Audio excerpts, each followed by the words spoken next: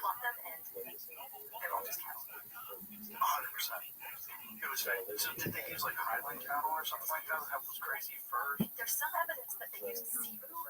So it's a different type of cattle. It's the one that came from Asia. They have it in Brazil because they have a hump, so it makes it look a little bit more like bison. Oh, If you look at the pictures of the people of the week, you look at this, you're like, yeah, those are cattle.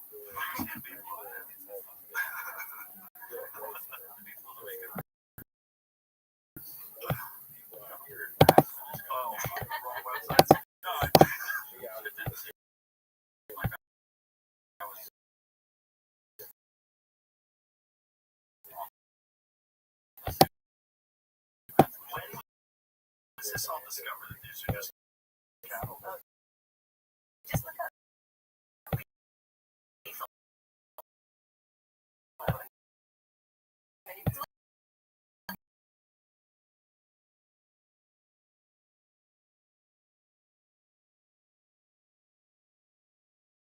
They're hybrids. They're mixed with a little bit of zebu. Some of them have a little bit of them, but this is They're just cows. That's hilarious. It is hilarious. It's very funny. It does look different than a regular cow, though. A little bit. They were trying to do that, right? And Right. we can engineer it. That's not what they did. A Chihuahua looks different from Great Dane. Their DNA has a lot to say. So in 1975, how much of an understanding of this stuff did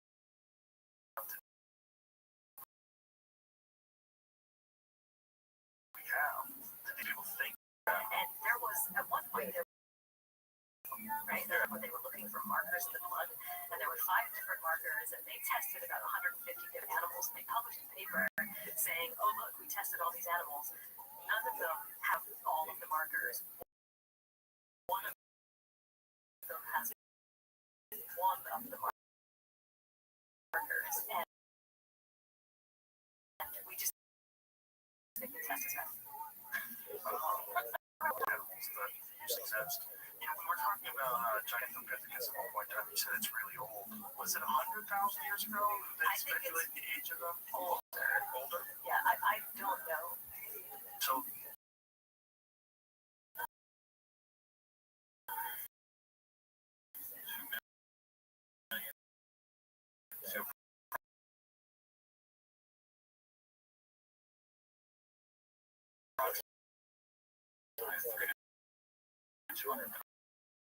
okay, so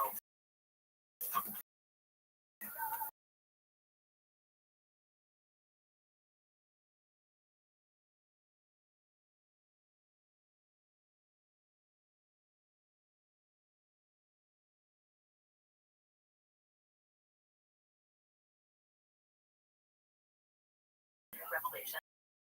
It's super cool. It's like you can take a plug of dirt from the inside, and you can reconstruct the whole ecosystem over time. Super cool, right? Wow. And recently, there was a paper that was published by some colleagues of mine.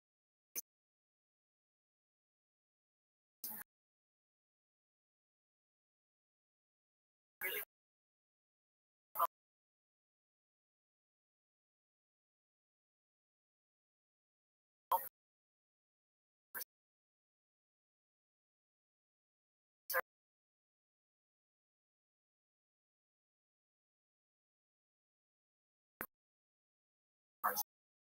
the world working. That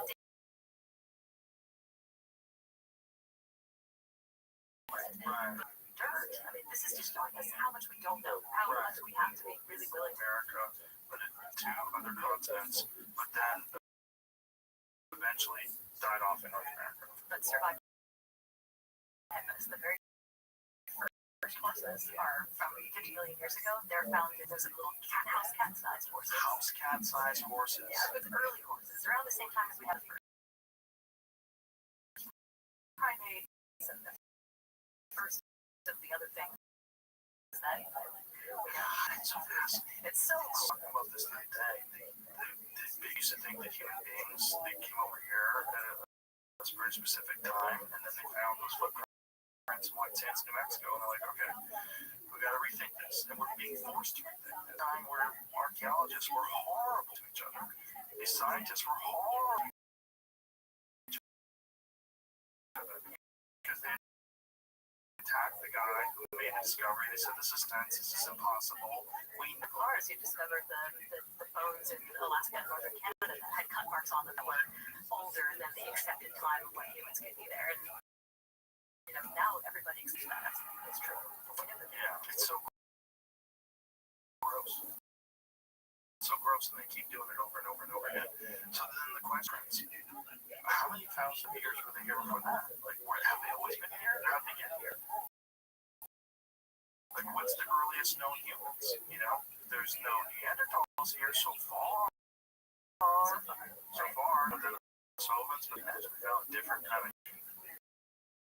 Wasn't there something that came up, found some human that lived, I want to say 6,000 years ago, and its DNA is different. It was like different than anybody that they've ever discovered before. So like, okay.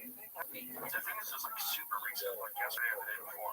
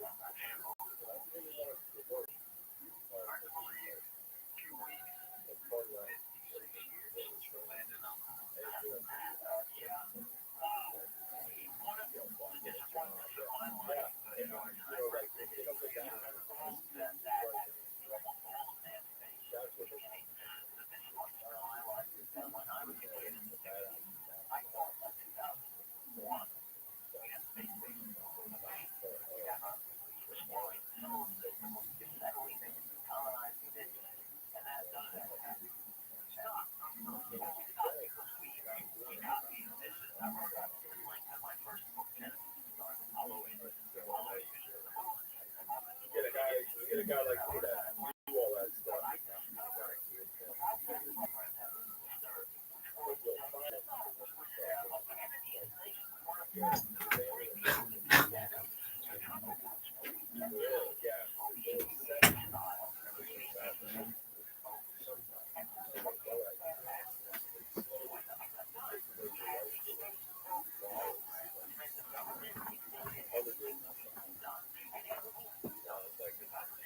It's just these things they keep finding new stuff. Here it is, 6,000-year-old skeletons with never before seen DNA rewrites human history. Yeah, so this is just J7. Yeah, I don't know anything about that. Yeah, they uncovered 6,000-year-old skeletons in Colombia that belonged to a mysterious group of people that could rewrite human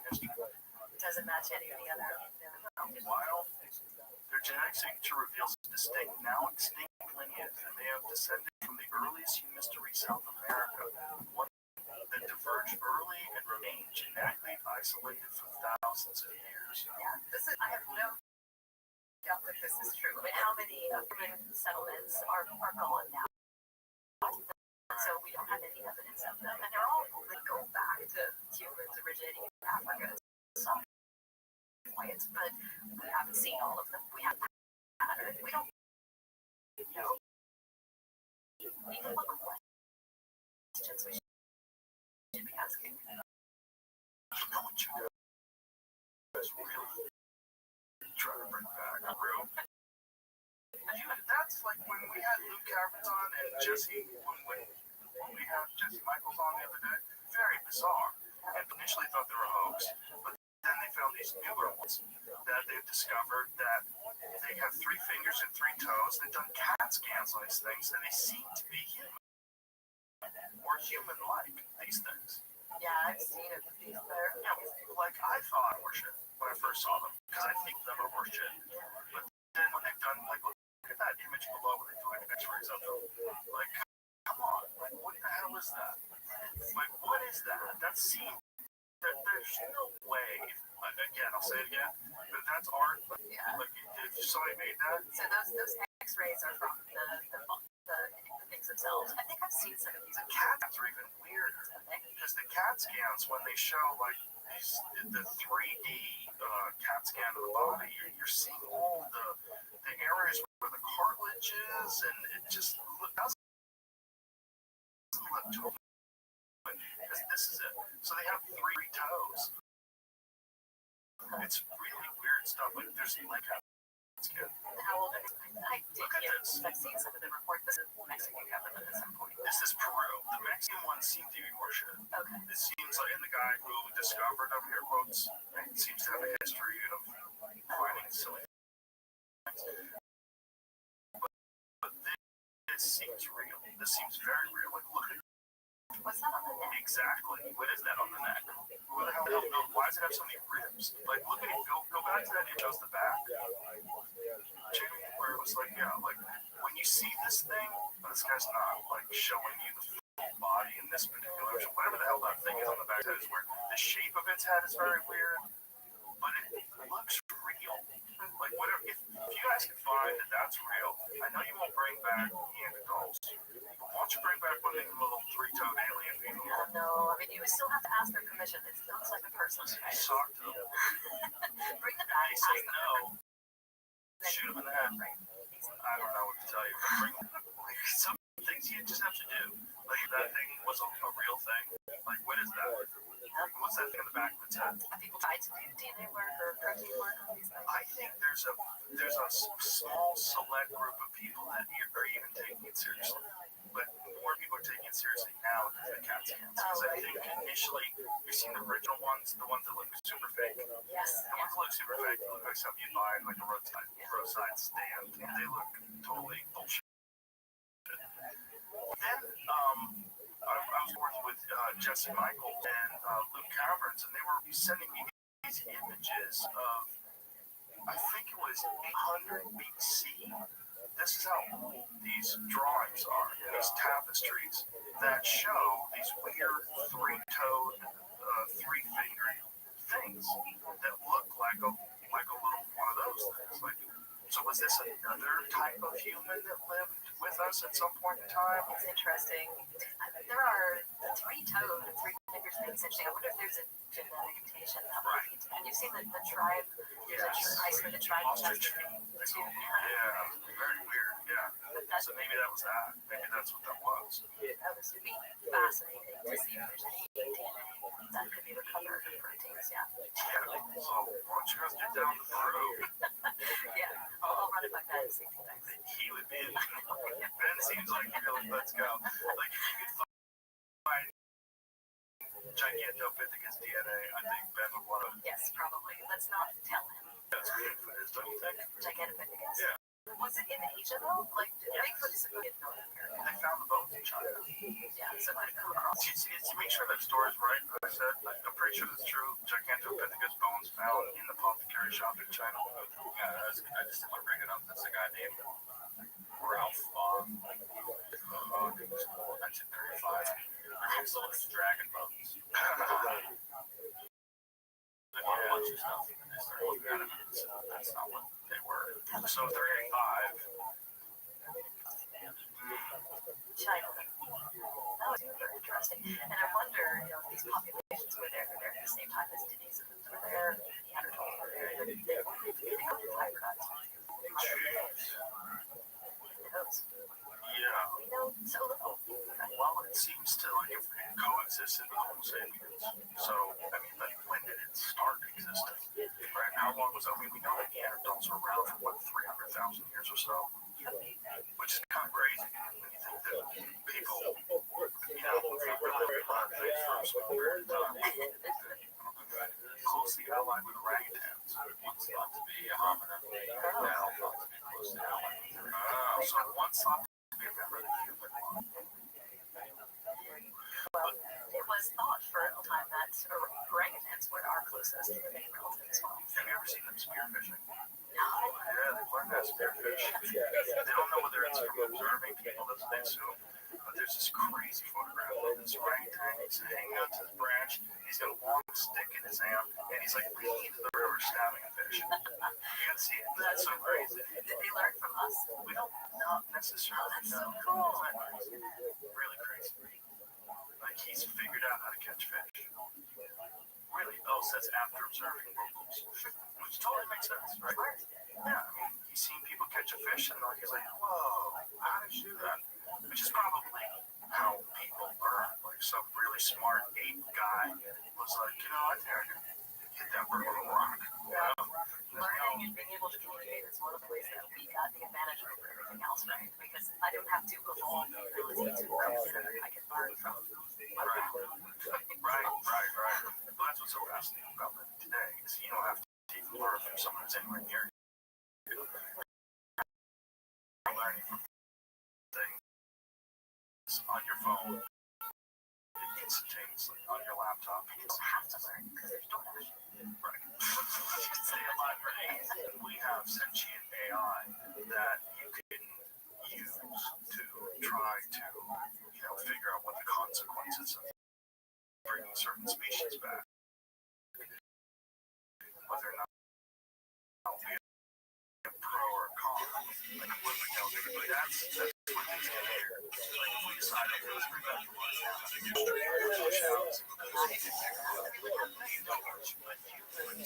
we'll make decisions based on biased evidence. We'll make decisions based on our potential for financial involvement. We'll ask like people and think, that's incredible. Whereas if you have a AI that's completely objective and it's open to analyze the outcome.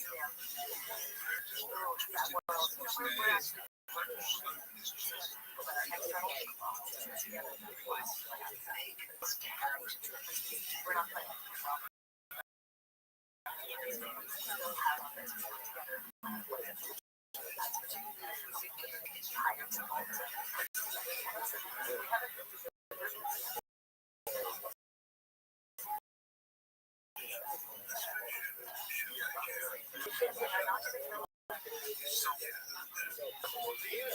Obviously, you guys are working with the Rabbis, which are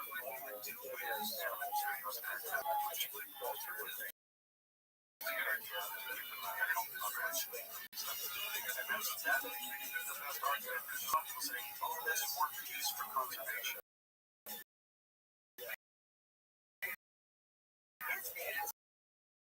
That's so infuriating. But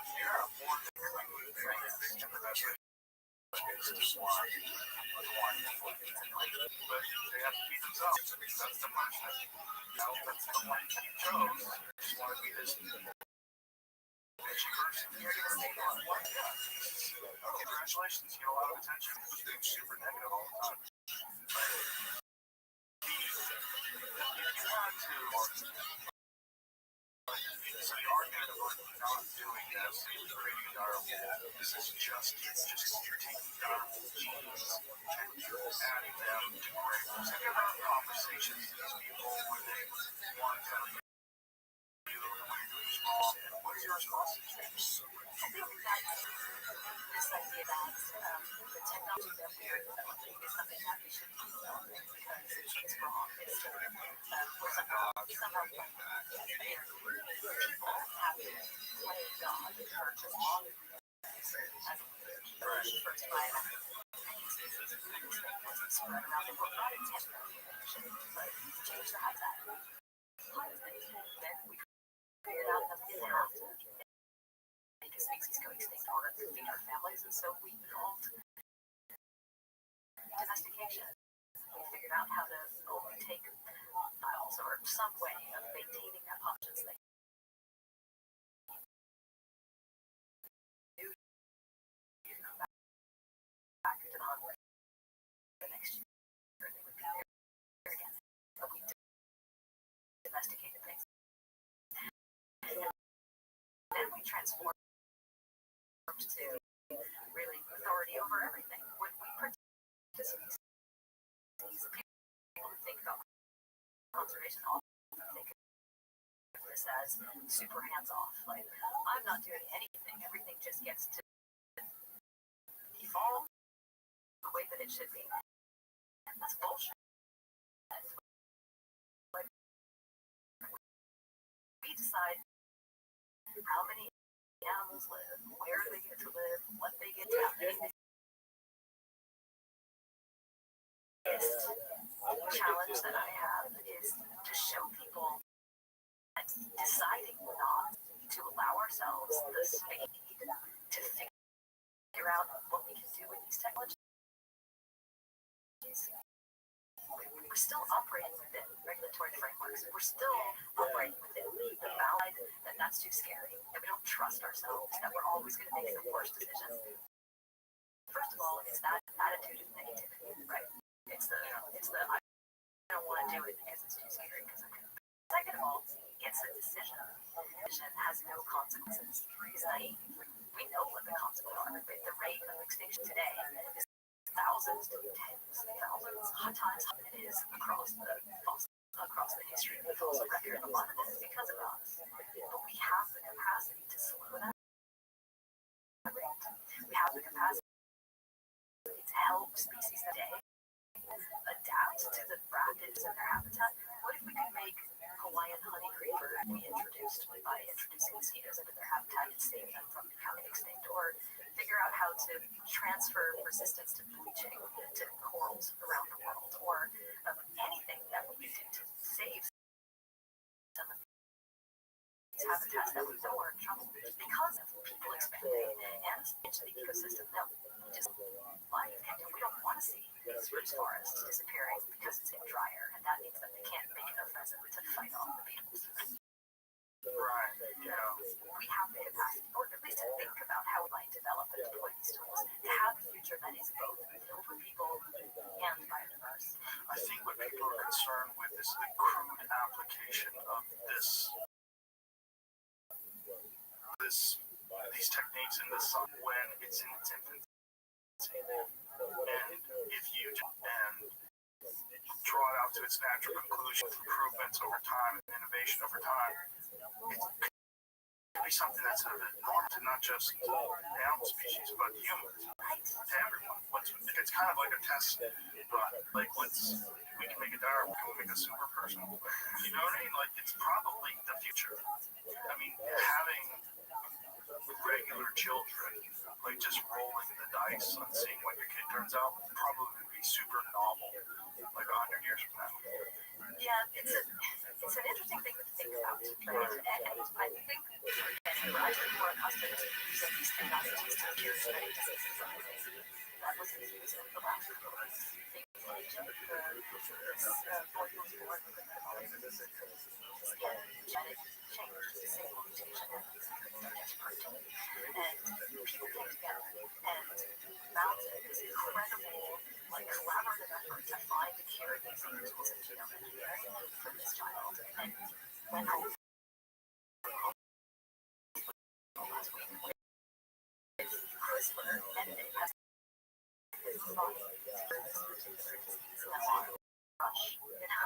and it's a really great example of personalized medicine that right now obviously this is slow. But we start somewhere, and we always have to start somewhere. Like, yes, it took 6 months of baby, and it took a lot of people to do this. How we can use these tools to cure and figure out how we can engineer a fix for or if you get blood cancer, can we edit the blood cells to make sure that cancer mutation just go away?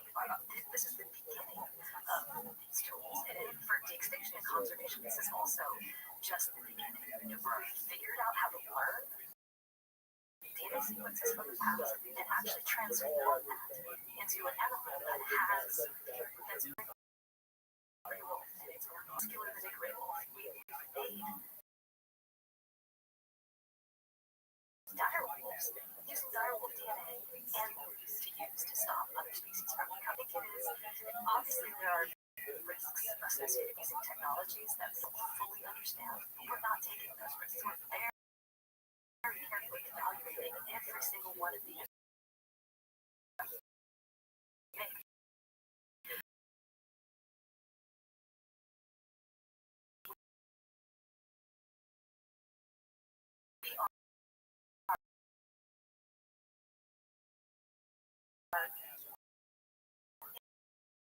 Every interested in making this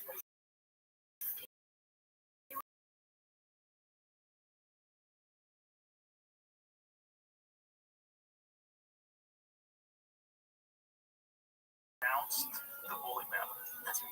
And where will that be?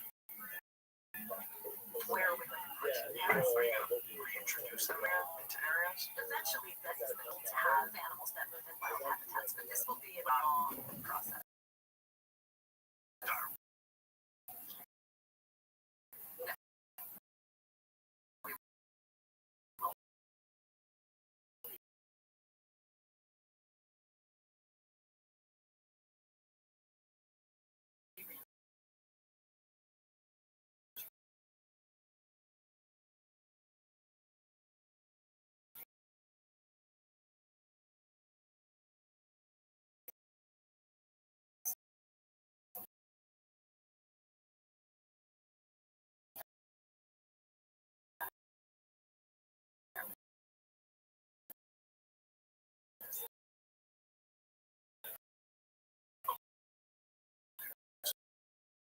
Not predators, but you would Well, not direwolves cheetahs that don't exist anymore. that we have, but they didn't only eat pronghorns. They were eating lots of things in their habitat. So we found Pronghorns are fast. they had to eat something else. For each of the species that we're working with, we have councils that we put together in the part of the world where we would bring them back together to have conversations about where they should go, whether they should go, how many there should be, and who is willing to long-term stewards for these animals. Yeah, I know that they've talked about releasing woolly mammoths if they ever do make them in Siberia, right? Well, right now we're not focusing on Russia because issues, right? So probably it would be somewhere in North Maybe America. that's why. For mammoths. Mammoths would need a lot of Russian.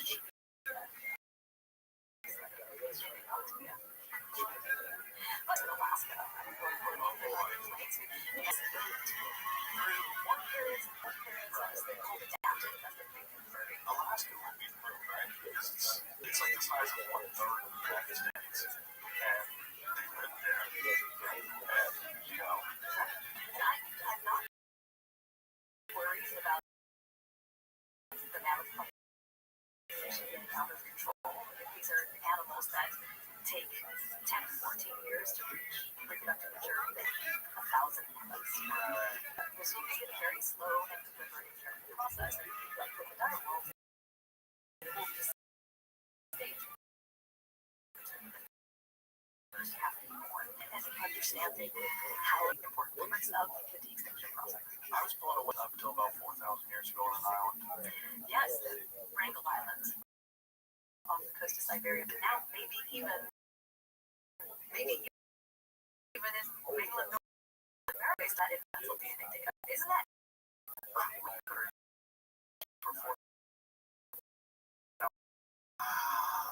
Because we're not going to find the last fossils of something. Well, of course, because fossils are so difficult to make. Right. Most of the things don't need fossils when they die. Like, what percentage of the entire fossil record, bad word to use there, but in animals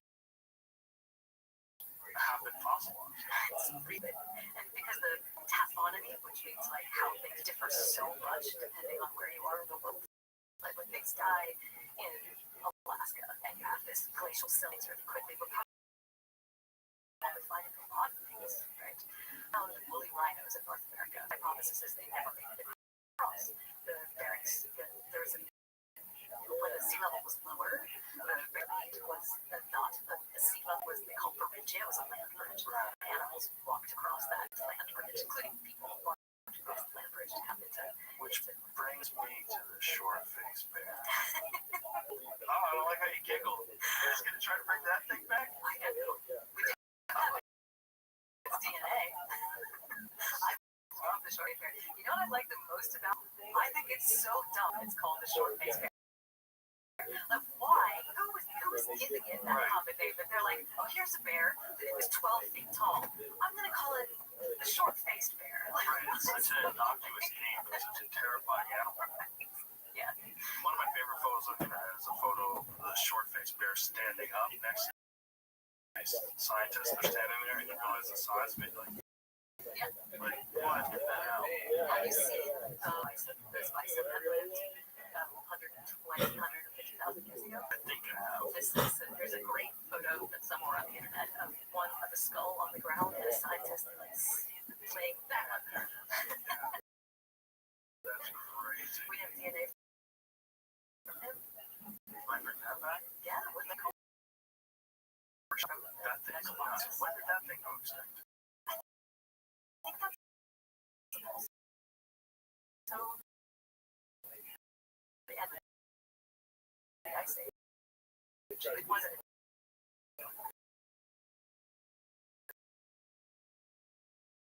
Right.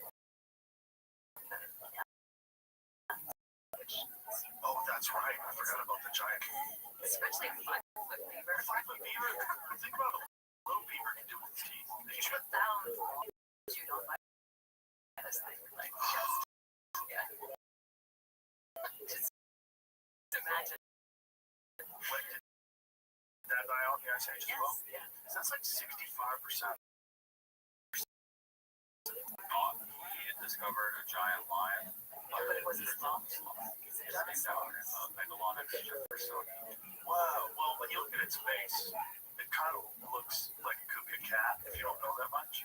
Like if you don't know what we know now, From the fossil, yeah. that bone right there, like that, the head, like, look at that thing. It looks like a crazy cat. Oh, what a weird animal.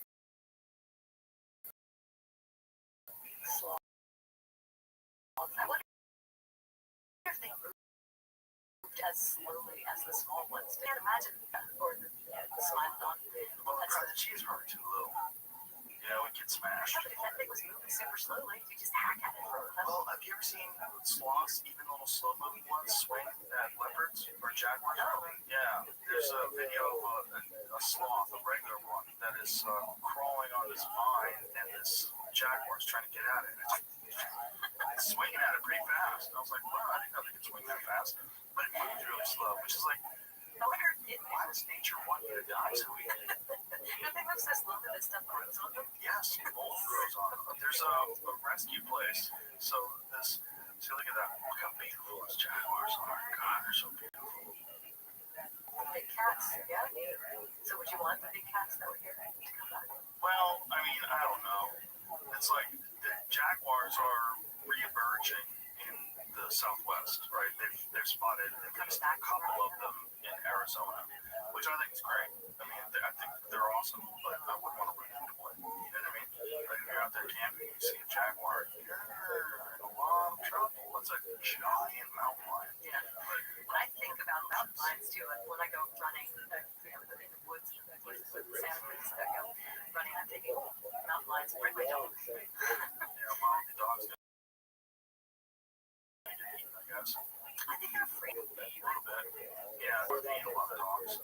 75-pound Labrador Retriever, and you probably wouldn't be his friend. Yeah, that's like my dog, my golden retriever. Can we play? Or he would just like tuck his tail and run.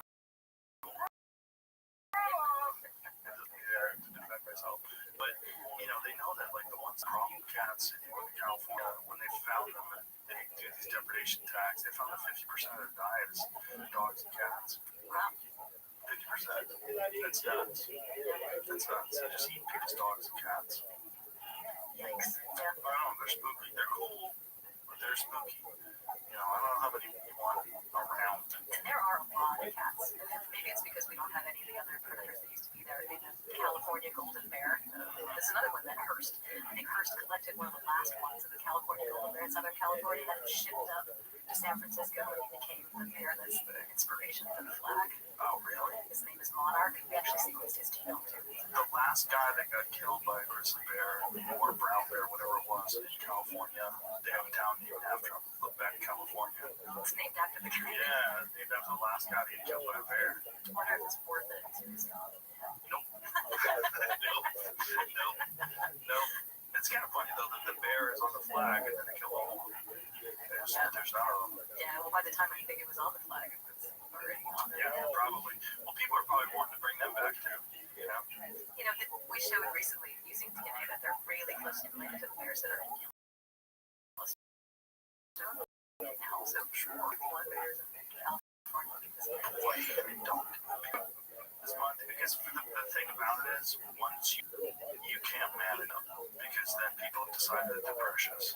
So once they become problems, and once they become overpopulated, like Montana has been an issue with that now. They would like to list them. So that people, yes, with grizzly bears. They'd like people to be able to hunt them.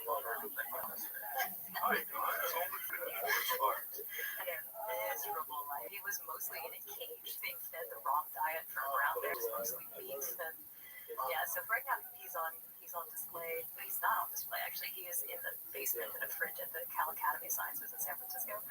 But his post-cranial skeleton, everything except his head, is at Berkeley at the museum. We've sampled it for DNA. So his diet should have been fruit and vegetables and meat. But they were just giving him meat. I imagine he was just really uncomfortable all the time. Oh, really? Imagine if you just ate only. That's all I eat. Mostly just eating. I'm not uncomfortable at all. I think meat is... Eat a little bit of fiber to help your digestion. But I bet if you had like a plate, well, actually not true. I was like saying if you had a plate of meat and a plate of fruit, the bear would just eat the meat. But the bear would probably eat the fruit too. They eat everything. They eat cars. When I lived in Colorado, just like people, not us, like they're involved in the world of scarcity where you eat the stuff that's in front of you. Also, they really have to get fat because they're going to chill out and just take naps for 3 months. I love the fat bear week competition. I love it. Do you know that? No, what is that? It's like, it's around the time when they come out there, they're eating all the same.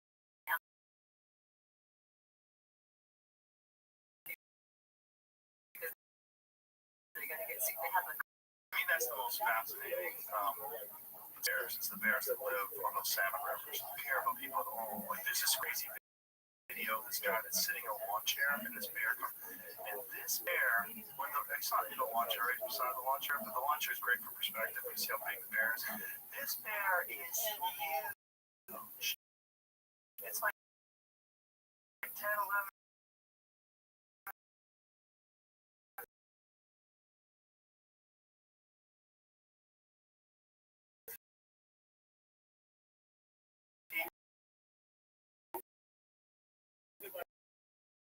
Long, whatever.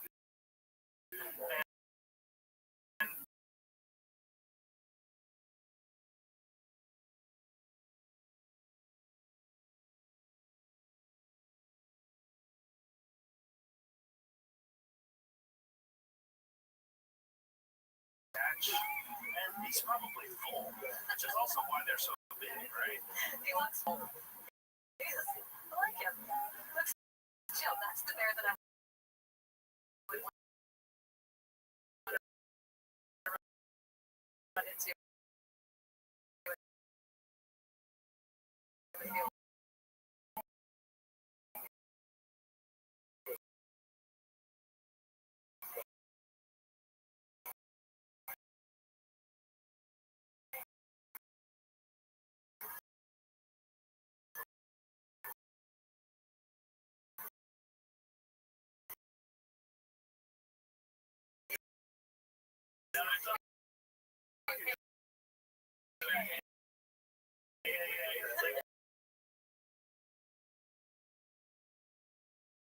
I have to look at the. Werner's actually in that film.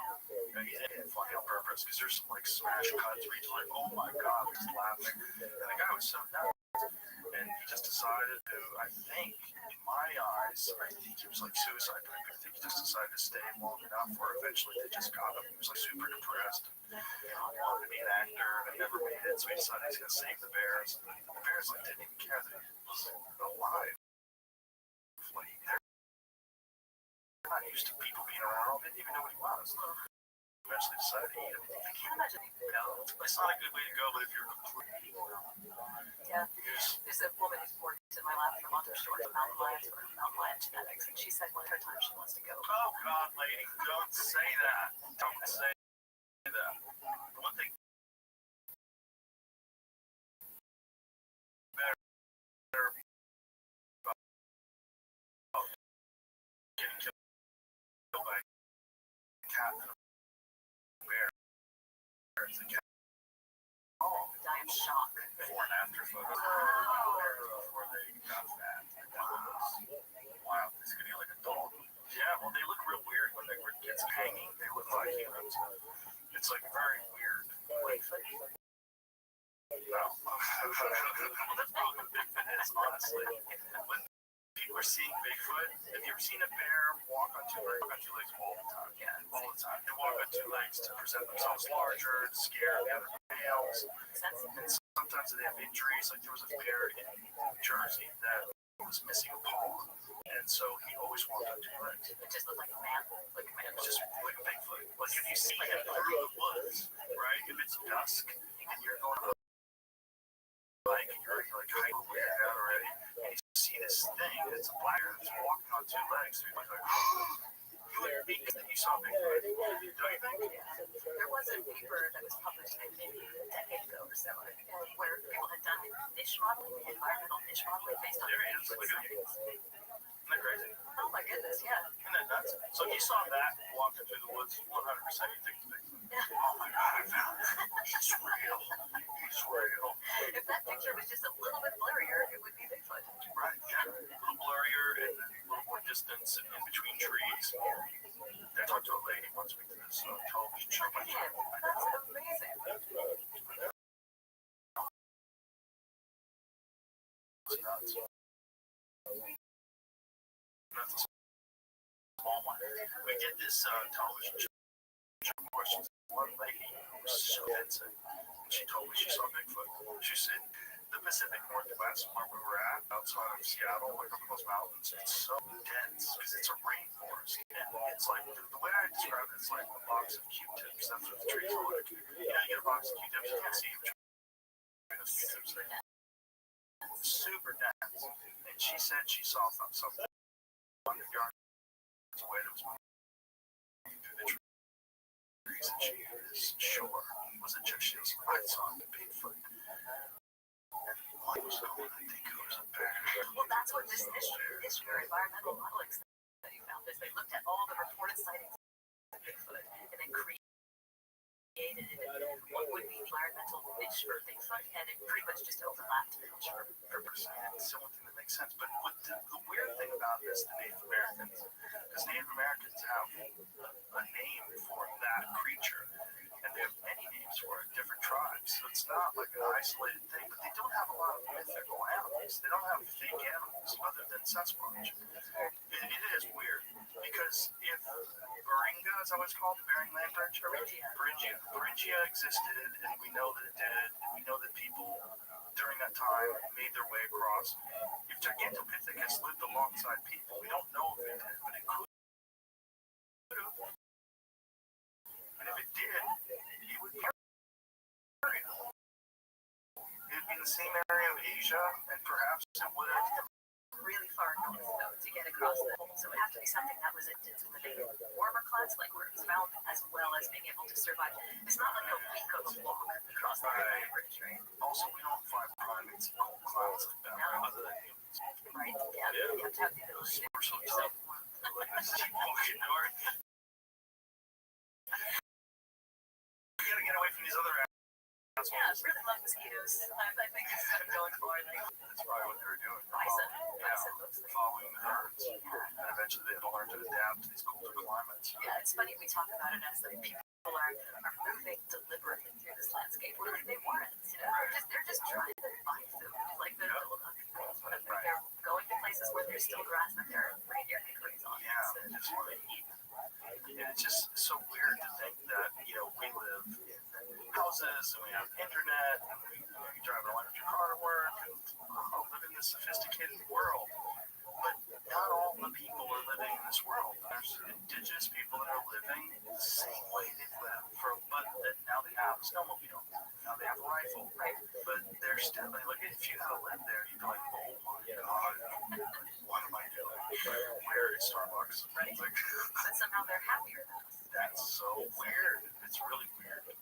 Out of all the animals that you guys might potentially, what's the word? Rebirth? What's the word? I mean, people have used the word de-extinction, which I kind of hate because I can't figure out how to call it. It doesn't make me cringe. Right. De-extincted. Right. Something. So what would be the word? Do we need a new word? Because it's never happened before, right? Resurrect. I think resurrect's probably wrong, but that has biblical implications. Right, and that's why we try to stay away from that. Well, you can't blame God, so let's go with that. Okay, cool. I'm in. Is there one that gives you pause? Like maybe a short-faced bear? Pause? Like maybe this isn't the best idea. The hospital. Well, humans, like I've already had this, like Neanderthals, they were people, so I feel like that's not I think that's not somewhere we should go. Lost eagle, that's a cool one, right? That's amazing. This is a massive giant eagle that ate which is a bird that ate people too. The markings on human skulls there that indicate talons of raptors. Yeah. Wow. Right. Which makes sense that's how they went extinct. Like the New Zealanders are like, enough of this shit. Yeah, well, the moa went extinct, so they couldn't Oh, is that what it moa was? anymore. But maybe it was both, right? Why did short-faced bears go extinct? Probably because nobody wanted a bear that stood 12 feet high. What are you gonna do about it though? Kill it. Would you imagine the daunting task of getting a group of guys together with spears to go after a short-faced bear when you know at least 4 or 5 of you are getting whacked before you get a spear tip in one of them? Doesn't it depend? I mean, maybe what they were doing is, they would ambush mammoths and things like that. So you hide around bluffs and you have a group of people in different places and hit all at once. Maybe you wait until that bear is eating some cause and you have time. I mean, how much did they even understand the impact that, like, They understood it really well, right? Because these are people who relied on that. They probably understand it better than people who aren't hunters today, right? So they probably knew that these animals had a greater sense of smell than we do. They probably had a greater sense of smell than we do. more Right? Oh, yeah, for sure. They probably could smell it because you can smell certain animals. If you go into the elk woods, you 100% can smell an elk. And is that something that you've been able to develop? Well, I was taught it. I would smell something, and then, like the guys that I'd be hunting with, like, you smell that. That's elk. Because they urinate everywhere. And, you get this sense. They have like this really musty smell during the run too.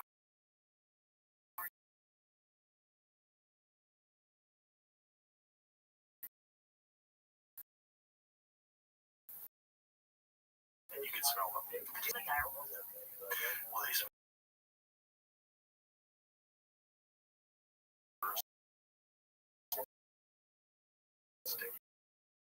You gotta brush them down. Do they smell different? Yeah, they did smell different. But I ate, right? Most of the dogs that I've ever smelled. Yeah, right, wolves. Right. Like, even the French bulldog. He's adorable. That was a wolf at one point in time. And We don't know which wolf. right. So, I mean, I think dog domestication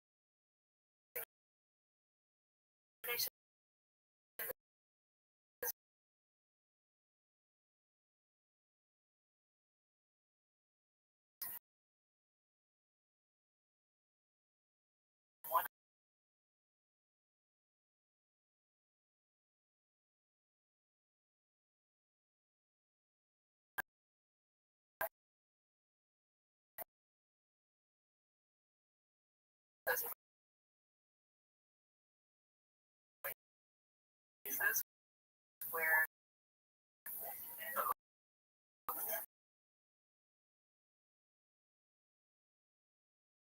we started just with that. It was the only thing we covered. But the first societies, which is what we need for dog domestication, because they're attracted to the garbage or the living around where people are. So you need communities of people that are staying in place together for some time before you can have dog domestication. Do we know for sure there were human populations like that 150,000 years ago? We don't, but we do know now that dogs probably aren't that old. I think what I read was 36. I think it changes all the time, which is because we don't know everything, and so we don't have the fossils, we don't know the DNA, fossils just didn't preserve. Right now, what people are pleased with is that it was probably sometime after the last ice, sometime 15 to 20,000 years ago, and not sure where.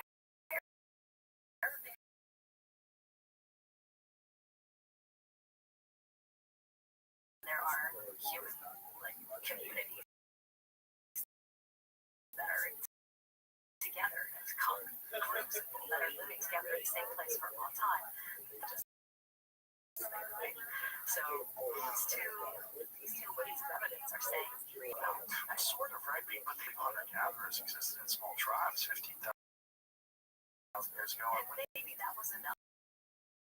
But if you think of domestication and scientists and so there was recently a couple of friends of mine published a paper in which they redefined how you consider something domestic, and they say a domestic population is something that can only survive in a human environment, human dish. And if you think of that as what our dogs are, right? They only really survive and breed as dogs within this human niche. And you need a lot of humans. You need a sort of steady stream of the crap that humans are doing. It's still, big populations that were more, established somewhere in the south where we don't have dogs. Right. That's Stuff we don't know, right? and then wolves don't. Are most wolves from warmer climates and colder climates? All over the place. They're wolves and wolves, right?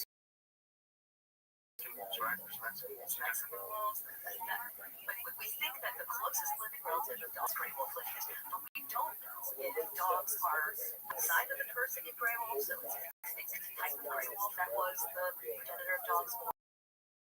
The diversity of just gray wolves that are around, and that's just because there's been so movement in DNA around that part of the tree. I think it's a fascinating story. And as we get more information, we're going to learn more about people as well. Well, dogs are the most fascinating to me because it's so obvious that there's manipulation involved. So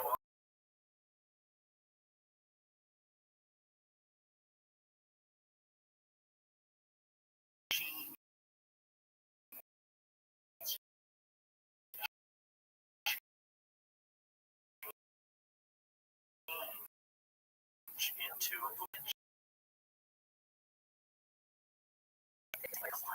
that is really fast. Selection by humans. So we are manipulating the DNA of the species that we surround ourselves with for 50 to 20,000 years. And probably just not in a laboratory. Just not in a laboratory. But is our backyard a laboratory? If I can make one that has this double layer coat so they can go get in that frozen water. Still have that cute book or something. That's interesting, right? Because being done in a laboratory was clearly done with food. It was done with plants forever. Wrapping up plants, splicing two plants together. Right? And when we graft plants together, that is like all of the vineyards in France, which are grafted onto American rootstocks because of the introduction of syrup is aphid that came from North America and then completely devastated the wine industry. It's spliced onto American rootstocks that can survive this aphid. Yeah.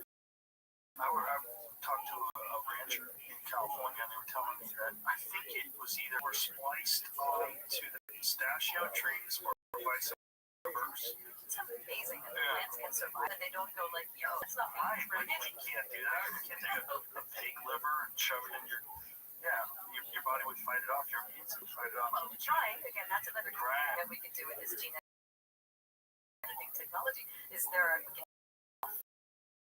genes that would cause that someday we can organs and safely.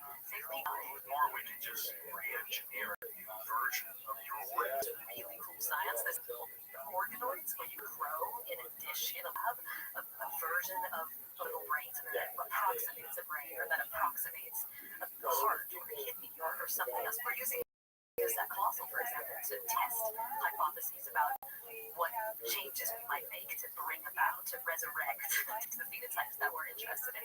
If we grow an organoid that grows hair, can we see what that hair looks like without having to make a mammoth in order to see what that change is going to do? But it has really amazing potential for personalized medicine. So I can take some of your cells, you get a tumor, I can grow them in this dish, I can challenge those cells with different drug cocktails to see what works before I put them in you. And this technology is so cool and really just beginning. Well, it's amazing when you think about this technology and you think about what we had just a few hundred years ago, and then you push a few hundred years from now, and you think, what are the possibilities? And the only way to find out is to do experiments like what you guys are doing. And so that's one of the reasons why some of this pushback is so silly. Like, would you rather no one ever do this work? Or would you like to be the one who does the work? Or is it just that you think the work should never be done? Again, I think it's negativity. And it's this scare set that if they do this, then we can't do this. Which is just, it's not the way we make progress. It's just, is this the nature of academia, where it's very gatekeeped inside of academia, right? You work for the university, and you have to get the approval of all the other people, and you have to be politically aligned with that. Everyone has to say the right things on Twitter. You know, it's like there's a lot that comes along with all that stuff, and then you have to play politics.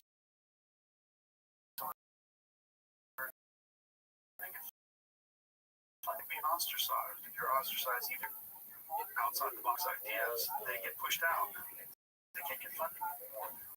Or if they don't agree with a certain narrative what's being pushed, whether it's public health, or anything, they get ostracized, even if they're actually talking about real data, science. Yeah, I think, we can agree that it's a mess, right? It's a hot mess. But there is genuine real science that comes out of the university system, of the academic system that we need. All the technology that led to MRIs, the early technology that gave us CRISPR, this gene editing platform, was developed using funding from the government in scientific labs by people who are willing to take risks and step outside of that box. And then it's taken outside of there, it's turned into all of these cool things. I mean, there has to be a place where we get both of these things. Because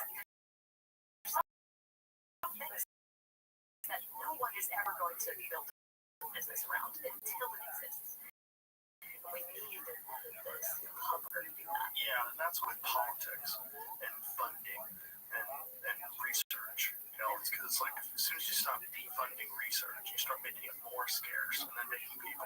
It's just going to get worse. Right. It's going to get harder, and we're going to fall behind. And we're going to lose the place that we have had as innovators, like this country. We're going to lose the place we has had innovators in biotechnology, innovators in physics, innovators in all of these technologies because of the system. It's a balance. We clearly need both of these things, and right now it's broken. And there's a lot of weird comments. I think there was a third scientist that was arrested for trying to bring in mold from China. this one scientist was arrested. I think so. It might have been a different one, but I know it's the same kind of thing. See if you can find it.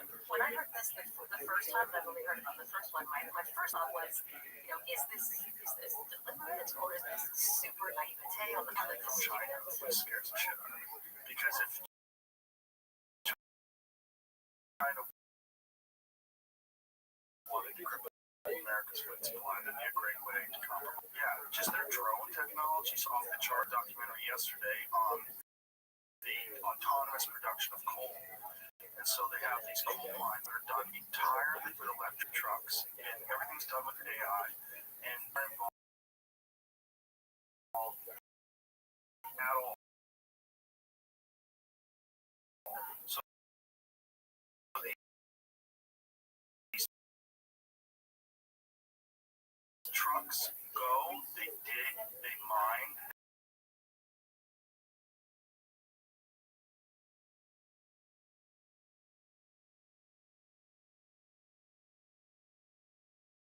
always hope that with every administration there'll be it just never seems to be it's just like more and more of the same and more short-sightedness. Like, is it also this scarcity mindset? Like, I can't agree with this person because they once said this thing. Like, why there's a lot of can't we have just a normal conversation like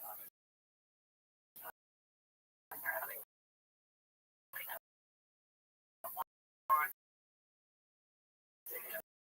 It's because it's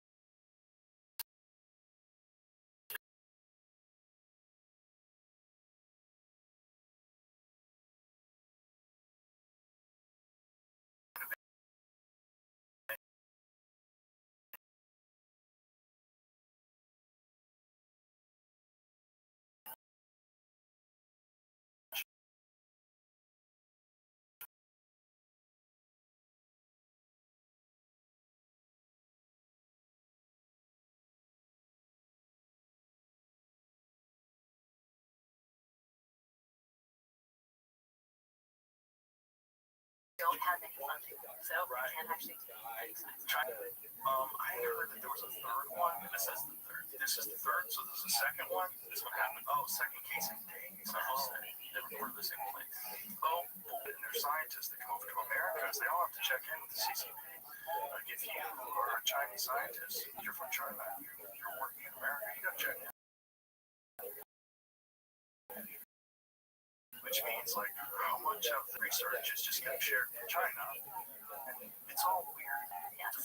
They play a very long game, and I think their game involves raptors and T-Rexes and all the stuff you won't I've do. seen that movie. I wonder, like, I worry about that, like, your information, the stuff that you guys are working on, if that stuff can be compromised, you get a hold of it, and then they doing that stuff over there. I think is the foundation for what we're all of the stuff from sequencing to DNA to gene editing technologies to learning how we link certain DNA sequence changes to the way something looks. This stuff is all out there anyway, right? Like, the CRISPR technology exists. We're not working on humans, but other companies are open, right? It's not like there's Well, you know, the story from China where the one doctor got in trouble on the coach. In fact, we're making them more intelligent. I think maybe that was two separate stories because I know a story about John Cook. That's John Cook was the scientist, and he went to jail for 3 years. He actually did some training in the U.S. to make these babies have a particular mutation that is protective against HIV, the one that stops the HIV from entering the cells where it then kills the cells. I think this was that was broken by a guy at MIT Tech Review a couple of days before, but he thought that he was going to be able to announce this to fanfare in front of the community that was going to celebrate for having done this. And the story broke a few days early, but he had set this up, a whole PR hour, like YouTube videos that were ready to go to explain what he had done. He was trying to do it in secret. He thought he was going to be a hero, right? But like, holy shit, dude, what the fuck? Like, no, the cells that will be passed on is doing that work. The baby that was just born, for example, if they didn't edit any of his cells that would get passed on to the next generation, it's only the cells in his body. So those edits only ever lived in him. But there's a difference between doing that and The children have a potential for intelligence. I think that's maybe a consequence of the gene that they're editing, because mice that did something like that, so I think they just assume they're going to be smart, but I don't think that they're old enough to test that.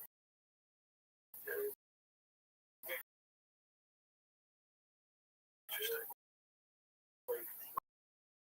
But when they knew that, it wasn't. It ended up being that he got whatever ethical provision needed in China to do this. So what they were trying to do was create what he claimed he was trying to do was create an environment where it's really a long game. Their brains from this. yeah, but they don't know because they haven't been able to measure anything with you. They're guessing that would have affected their brains in this way. But they're the leaders of the world in 20 years. Oh no, for sure. No, this isn't what makes us smart. It's been a thing that people have been trying to solve.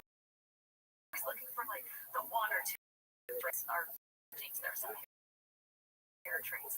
Whether your limbs are attached or not, that's one gene. Quite fascinating. I think that in the future, dumb people will not exist. Relatively dumb compared to everyone else that's alive then, but maybe far Going on to try to figure out genes that make people smart is that they can find associations between people classifying as smart. This is hard. Like when you're saying smart, do you mean somebody who can have a conversation with another person and shut up so that you actually listen to the other person? It'd be awkward socially. Do you mean somebody who's just really kind of good looking, right? I mean, what do you mean? What you say is this thing, and so you have to define that first, and then once it's defined, if you look for associations between genes at high frequency with people who rank high on whatever your thing is that you're ranking them on, it's different depending on which human population you're studying. So it's, I mean, this makes total evolutionary sense. Different things were under selection in different habitats at different times that made different people smarter in different ways.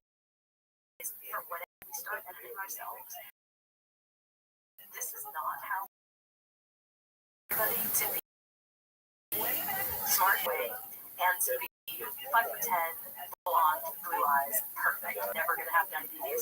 The most attractive thing out there is gonna be the opposite of that. Right. So there will be. I just don't think people are always thinking about we're going to get superhumans, but they have it's not the same picture that the Chinese government has in mind. It's not the same picture that I have in mind, right? And that's why I don't hear it as much. I mean, just because that's not how it's going to happen. How it will happen is they're going to die. And then suddenly this most unethical thing that is like completely avoid. You absolutely can't do it. Will be the only ethical solution. That is how we get there. I think in my imagination. Wow.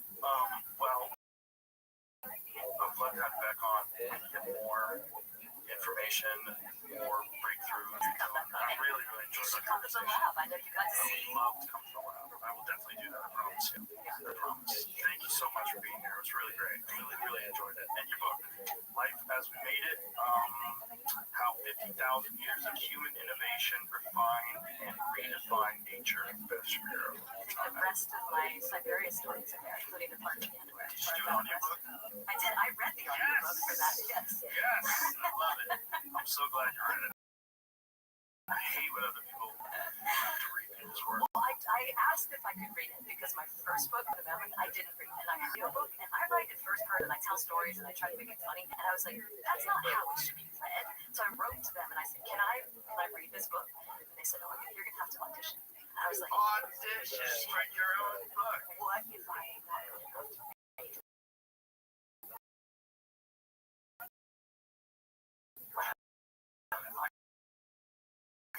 Well, you clearly are.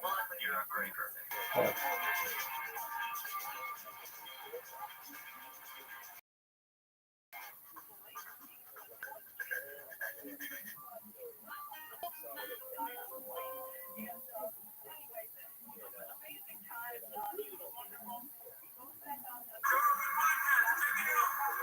Little bit experience. Drink by day, Joe Rogan podcast by night.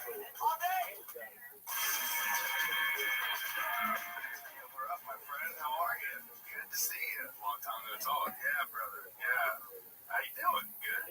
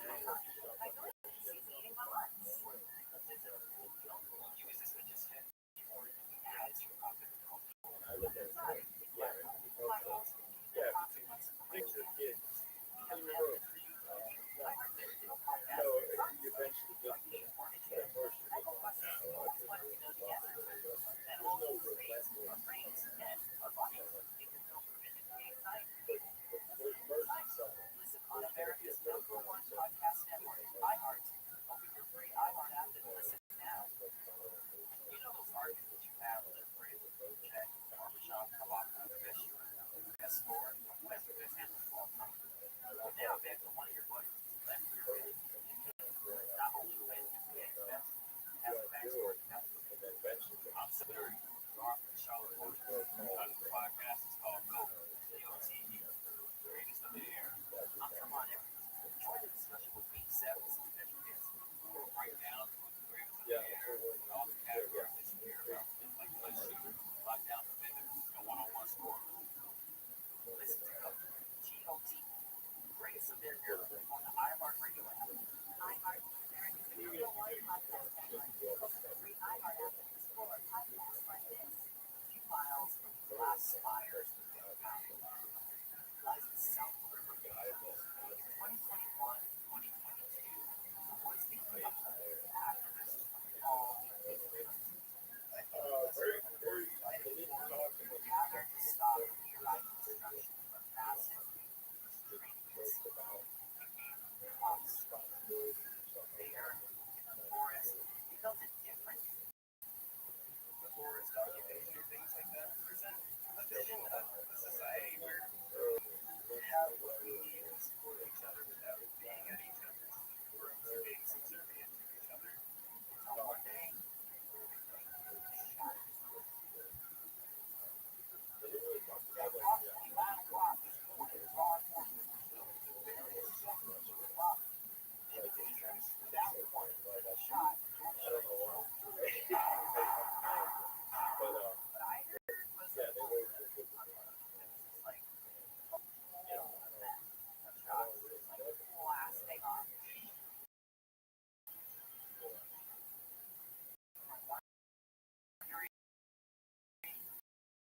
Inside media, TVs.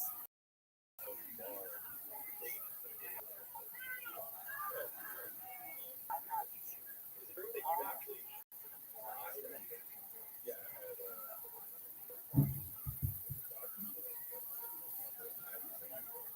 From America's number one podcast network, iHeart. Open your free iHeart app and listen now. Cosmic American Time Radio. Welcome, Americans out for my name is Casey Casey, and a year ago, that special year-end service. All weekend, it's every year-end countdown order and commercial-free, plus the very first AT40 show from 1970. Just open the free iHeart app, search classic AT40, and begin preset now. Help plan with a tip from iHeartRadio Earth. Spending time outdoors can improve overall health and wellness. Celebrate Earth Day and take advantage of nature's health benefits by visiting a local park. Recreate responsibly, protect yourself and others, and make the outdoors safe and welcoming for people of all identities and abilities. Brought to you by iHeartRadio Earth and the National Environmental Education Foundation. To find more tips for smarter and sustainable living, or to take action in your own community, go to iHeartRadio.com/earth. The free iHeartRadio app is number one for music, radio, and podcasts all in one. Discover a new podcast from our library of hundreds of thousands of titles. It's iHeartRadio Podcast Preview. Creator of the Fright Sessions. Now, vaccine guidelines to your own pharmacy consolidate, but this is a serious investigation. Sorry, we don't know what to agree on. Lie to me.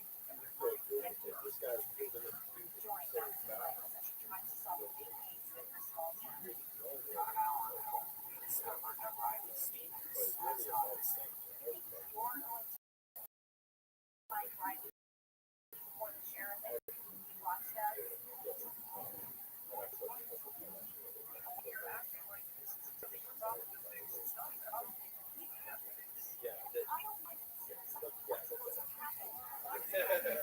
So it's George Paul. Pay close attention to the clues. Try to solve the case.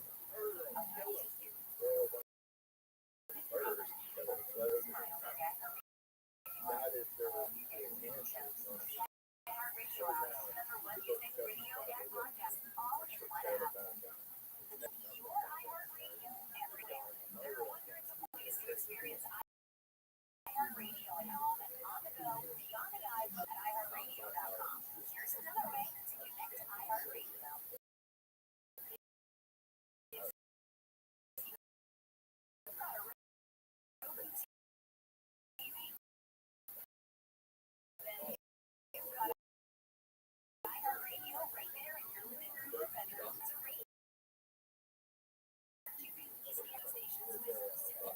I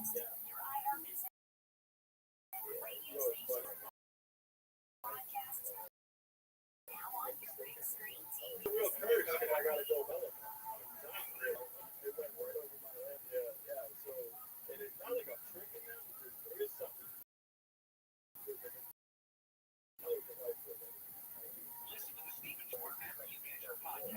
I don't, I just kind of stay out of the way.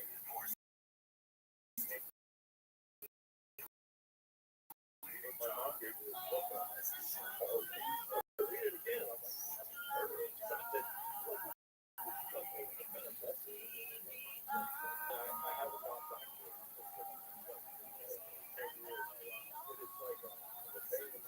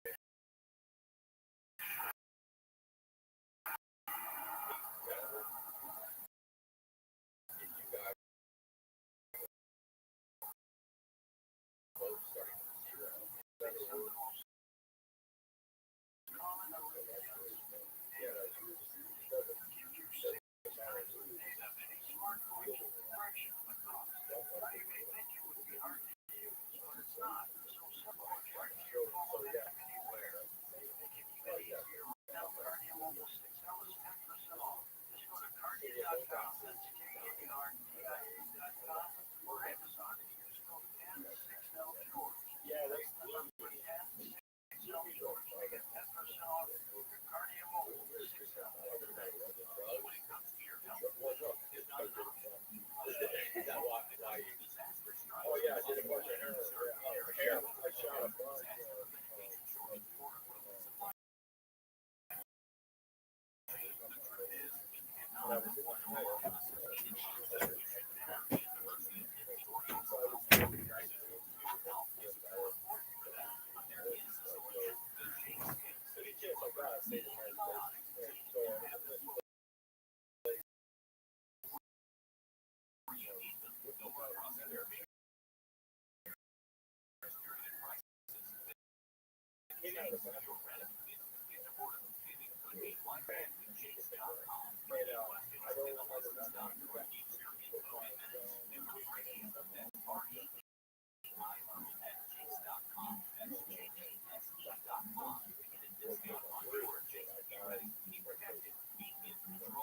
So they fly me over there and go to the doctor's fix bring it back.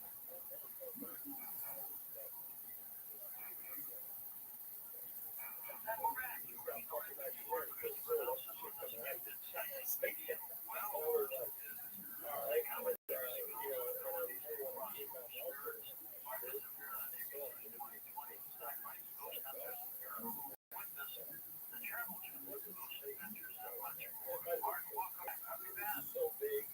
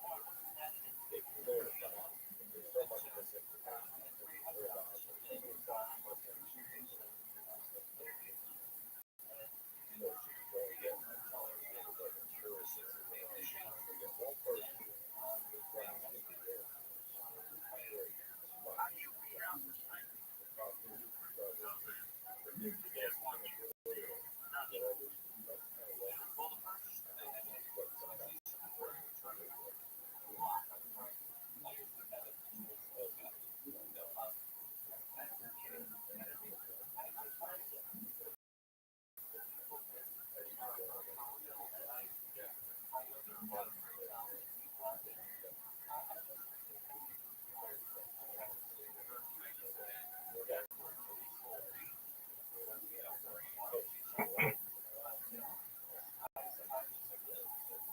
heard that. And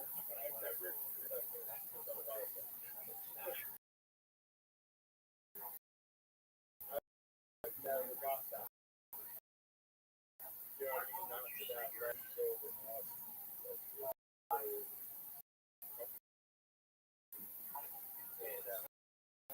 and it's a kind of thing that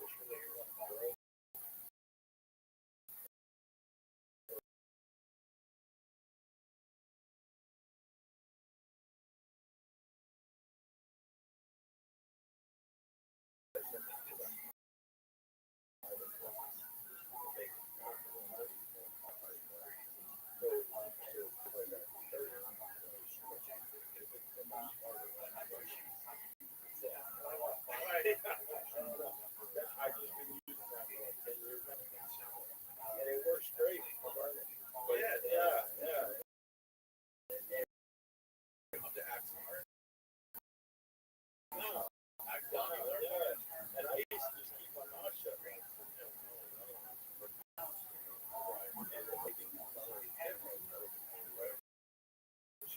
But here's the thing.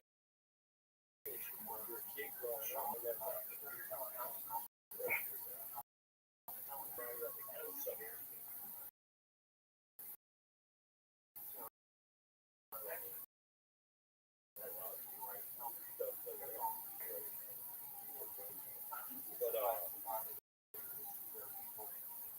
so you're kind of locked in as a kid.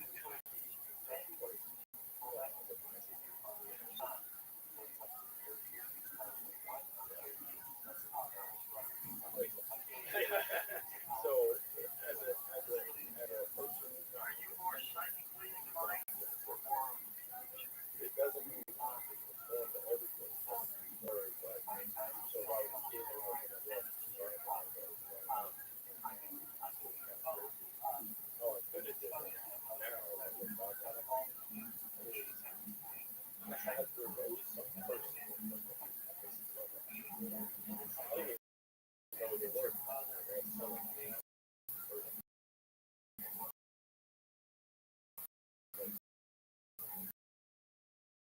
I've heard one call.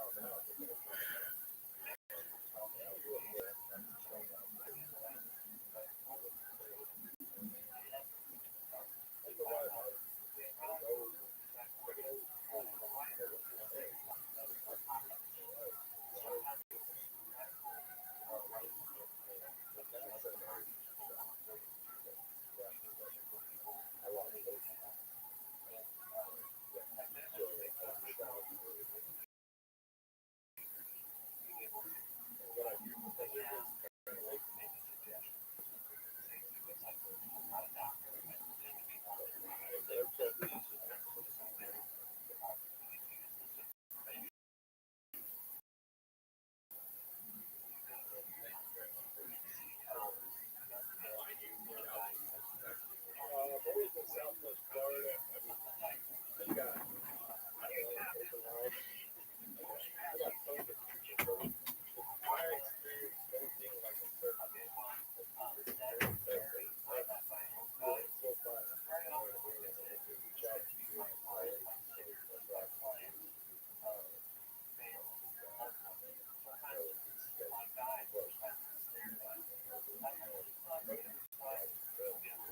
yeah, and that's all I really care about.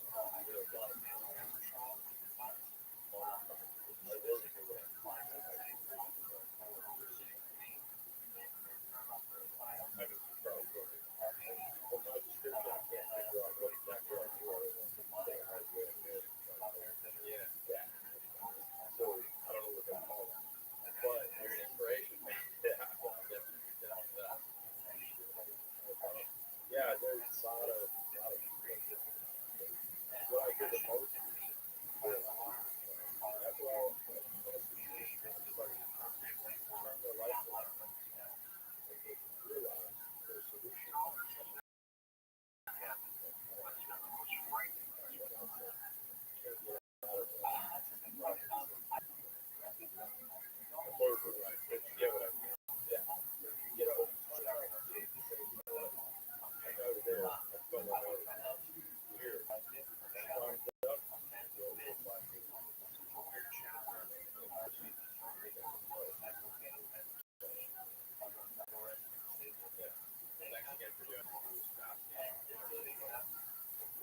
All right, man. Goodbye, everybody.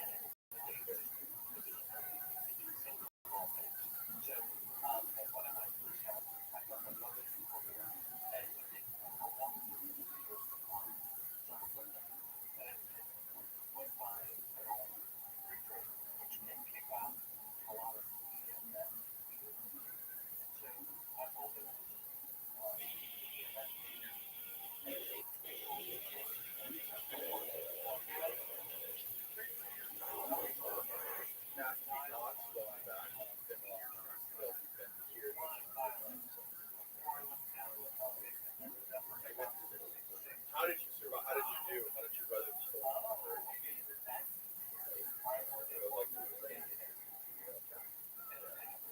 I didn't think, even when it said it was headed towards me, but still said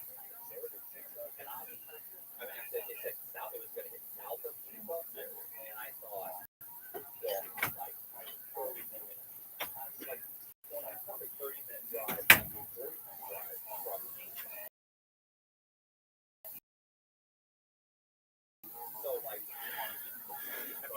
yeah, we're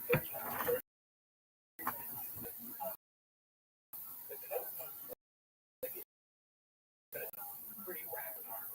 Started at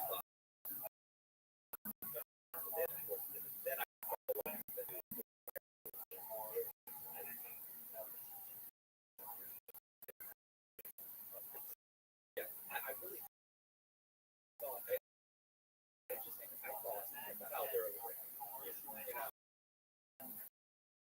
really.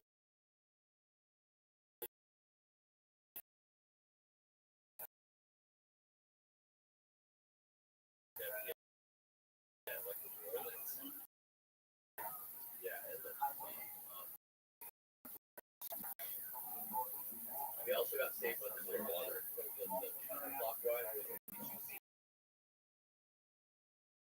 I was watching TikTok, YouTube stuff.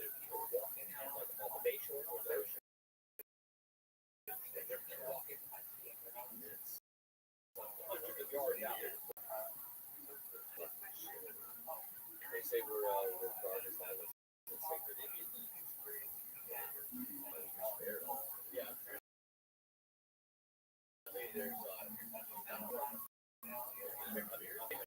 years since the 80s.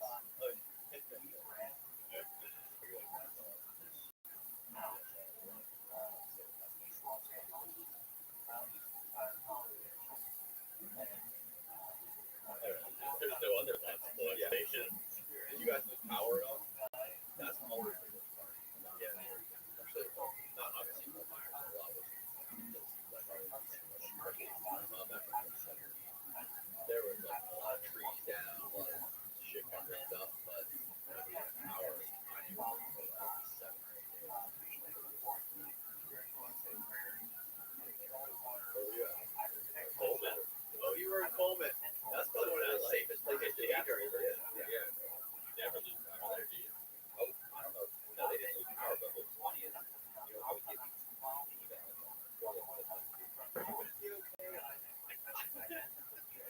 you're in a fortress. Exactly. I'm in a bunker. Exactly. I'm going to be fine. They serve everyone.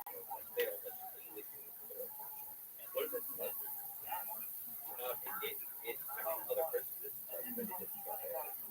but yeah, I've heard of it. They'll do full fair Christmas. They'll put everybody on plane. That's what I was thinking when they take you out. They will. They'll put you on air and you're out. Yeah. They'll push you another professional United States. Yep. 8 people in the cell. But they won't leave you there to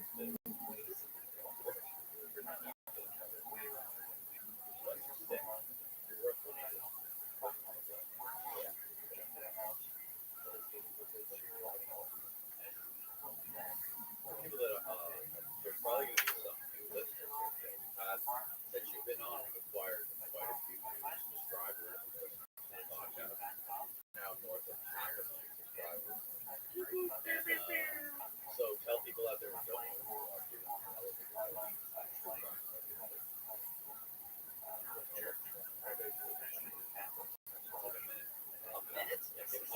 give me a 60-second pitch of your background.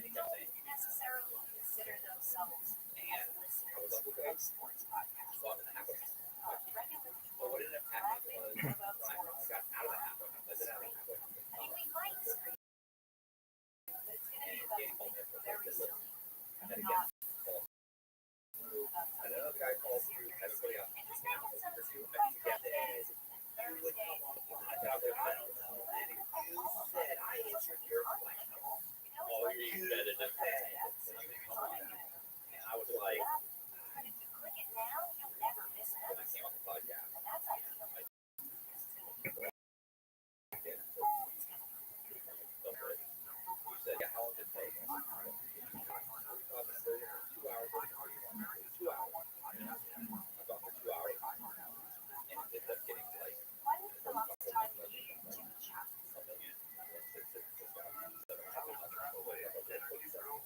Yeah, the rise. The full episodes at like 2 million. I'm a transition CNN travel journalist, and this is challenging characters. A podcast about the incredible connections we make by traveling. Each week, we'll journey through moving, funny, and heartwarming real-life stories about how travel meets a lasting love, deeply spanning friendship, Annie just said she's like, your life forever. Join us wherever you get your podcasts. Just say you counted. just said that to me. That guy just drove across the bridge. I was walking in. He goes, bro, you should walk. You just invited me to come. It's mean security. Number one podcast. Over 300 I got my kids. I got my girlfriend's giving me shit. Come here. Is she really? Well, oh, by the way, she's no longer your girlfriend. She got my fiance. Congrats. Congratulations.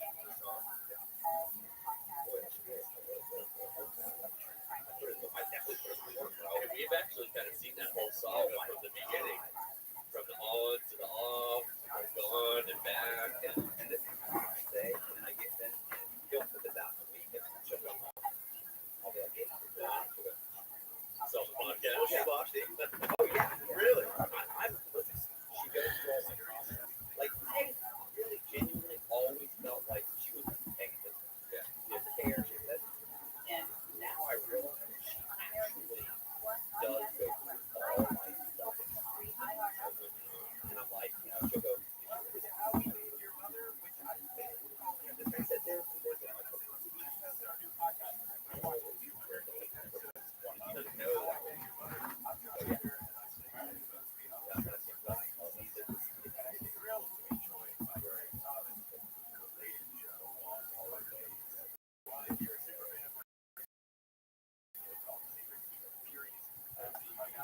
I was gonna say, like he's like, you know, he is being on that. But yeah, we got games like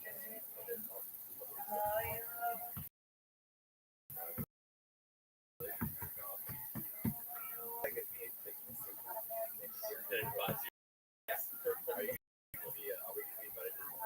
Yeah.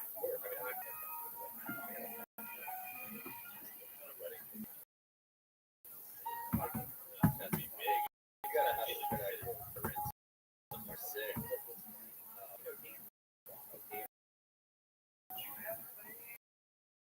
he was saying,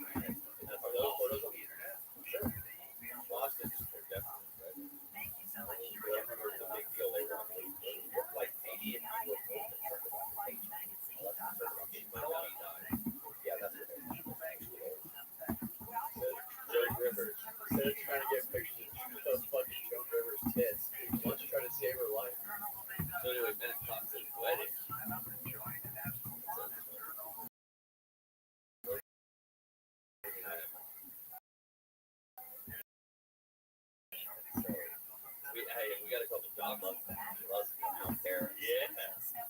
He'll set us up. Dogs are the best. Shut up. I think the dogs are the best. Listen, he's busy.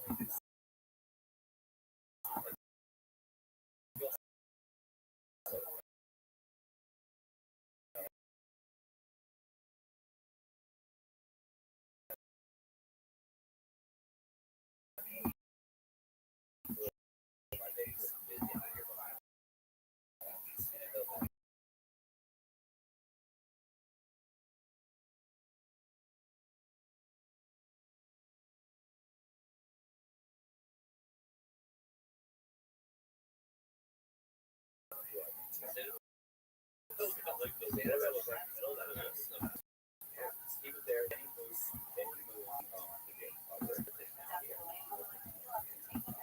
Oh, really? Interesting. Have like a dedicated practice.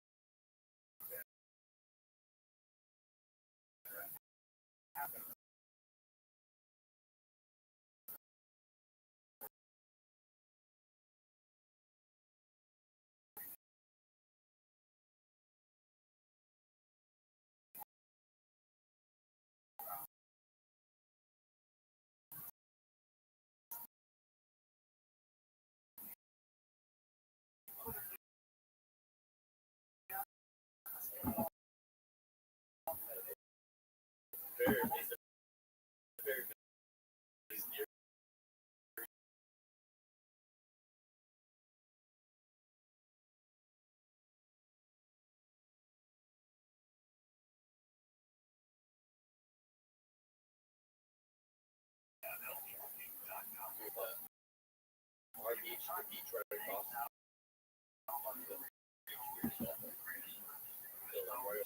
Shut down. Yeah, we were eating anything, and he's like, "Yeah, we're right now. You're off the beach with your girlfriend." I'm like, "No, it's not. You're gonna let me move for maybe like 4 hours, and then it goes all right." You look good or something. There you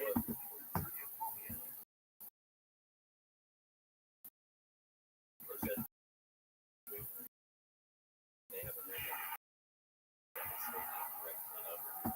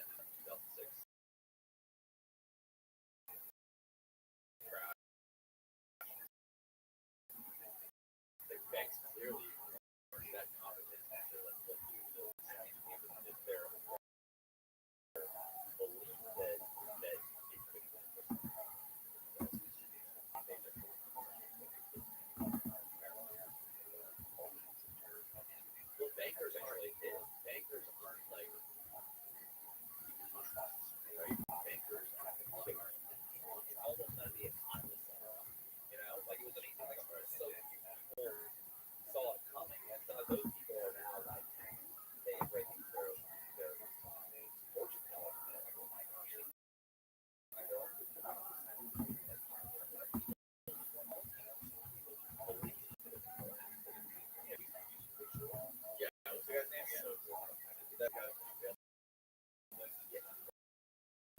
so that's such a great. It's a great movie. It's a great movie because like I was. Did you watch Big Fail?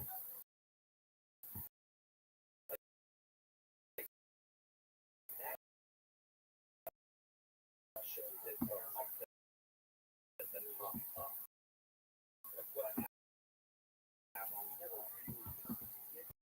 Bad things are happening. You never really get a sense of what's going on. Like these brokers, because it's the same, like they should be the whole thing. Yeah, or we go right, and then you're that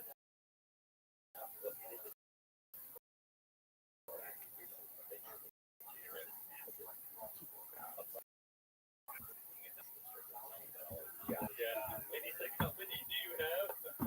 He's like, I thought you just had one, and she's like, no, I have 7. Red flag. Hey, pull up that Dan Canyon video. It doesn't matter. For the 3 interruption, so I want to take a minute and talk about part of the supplement. It's a year now. After recommended by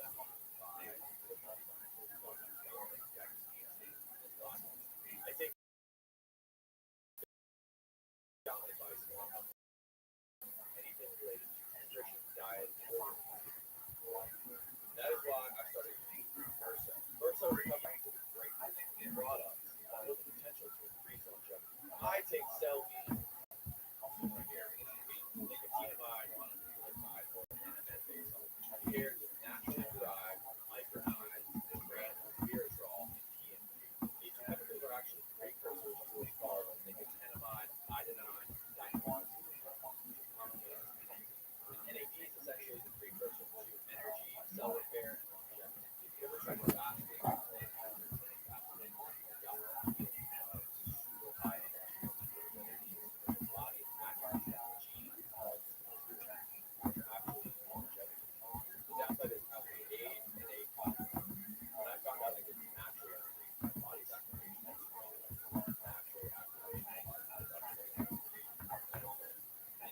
so much more important head on over to er.so and use the coupon code CONCRETE to check out. Save 50% on your entire order. That's KONCRETE at checkout and get 15% off your entire order, or you can just go to ptr.so/CONCRETE. I interviewed today. I interviewed guys today who go for coach or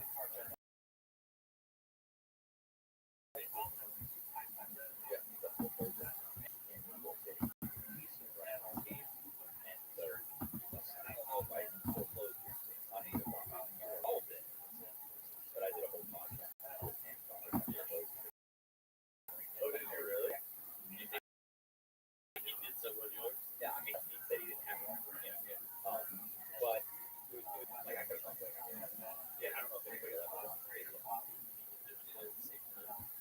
Yeah, he was for the bank. He was for clothing options for the bank. And he's like, so we started, just talking about the different thing. And he read my book. I actually went to a podcast, meeting, and he was there. And it's funny because like I was making things. He's like, oh, I don't know. I want to like if you're ever interested in it's true crime. And I was like, I started laughing. So I let it get down. And I'm looking at him. Holy serious. Yeah, and I was like, yeah, well, yeah, definitely. I was like, yeah, if you're interested, but then a month or two went by. He came on. Yeah, he came on. Much nicer. Like he just initially I was like, you should get yeah, I did. But super cool. Sure, just so sure.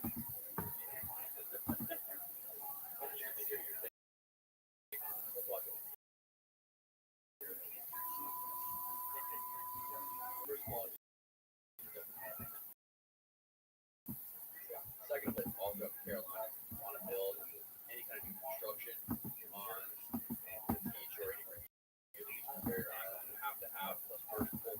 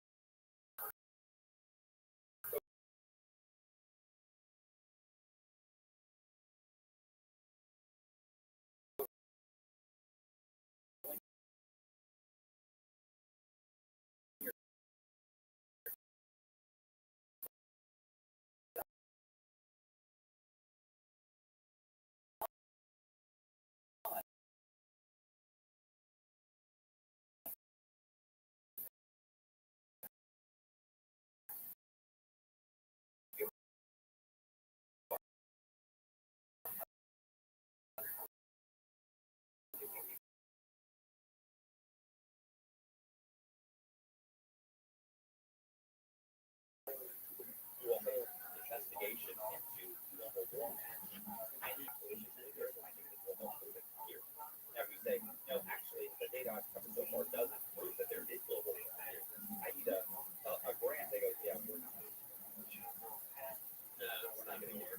Now, if that same guy came back and said, listen, got them, we're definitely going to go. So before you know it, all you have is streamers that are out there that are support of global warming. They get to pump up speed, they get to pump up all this stuff. They get fucking which is not really a thing. Like, is there constitutional short? So the people that are saying, no, and I have proof, don't get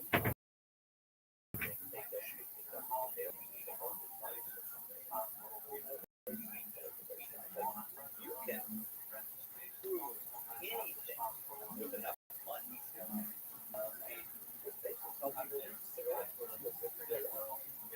And there was science behind it. Like, oh no, we did a study. We got 400 people this and that, but the capacity of it, they're stronger.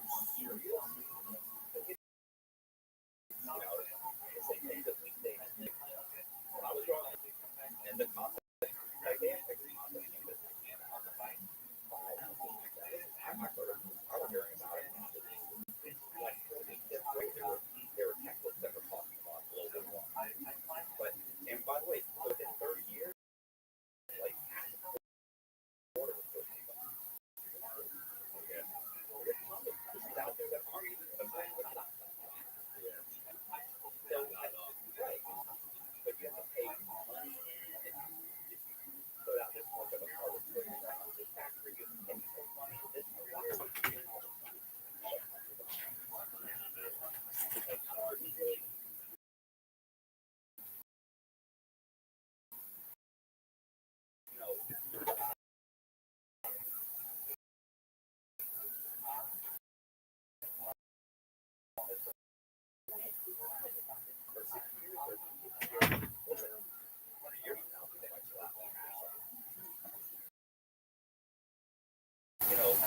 healing you leaches on it.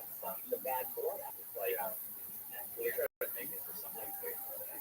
All people like that lady stand up and my soul, red children. What do you want to do? The same thing with like the vaccine. Part of their funding. It's like political, like hardcore Trump. That's part of their identity.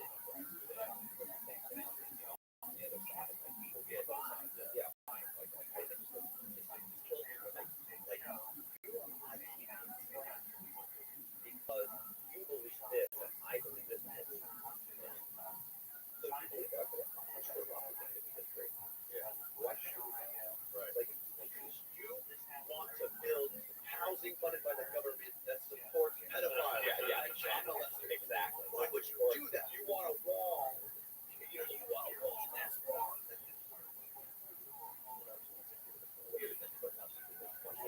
You know, Biden, I just heard, maybe you can Google this, but Biden just did something to fund giant particles fixing, just put a money into like filling the gap of the wall in Texas. And nobody covers it. It's not anywhere I'm saying. Did you see it? Was it some ball shooting out? It was some kind of a few weeks ago. I saw it. They were in like a ball or something. Guy pulled out a gun and started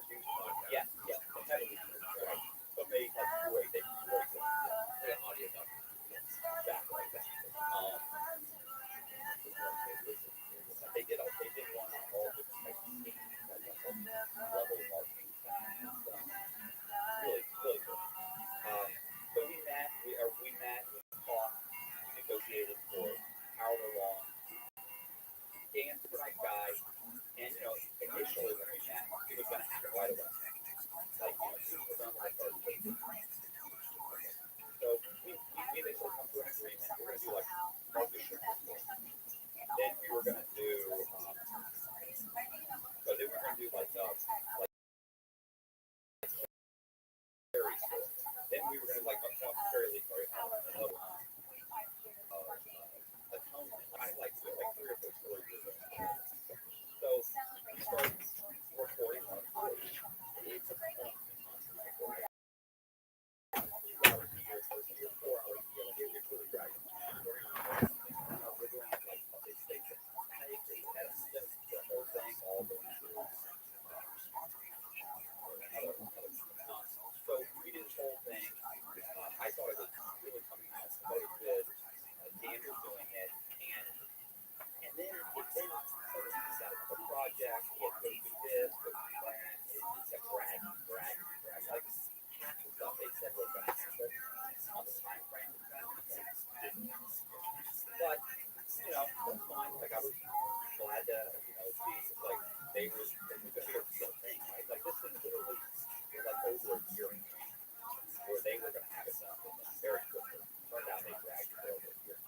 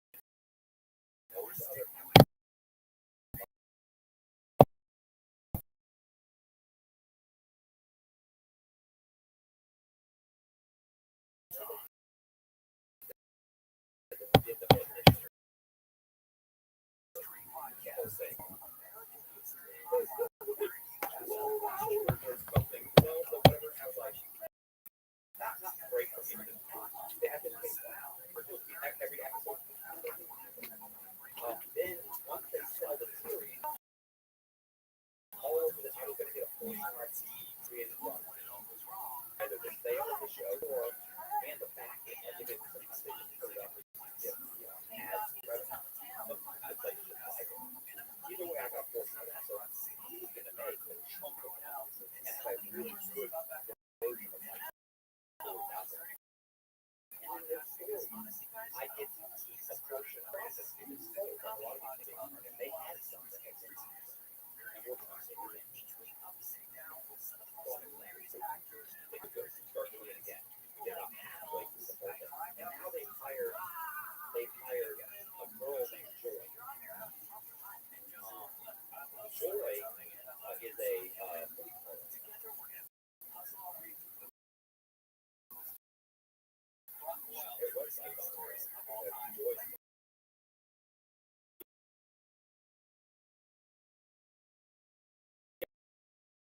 Yeah, but wait, so Joy is Joy, and I think that's pretty much everybody there.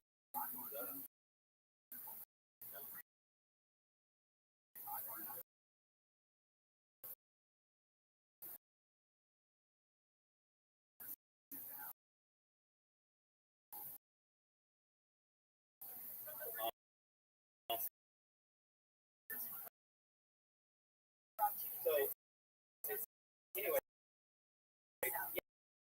yeah, that's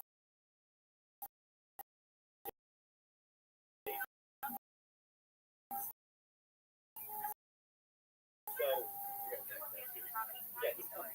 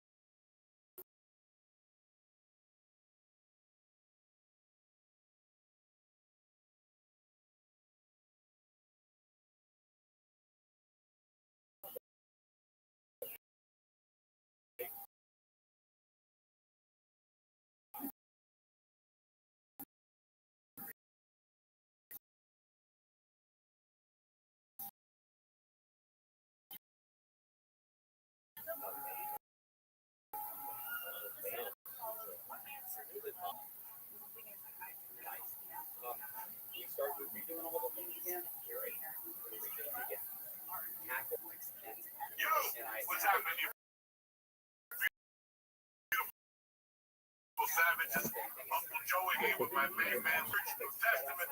It's July the 5th. The rent is due. Wash your muffler and let's get out there and make it a beautiful day to be alive. Hey, what's going on? Uncle Joey here. Listen, it's 4th of July weekend. If your dick is malfunctioning, it's time for some Blue Chew, Jack. Blue Chew is the brand you know for offering chewable tablets for Chew Max. Combines the active ingredients of Viagra and Cialis. The one chewable you're about to be unstoppable. Listen, if you thought Blue Chew was good, wait till you get the Blue Chew Max. You can start even without leaving the counter. Sign up at BlueChew.com. Chat with one of their licensed medical providers, and you'll get a physical day delivered to your house. Nobody knows. And get ready to polish that helmet and swing it, Jack. Make life easier by getting on and discover your options. Chew.com. If you want a medium hard, or fucking, and we got a special deal for our listeners. Try your first month of Blue Chew free. You sit there, Joey, listen. I want the bang I had on the mic. Yeah, you sure get it for free. When you press it, promo code Joey.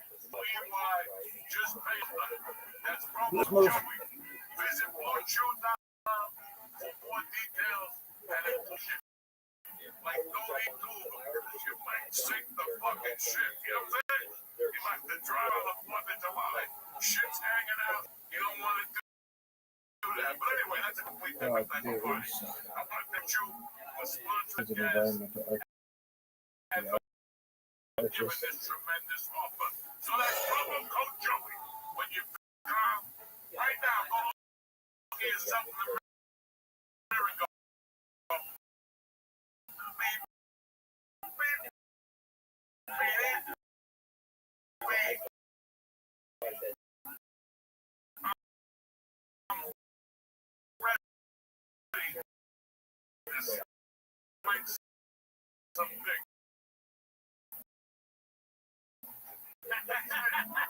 Don't forget, Blue Chew is a summer time. You're gonna sling the dick. Don't forget Blue Chew. That's all I can think. Blue Chew, right? I'm fucking serious.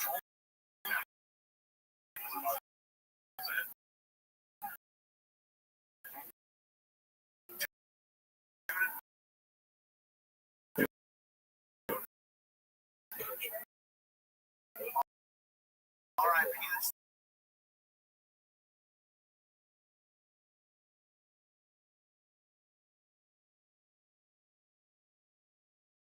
Right. But this has been the craziest year of my life. I don't know. It's a year story of me breaking up with my life.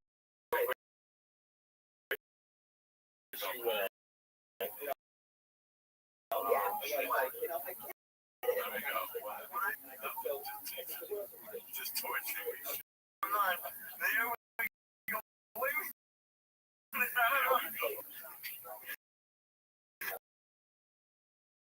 It was. I moved to New York thinking like, oh my God. Like I got the apartment that I had a chicken bake. Oh, she's pretty. You know, she smells good. Thank you. I could apartment. You know what I'm saying? But yeah, that is my first time in New York. New York with money is a complete like they spin the rotating door for you at her place. That's someone's job. Anyway, can you imagine living in New York and struggling right now? Between a worm and cat, 1.5 bedroom. That means at all times all your bathrooms stink like shit.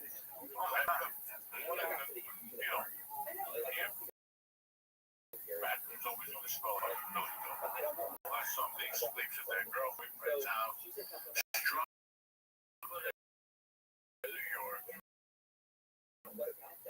sucks. I met in LA. Here's free place to live, like the Caddy Shack house. He got home last year. His ceiling was like, it was just like raining in his fucking room. Like all the pipes burst. In New York. Like the house that they give him, I met him in when we lived in LA. He moved here to do comedy. He's a caddy. He's a great comic, doing great in the city. But he is a free place to live because he's a caddy. But like everything just burst. Free for a year. I think I call him break. About a week. Exercise, yo. Yeah, for fucking $8 million. You tell him it's a weekly The rate. bad actors are wrong. Podcast,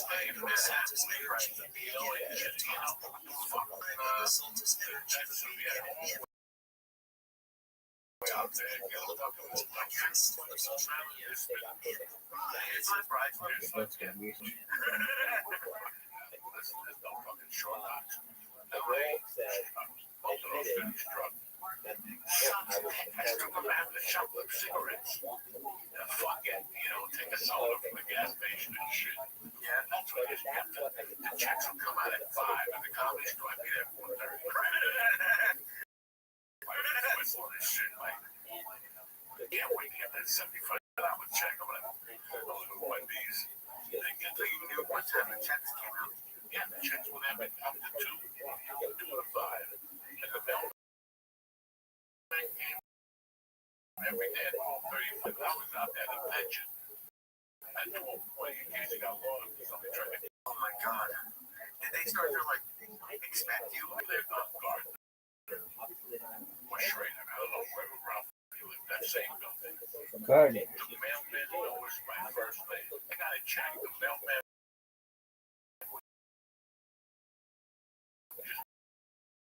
Put it in my pocket. He does. And Ralphie doing it. Same. In that building. Right. For the longest time. So, in my building, I can't remember who bought it. It was either Celine, Gavin, because of Ralphie's. Right. So I would be there. I knew him, and I still meet him. So I knew his schedule. That's amazing. I think I'm fucking. This guy's still at it? When he was going to be there. You're absolutely right. Like I'm going on vacation. So the other guy come late, so just to let you know. Wait. That's cool, man. And he would say to me, you get the check. Thanks, baby. If you're not out there, Double shag. right or wrong. If I didn't get a check, then I had to go home. And I had to put the day together at $8. He's at a Chinese lunch. I was waiting for 35 and you guys. The check. He's got a check from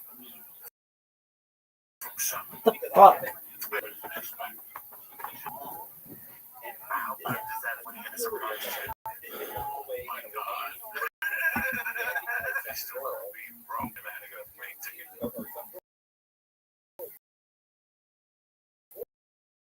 And I went downstairs. Like I guarantee Terry didn't check the mail. Terry. And I'll never forget, I went downstairs. And we had just married to the valley. And I needed money. Just look. And when the surprise stopped, Come on, you little bitch.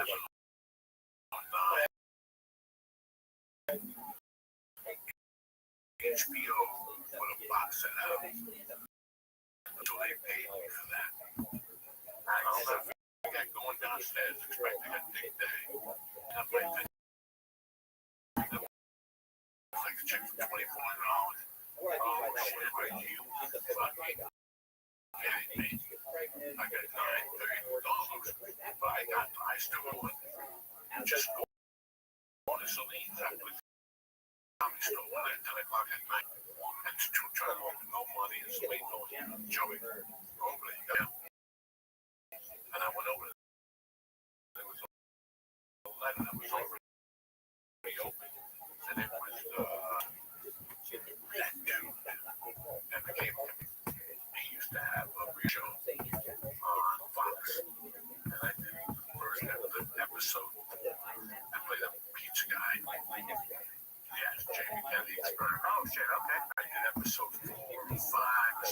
my shit.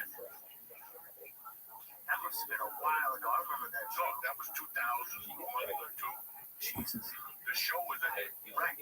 But they couldn't shoot the episodes faster. So they kept re-showing them. Nice. And I'll never forget at 10 o'clock at night, I'm like, man, the night's done. It looks like I'm going home. Celine's like, go over there. There's something over there for you that came over. I remember going in there with 2 checks for $650 a day's pay. And I ran the fucking check cashing place on my old house in Hollywood. I basically ran up there. Because I thought they closed. They didn't give open 24 hours. I was pissed. Are you gonna have it? Yeah, because I had a Captain Coke dealer. He closed at 1. So I ran over there. When I got my checks cashed. But that's great. You know, even now, like my residual checks, like when I look at my wife doesn't deposit one anymore. She waits till I get 10 of them. Okay, and she deposits all 10 of them. And I wish I could read you guys the amounts I get.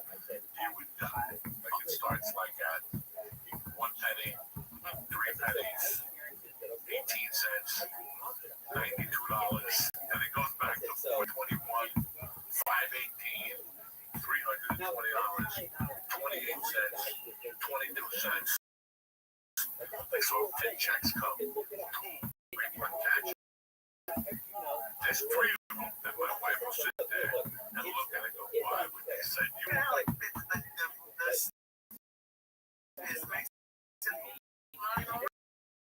Sluttiest whore in history, right? Plus, come on, what, you bitch.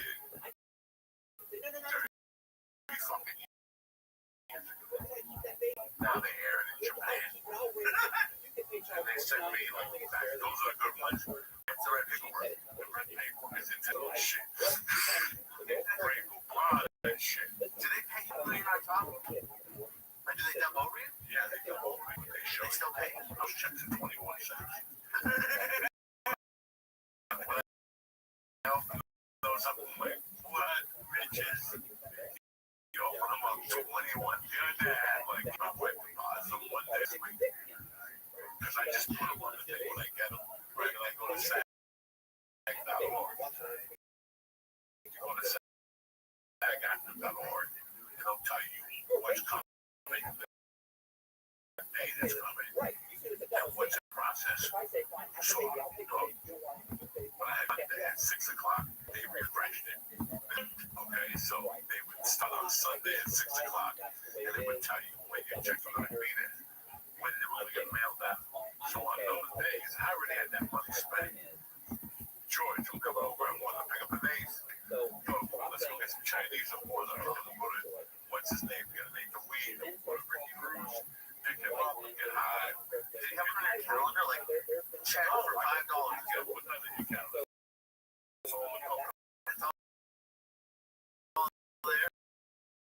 But in those days, the checks went in. Those checks like $333. It was the top of the can. And when he would come, I'd be like, oh shit. And when I went in there, if that check wasn't there for some reason, there was one check that didn't come for fucking like a week. I was pissed. I was on the phone with SAG every day. We got that.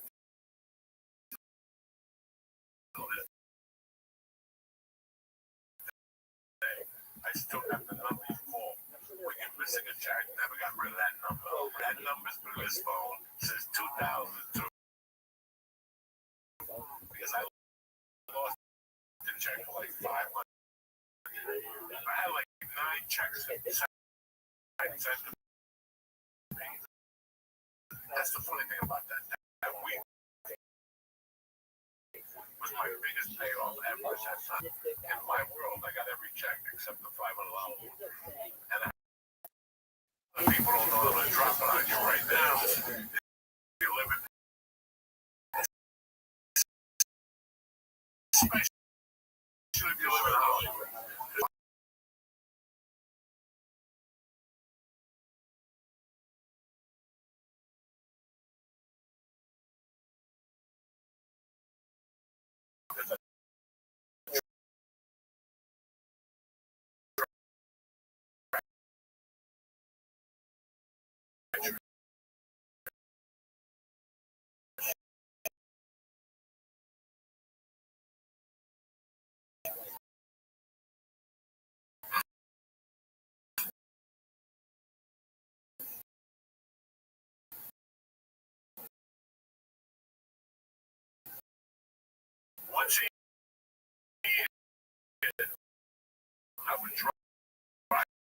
SAG. Because if you win every other week, you look like a fucking pauper. Well, I was gonna say, What the heck? Department always fucked up your checks. And this is what pissed me off about it. They always got the address correct. All that bills always come back without the hand. Everything else came back. Then another motherfucker, they put a computer and look for your addresses and send them there on purpose. So, because after 90 days, the check is null and void. you think it's a scam? Dude, I wouldn't be surprised. We either get people enjoy bananas. I probably had to figure when you're broke. Right, figure that type of shit out. You're like, how come they didn't lose money on the check from my big one? Company, who the fuck is, you know, but the production company has to send the check to SAG. SAG recuts the check and sends it. Are you serious? Yeah. Very seldom do you get a check from them. Every once in a while, those are the mistakes I would get. Checks from production companies that would send them to you. Hey, no, when you're broke, you know all the protocol. So when you do a commercial, you get a check within 30 days. They suck things. But if you do it in 10 days, well, so now you signed the paperwork and you gave them control of your agency to take that check. Here's the thing on you. They got the bottom and tell you they never got that thing. I would have the producers on the other line to listen. Say what you're going to say, what you think about what you're going to say. You got to think about what you're going to partners, whatever that is. Just get that table partners. Liam, tell my medic sent the check. You know, June 1st. It's June. Why don't I have my check? Well, we never got it. Liam, did they get it? They accepted it. And that was the next one. We send the checks after 3 days. Like if you shot me, maybe you're right. If you shot on Tuesday, you send the checks on Friday. Yeah, you can sit for a month and a half. Listen, I'll tell you what, I'll give you an extra 2%. Just mail with a check when I get it. I'm over your store. 2%? Yeah, whatever. Why give a lot of percent? What are they gonna make on $600? Oh, yeah, that's $600 just that scale. Yeah, but what about if you think they're doing this with you? I'm just saying about the and you have 200 fucking clients. What about the people who are on like, you know, for like those shows that are on for 10, 20 years, and you're getting these kind of checks? They must be getting 50 checks a day. Like those people who are on movies or shows forever. Holy, it's a fucking scam. It's a fucking scam. Yeah. If it was a part 15 years ago, I went to this agency. One day, I would sit on SAG every fucking Sunday. 6 o'clock, I don't give a fuck what's going on. Yeah, okay. So, I would see like 20 checks came. Right? You know, we're finding, and they were like, no, we said, why would you do that? And they go, because they have it. They go, where's my money? And they're like, what money do I do for this one? And they go, yeah, we take that. We take that percent. And I go, book that. Oh, you didn't book that.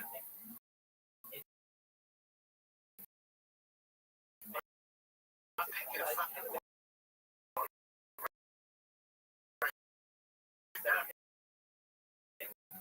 how can you take the risk on it? You know, how do they even get a check, bro? That's crazy. They took that thing like signed it with them, right? Whatever I was signing, they go and send it to fucking SAG. Jesus. Police. Fucking Ralphie's. Well, they added to that sign. They would send out. What is this? Athleticism. A to the T to the H to the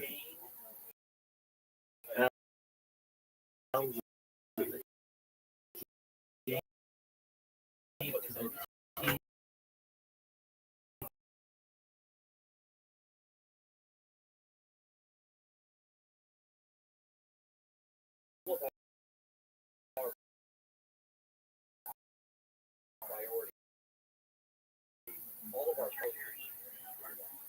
All right, I said, well, let me know what's going on. So I'm thinking, he's going to call me a couple days and say, okay, well, we're just going to keep going.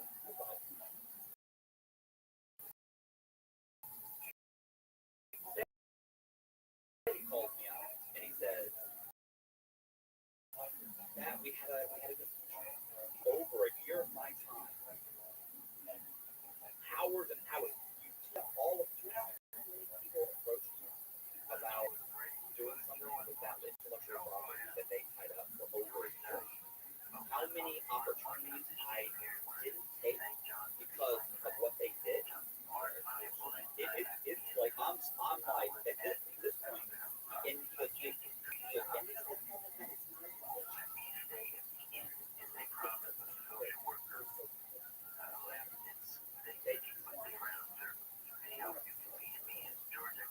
so I wasn't outraged because here's the thing that do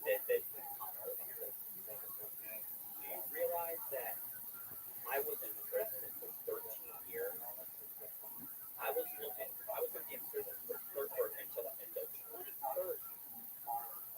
And I'm supposed to take what?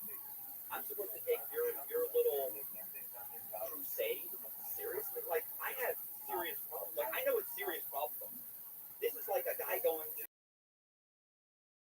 Iraq and being shot at and wanting to argue over, gender studies or something. It's like, what are you doing, bro? Like, I was in prison. Guys were getting stabbed, raping each other, and I'm looking at doing 20 some odd years in prison. I get out now, and that's because I think that pretty girls get further than Dan was like, all the women that I know have had to struggle to get to where they are.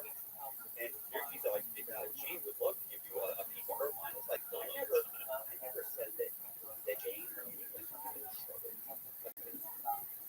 Like every in their mind, they turned me into the most humble person they could because I said that if you're a pretty 22-year-old and you play your cards right, you could probably end up marrying some guy and get a chunk of money, and that happens all the time. Johnny Carson's right about something like $40 million or something. They were married like 3 years. Like, how many guys marry some chick and 5 years later they walk away with $20 million they'd never see? It's like, oh no, they didn't do that on purpose. Like, that does happen. I'm not saying it's everywhere. I'm saying that what I said makes sense. Like, I probably had the same values that they have. I didn't say it correctly. It's kind of very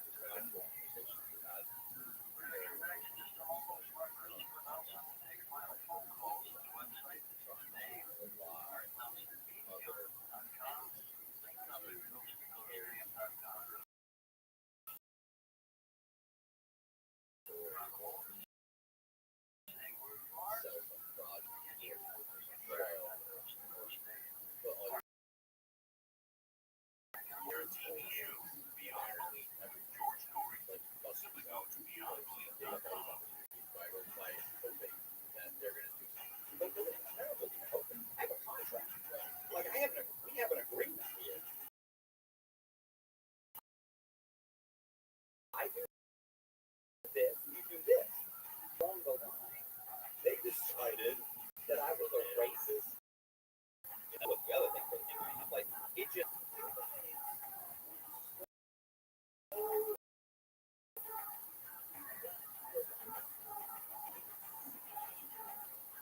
There was nothing I could do back then. I wasn't trying hard because they didn't seem so safe. Like what I think they and what the way they were behaving, because I did it in their world.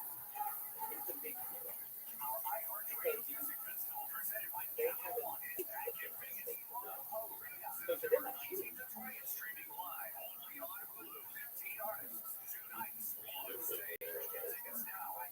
What?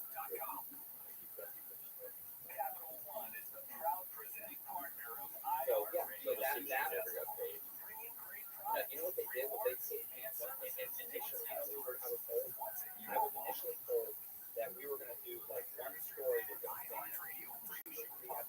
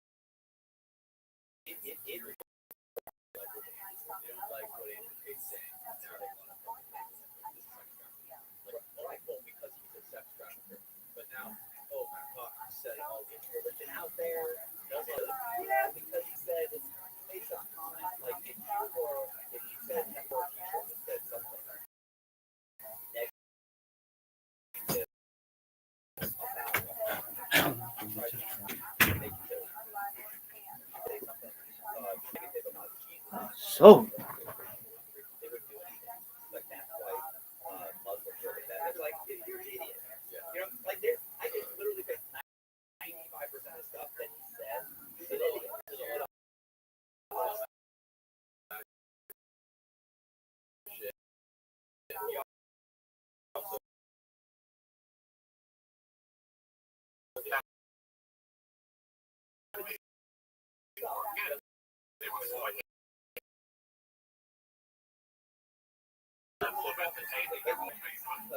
studies horror in the history of human blood.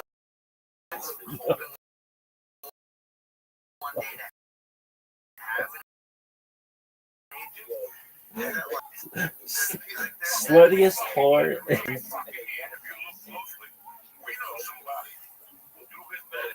Who is that?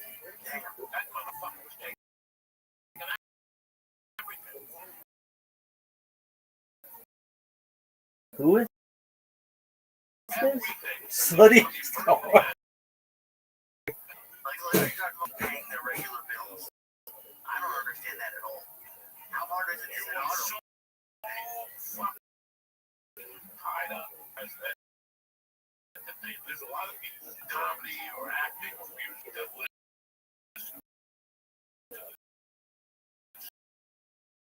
There's a level that it's trying to rob me, but Henry, it's like I feel. Why happened? This motherfucker, on one day, everybody cut it off from stealing. Oh no, we gotta take what he sells.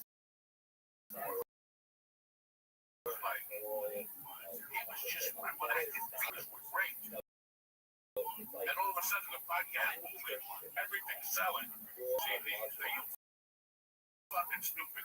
The master, no. Something down. I know Rothschild. First down, like, why?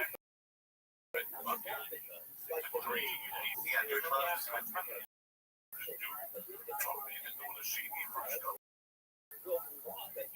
put that down. I think I sold 3 of them in 5 years. I swear to God. Vegas. I might.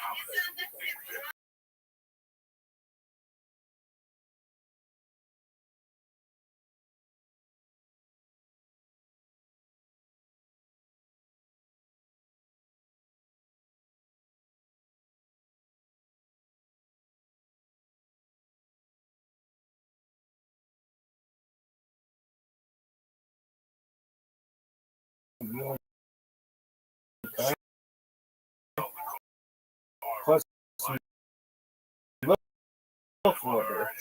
Money to pay for stuff for the girl. He was just stealing money. Very nice. There, and they took him out of the handcuffs. There's 1,000 ways to rob a client. What do you think? You think it's so easy for them that they're like, they're never going to notice?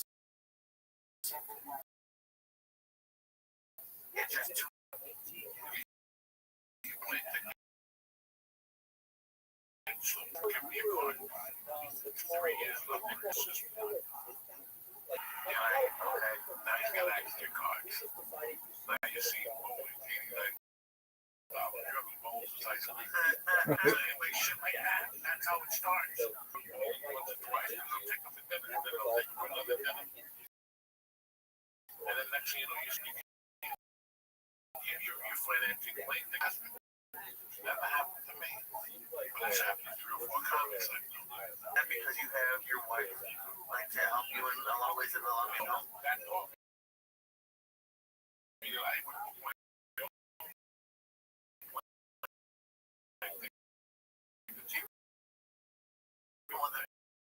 even today, I still look at my own plane ticket. Wait, do me a favor. I go, well, there's a 7:30, a 9:30, 7:30. All right, what time do we go back? Sunday, and then you call me back. Well, the 7:30 is not. I can't do that. I'm like, that's just too bad. It takes longer. It takes a lot longer. You know, like, I gotta take it. That's what people say. We never got this. Because when it's like, you might have a fucking heart attack. Because there's no method. It's just get on the computer, do this. You look at that page. You gotta check the hotel to see if they got a midnight room service. That's the first thing I look at. What for this shit? Hey, every time you go back to the hotel, you start with a potato chips. They know very well. Even nice hotels have nothing. Forget it. I want to see the menu. I want to see the late night menu. It's always going to have a stupid fucking cheeseburger. You know that. They're always going to have a warm chocolate chip cookie, which I don't know why. I would just get one cookie. They got a bag of chips somewhere for this 120. Yeah, why you know what I'm saying? Like, wait till somebody opens up one of those hotels. Like you fucking picture of midnight menu, like a prison menu. You send them at 11. You look at your remote, what's coming up? The Twilight Zone, fucking Eyes Wide Shut. Right up to 4 fucking burger, cheese, lettuce, whatever. Because I want the mustard on the salami. You know, and you sit like north and eat good fucking. I just had to get one time. I just went in my first cheek. Now that when I go out to sales that joint, everybody look at me. I don't even know what I'm going to order. This is just kicking back those taste buds. See what I'm saying? I mean, you haven't been on the road that much in the last year or something. I don't know. And like that shitty hotel, like hotel. Even if they have restaurants, they're not usually open all night. There's almost nothing. That's what I'm saying. That's why I'd rather pick a hotel that has a late night. I know. I got it. What am I talking to? Something? No, I know that's what you want, but I don't know how many people know you're. Plus, you're not going to find the overtime to W. Right. Marriott. But you got to look at the fine print with the other hotels because they'll throw curveballs at you. It's like frozen pizza.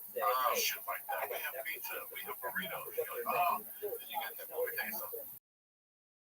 If there's anything I miss from LA, it's a lot of food, but I can go for those. Okay? Just a little meat and cheese, but not 7-Eleven with those Mexican places. They had those little frozen burritos. They had them.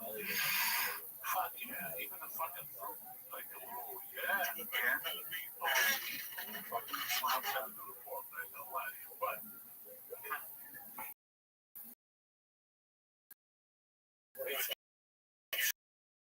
So crazy how, as a comic, you gotta work harder, you gotta go more open, you gotta explore shit, and that's where the mental restaurant goes. It's not right.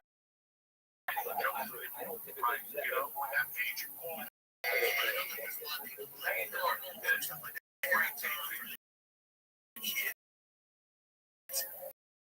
July 24th, 25th, 26th, last weekend. People everywhere. This is Black Biker and Midget Parade weekend. You know,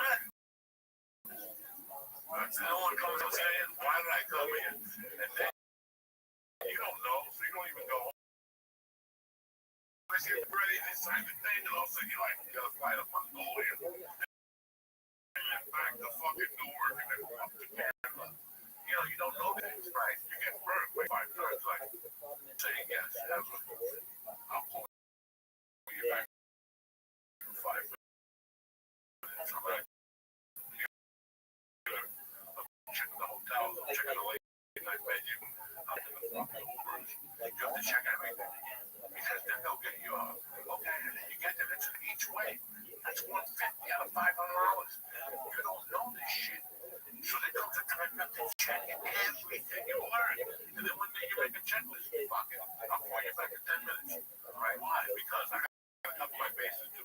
I gotta check to see if it's a vision zero or some shit before I go in. It's hard. Because if not, that's what they keep saying that shit. Last week, the helicopters were dropping people. There was people everywhere coming to the show. You know, like, you have 10 people at your show, some got 8 people. Yeah, it's because you were talking about like managers doing it for you. And like I know you were busy, and I know that people were very busy, but do you really think there's someone you're that busy that you can't book a flight? Like that doesn't make sense to me. Like that I couldn't in the back of an Uber. And I know it's like I can, but I don't want to. But that doesn't make sense. Am I a control freak for doing that, or why do you want to know what I'm walking in? I don't know what I'm walking in. What if all this shit? If we go back and forth for 2 hours, I get up, I go to Newark, and you're like, no, it was LaGuardia. Right? Yeah. Do you follow all this shit? That's why I'm like, you want to do business, you won't. You want to show me a titties? Text me. Okay? You want to say good morning? Text me. Anything business-wise, jump on the fucking call. So there's no misunderstanding. Get on the fucking call. Get on the call. But then do you ever work? We're gonna like say that you said something you did, or they're gonna say they didn't say something. Well, you have to take notes. When you don't play people. You know, confirm, okay? How far from the airport to the stage? How much? Do something gonna pick me up? Oh, just assume. Mr. Call Manager's gonna pick me up. Oh, we don't do that. No, oh shit, you don't? Okay. I gotta take out on that because you want the gig. Right, and they'll keep doing that. The end of the work gets out, now you're half a fag. Now you're driving from airport to airport. So these are things I learned. And I didn't care because I did comedy for 9 years. Once I got to the comedy store, listen. Is that a lesbian? You got a kid. I'll take the cheap name, but you gotta take a little fucking care of it. Sluttiest whore in the history of humankind. Plus lover. Did I stutter? Yo, pimp. If not, you can sit at home and do the comedy show. Right. Or God, whatever you want. Once you're confident, you're like, well, I look good. Whether it's hard to make the jump from like doing comedy and then like making it a business, like the chick said, fuck the ass. It has a lot. You've been jealous. Yeah, jealous. Yeah. Constantly. Still till today. Yeah. As a Spanish kid, when I was like in the 6th or 7th grade, I get so jealous. I like curtains off.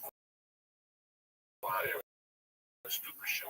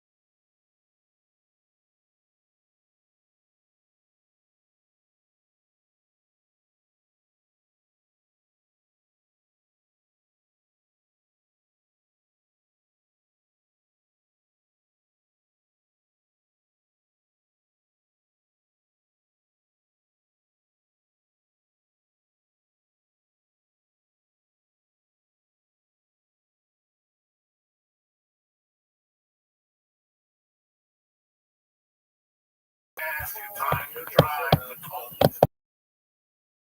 You lose your money. And then they just applied it to every movies, TV, life. When did you start doing it? It's fucking discipline in a way already. What's the most important thing to you? We've become a great topic. So when you ask me to go, because it was like, people always my time compared to what I could be doing at night. Right? They don't give a fuck what you have to, whatever you want to do. But if it's between me getting on stage, going to something that you and your friend know is going to waste time, even though you're a comic, and then I just wait. You come to me one day and go, man, my career 3 nights in a row. The Yankee game is just a fun. You can watch it at home. And when you watch these guys were there that night.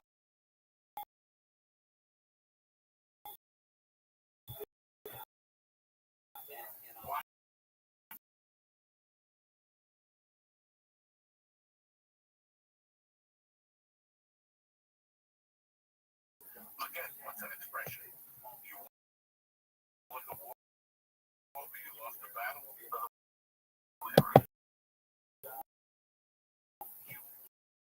won the battle, but you lost the war.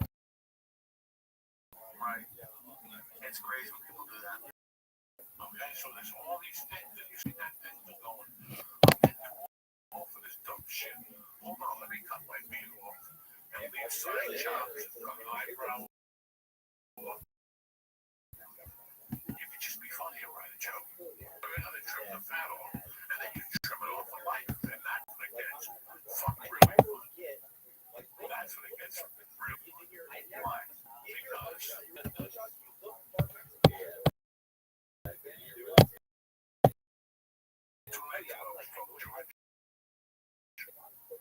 I swear to my mother's grave.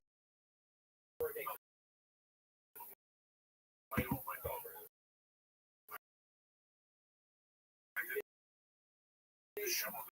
I'm 62 years old. I didn't pay rent. But in my mind, if I fucking went down,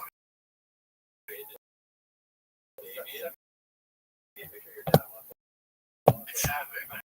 The rent is like I was like, I go watch it. I'm like,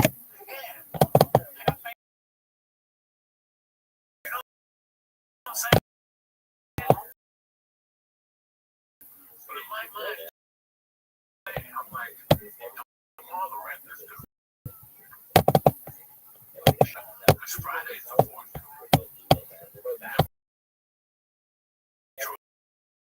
Just talking to me about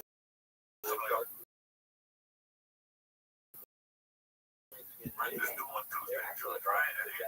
And that's all we need to talk about. You got the red side, you got the over, everything else is nonsense. Everything else is nonsense.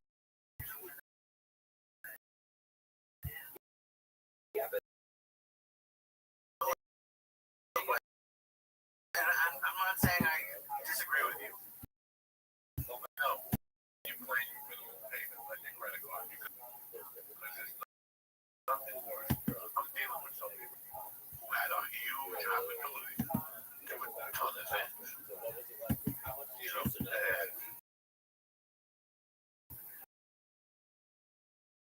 he's crying.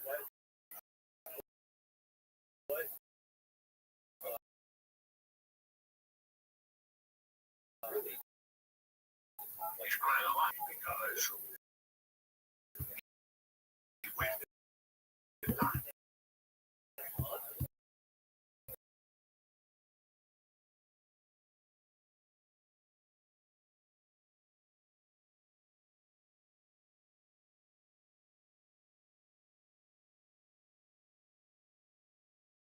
Days off. Buy some drinks, get a hat. Think, big believe I'm somebody fucking not. You come back and laugh at your car explodes.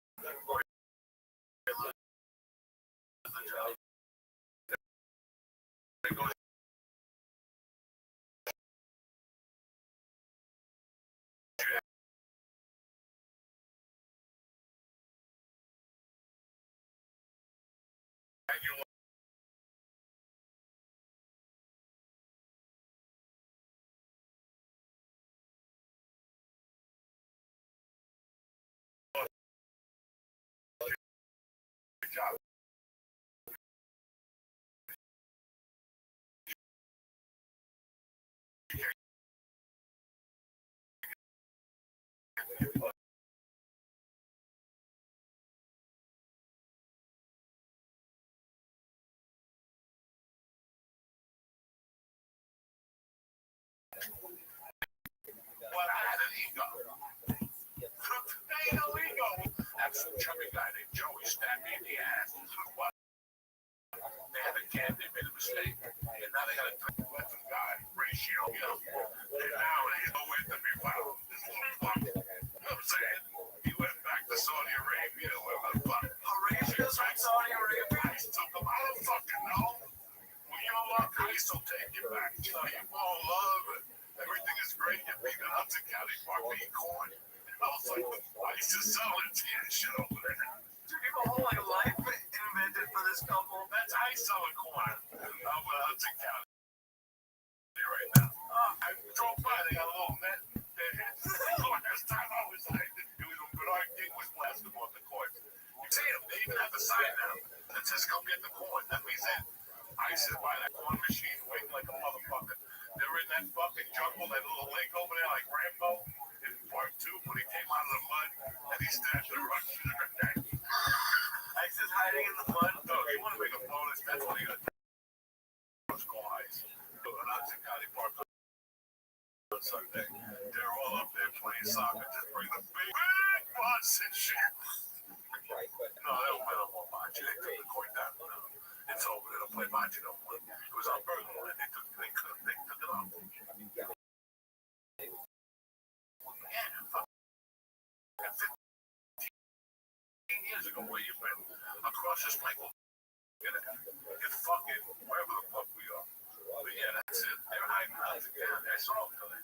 Hey, that's crazy. Yeah, they got the supers down on the. Why were you hiding in the park? Huh? Why were you hiding in the park? Different purposes.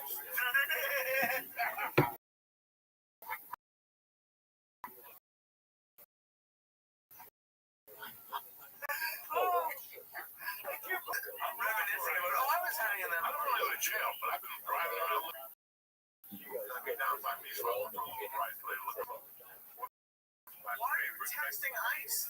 I'm not texting. I want to see them in action. I want to see them. They pulled you over. I got to be in a fully disguised driver's license. Look at this, folks. Folks, I'm going to be honest with y'all. If I see someone most athleticism we've ever seen. Have you folks ever seen a gymnasium? Sometimes they have like inlet statues. I don't know what the fuck you call them. They're all just describing this body.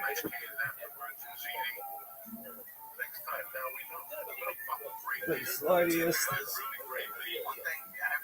the biggest slut in the history of humankind plus no cover.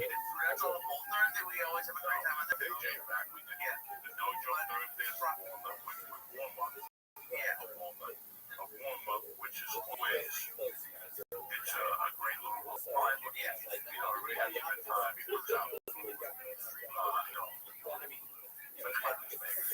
Mike Dojo. That's his name. Mike Dojo. So Fridays when we're talking about, we did triathlon and which hold on. Thursdays or something. That's special. Stevie You guys don't keep saying, why does Joey have a band every week? Why do you have a band that doesn't fit on my asshole? I got an extra band that I got a fucking thing in my ear, so tomorrow.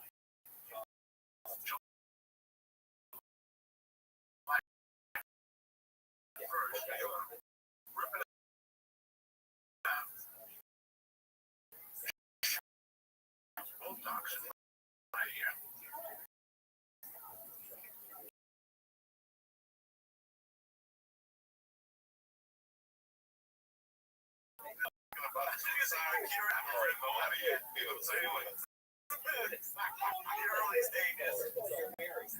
So that's fucking tomorrow.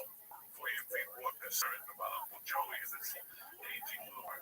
I it's fucking great shape, even with the center dimension. And my head's resting heartbeat is going down, and my cardiovascular system is. I'm telling you guys later, I can't brag because I'll get into a job issue. That's awesome.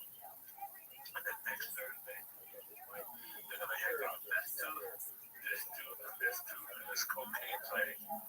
So this is gonna be on the commission for the whole weekend of the 11th.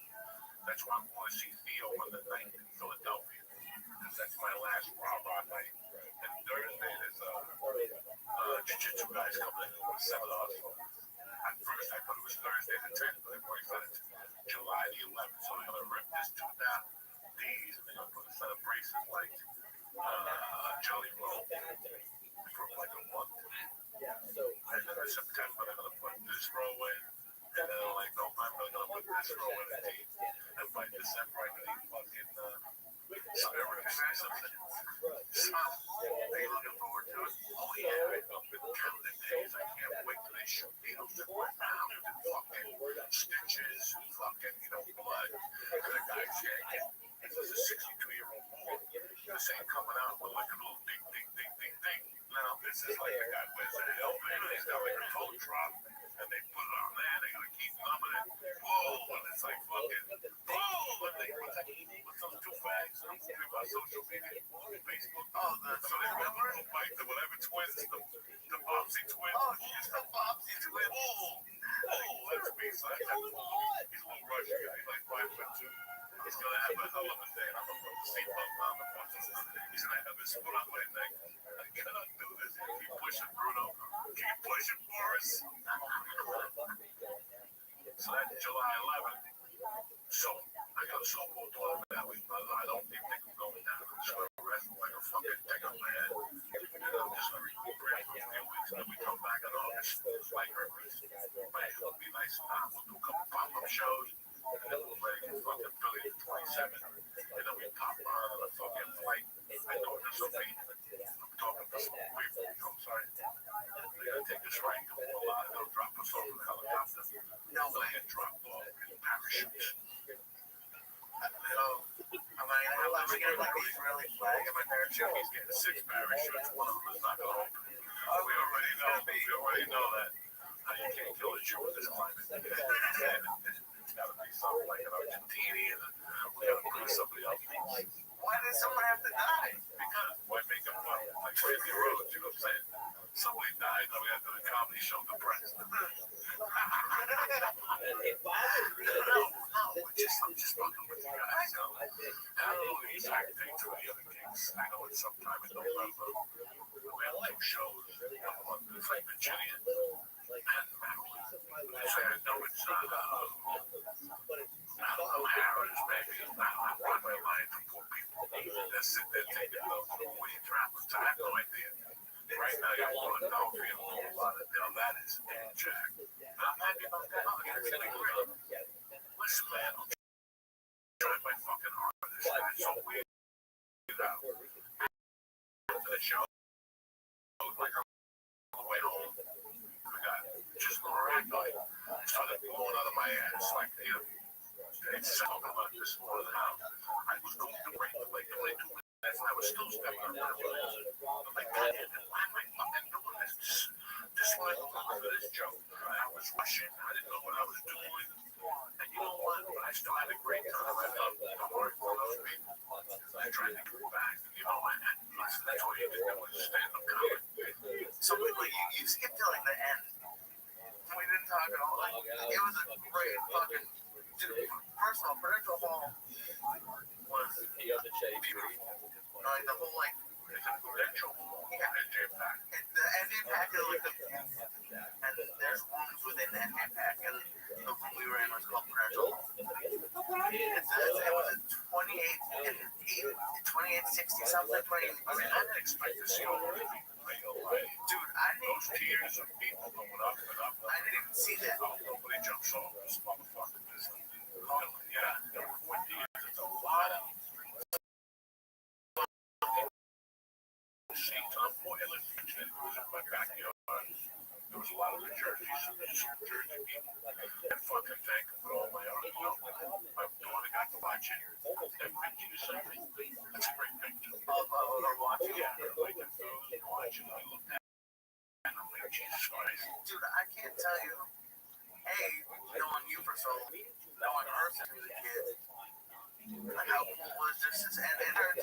too. Like, just to know what you've done with Mercy. And like because she's come to a few shows, and she always has a lot of fun. And so, like, I remember when she came on stage, I grabbed her, like, you can stand right here, and she just loved it. When I was a kid, my mom had that bar. And when I first got to McKinley, I was like one of the only Cuban kids. On Fridays, we were supposed to go to the ecology club. Okay? The school was supposed to go to the ecology club. And the other half would have to go to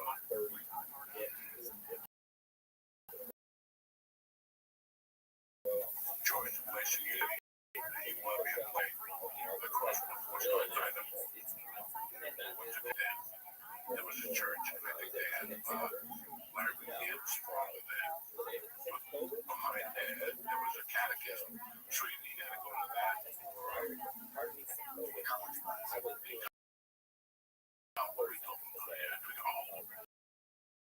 So on Fridays, I would go to my mother's bar at the catechism, and I would always bring 3 kids every evening. I still talk to 2 of those kids.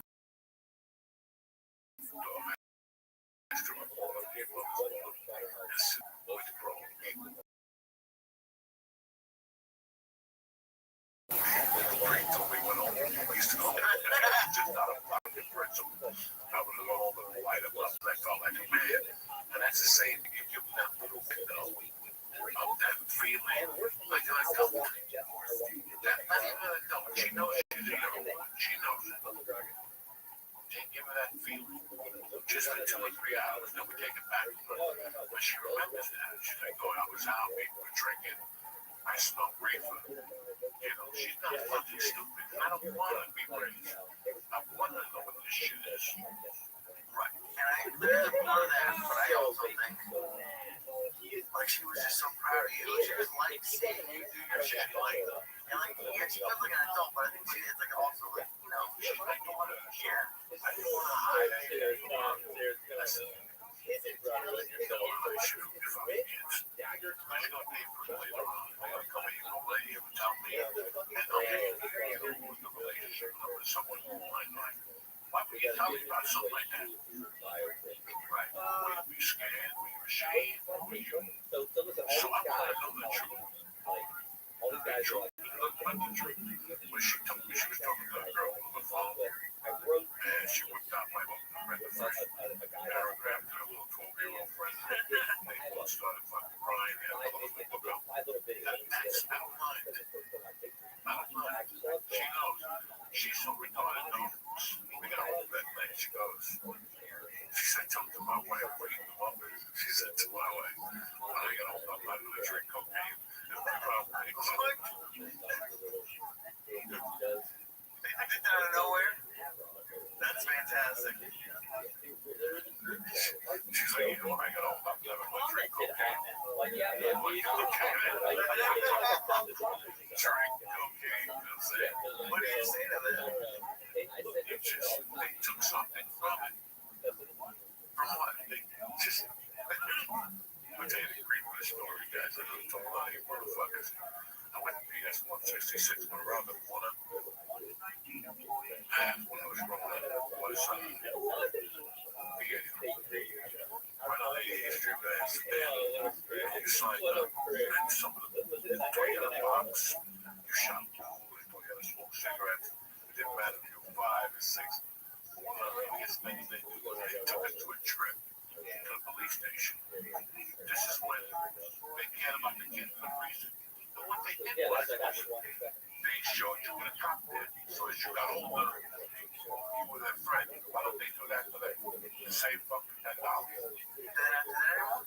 Why would they bring a kid to the police station? They show them what happened when you go to jail. You let them get fingerprints. Yeah. Put them in the fucking holding tank. Give them a holding lunch with the old salami. With their 6 or 7. And then let them ask them the question.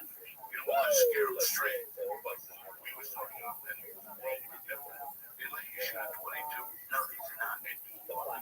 You took a trigger with you. No, I'm not doing that shit. They also gave you like a junior G-Man badge. They also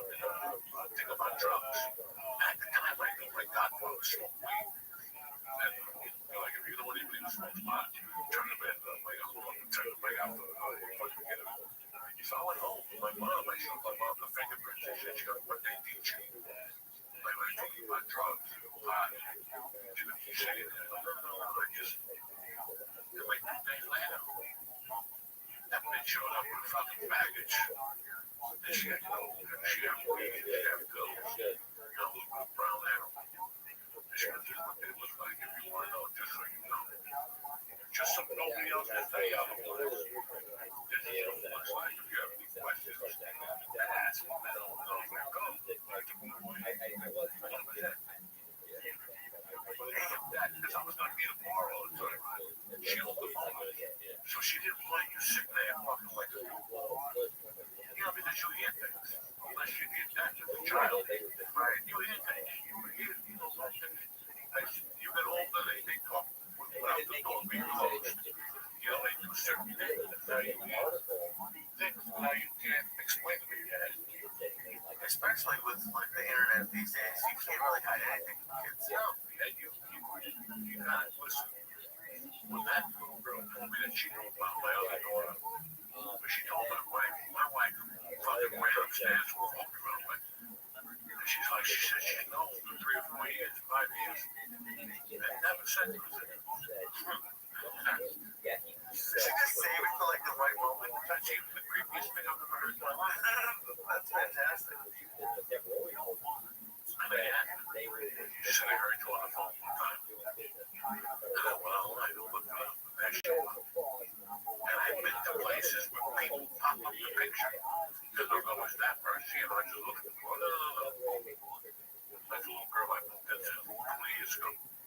And she would sit there and see that picture for her not to say nothing. So she knows, and I wanted her to know. Why hide this shit from your kids for? I can't tell her everything. I'm not going to show her fucking dildo. She's 12. We'll be on the way home after she went to a strip club. But on the way home from what, the show? Yeah, I've asked her both ways. She went to this bar, and little bar, I'll give her $50. Just go in there, look around, look at the women, and decide right now what you want to do in your life. And she was there. I already know what they do at a strip club. That's what kids remember. They're not going to remember all the other shit. They remember shit like that when they're at a bar and they're stupid friends like my dad once smoked a paper. Listen, let me tell you about this motherfucker I left with. And that's where they, talk their shit. Yeah, everyone wants a dad, that's a fact. You know what I'm saying? Nobody wants a dad, that's a fact. What'd your dad do? He played with Legos. He was a dad. Did you ever play mom? Did you ever see your mom come out of bed with a wig off? I told her it's like 2 years ago, Mercy, if you think I should give mommy some love and tonight, she goes, as long as I don't have a sibling the next day. Oh my God.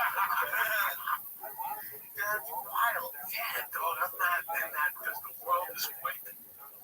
And you don't want your kid getting full. I remember being a kid, people told me, do you come yet? And I'm like 7. They're like, you don't come yet? I'm like, no, what is that? And they're like, stuff comes out of your dick. You can write your name on it for years. They talk to me. I'm like, I can't wait to be 13.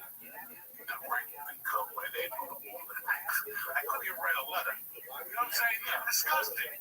But this is the shit older kids tell you. And now you believe that shit. Oh, yeah.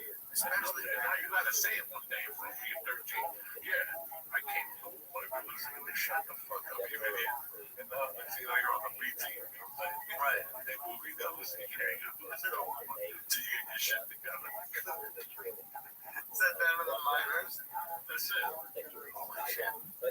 It's tough, man, but Did you see her like not falling for shit her friends are falling for? Like, do you see like the fruits of your labor?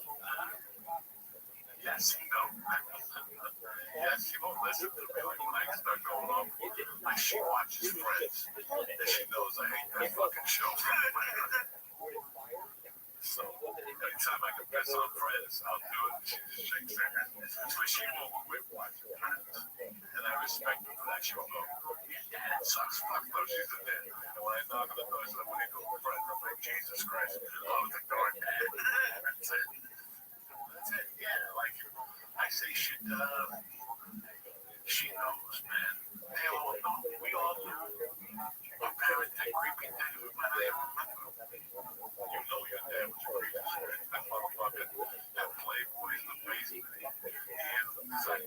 But I didn't know back then. But like now, I like looking back, I remember smelling weed through the heat prints. That's it. See, there's pornography collection. There's a boy collection. Jesus Christ. There's a little ditty collection. There's no ditty collection. But, yeah, there was some VHS tapes. Yeah, everybody. That's it. Of course, I would rewind it back to where it was. You get a booty and stuff. Your face can all red and shit. The red face probably, but my face is usually red. But I have no idea. Yeah, it was my introduction to it was VHS tapes. That's why I don't like. I'm always home. She gets home. I watch her come in. I sit outside or I sit close and I watch her come in so I see what she looks like when she comes in. And then I figure that she does whatever the fuck she wants. But I always start that. My worst time from I would come home and look around the shit you found. That's the worst thing for a kid. I used to find the creepiest things. You know, think of what the fuck and then it's your fault.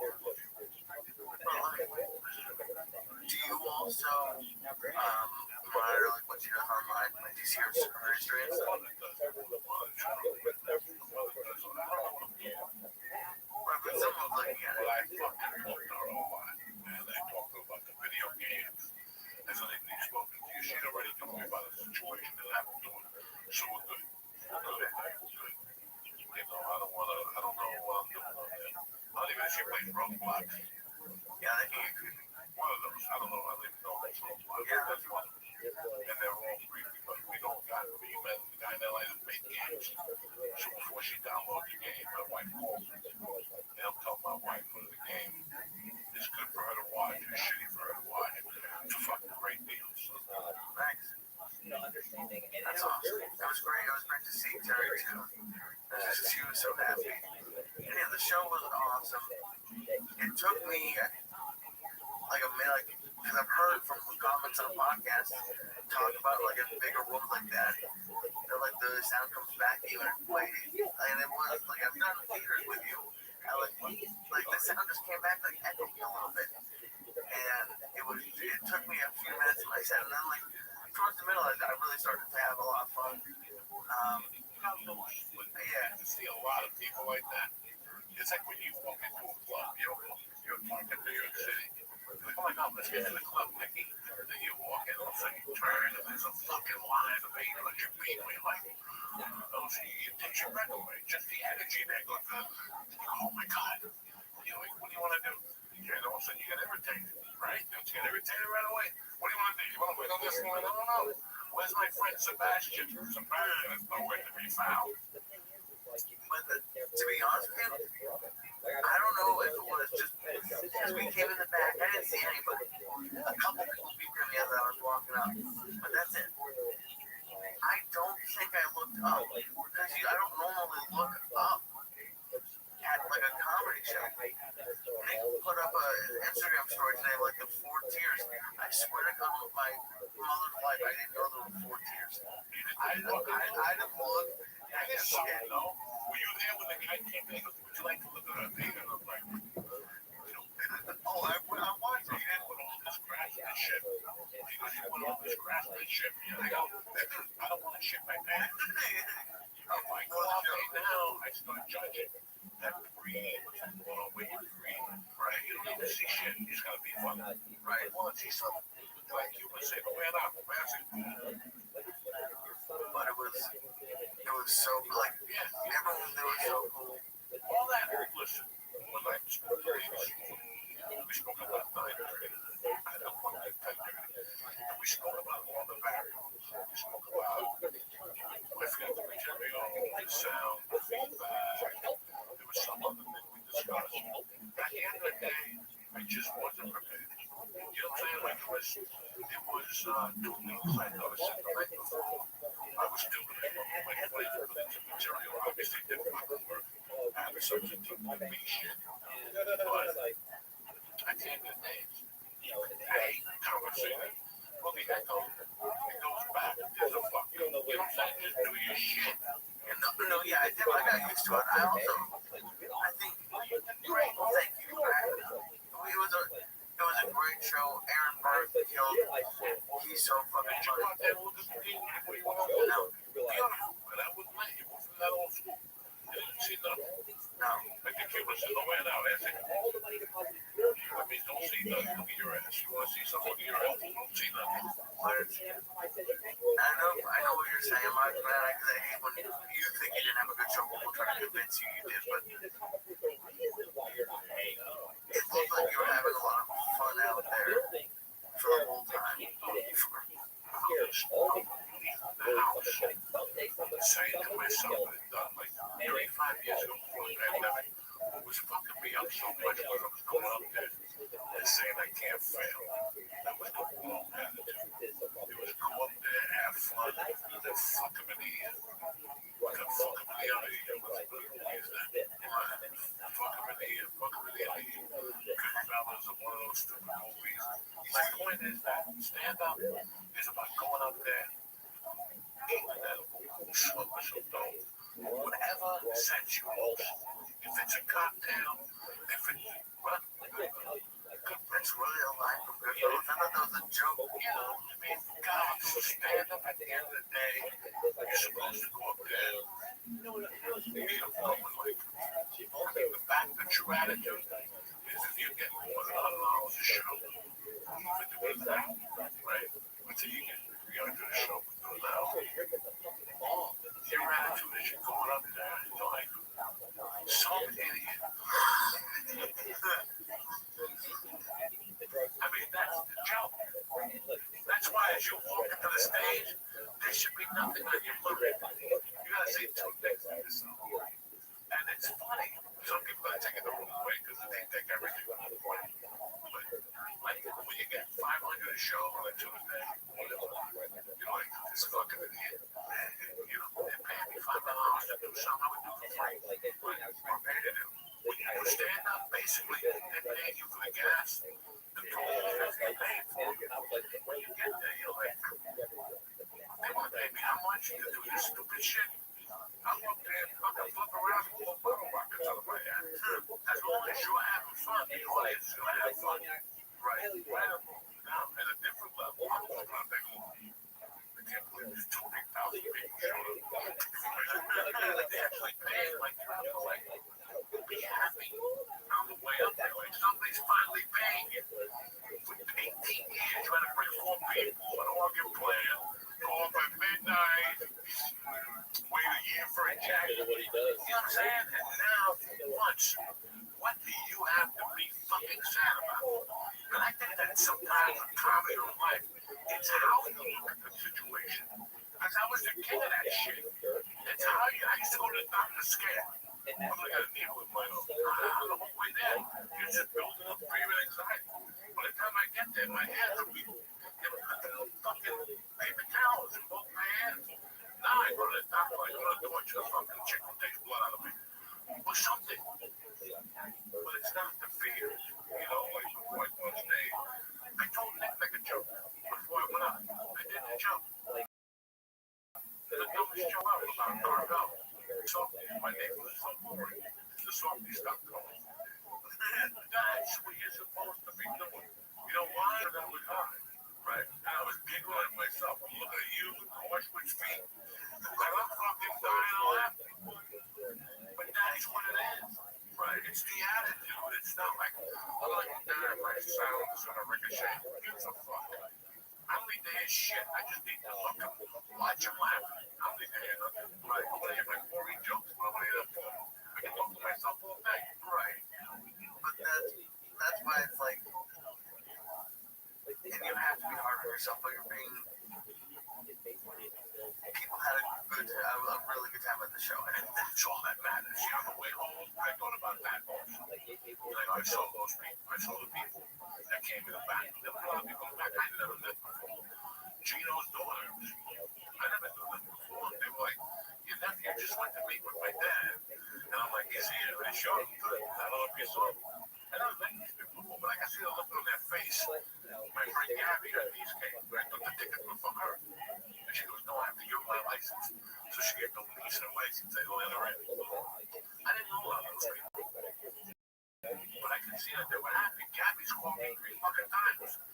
And she went back to, you know, they really go, yeah, we'll go to the bathroom. You know, so that's what you look at. And dude, it's like, because even if you have like a good set, like a B or B plus, A minus, there's always gonna be like a better center or a better. It could have gone better, but that doesn't mean like that wasn't good or good. Because you also you said you wanted to do jokes you didn't do. You say that every time you go on stage. You also always say I have nothing because I don't know what I'm saying. I'm calling it up there, start building the van. I don't know shit. And it took This time I have to watch you guys and go, oh fuck. Like, thank God I don't heard going up before me sometimes. She'll say something about this kid, and I go, let me go. I did not remember that. And I do that at the dojo on purpose to get my memory going. It's an exercise. They get you cooking the fucking thing. One of the first 20 other people, there's no exercise. It's executing. Right. Big fucking difference. Yeah. So that's what I meant. I'm mad that I got stuck. Do you think you went to something you were more confident? Like I don't like the jokes you did were just jokes, but like I forgot everything, mate. I forgot shit that I could go there. That's very like in New Jersey-ish. I forgot a ton of shit, man. happens all the time. I know. And, you know, people go, well, you need this stuff smoking reefer now. Let's smoke more fucking reefer from now on. So, you guys, where were you this week anyway? What did you want to do? No, for the 4th, it's my uncle's 80th birthday. I'm going back to Boston for a couple of days. And I reached out for another week, but not this week. Oh, say, can you see? Where you got the fireworks? Let me go to the point. Yeah, we're going to When you get those Israeli fireworks, they go boom, boom, boom, they stop. What's this boom? They go boom. It's a boom, 2 times. Not yet, not the face of it, you know, run it. No Netanyahu bombs. I have no idea what I'm going to do. We're going to go to the city, but there's too many Jews in the city for the 4th. That's got to scare you a little bit, you know what I'm saying? That's I'm leaving. Who knows? I don't want to be in a building we get bombed. Or a fucking helicopter goes into it or something. And then, You're a glass half full kind of guy. Glass half full. Why is all this terrible things going to happen? it's a 4th of July. People go crazy. People angry. New York's got that new primary ban. People's mad about that. If you got property in New Jersey, kick your mother out because you're about to make millions. If your mother lives in the basement, tell her, bitch, it's time to go, Jack. You know what I'm saying? We're making millions. I'll buy you a little hut in South Jersey with the smoke clears. Like, big money in North Jersey now. Why? Because that guy, if he wins, all those people, apparently Jack Generelli, Republican, wins his governor. All those people in northern New Jersey. Damn, big money, you know what I'm saying? Everybody walking in on gas, Republican office. Some bitches. What are the bitches going to do? Whatever you want to do. I'll be your girlfriend. Listen, would you eat a muffin? This chick gave you a muffin or some scotch out of Starbucks with sunglasses and green in it. You know what I'm saying? That's what you need in your life. It's a really easy choice. Would you like soy milk? My ass. That's what I want, soy milk, all right? No fucking soy milk. I want the real McCoy. But who goes to a topless place to get a muffin? Well, that's what we'll find out. Would you like to go to a topless muffin place? They got them in Florida, topless muffin. You ever had coffee? Yeah. That's something that's way too hot to be topless around. What? What if they spill on themselves? That's a fucking good titties, you know what I'm saying? You take them to Texas, you get a rebranded. That's what a fake tip was invented. They got a little changing company, like the pool company in Nashville, Italian, they got one of their damn titties. Really? Remember, titties were invented at the University of Texas. I didn't know that. No. Who invented titties? Right? This is a real thing. You know Boston or Dallas, yes. Big money, Dallas, big titties. Big money, big titties. Everybody went nuts. Everybody in the club get tipsy. So that's what the fake tip was invented. That's what these podcasts and comedy routines are about. You always go home with a fucking a mental number. As you know, that titties, whatever. Yeah, I don't know what I'm going to do for the fourth. I don't want to sit at home. How could I drive in 3.5 hours and have to drive back on fucking Sunday morning? Please stop and sell your cruise. Fucking, that's my favorite. I want to get the Nathan's hot dog with the fucking french fries there, but the coconut ice thing, pop the little thing, right? Tremendous. But like, I was gonna ask if you don't want to do like a grill, like hot dogs and hamburgers. How many pounds? Which one do I have? Today.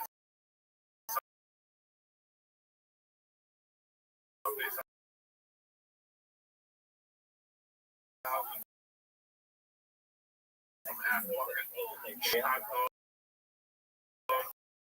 They're both marked class. You know, they want to like those headshot meatballs, those headshot fucking ham.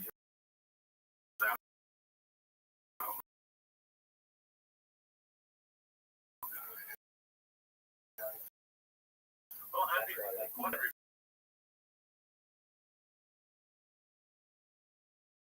I'm a little forgetful. I just want to be on this tombstone. This motherfucker showed up to a barbecue, Long Island Italians, with crabs and slices. The ones that you want, and they want this bite them and bite them back. And that's not bad though. If you're a communist, if you're in prison, not if you're limiting freedom. You know what I'm saying? And let me ask you this, Joey. What year was this cheese transgression? Like, About 5 years ago, 6 years ago. oh, okay. That was when you were in your 20s.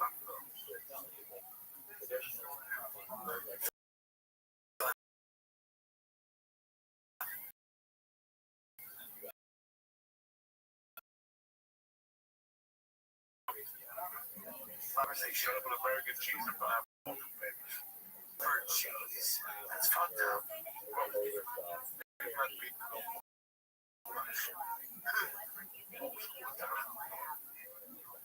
There's some shit in his head show up. That's what I'm trying to always avoid. Could you get like let's say you went to the deli and got like nice sliced American cheese, like they sliced it for him.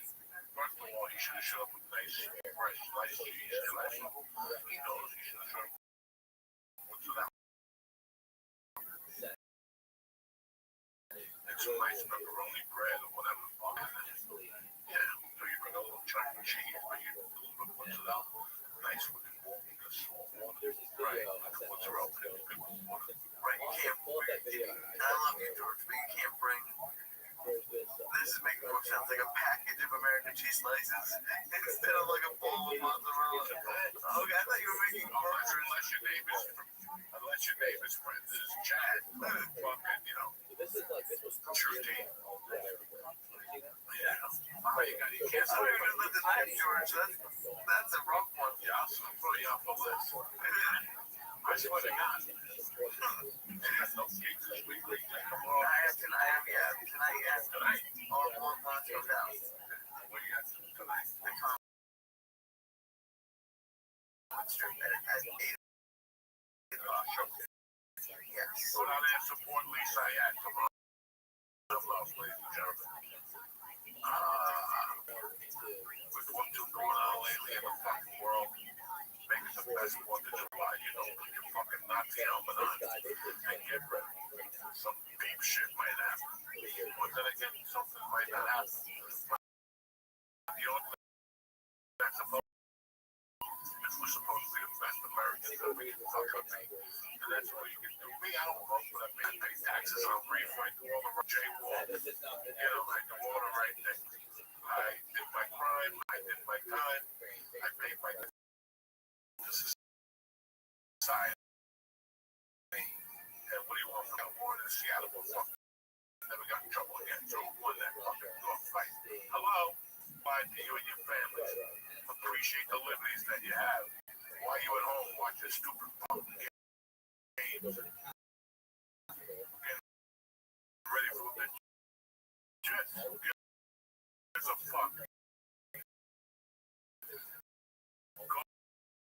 out there, be a fucking American. That's it. Want to be in demand again. Thank God. That's it. But do you really want the job? That's next week's podcast. Do you really want the fucking job? After Trump gets rid, are you going to learn how to bake? Are you going to learn how to clean a bathroom? No. I love you guys. Have a happy 4th of July with your families. Stay well. Don't forget to support Lee tonight. Common Strip on the street. Lee, you sit there like you don't even know who you are. Look at you. I know what it is. The comic strip in the Upper East Side. Common Strip on the Upper East Side. I love you, motherfuckers. Stay black. Have a great week. Hey, what's going on? Uncle Joey here. Listen, it's 4th of July weekend. If you think it's not functioning, it's time for some Blue Chew, Jack. Blue Chew is the brand you know and love for offering chewable tablets for better sex. Now they're launching something new. You ready? Blue Chew Max combines the active ingredients of Viagra and Cialis into one chewable. You're about to be unstoppable. Listen, if you thought Blue Chew was good, wait till you get the Blue Chew Max. You'll get started even without leaving the couch. Sign up at BlueChew.com. Chat with one of the licensed medical providers, and if you approve, you'll get a prescription within days, delivered to your house. Nobody knows nothing, not even a mailman. And get ready to polish that helmet and swing it, Jack. Make life easier by getting harder and discover your options at BlueChew.com. If you want a medium hard, or fucking bang my head off the stove hard, Blue Chew got you covered. And we got a special deal for our listeners. Try your first month of Blue Chew free. You sit there, Joey, listen. I want the bang my head on the pipe. I'm sure I can get it for free. When you press the promo code Joey, J-O, just pay a fin for shipping. That's $5. That's it. Nobody knows that. That's promo code Joey. Visit Blue Chew for more details and important safety information. Like don't eat two of them because you have to drive on the 4th of July. Out. You don't want to do that. But anyway, I want to thank Blue Chew for sponsoring the podcast and giving this tremendous offer. So that's promo code Joey. When you visit Blue, right now, go look at yourself in the mirror. Go, I'm ready to sling some dicks. Have a great 4th of July. What's happening, beautiful people? It's Tuesday, the 24th of June. It's a beautiful day to be alive. The Church New Testament is in session, Jack. Let's get this party started. What's happening? Uncle Joey here. Listen, your gut is the core. It affects your hormone levels, energy, and weight management. So if you've been having issues, it's time to get your gut under control with Bioma. Bioma is gut supplement with a blend of prebiotics, probiotics, and postbiotics that help you micro back on track. Just take 2 capsules before breakfast and you're good to go. If your gut's out of whack from stress, diet, or anything else, you could be having mood swings, anxiety, or even brain fog. Bioma is here to help with all that. Listen, I've been taking this for about 2 months, and it is tremendous. It's the best probiotic I've ever taken, again, because it has a pre, post, and whatever. It has 3 different levels. It's not just about being able to relieve yourself easily. A healthy gut is the beginning of a healthy you. So do yourself a favor. Feel like hell? Bioma's got your back. To get started, just click the link in the show notes and press in code CHURCH, CHURCH, and get 15% off your guts comeback. That's 15% off your first order when you use code CHURCH. Just press the link in our show notes. I want to thank What's up, you beautiful people? Here we are for another main man, Lee Syed. We're going to bring a guest, but you motherfuckers don't like him. Fucking guest, it's just us talking shit through world events. What happened last week and what's going to happen this week? What's up, Lee? I don't have any answers, dude. You don't sweat that much, which is crazy. You don't seem like you sweat that much. I don't try to go outside. I don't try to put myself in a bad position. You sweat when you go to the gym. That's it. Oh, my god, I don't know how. Even like, you walk into a store in the city and they don't have air conditioning. No, nobody's got air conditioning. Fuck that. Are you serious? They're saving. Prices went up on electric. That's it. You're the fastest state in South Africa. So I bought. Nobody's got air conditioning. I know for a fact you're gonna make fun of me, but I don't care. I love these little fans that you put around your neck. So I can walk around with it. I'm gonna get more. If they mug me for the fan, I bought two. The other one dies. I never. I brought one here. That's a little. That little white one? No, there's a little black one. George brought the little one. I brought one that you hook into your pants and it goes up your shirt. But the problem is I'm too fat, so I can't. Putting something in your belt when you're fat is not gonna work. Dude, I love fans.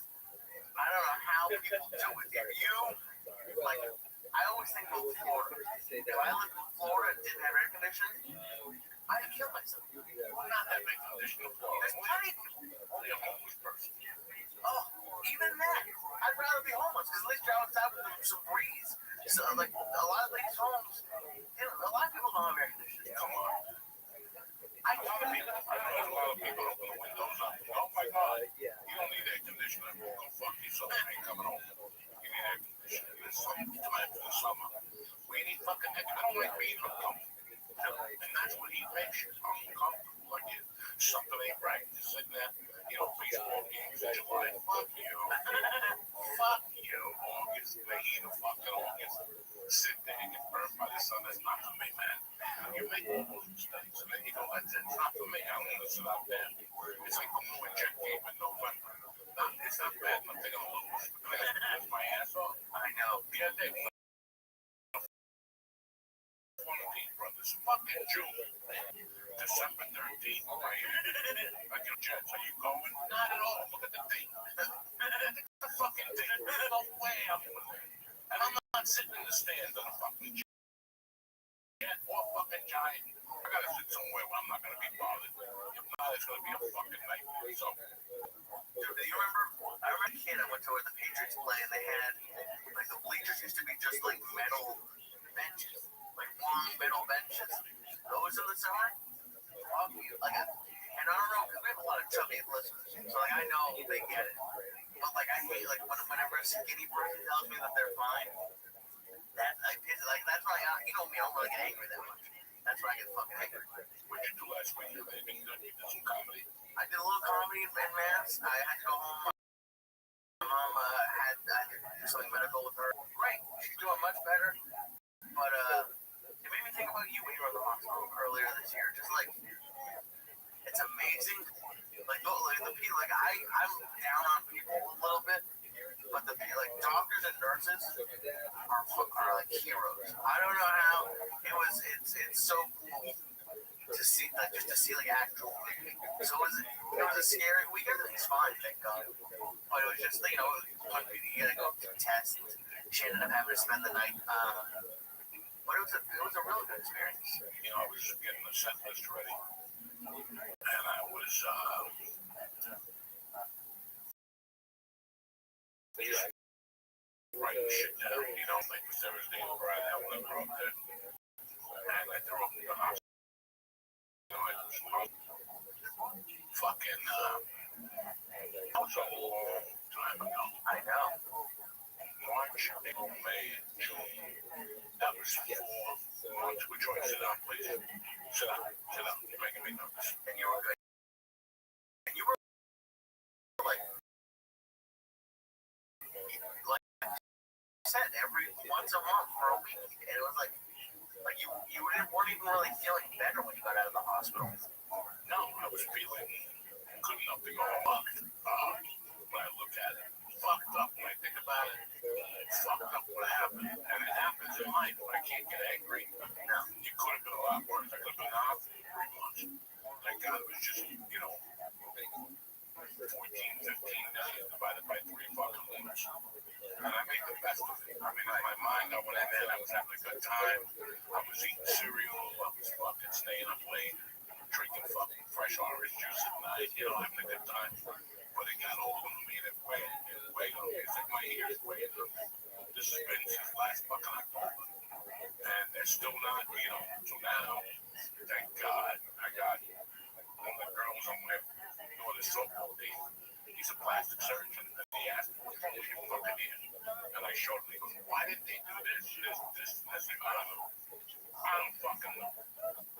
You know, and he's like, "All right, come and see me next week. I'm gonna do all this shit, and then I'm gonna." He goes, "I'm gonna be working at the hospital, but I'm gonna come into emergency room, and I'm gonna take care of you there with fucking with different insurance. I mean, the guys, they're running. That's the only way to do it. It's like you have. And, you know, I'm happy to feel a lot better now. I have worked very fucking hard since I got out of the hospital. I wrote some shit down. I made this about some stuff, and I have stuff very tight to that plan. You know, like just to the team. Like I've hit the goals every week that I wanted to.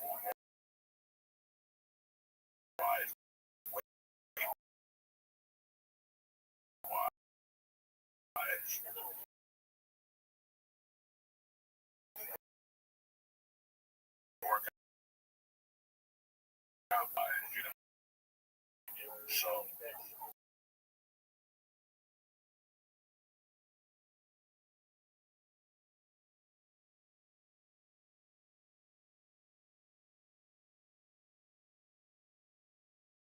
when you're battling with a tunnel, you're not depressed because you're working. You're making the best of it. Okay, you put your head down, whether it's stand up, health, whatever. You put your head down and go, this is what needs to be done. You know, I can't stand up.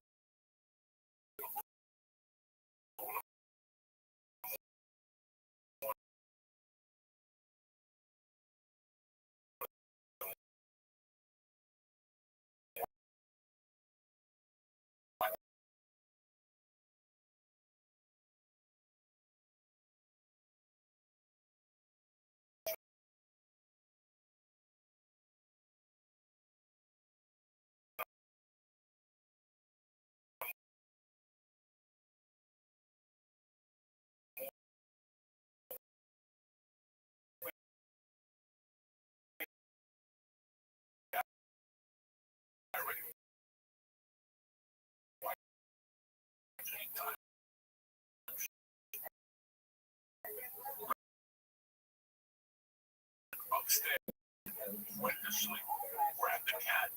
Difference. You feeling better with Well, yeah, take a nap in the afternoon. I was so hard in the morning that when I go up 1:30, I fuck around, I take a shower. And by 3:30, I gotta go down. I gotta go down for a fucking hour, an hour and a half. Sometimes 1:30, sometimes. Yeah, I went to bed at 3:30. I got up at 6:15 at night. Really? Yeah. Wow. I'm jealous.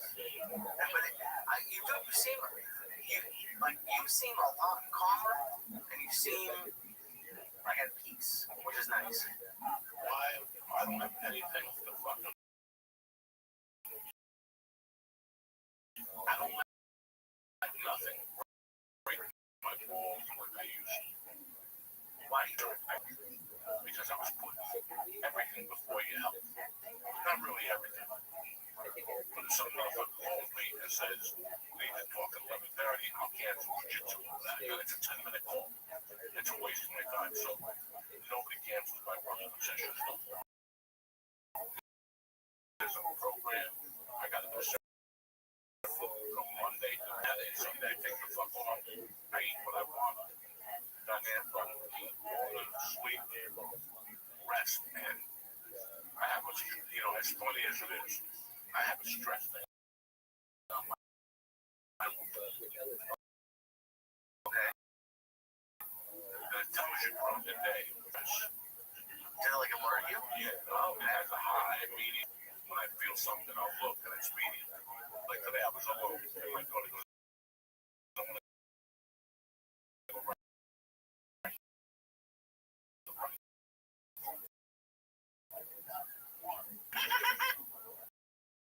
She can ride a great bike.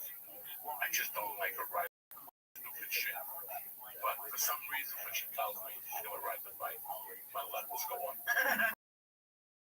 Right away. She goes, she's gonna scrape her And then I go, that's how I learn. I know, it's just not scraping fucking me, you know? And little things like waiting for something. That puts my stress level high. Just the fact that they invite you. No, just call me. Hey, you want to do a podcast? I'm like, not really, but I tell me, this will be like the 18th time. I go, no. But it's because why would I want to do a podcast right now? What is the sense of doing a podcast? Right? I had no reason to do a fucking podcast. I come up on that that we get to do our podcast, we get to chit-chat, eat some food, and we go home. That's it. I don't want to drive into the city and start doing 15 podcasts a week for no reason. For no reason. I'm not promoting anything. I got nothing new to say. You know, nothing has happened. Except I'm getting older. What the fuck has happened? So for me to go on a podcast, so I'm going to do in prison. I don't want to hear these questions no more. I don't want to hear these no more. Right, you know. No, I get it. And it's interesting for me to watch you because I like something that I feel like I've been doing wrong. And I'm trying to avoid, but I feel like I've been a little bit too desperate with some of the comedy stuff that I'm doing. And I know why I'm desperate. It's like I just want to do spots.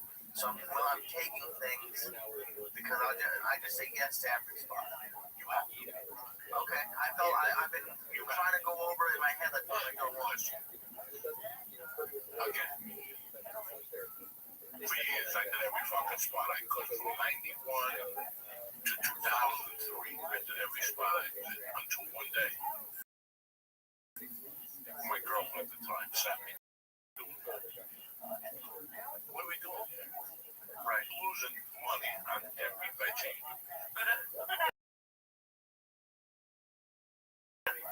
You're the only comedian that loses money on every venture. If I took a bus to the local games, they say, hey, Marty, you know, I figured all these things out. You have a budget. You have, they're paying you $600 for 6 shows. You got to get there. I told back in, this shit started about 8 years ago. Before that, everything was $200, $240, $280. Yeah, I'm saying, yeah, everything was $280, $249. Every once in a while, you got a $311. But, you know, that's so right there, you get $400, $250 is out the window.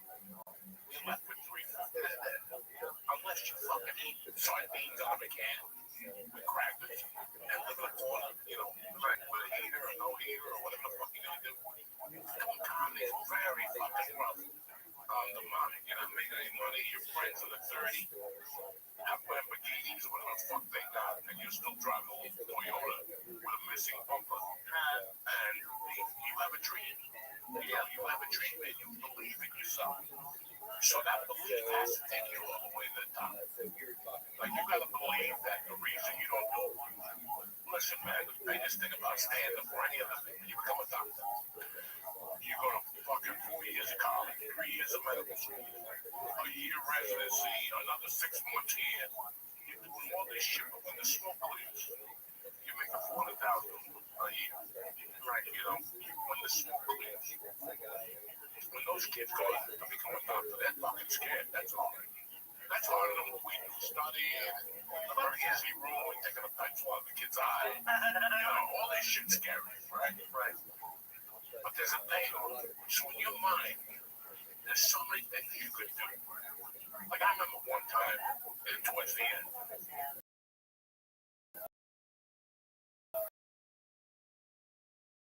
this was like one of your home. The arguments I have a guy with Ralphie, man. I said something to him like, Ralphie, you got a knock on that. At that time, I had nothing going on. And I said, oh, tell me 1 o'clock works. But this 5-hour late shit, that doesn't work. And I told him, I go, I got time. You know, my time is valid. Valid was mine. I'm going to be sitting in your fucking ass for 4 hours. Then you got no time. Right. Your time is nothing. And, you know, it was like a little argument. We made out whatever, but he told me 2 weeks later, but you were right. Time is important. So you're wasting your fucking time and your sacrifice. That's why I said that to you a couple weeks ago. I love you to death. You ain't got time to go to movies on a Saturday night. I don't give a fuck if it's Mission Impossible. And that's the big thing with your situation, the relationship. Now you're in a relationship. And now you got to give her some, some sort and maintain your fucking sanity. Because they're going to come at you every day. You're going again. But there's a sporting event. Like, I did not give a fuck what was on TV. I did not give a fuck about your fucking family. I didn't give a fuck. I gave a fuck about making something out of my life. Right. So I don't have time. I don't have that time. And then what I did this weekend is I don't have that time that you're looking for. Right. And people, you know, there was a guy I went out with some friends of mine. And I broke into this friend of mine. She was there with her boyfriend. And we were talking. And she goes, you know, when you got divorced, how long did it take you to get remarried? And I go, it took me 9 years to get a girlfriend. And 9 years to marry her. And she goes, why did you do that? I go, because I didn't want to push my luggage on people. I had tons of luggage, A, and B, my principle was not going to be the same as yours. You know, I had an affair with somebody that came over, we fucked. The next day they're gone. I got confident. I don't give a fuck about what's on your mind or what's on your friend's mind. And there's people that can't handle it around you. It's very rough on the people around you. Like, one of the reasons I got into comedy was not to go to weddings. Straight up. Straight up. Straight up. I don't have 6 hours to waste at a fucking wedding. Don't want to go to a fucking wedding. And if you call me with a wedding, I'm going to tell you it's not going to work. And now I live like trickle people going to get married. And they're like, well, are you going to come? No. Really? And they think I'm moving. Right. Like they think I'm joking around you 7 me 3 hours and bang on the glass and all that dumb shit. I just don't like it. Right. I sacrificed a lot. Now, in my heart, I like weddings. But I had to convince myself. I didn't like weddings. I had to convince myself that I didn't like half the shit that people were doing. So I didn't involve myself in it. I only had one thing to do. 2 things. 3 things. Smoke coke, do comedy, and get my dick sucked. Because that was on my list every morning. That was my list. Stand up, smoke coke, get your dick sucked, try, whatever. That was on the agenda. I'm the fucking bro. I didn't give a fuck about your problems. I don't care about your fucking cat. It's a fucking state of mind. And that's, yeah, it's hard. It's hard, and it's hard to like get out of, like, for me, it's very hard to get out of my comfort zone. And I know, like, on Saturday night, I didn't have anything booked, and I went to 2 clubs. And there's nothing I hate more than hanging out. I feel like such an asshole. I feel like no one wants me there. Not because I'm not funny, but like, if I don't have, like, I'm just gonna just clap and watch it. Yeah, that's right there. You want, you sit there, you gotta be and you watch. And you don't say a word as long as somebody's walk in, walk out, so you're not out of mind. You're out of mind. You're always there. And on Monday, they all get a fucking text or whatever's in with your avails. Monday at 9 o'clock. I don't wake up till 11. It's Monday. My well, they wake up. I say that fucking text. Right. That's why your mentality is your real. I look people up for random. I'm like, what do you do every day? You just got this thought. Yeah, well, I planned this. I'm canceled. People don't think like that. They don't want to think like that. They're not proud of you when you live. They don't have money. They don't know what's going on. Wait, you went to Bimini? Fucking Bimini. Go jump up and down fucking Bimini. Do you ever think about, like, because it might be weird for you. Like, let's say you didn't have that coke problem. Do you think you would have done more in comedy? Oh, probably. Because it's all like, but also like a lot of the coke stories turned into like a lot of funny material.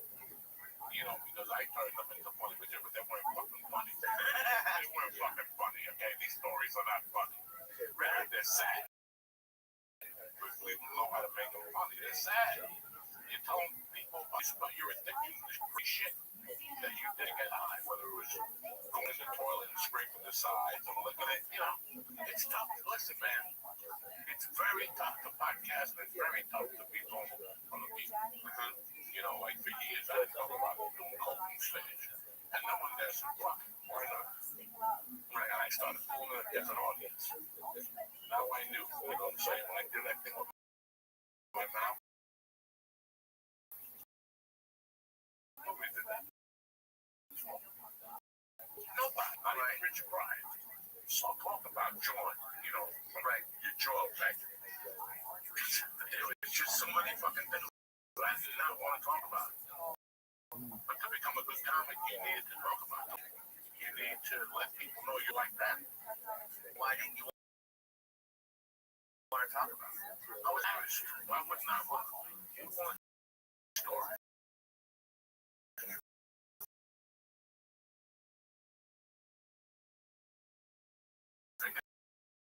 Somebody should. Nobody wants to hear this shit from you. It's what made you who you are today. Right. I'm not a Michael Jackson. Everybody knows that I'm fucking great. So, you already know it. Like, no crazy person would have kidnapped somebody. No crazy. No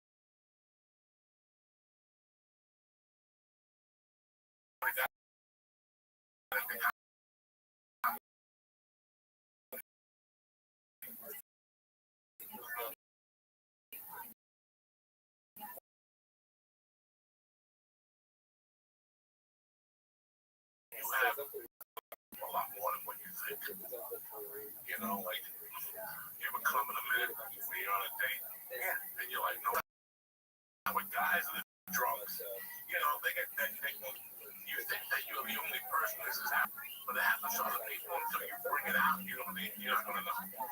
Everything that happens to you, oh, shit, I do the same thing too. You know what's weird? I'm not, like, one thing I love about podcasts, and I like about our relationship, is like, there's a lot that I won't say in like normal life, but on a podcast or on stage, I'll say like, or like even when it's with you, like I feel comfortable. I don't think people talk about the shit that they feel like no one else goes through. No, they're scared, and we're scared as comics. When you unveil yourself, that shit starts to move. The shit starts to move. Okay, I can relate to that. This motherfucker does this. This motherfucker does that. I can relate to this. I understand what he's doing. That's because right, honestly, like up until now, I've just been trying to be funny, but that's kind of what my goal, like what I've been working on. It is, but okay. Always remember, funny is fun.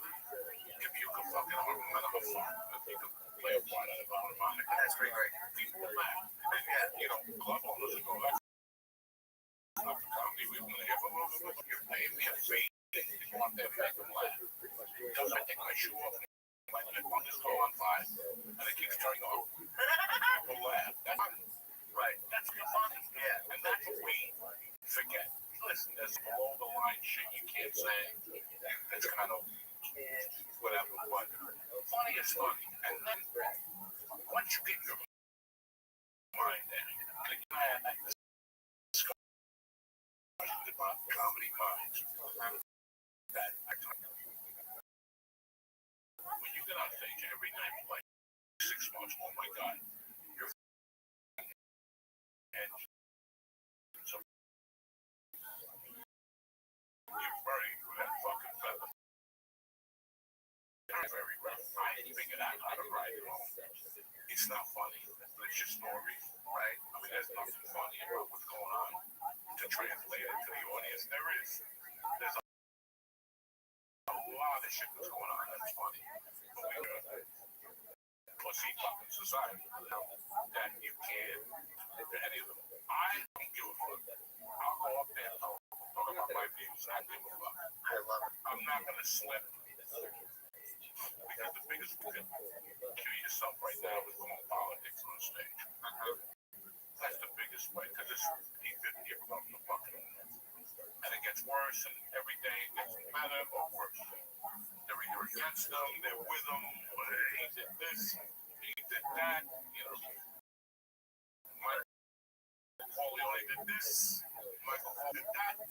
But the fun thing with like any sort of like political jokes, because I don't even know, but like I don't know what you believe about what you're saying. A lot of the things that you like, I love when you call me about like something that went on in the news, and you say some wild shit. I'm just dying. Wild shit. I don't think like I never even really thought about it, but now that I'm thinking, I don't think like an actual like political belief that you have. You know, it's you just look at shit from what it is. It's like I don't even look at I don't get into it right now. I don't hysterical.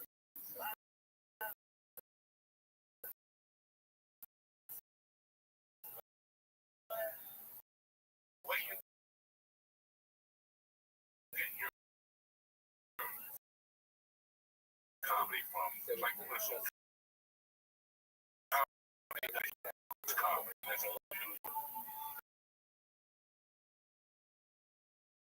no, Saturday night I didn't go out. I made it home. And all night, all night, it was, it was the bomb. He had just bombed. Right? And it was hysterical. You could see it and they were kind of weird. And then I put Fox on 26, right? It's like 25 or 26 on the cable box. And they were just saying, Donald J. Trump. I hate when they call him Donald. Such a fucking faggy name. Trump. Just call him Trump. And they say Donald J. Trump. Good history. I mean, they were all out there just sucking the Trump dick, and I was laughing my ass off because there's people that are burning right now. Like half of the other side was furious that he dropped those bombs, and they didn't really comprehend. Like, it doesn't matter who you bomb, right? It doesn't fucking matter whether you bomb babies, whether you bomb fucking old ladies, he bombed the fucking nuclear facility plant, wherever they make nukes, right? Okay? And people are still, you have the right to do that. So you're living in a world that nobody's going to be happy with you. And I love on both sides, like the people watching Fox, a lot of them were like saluting, they were pumped. And then you got the people like the Jews, Oh, yeah. And it's so fucking crazy, it's so funny that Jews in this country, a lot of them, give you some inside info here. Are you allowed to say this? In a couple of weeks, maybe a couple more after this dies down, a bunch of people are going to start getting snipers and killed. One by one. One of them is going to be Roger Waters. Big Floyd. Israel's going to start taking people out individually. One of the shots. They're just going to start taking people out. They've had it. Netanyahu's had it. I mean, the world, whatever. I don't want to talk about this the right way. People say it all the time. So, the shit is going to get fucking head. How do you think they're going to do it? After the thing blow darts, just blow people up with pages. I fucking know. The CIA is still trying to blow things up at cigar. With a fucking cigar. And the Jews figured out how to kill people with a fucking page. So I don't know how they're going to do it, but you feel it's going to get a lot worse before it gets better. We're going to New York for 4th of July. I don't think we're doing that. You know what's going to happen? What idiot's going to run out there, jumping up and down New York? That's fireworks that day, so you can't get shit. Right? Oh, you can't get shit. So there's a bombing. They might bomb Lincoln Dollars. No, like we said, New York is a haven for fucking Jews. a billion Jews in New York. It's one job. They already have rules that are getting together. And what these people do, I watch about 60, what these people do is they just get together on structure, buildings, places to hit, holidays. Jews are doing this, or people against Jews? People against Jews are Americans. Probably. I can't tell. Okay. Yeah. Like I said, I don't like talking politics. I just repeat what I hear because I'm a fucking idiot. But I know as of this afternoon, They tried to bomb the American airport base. Whatever. So he said, everybody said it. They retaliate. It's over. They're going to become a partner. Well, I would love to hear from any soldiers. I don't know if you've seen, I've heard like a rumor that when they feed the army like steak and lobster, that means we're going to war. And all people were posting like in the last 2 weeks were like, oh, the army's getting steak and lobster. Like, yeah, at the cafeteria. That means it's about to go down. I don't know what's going down. I just know that you got to get your helmets ready. Get that iodine ready. It's the iodine. You put it in your ears like Russian people. They put iodine in their ears. Something when there's a nuclear. Something bomb. That's what the Russians told me. Would you really try to survive? What? Would you try to survive? I don't know if I would. I don't know. Just if I did you see the pictures of Iran? I told you, just determined. There's smoke coming out of it, a little cape on the bottom. It's just that. People just disappear. And every fucking, you see it, it's like when they do like a genie, like when the genie, like, right, and the clothes just fall. That's what it is. They just zap the body. That's they just zap. They got 1,000 turbines. Smoke cover right now. Or fingernail, or fungi toenail. That's what I'm looking for. I don't want to struggle. I don't want to survive an atomic bomb going on. Listen, who knows? Don't worry about it. I'm not worried about it. They come, I'll go right outside and wait for it. I'd love to be one of the ones who are zapped. That's the best way to go. You're not scared. You just zapped. A little bit, but you don't think so. You can't do comedy. I don't want to get zapped. What kind of comedy is going to happen after the atomic bomb goes off? We're doing shows. Something like that. No. Exactly. That's what Zach. It's going to be like Road Warrior.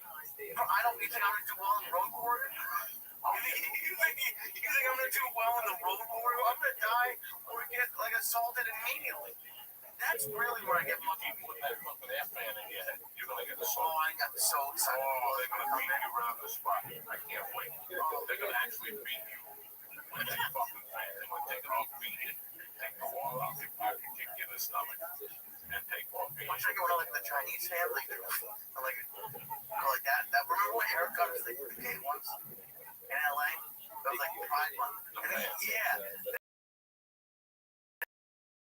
That's the one I should get. You should be a gay fan. You should be getting big stuff too. Get a little gay fan.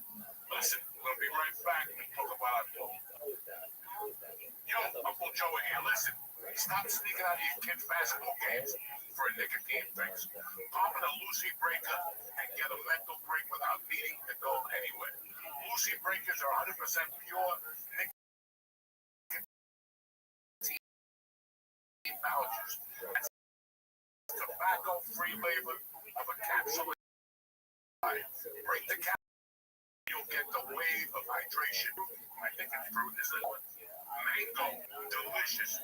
You can chew between 4 and 8 milligrams of nicotine to get the exact kick that you need when you need it. Listen, let's level up your nicotine routine with Lucy. Go to lucy.co/church and press in promo code church to get 20% off your first order of Lucy. Lucy has a 30-day refill policy if you change your mind. Again, that's lucy.co/church and use code CHURCH, CHURCH, to get 20% off. And here comes the fine print. Lucy products only for adults of legal age, and every order is age verified. Warning, this product contains nicotine, and nicotine is an addictive chemical.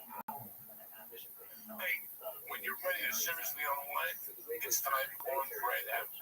Cornbread Hemp's CBD gummies are created to help you feel better, whether it's stress, discomfort, or you just need to relax. uses the best part of the hemp plant, the flower. So you're getting the purest, most potent CBD. I love these things. All of their products are third-party tested, so you know you can trust them. And everything is USDA organic to ensure safety and purity. Right now, church fans will get 30% off your first order. cornbreadhemp.com/use code church. CHURCH, and I'm going to welcome Cornbread Hemp. We're back, beautiful people. Lee, did you watch the fucking NBA final class? I didn't watch. I heard about it, but I didn't watch it.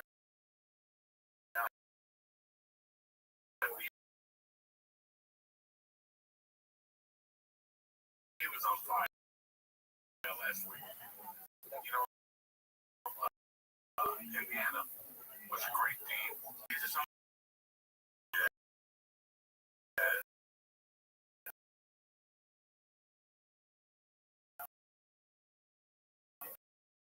and I was just talking about why I didn't know it was his Achilles. But I sat there last night. It's June fucking 20. There it is for a bunch of people going.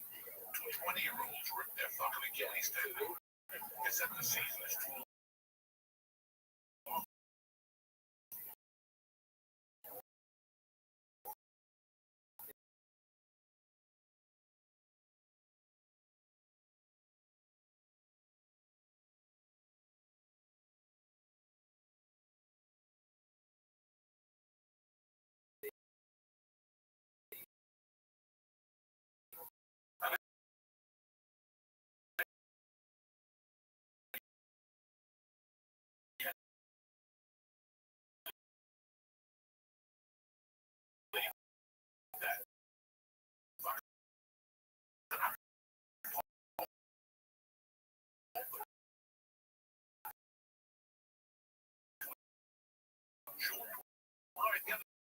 The team.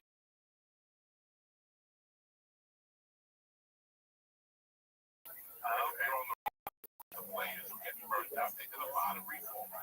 You read a history book, you know, and it tells you about 1861 and whatever, you know, the Germany thing. It tells you about all this shit.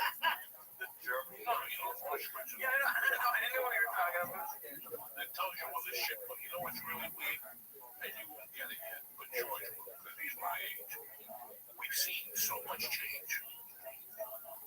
We've seen so much change. It could have stayed the way it was. And it wouldn't have hurt nobody.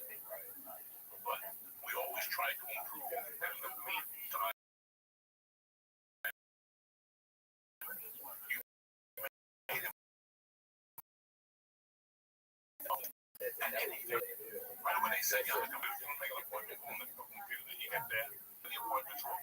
You know, it's just so many things. You know, we were talking about going a few weeks ago. I went to do that show. There was nobody outside because somewhere in America they decided no more scalping techniques. The scalpers were out there having a great time with scalpers, busting their balls, trying to beat them, trading tickets, charged. I'm fucking a computer. So, yo, right? We can't even negotiate. We don't even know who to negotiate with. Right? So, Scott. So, like they saw things change. Why'd they change? It was great the way they were. They happened in the 80s. I think the 90s were great. I think I would have stopped in 1990. Yep. With grunge and everything like what music is.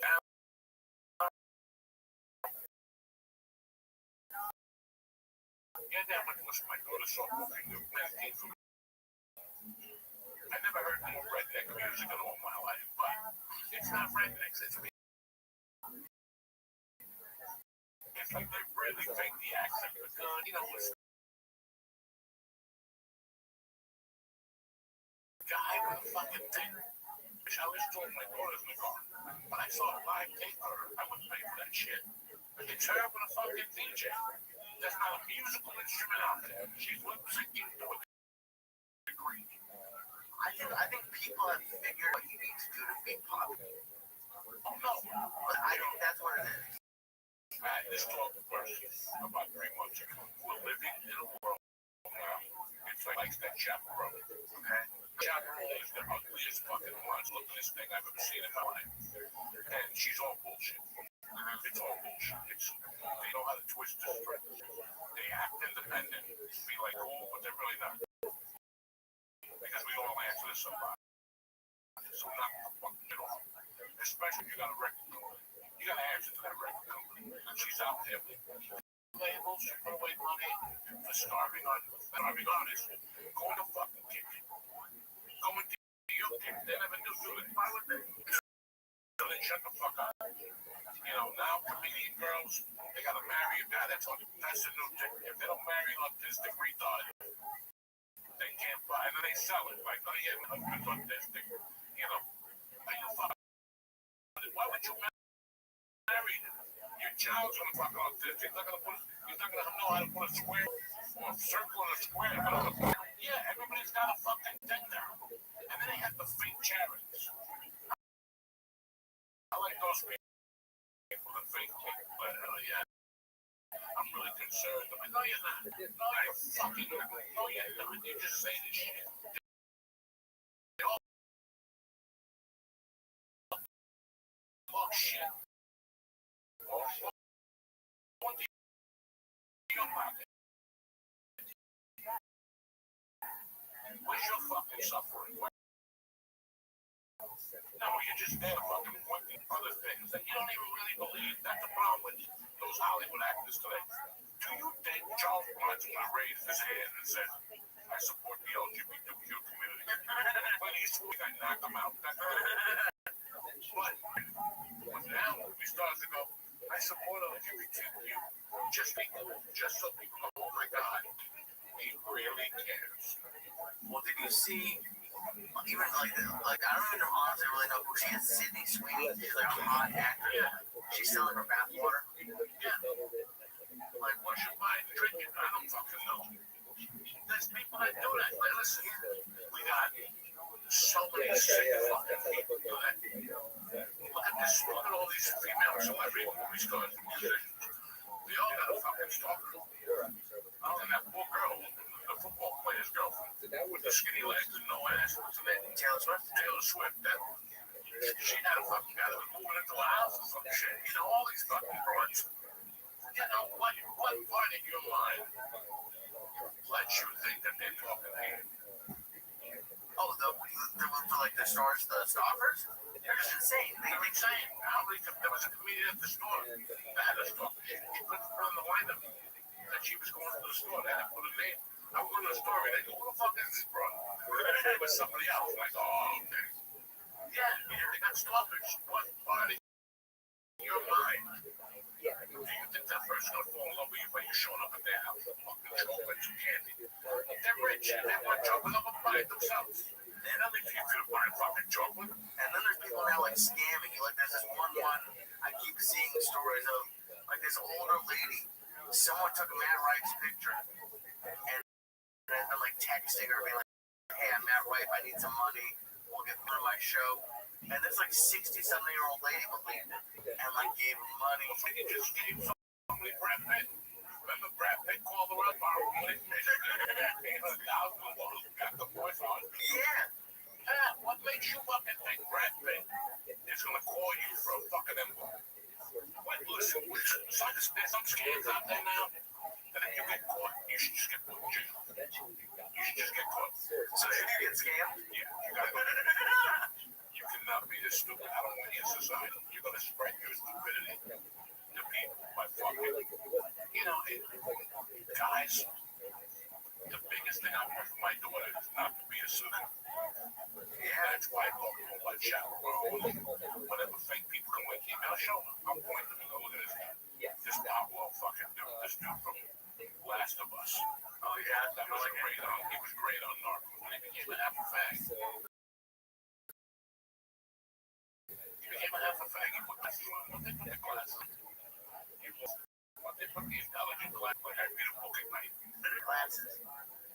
hate the people who need glasses.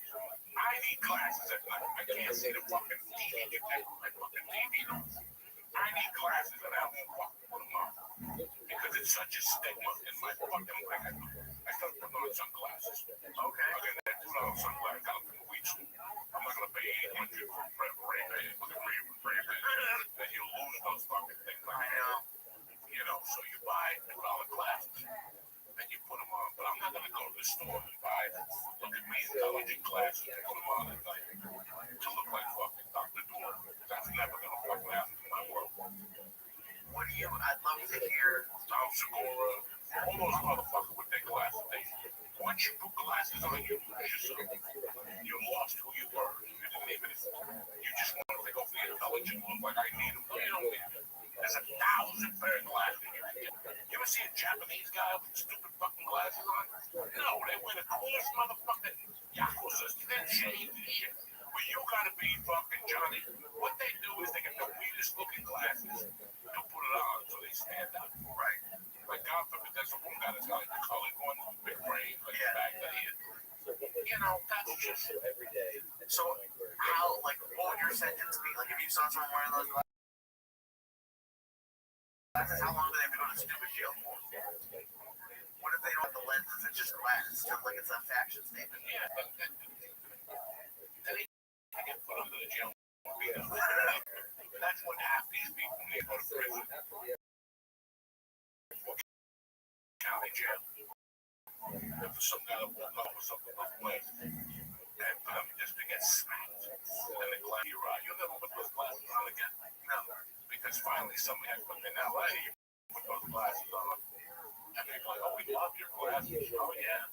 I got them on sale. No, you didn't. You're making fun of your fucking sucker. I love when they have, like, you can tell they have 40 pairs, like they match the glasses with the shoes, with the shirt. That's my favorite.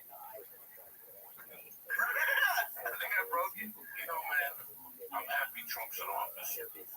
Because I know if we had a weak president and I was a country, it would take me a week to get through these fucking assholes. It would take me a week to get all these assholes we got walking around. Between the tattooed bald-headed guys on steroids, I think they're fucking, you know, to the faggies with the tight fucking pants, to the other sets of faggies with the blue suits and the brown shoes, like brown and blue ever fucking matched before. You know, there's just so many people that live for an identity. I took the bus. Everybody's dying for an identity. You could go anywhere now on a Friday or Saturday. What do they got at a restaurant? A bar for you to take pictures. Oh, yeah. For you to take, like, you're in a VIP things. So you can actually take them and, like, look at me, we're on the but everybody wants to be so, and it's fucking, because I'm a half a pseudo fucking felon celebrity. I fucking hate it. I fucking hate it. Dude, there's places in New York that are just open for you to go take selfies in, and you can pay to buy the, like, buy the picture. I don't know, it's in the Lower East Side, there's a couple places that if you walk by, I've seen shows down there, it's like they have, like, out the door. Because that's a new world. People want to take selfies in front of they can't take a selfie in front of the theater. They just hope. On Sunday mornings, look at Instagram. Right. With the flashlights behind the lights. We know. Right. We know. Show me you saving a cat, giving it mouth to mouth on the street. I love you more. What do they say in sports? Act like you've been there before or something? It's you know, it is social media. But I can put on so many skull caps. I get so many tattoos on my neck. I get black nail polish and smoke and do videos all day long. And people find the image of learning. Let's go see him. He's got a tattoo of a dragon on his back. And I say about you material. So yeah, social media image thing. People buy into image now. They don't buy into gallery. They don't look at that person. Look at that person trying just a little bit too hard. I'm gonna stay away from that. There's something that's not right. He's trying just a little too hard. It's no clothes. You know that? What do you mean? I'm not ashamed to say that. I have no clothes. I have 3 pair of Levi's. Black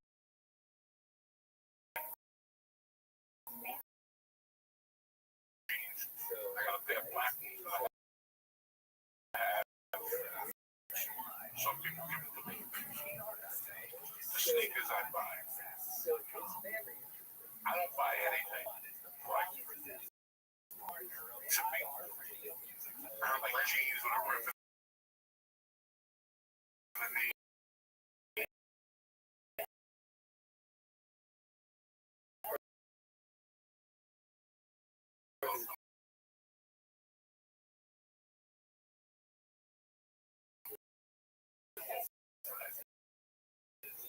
You're just too fucking.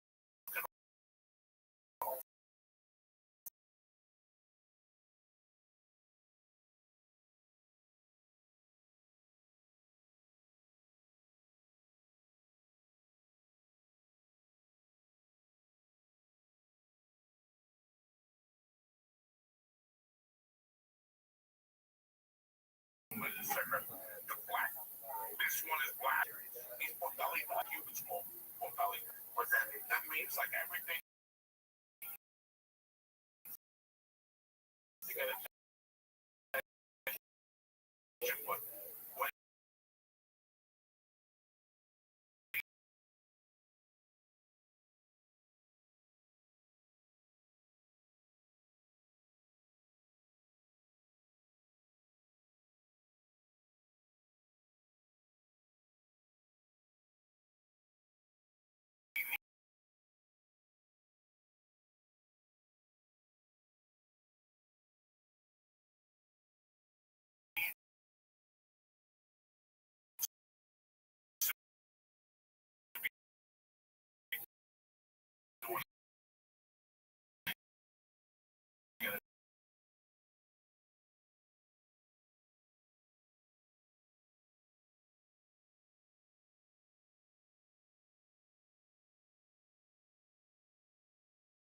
like Jordan is probably the only one that even not knows. Right. Yeah, but that was you know, an earrings and a fucking all that shit was not necessary in my world. It was not necessary. Whenever I see we showed up with Dick and Harvey. And that's it. When you show up with Dick and Harvey, you don't need all those fake accessories. Right. They're just to get attention from little bags. You know, my God, I love your shirt. I'm so cool. You know, it's like when you wear that fucking Nike shirt. What shirt? That Whitney shirt on. Oh, the buggies? Yeah. And people come up and say, that's cool.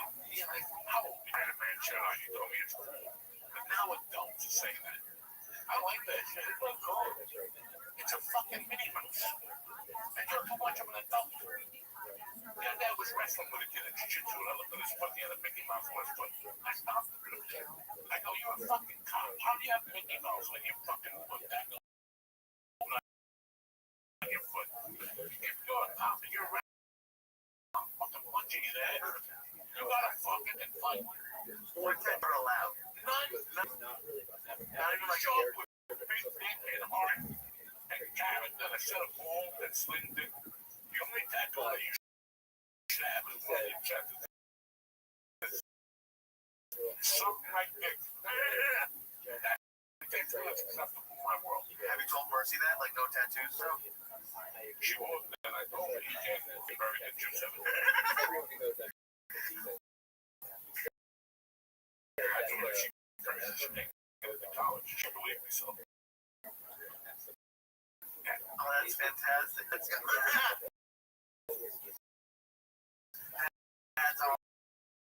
awesome.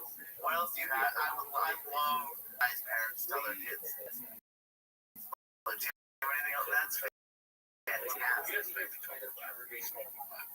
She goes, I know. Before you told me that. You thought like you were hiding in the gun. We were driving back from my house. And I said, oh, that's the weed store I was supposed to know that I missed it today. He's like, only if my dad would tell me what weed store he goes. I go, yeah, I was going to buy weed for somebody else. Not for me, for my dad. I'm all honesty in that.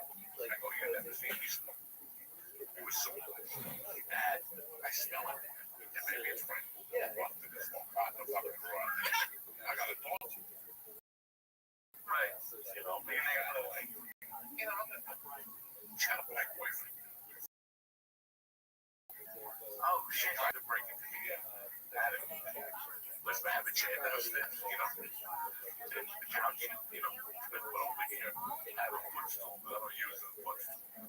I just use it as the remote holders, maybe to hold like a toenail cutter, and my remotes and water or something. When she sits on that thing, it's gonna get.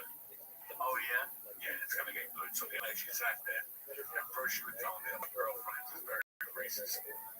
That's how we got into the conversation. And I go, she racist towards black. She goes, Dad, everybody. She says, but I do stuff all the time. I'm Jews. And she, I'm tagged with Jews, Arabs, I'm tagged with fucking black people. And I go, yeah, you know, all of this, you don't talk. And I go, that's a lot of African Americans in your school. But that, and I go, you really like them? She goes, well, I've been talking to him lately. And she goes, he got catfished on him. She goes, I was supposed to call him later, and never called.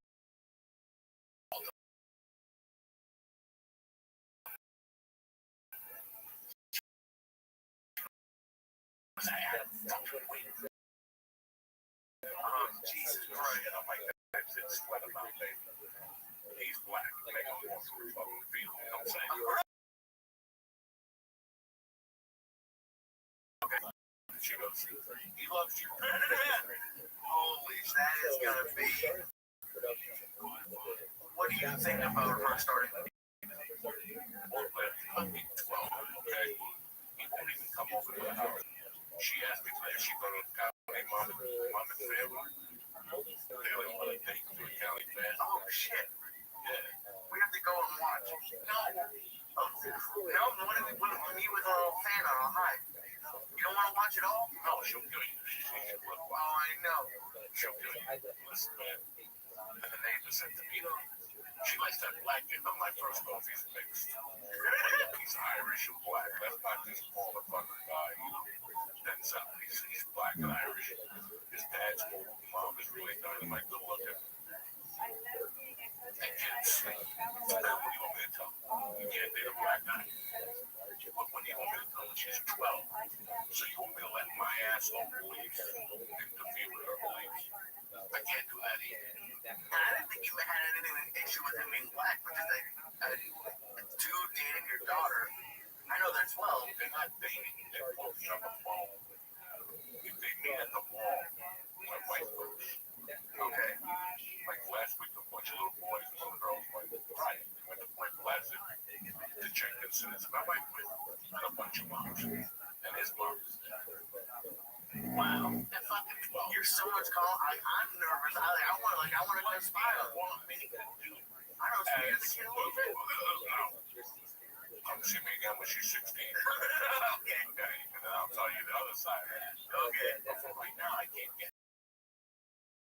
no way. She's just a young kid.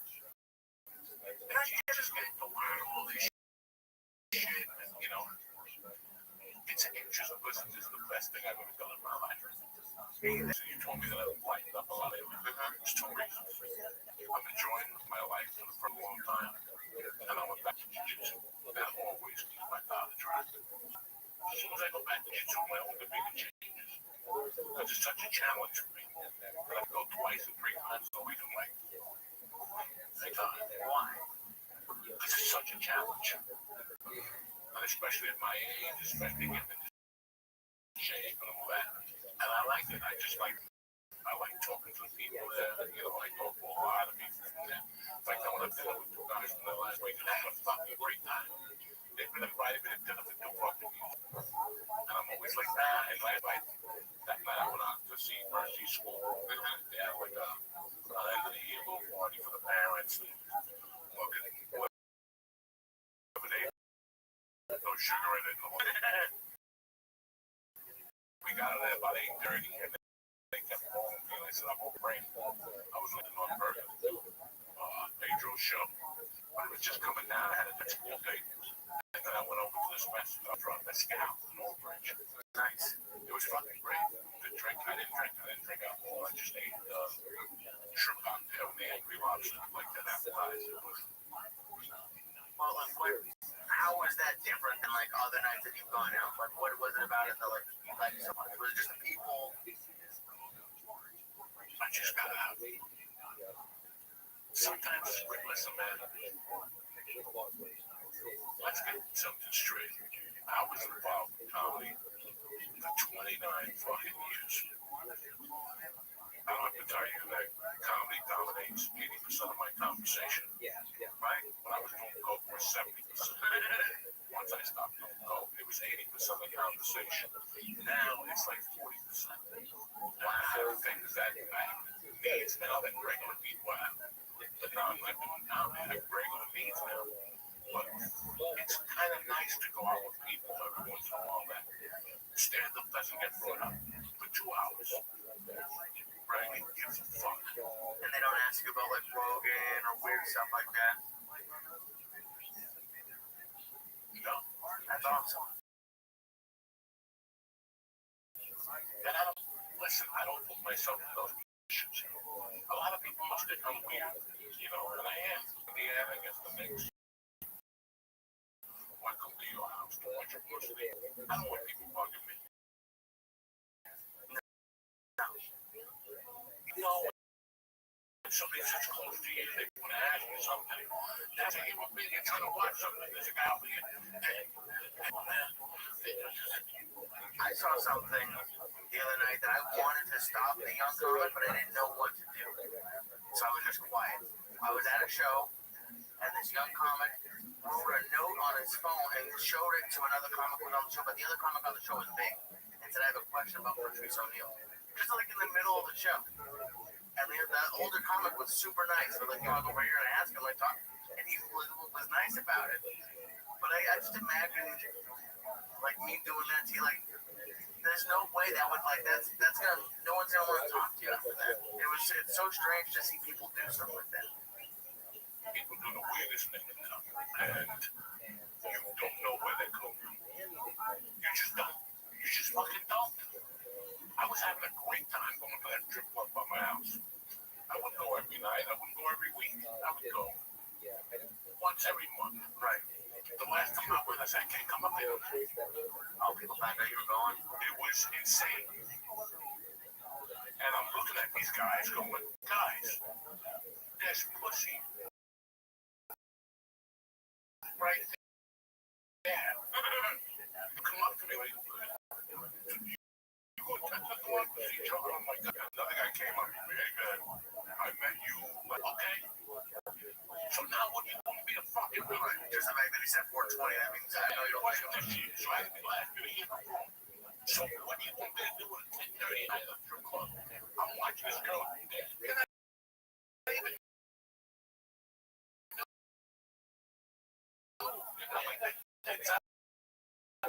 The reason I go to the strip club, I love how to dance. I know her boyfriend, but I love how to dance. So when I go there, since I know her boyfriend, she talks to me. Right? But she knows him, I just leave.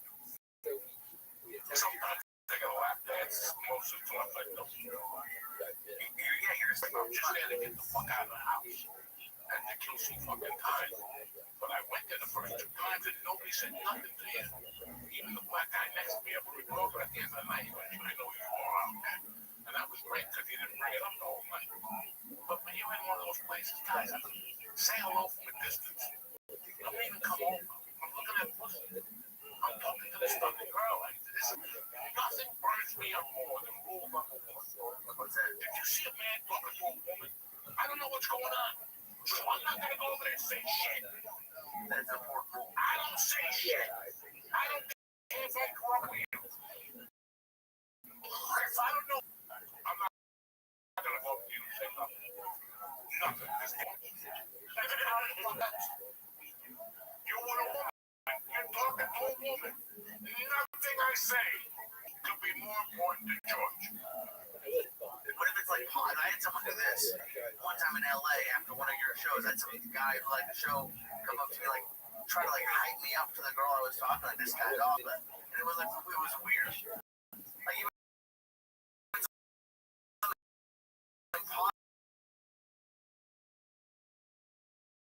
positive is like kind of creepy. Just shut the fuck up. This is my sister. Witness is good as a knife. That's it. You go like this or go like that. I get it. Right. But there's no reason for you to come over here and go talk to the fucking girls. I'm a 62-year-old guy. There's nothing here for you. I'm not the goddamn judge.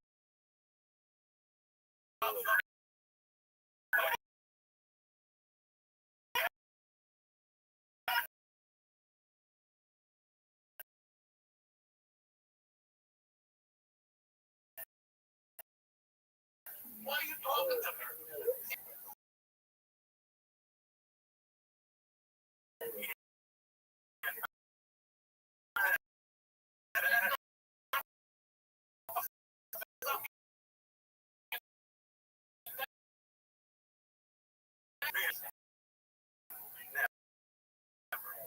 My friend, not really, not right now. You have to wait till I get out of here. I'll get on the way out. I'll take a picture of you. Not even a million fucking years.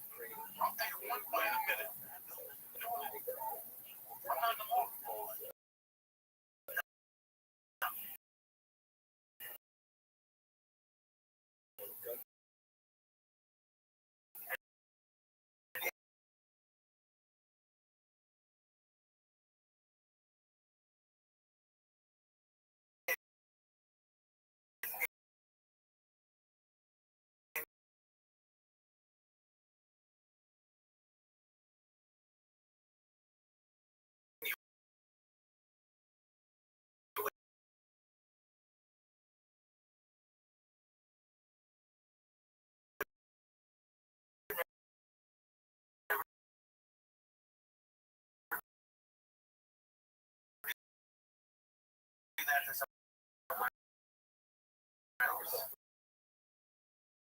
No.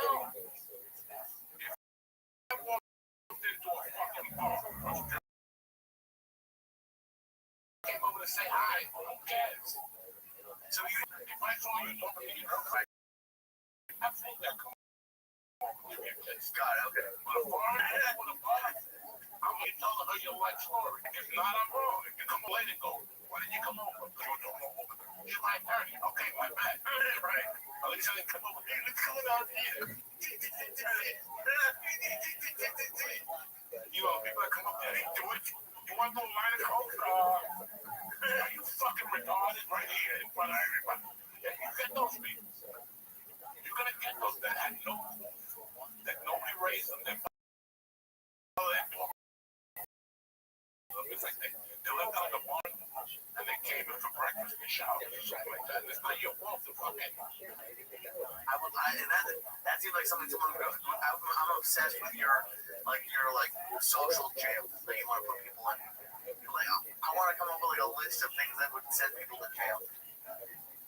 Like, what about? Because I was on the Greyhound. We were talking about earlier. I was on the Greyhound. Like, people tried to like. I pulled your trigger. I looked real fat, and I pulled myself up on the seat next to me. I didn't want anyone to talk. On the first one, on the way back, it was expensive. But like, people like they want to chat.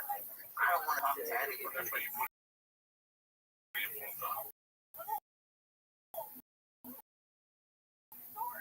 but even then, you don't know.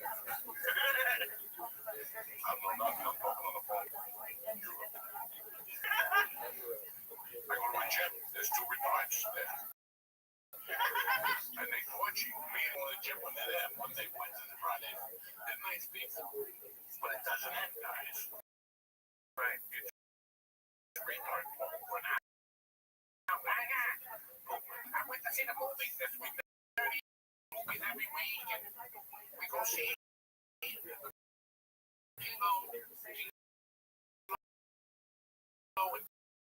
Kylo, what they go see. Great. Oh my God, she had a good time. One day, and there was another retard, but there was another guy that's half retarded on the treadmill. He puts a treadmill like 14, he runs on it, and he listens to music, he sings along. So one day he was running, and he's like, and he was like, miss you, like, he's taking a nap. I've been what? Miss you. And every time he'd say that, she'd be on the bike looking around. And all of a sudden she'd go, and he would say, like, without even saying nothing, he would just go, yeah. And she'd go, and they started a conversation like 20 minutes. I And the guy didn't know his phone's on. Oh, she really does. She's going to make it very bad for me. And she goes, this is fun. I gotta go, lady. You got to go. She got a little hand. The cutest thing in the world, him and her. So I just leave. I don't like them talking to me. I'm a Christian. But enough. Enough. Enough. There's one day even Jesus said, fuck this. One day Jesus got on the cave and you know what? I can stay here. You keep doing this shit. They ain't gonna change. These fuckers are never gonna change. They're gonna kill me again and again. And I gotta go through this shit every week. Fuck it. I'm going up to heaven. And don't think I'm coming back. There will be 1,000 years for Jesus to come back. He ain't coming. Especially now. All these fucking good luck, you motherfuckers. This week we got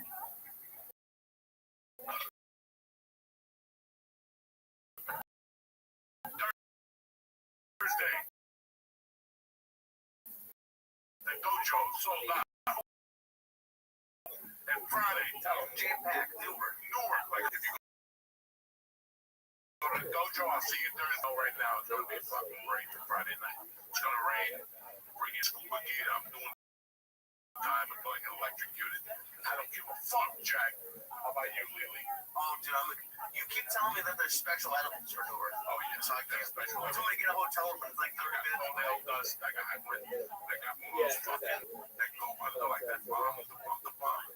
It goes under the nail now. It's reflecting. And I took my nail over a bunch of articles out now. It's perfect. I don't have to do nothing. Now I just drill the nail, right? And then my wife holds it back. I just turn my pole and the dust balls. I'm going to shake them up with the edibles. It's going to be fun. And the glitter on it. We got some new mushrooms coming in. They should be in on Thursday. We're ready to go. It's going to be a hell of a night. No drive. George's going to drive everybody. Perfect. That's it. George's going to drive you and drop you right up. There's a hotel right across the street. From where? And get back. Okay. You just Do I have a room or it's just there? It's just there. You go in and ask for a room. Go in there and stay in the bathroom. You do what you want. It's like the hotel by your house, where the first time I went to your house, Steve Simone brought pizza. You got me so high, I went back and I offered the front desk lady the pizza and everything. I couldn't go back there. That lady at your hotel hated me. So now I'm gonna go into this hotel in Newark, fuck that room for Lee, and there's not gonna be any rooms. Gives a fuck. It's all about a good time, cocksuckers. I love you. Have a great week, and we'll see you next Tuesday. Tip-top motherfucking Magoo. Stay black. Love you. What's happening? Uncle Joey here. Listen, your gut is the cornerstone of your health. It affects your hormone levels, energy, and weight management. So if you've been having issues, it's time to get your gut under control with Bioma. Bioma is women with a blend of prebiotics and healthy microbes back on track. Just take 2 capsules before breakfast and you're good to go. If your gut's out of whack from stress, diet, or anything else, you could be having mood swings, anxiety, or even brain fog. Bioma is here to help with all that. Listen, I've been taking this for about 2 months, and it is tremendous. It's the best probiotic I've ever taken, again, because it has a pre, post, and whatever. It has 3 different levels. It's not just about being able to relieve yourself easily. A healthy gut is the beginning of a healthy you. So do yourself a favor. Feel like hell? Bioma's got your back. To get started, just click the link in the show notes and press it called Church, CHURCH, and get 15% off your guts comeback. That's 15% off your first order when you use code CHURCH. Just press the link in our show notes. I want to thank Bioma for sponsoring the show. What's happening, big man? Lee Sayat, the 17th of June. Holy shit, the year is on fire.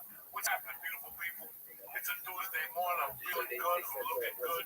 What's up with you, man? I'm good. I'm happy. Anytime I can, with someone with you, you get annoyed really easily. I'm like, it's gonna be a fun night. Oh yeah. When you get annoyed, I'm like, this is gonna be a good one. Oh yeah. I'm always fucking annoyed. That boy's through Barclay Rod, fucking $10,000 tickets, and you know, I'm gonna put this shit on Monday now. I'm trying to relax. And at that statue of Google that's been on there. It's been on fucking Google for 2 fucking hours. Okay, because I've been getting email. I set up that computer. Oh, yeah. So, I got 8 emails from Google. We got your email. We discussed. You know what? I wasn't even looking for that fucking email. I just got Beauty and the Beast. I give a fuck if it disappears. Oh, yeah. And the old church one, well, that can disappear too at this point. Well, I disappeared. They all disappeared. They don't disappear. They just got logged out. They don't even log back in. Yeah, like it's a login. Some fucking. Once I get the login, though, it's done. I don't even know how to put my Twitter and my Facebook on the big computer because I don't have login information. What do you mean?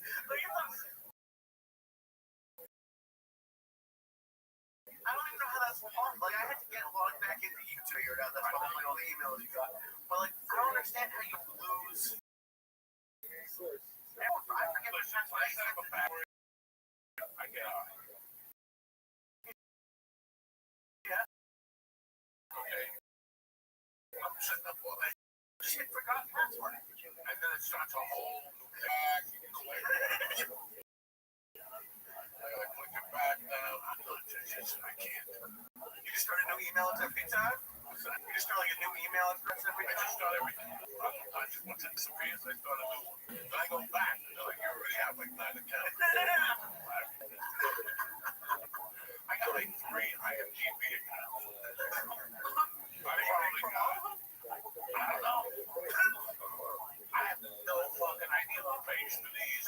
They used to send me a note like, hey, you got 30 days to pay. They just gave up. What do you do? SAG disappeared. SAG after disappeared on my computer. Just disappeared. And then I tried to put it on my laptop. And I went through all that shit. Send us this. What's your firstborn?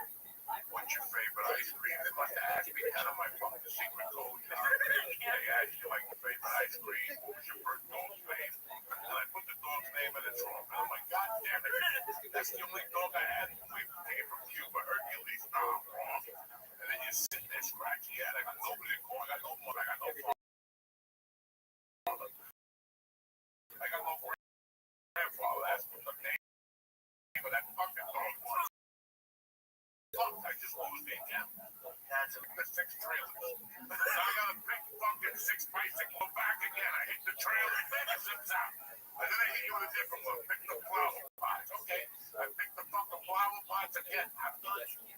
I don't have the patience for this shit. No.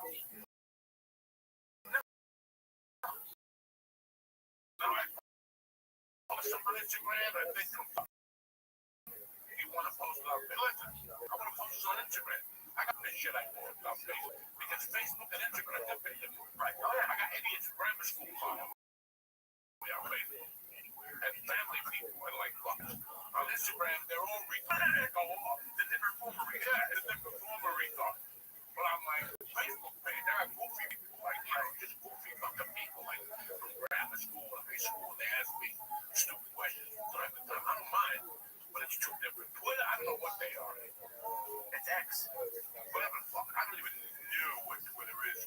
Who's on Twitter? What's on? The only one I know are people. She's still on Twitter? Good for her. Yeah, she's still on Twitter, but I don't know the rest of these people. Fucking crazy all over. Listen, something happened to the internet during the pandemic.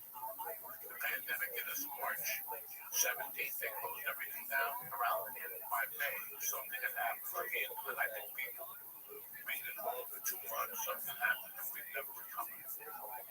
There's just a lot of people on there just, I don't know, like just fucking stupidity. And you see it and you go, you know what, I don't know what's going on. I go in there in the morning, the first stupid thing I do, I shut it down and go and trap kids. That's it, I swear to God. How long are you not? Like 8 minutes? Like not even? I told you, my record this week, I spent 46 minutes a day on the computer. That's my own time. I'm always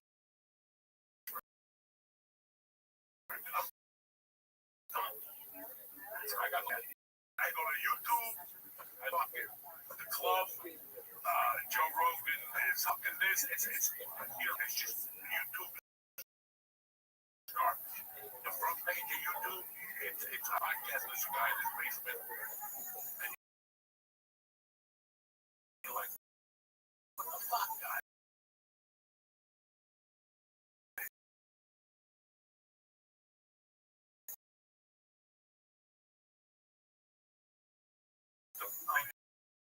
It was good. But I clicked on the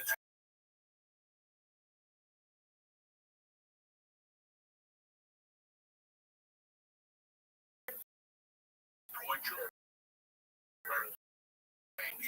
The region is a bird. When they start the videos about you daily, that's a problem. Yeah, for both of them. Because, like, it might be. So I go on that front page because maybe there's something that I haven't listened to. Maybe there's just some couple days ago.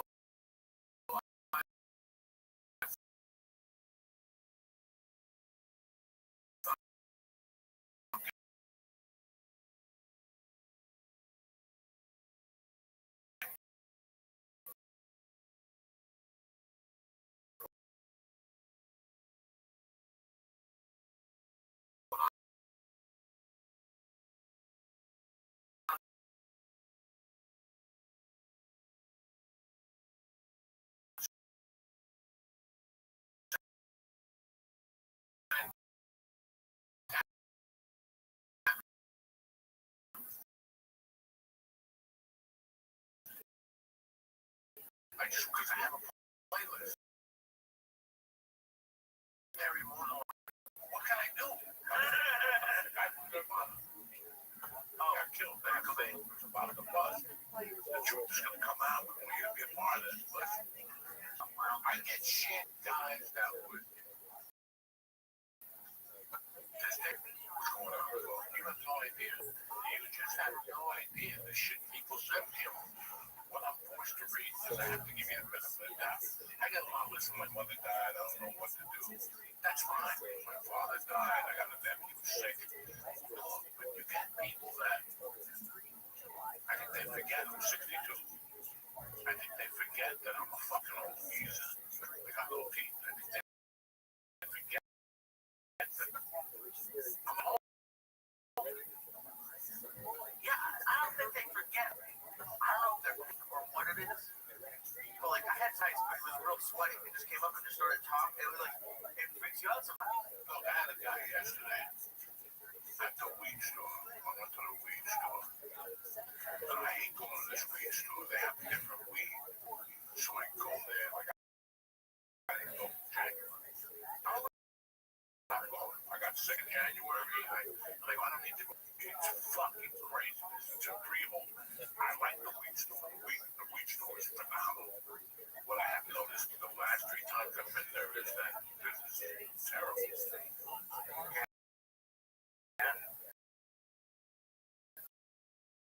Business is terrible. There used to be a line, 3 fucking lines. The last 3 times I've been the first one in line when I get in there. That's not good. When you're with a low amount of people, you still got fucking lunatics that go in there. I don't came up to me there. Maybe like a month.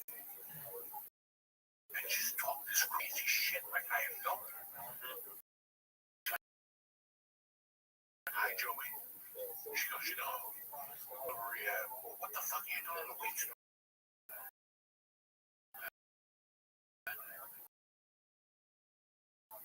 Like the woman who had that's the hama. That's some of the bandage runner that you abandoned me with. Oh yeah, no, but you know, right into it. She goes, I just got out of rehab on Thursday. I go to rehab before she was alcohol filled. Alright. She's like, I gotta go home and deal with all that. I don't know. Nice to meet you. And I'm like, okay. And she just went on from there. Took his therapist. Oh yeah. And I'm shit I do.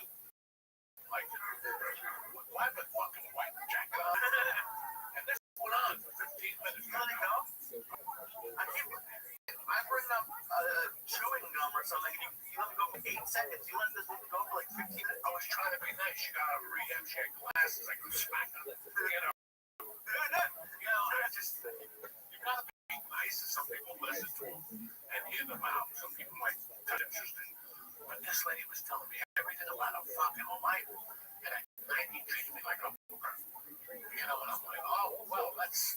So 60, treats me like a hooker. It's not even up to me. I'll never forget the conversation. It's not even up to me. I got out of rehab, all over me. I'm like, can I take you there? So I can call you from time to time. Yo, listen, I'm married, my wife, and fucking animal. Okay, so fucking killing.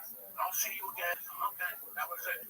Well, Sunday was great. And this motherfucker pulled up like a white beater and like a shirt. Okay, he's like, Joey V, how you doing? And he's just a bliss man when you talk about his beat to relate to you. You know, Jersey Strong. I'm like, wow.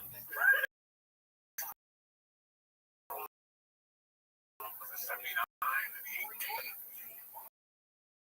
Like, I don't know if he was coming down. I went to do shit, but he need to know that. Because he knows I'm looking.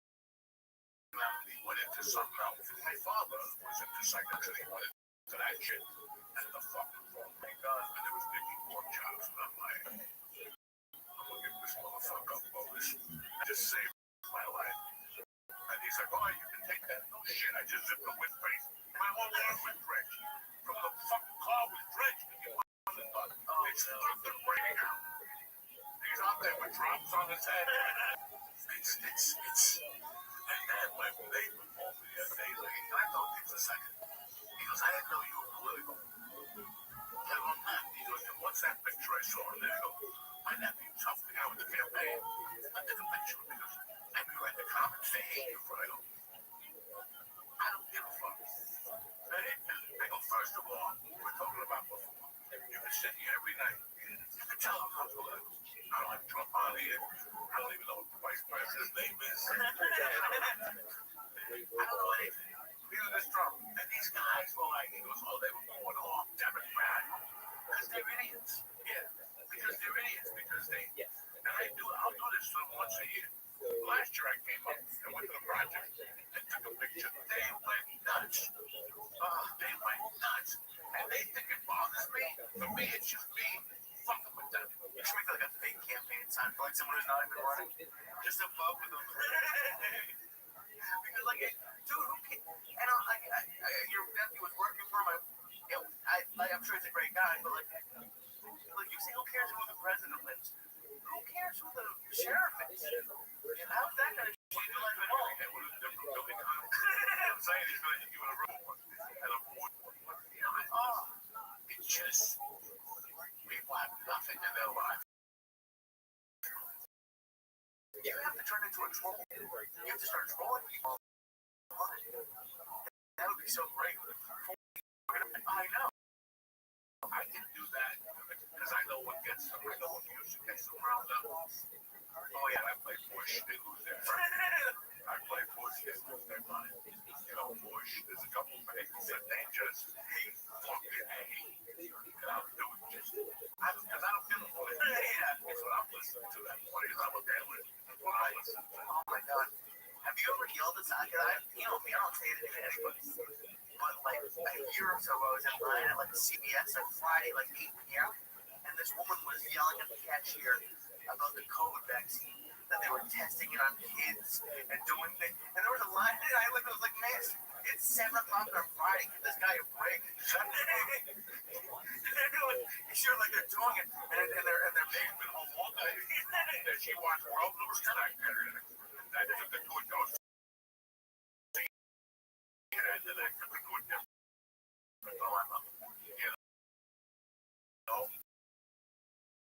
It's between the TV and the if you go online, you got to assume it's 50% real.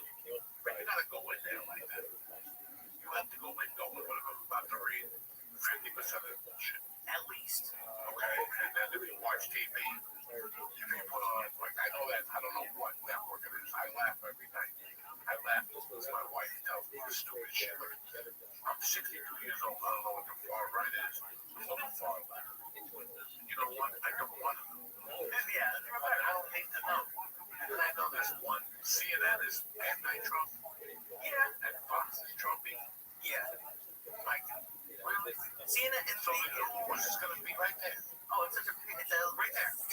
channels, the news is going to come out a little different. So again, when you watch those two channels, you're in for 50%.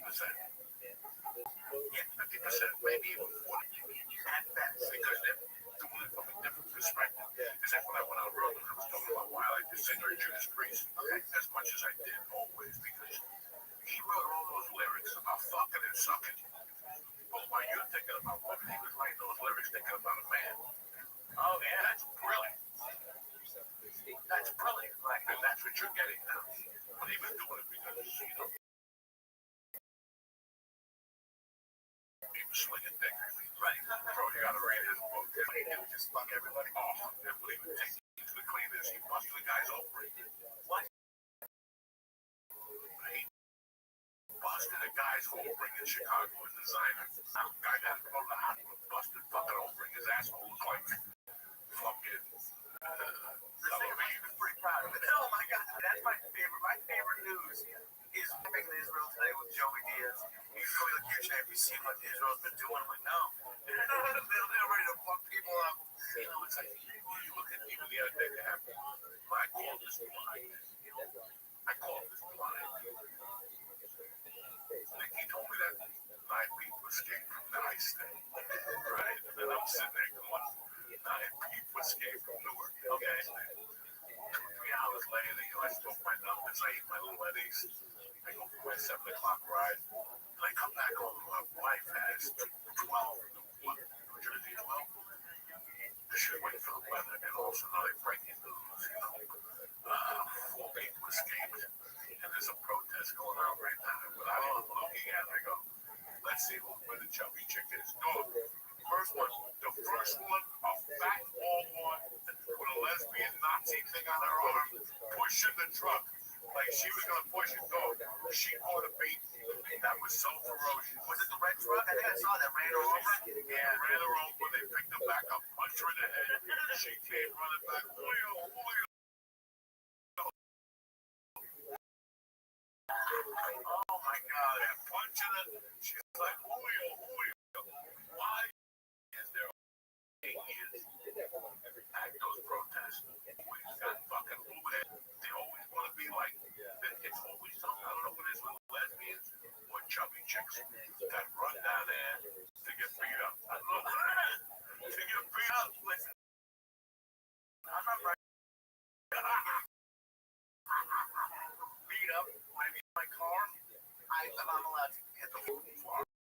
They did not fuck around. That sheriff said, I'll hit you with the fucking body. Your family's gonna get notified. They're gonna think I'm a fucking remain. Jesus, and you know what? Nobody drew nothing. Yeah, nobody drew a fucking thing. They had a big protest in Albany. I got stuck in traffic. Bro, they had a big wall. They had a protest everywhere this weekend. Every fucking 2,000 cities. Everybody had a protest. You see them in LA? All our neighbors were. Half of Studio City was down there. You know, scared happen. No King's Day. How about no cock day? Yeah, cock. You wouldn't be a King's Day. Yeah, that's every day for them. That's every day. But I would love to see you. Like, what if you walked in and them writing their signs? Like, because they call them their signs. They have those people that they, whoever fucking these for running these great campaigns. Or they give them sign, go to these fucking things. They can't even write. They don't have to. The ones in LA, you can tell the guy with the flag and the whole thing. He can't fucking write, though. Okay, so it's just a shame what's going on. It's a shame that every fucking Jew in this country, we have to fucking get into this shit now. Every fucking 2 years ago, Floyd, 3 years ago, before it was 5 years ago. But now you have, last year,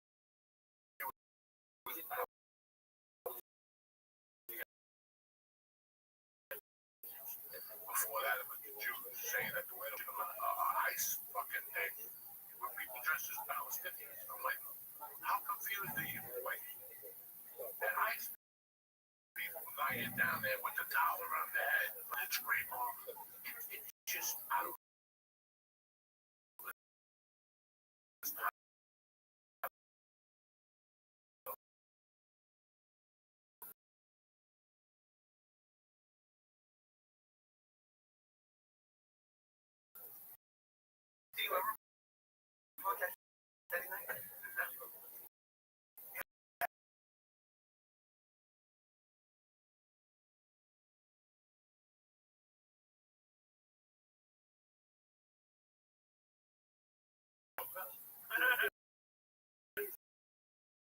when she went to yoga the next day with that black eye. I'm like, what happened? He's not gonna believe it. You know, like I'm beat up and oh my god, you're so great. That's what they do. That's what they do.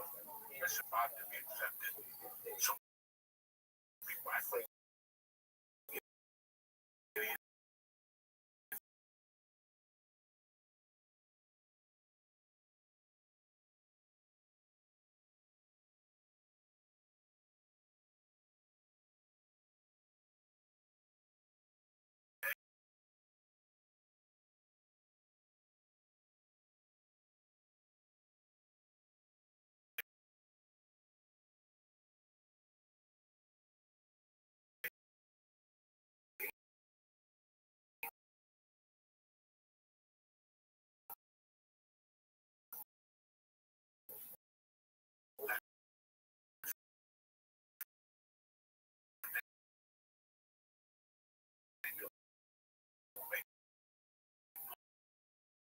believe that they can.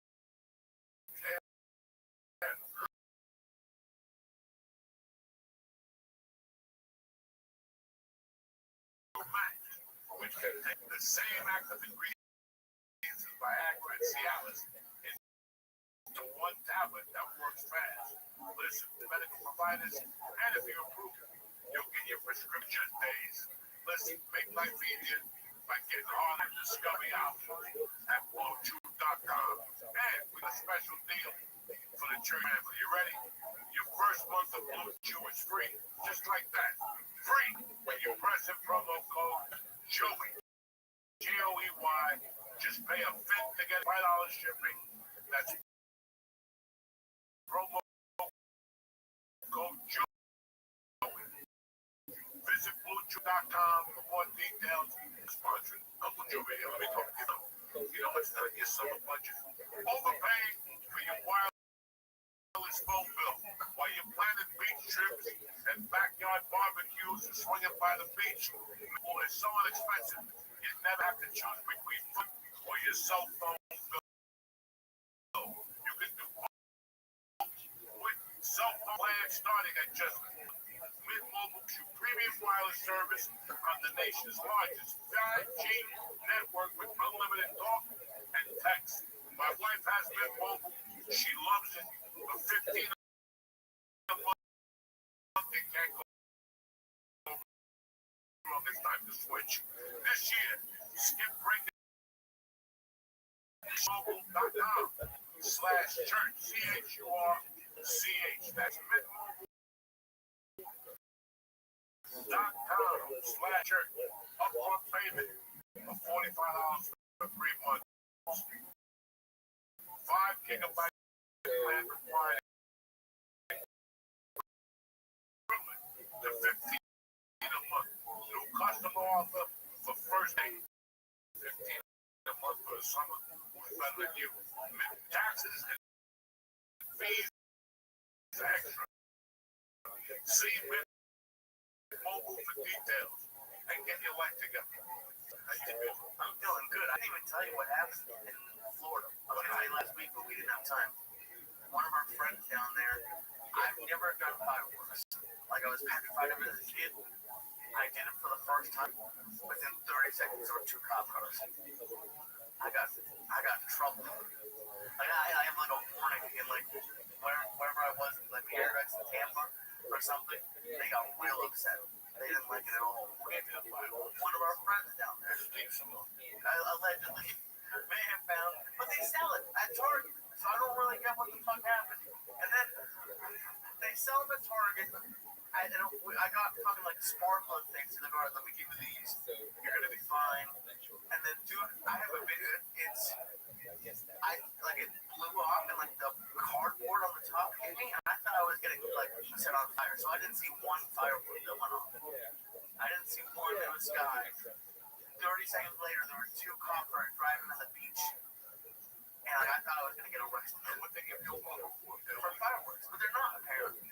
They say they're for agricultural purposes. I don't know what the fuck. I don't know how fireworks are farming. But they're legal, but they're not. So I don't know what the fuck happened. But yeah, I forgot about that. It was the quickest Dude, in New York, people doing crazy helicopters found on the beach. I lit up one firework for the first time ever, and they treated it like I wasn't shooting. No, it was illegal in Massachusetts. And then in California,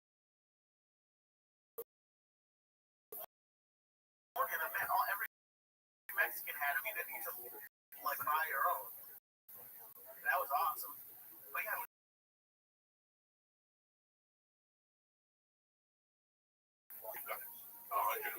Fireworks? Fuck yeah, 124 packs like a fucking.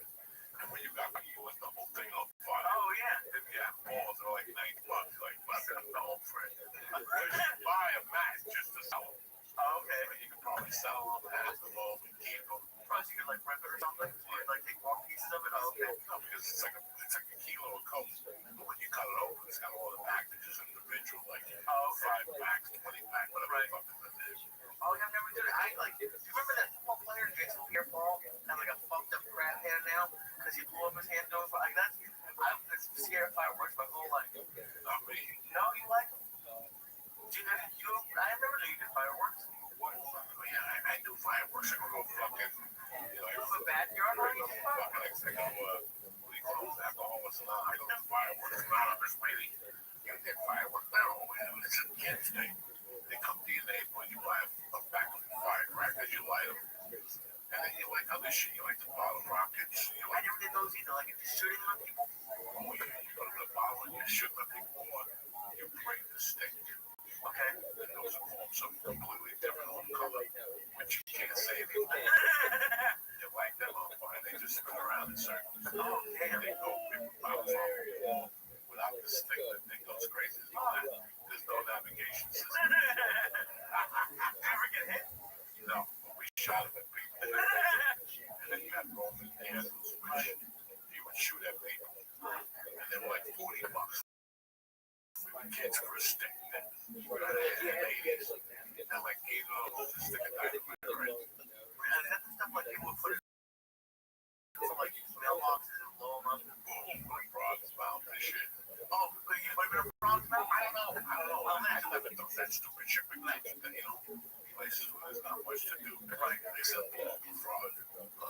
I don't want to blow up a frog, but I do. I like lighting shit on fire. I do. Oh, I'm an artist by fucking nature. I love all that shit. You know, they have places like where you can like, you know, shoot guns or stuff. I'd like to like go to like an abandoned house and like just light it on fire and to watch. Can you imagine? That's a living. What's the living? Lighting houses on fire? Yeah, for people who don't know like house on fire, you study it, fucking what burns, what doesn't burn, how they still get the insurance. I don't. Still living. I get caught immediately. No, you wear like a black suit right now. Can you imagine? But then it's just gonna be a little chubby me and with like 8 feet of fire behind me. They're gonna see me a mile away. It'll be fine. You run fast with some fire behind you. I always make sure run fast. People don't like fireworks. It's just I had no idea. fire. People don't like fire either. I think anyone like who likes fire. I do like the light of fire. But Yeah. that's what I'm saying. I would love that. So you get in trouble with the law with the cops. Yeah. They get money. Your name's not down there. Like, you're fucking I know. I'm a fucking fireworks. I should kill you. Fireworks. Dude, that is always, whenever anything goes wrong, my first thought is, I hope there's no, like, issue, because if Joey finds out about this in the wrong way, like, if I came back with, like, a firework burner on my head, he would have never lived down. Oh, my God. Like, and that's why I freaked out, because the cardboard on top of the fireworks flew off and hit me. So, like, oh, no. So that's why I don't. I didn't see one thing. Like, God, if I have a fucking burner that's out of my head, you're never gonna let me live it down. It's not like you'd be worried about me, but like, what the fuck are you doing? I'm looking out of the bird, nobody. You know what I'm saying? You take the firecrackers and you break them. You take the gunpowder. You make like a line. Oh, yeah. Like the gunpowder goes all the way down like a crow. Yeah, I would love to do that. Fireworks are a lot of fucking fun until you blow your finger off or somebody loses a eye. Right, you know, it's like a party ain't a party until somebody breaks something. Right.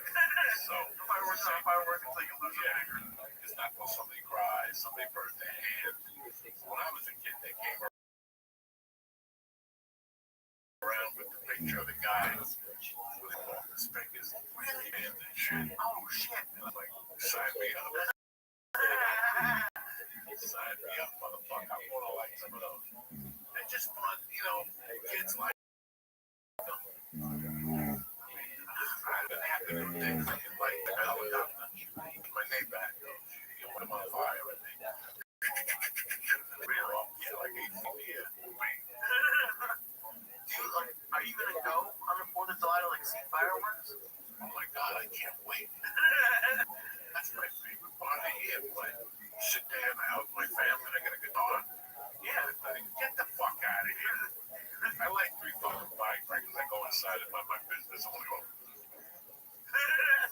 wow. Fucking right, fucking idiot. Like I watch fucking, it's like a parade. How many times can you go to a parade? The chick flies off with a sword. Okay, we can leave now. No, that's my problem with fireworks, is they're the same every year. Yeah, that's it. It's like, we're gonna go up to the Hudson. Look at the Hudson at the fireworks. Okay. Is there anything that you do like to do? Not really. I like to eat. Yeah. Smoke dope. Listen to music. Read a book. Yeah. Shit like that. I did see something pretty interesting. I forget who was talking about on Rogan. I saw a clip of Rick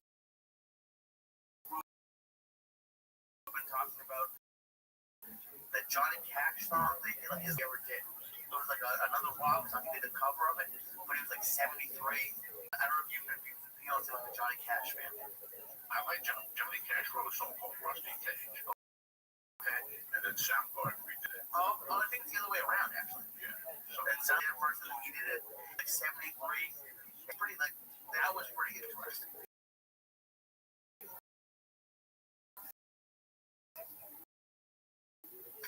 Oh no.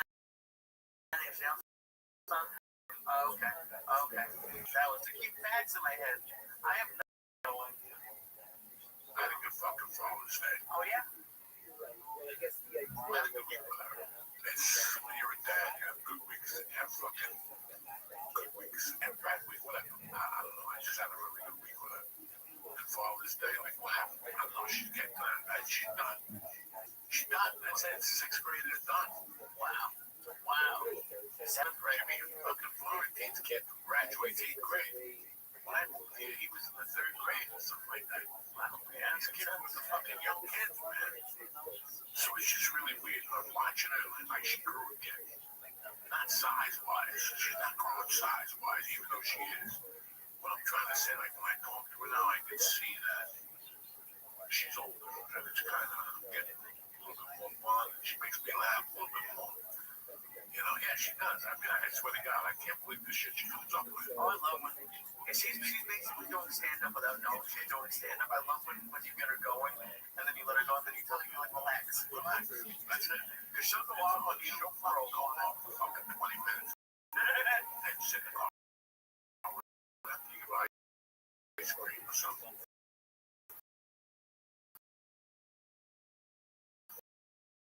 That fucking shit's like liquid cocaine. They go off behind you. You're fucking blah, blah, blah, blah, blah. And you're like, wow, I can't even keep up with this shit. But it's funny, this morning when you were talking about how, you haven't spoken to your dad in a while. But I think it'll be 40 years.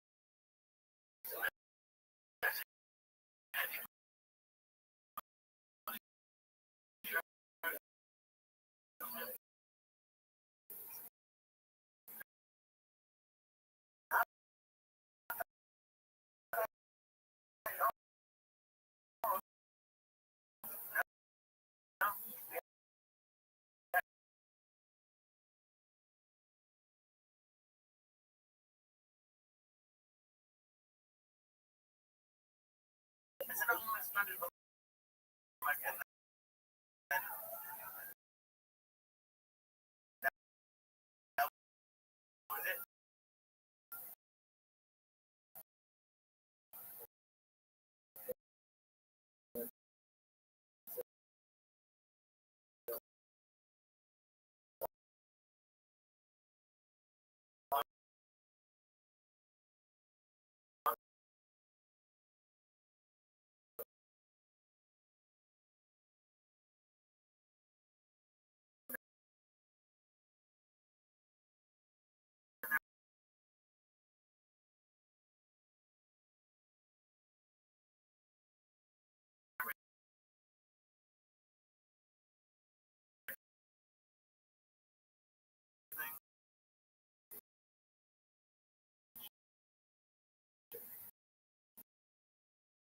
I brought it up to you today because,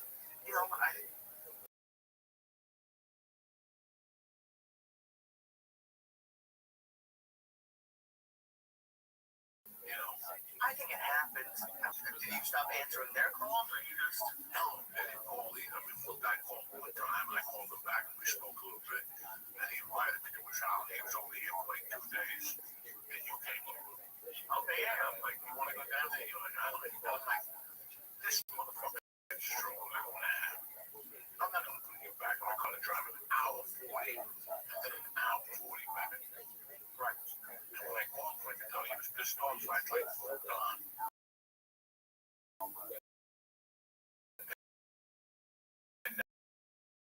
Now it's been fucking 5 years.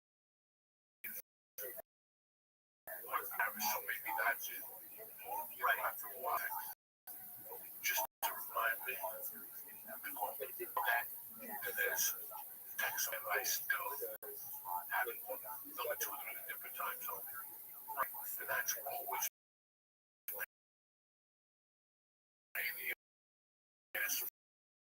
because I go, okay, I call that person.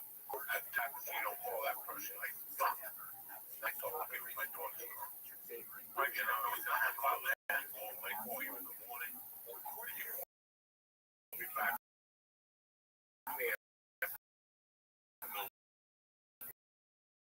I'm surrounded by people. Right, I don't want to do that.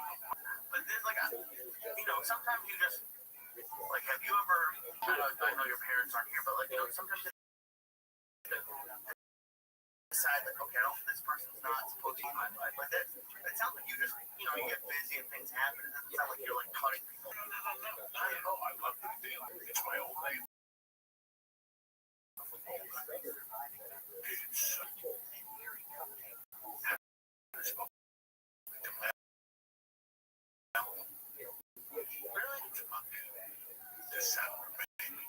I speak to my cousin.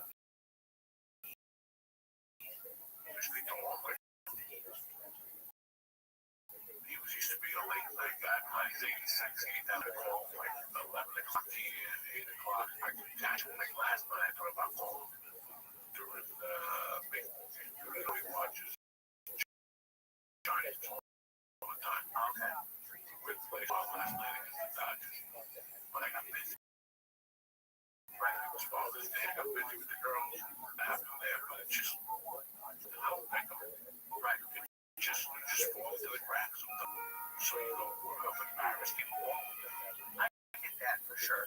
The guy who gave me my first job in LA, the biggest guys in the world, created America's Funniest Home Videos, and I fucked up the first when I got my next job.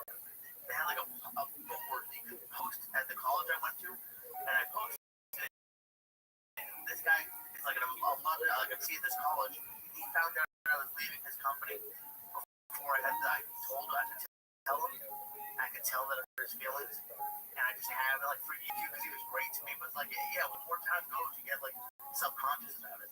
Really, fucking go, what the fuck am I doing? And you feel bad. And there's some people that get on Facebook, and I'm mad at them right away. And I'll call my dad. I like to get my dad to spoke to Rick Ramos. No, 6 months. And I'm like, fuck.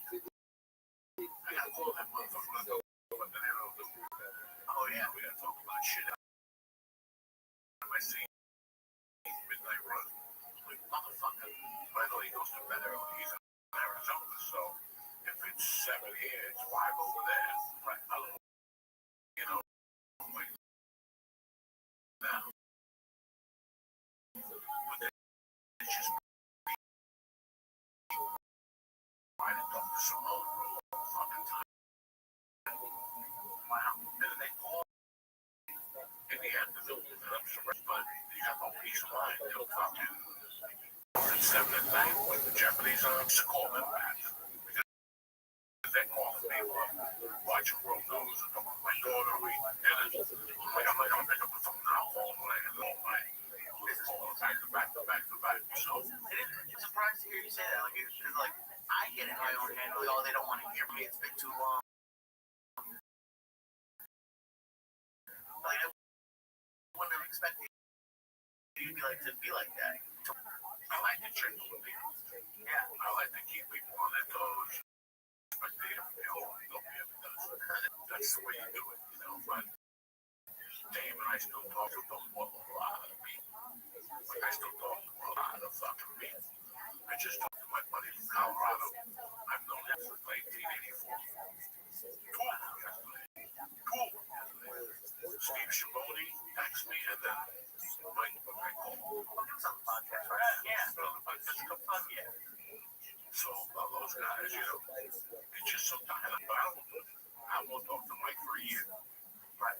Then he'll call me out of the blue one night, and I'll call him a month later. When I can talk to him, I gotta call him at night. He's a wrestler. It's life really goes by. I mean, so like, what was great about your week with Mercy? Like, what was going on? Yes.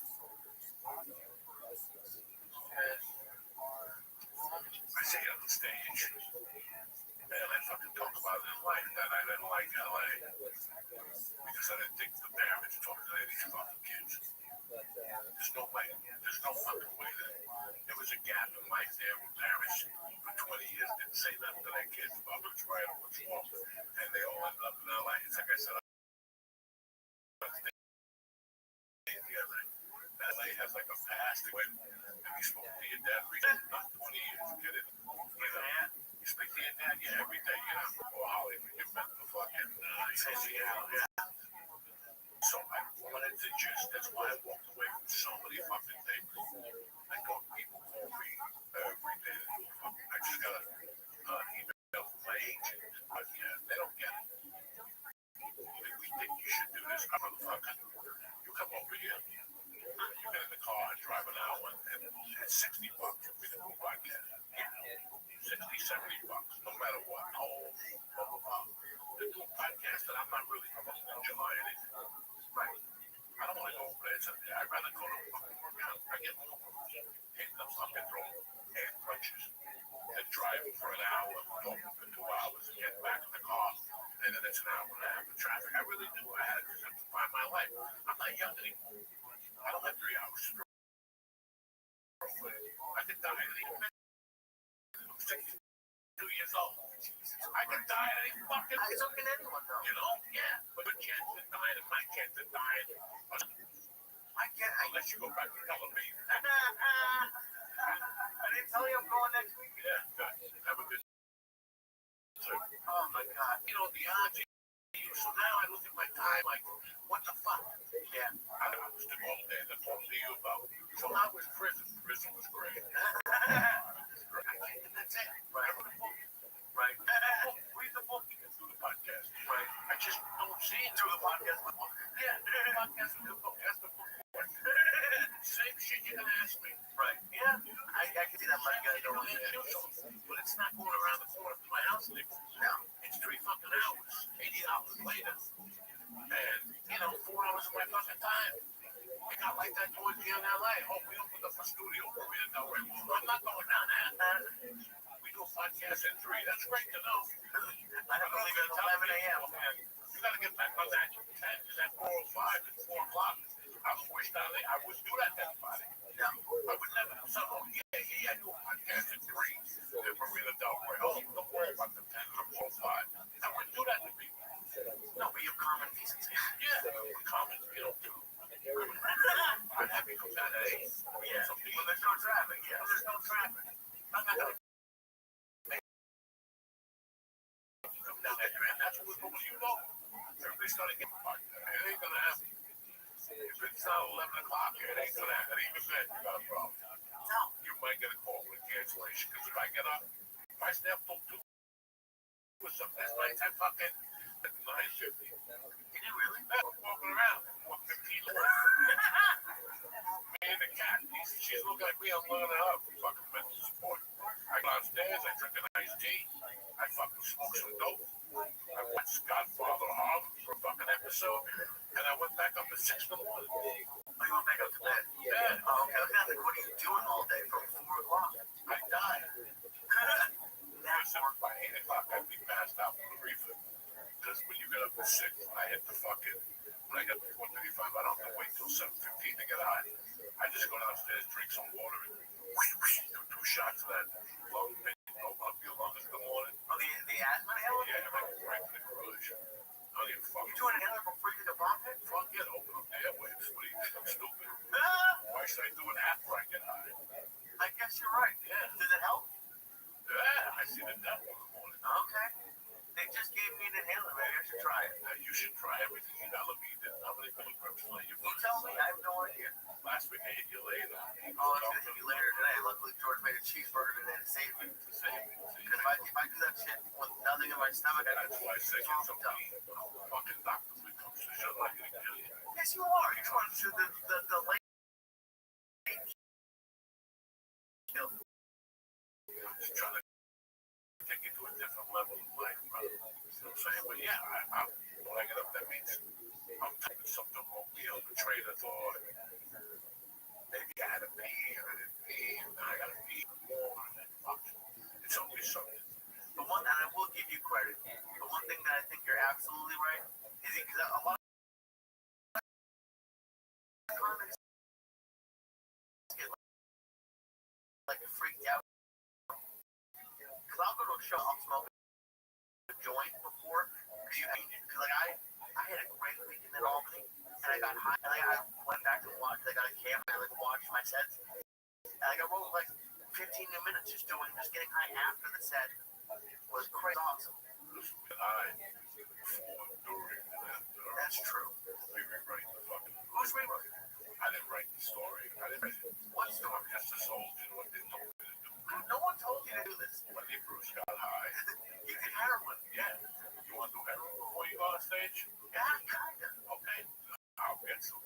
I think you probably already done heroin. Give you a little fucking tape. You get a little puke. Grandma, you're Jewish stuff. Just said that. Tell them all about the best line and shit. I can't tell them about that. They're gonna think Israel would kill you. That's fucking wild. Well, anyway, back to the conversation about your father. How they got off this fucking thing here.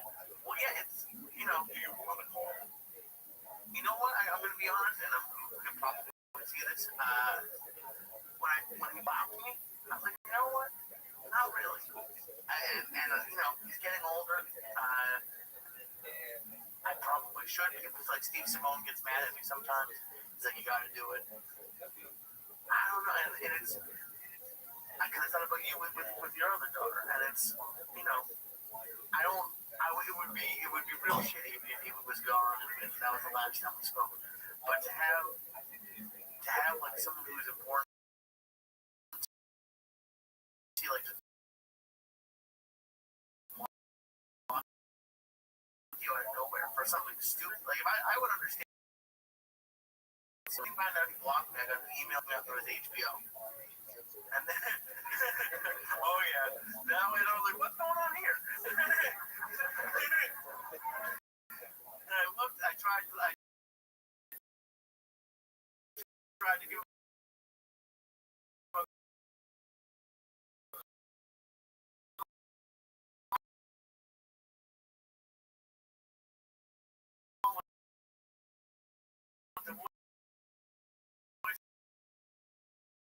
the voicemail, and for like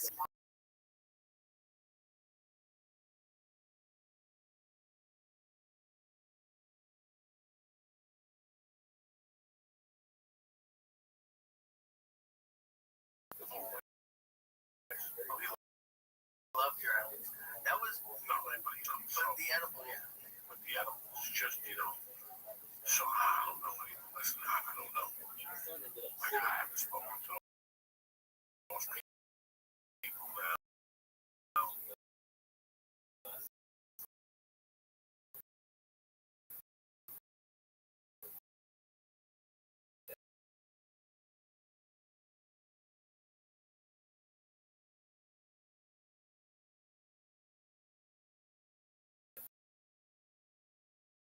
I haven't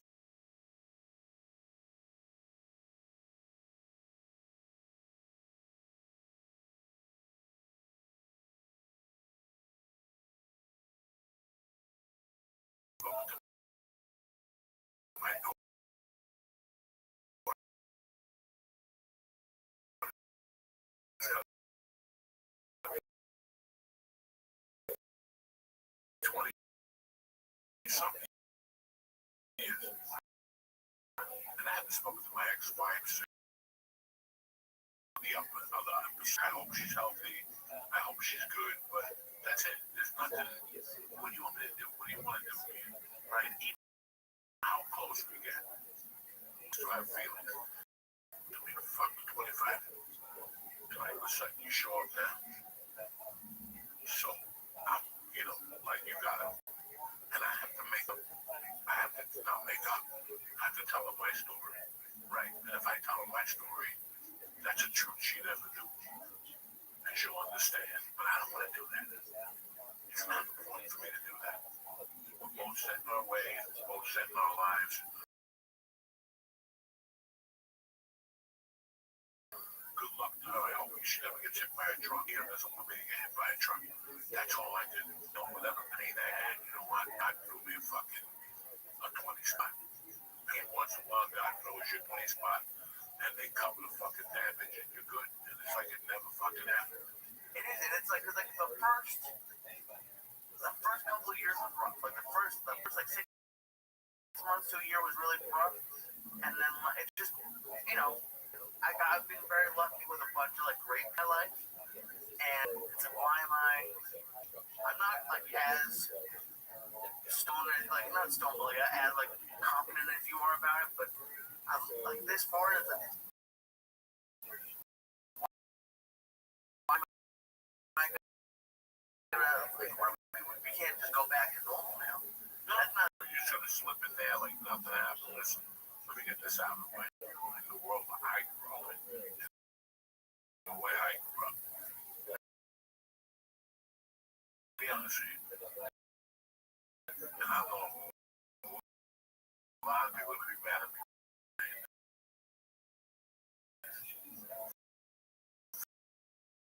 Families.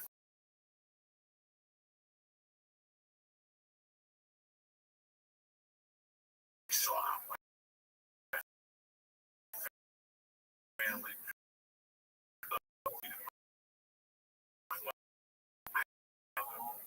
I saw how my father's mother, and she would tell me they could all suck my dick. Like, that's the only motherfucker my mother loved. I know she wasn't too, I know she was crazy about that. Her mother, the father, I wasn't too sure. The brothers and the sisters, you know, my mother did something. She stuck up for them. My sister, my aunt got raped. My mom stabbed her. And half the family turned on her. And they broke shit about it. So my mom was, no, you motherfucker go fuck yourself. Yeah. And then when she came to the States and started making money, they lit her up. And she would tell them right out, you go fuck yourself. And hang up the fucking phone. So she kind of taught me that as we were growing up next to her. Her going off on my father's mother. Right in the fucking house in New York. I must have been 7. And when we walked out, she's like, you're not going to see this lady again. I go, that was the end of my life. I never saw my grandmother after she died, maybe 10 years later. I'm back over there. Wow. I went over there, pulled off my mom. I'm like, oh shit. I'm like, I'm gonna take this bitch. Oh shit. Sure enough, my mother called her a fucking cunt. And then a fucking pussy husband. A pussy son was dead. Oh my God. She's like, you're not gonna put my son. And they always, like, they make my mom live with them so she can learn the recipes he likes. And my mother was not that type of bitch. He'll dry and white. He eats what I cook. So when I went over there, my mother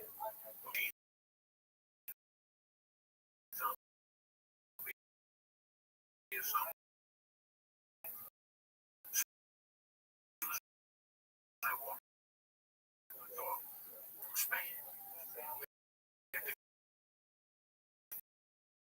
They shit don't stay. She was from Spain. She wasn't Cuban.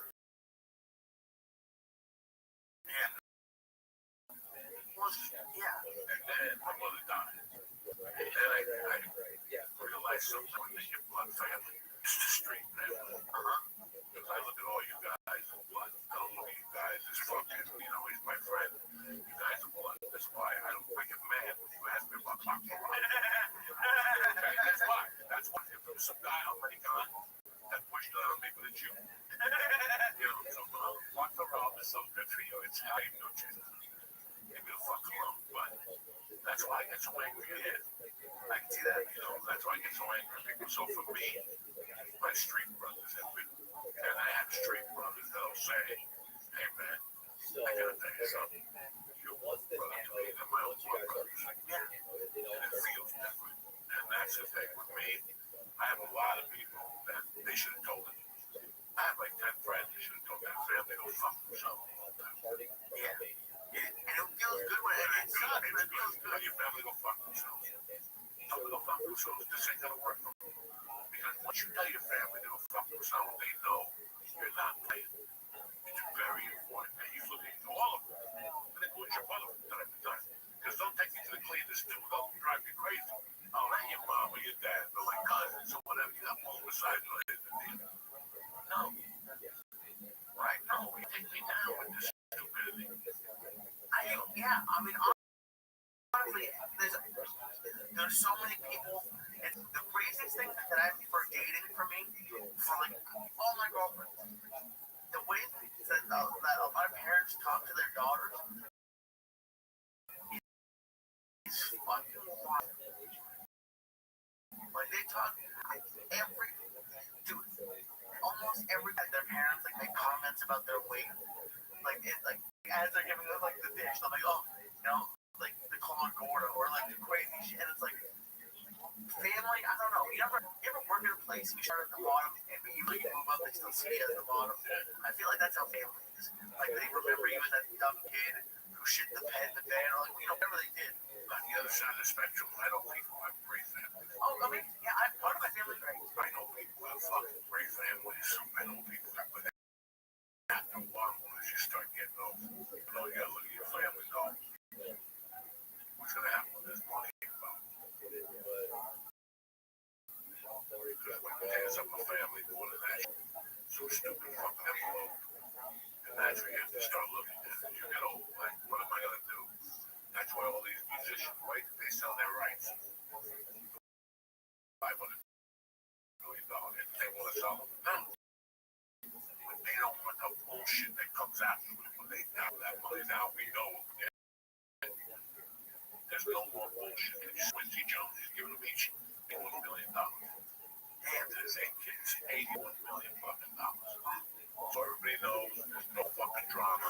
There's always something with family. There's always something with them. And for me, I didn't have nothing. Like for me, I just didn't have. When my mother died, I had my uncle in California that could come live with me in California. Right. I'm going up here. What good to me is not California. Yeah, the fucking Miami. That's what I want to do is move down to fucking Miami after I'm just getting fucking hot fathers on earth. Right. The worst thing in your life happened, you have to move across the country. And then, I remember like 84. My mother was dead 5 fucking years. And I'm in California. My uncle goes, let's call Cuba. And they're all yelling at me on the phone. But what? Like, what happened to you? You never called us. But what? I'm out here fighting these motherfucking demons by myself. What are you bitches gonna do for me? 300 miles away. Not a thing. Right. Not a thing. What am I gonna talk to you for? About what? What do you want to talk about? My strategy for the day. Survive. What the fuck do you want to talk about? Right. Dude, this is the first time I think ever that I even heard about your dad's side of the family. Like your dad's mom. I mean, I don't remember a lot of the church, so it's possible. But I don't remember ever hearing about her. No, it was done. None was reason to tolerate that shit. I'm not taking it from friends. I'm not taking it from family. And now, like, I don't even. Like, a couple of years ago, fucking some idiot on Facebook saying that he was going to have. And so that other idiot from North Bergen actually believed in game. Oh, no. Well, I'm with me. I'm at Jimmy Florentine's watching a football game. And this is my phone rings. I think it's my sister or my fucking good cousins. And it's my half stepbrother. I didn't know you had a half stepbrother. You think I did? That was a fucking surprise to me, too. Oh, no. Gee, how did he get rid of him? I told him I was watching the Jets. No, he called and I'm like, hey, man. He's like, oh, I don't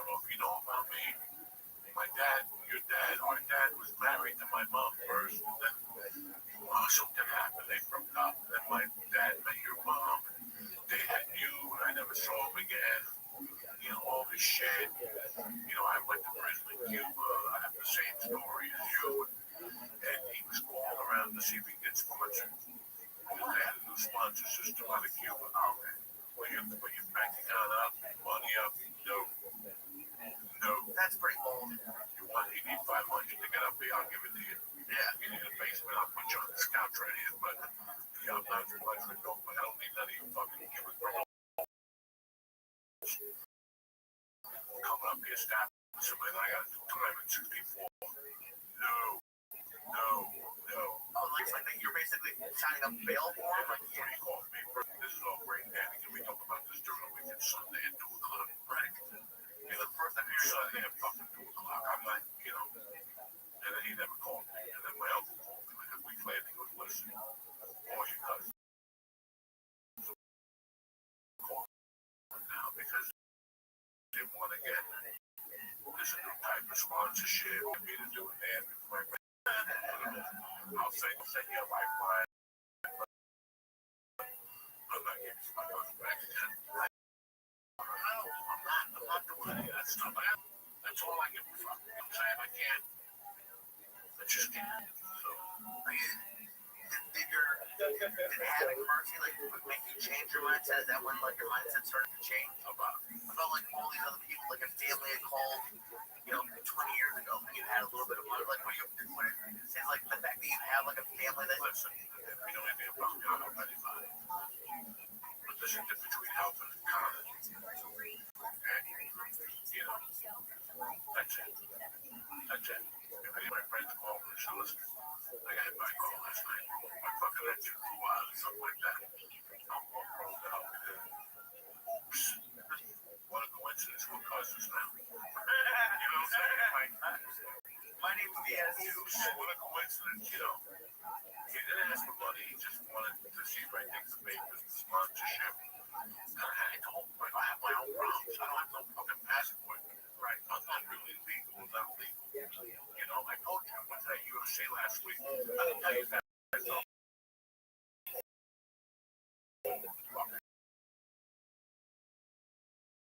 Story of what I was mentally. No. Because I said a little baggie with maybe a gram. Did I tell you this last week? Maybe a gram of mushrooms. Right. Maybe. It was the bottom of the thing. It was halfway in, but as I was eating this, I realized I was on the fucking wrong road. Okay.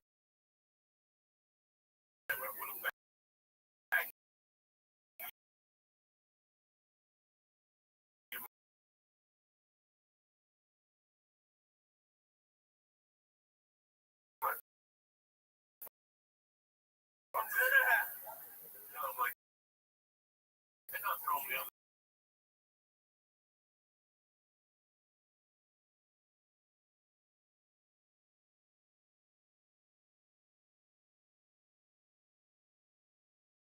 the mushroom paranoia. I'm thinking I fucked up. They saw the mushroom bag, but not only that, I have my background information. Why? Because that's what I needed to get before I went to the UFC, because Trump was the president. Oh shit, I did that? Yes. Holy shit.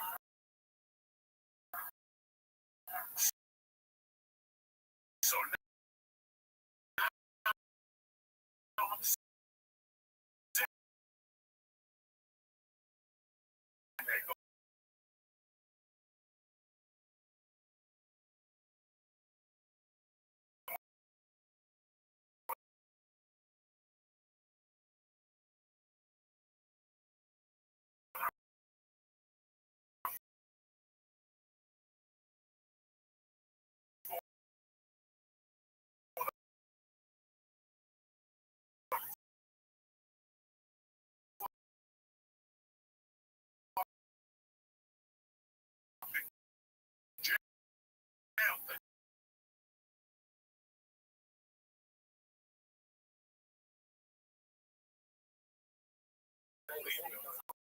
No, you had to. Do you bring mushrooms to the UFC, or did he just forget the half the bag and then be able to do it?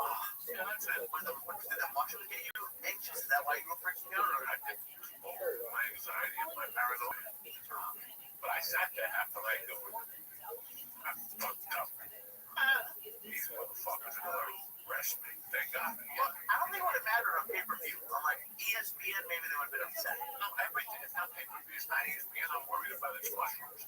It's an epigram. They're going to give me a ticket and smack it. And that's not what I'm worried about. I'm worried about them taking my real social security fucking number. Okay, that's what I'm worried about. I'm not worried about the mushrooms. I'm worried about them picking me up when I first died, okay? I don't need this shit fucking no.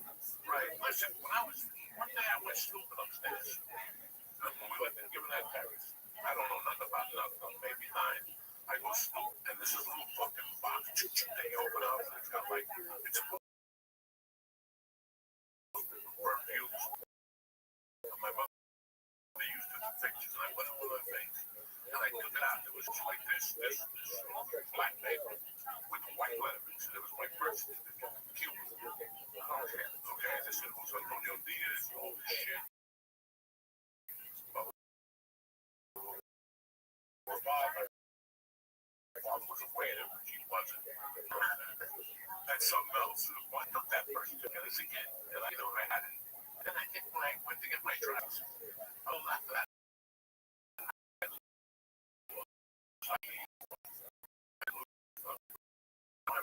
Years. And throughout the years, I lose my fucking.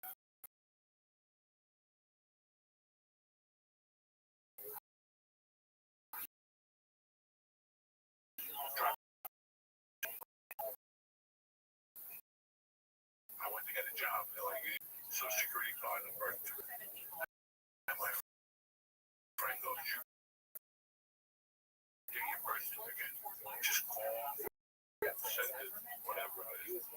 Fox 10002. You know, you said, right. I'm like, how would they have my Cuban birth certificate? I don't even go in and show it on birth certificate.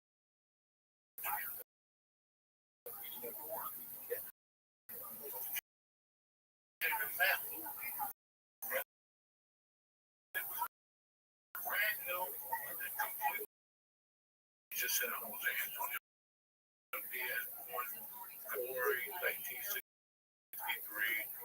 some hospital. I think. I'm not gonna start nothing. And I got a copy of that, send it back to you by Social Security card. Yep. I got my license, but that's how I did it. But I never knew. So I don't really know. You don't want to So fuck around when I was a kid, I'm like, yeah, you want to Cuba. When I went to LA in 85, I was like, oh, I'm born in New York. You know, like, what the fuck? So you don't even know, you know, I don't know. damn. Why would your mom, who do you think is right? She drank. I didn't get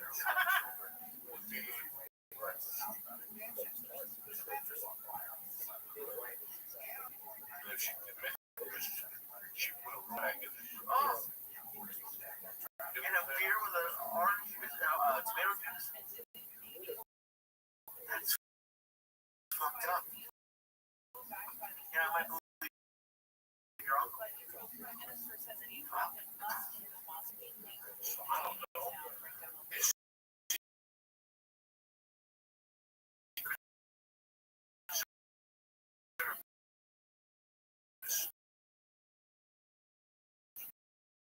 when they look you up, they don't look you up for fucking jaywalking.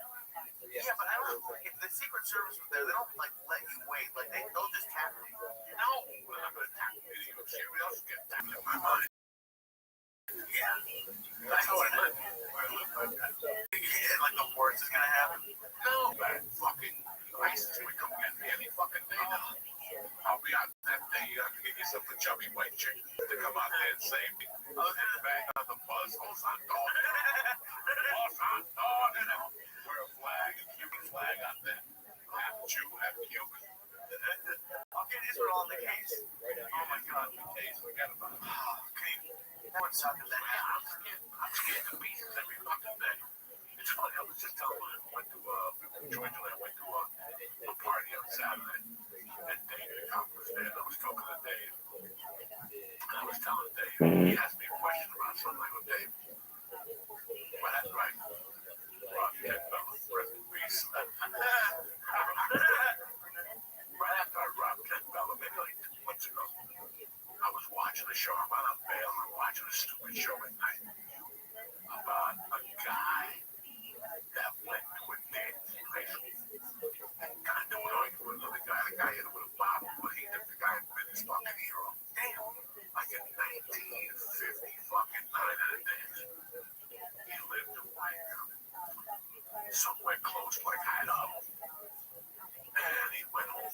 his parents, and his parents were scared through. So they flew to an aunt's house in Lake Cleveland. And he went to Cleveland. He finished high school. He went to college, got his high school, his college degree, married his high school sweetheart, fucking had kids, became a pillar in this community, lived under an alias. 35 fucking years.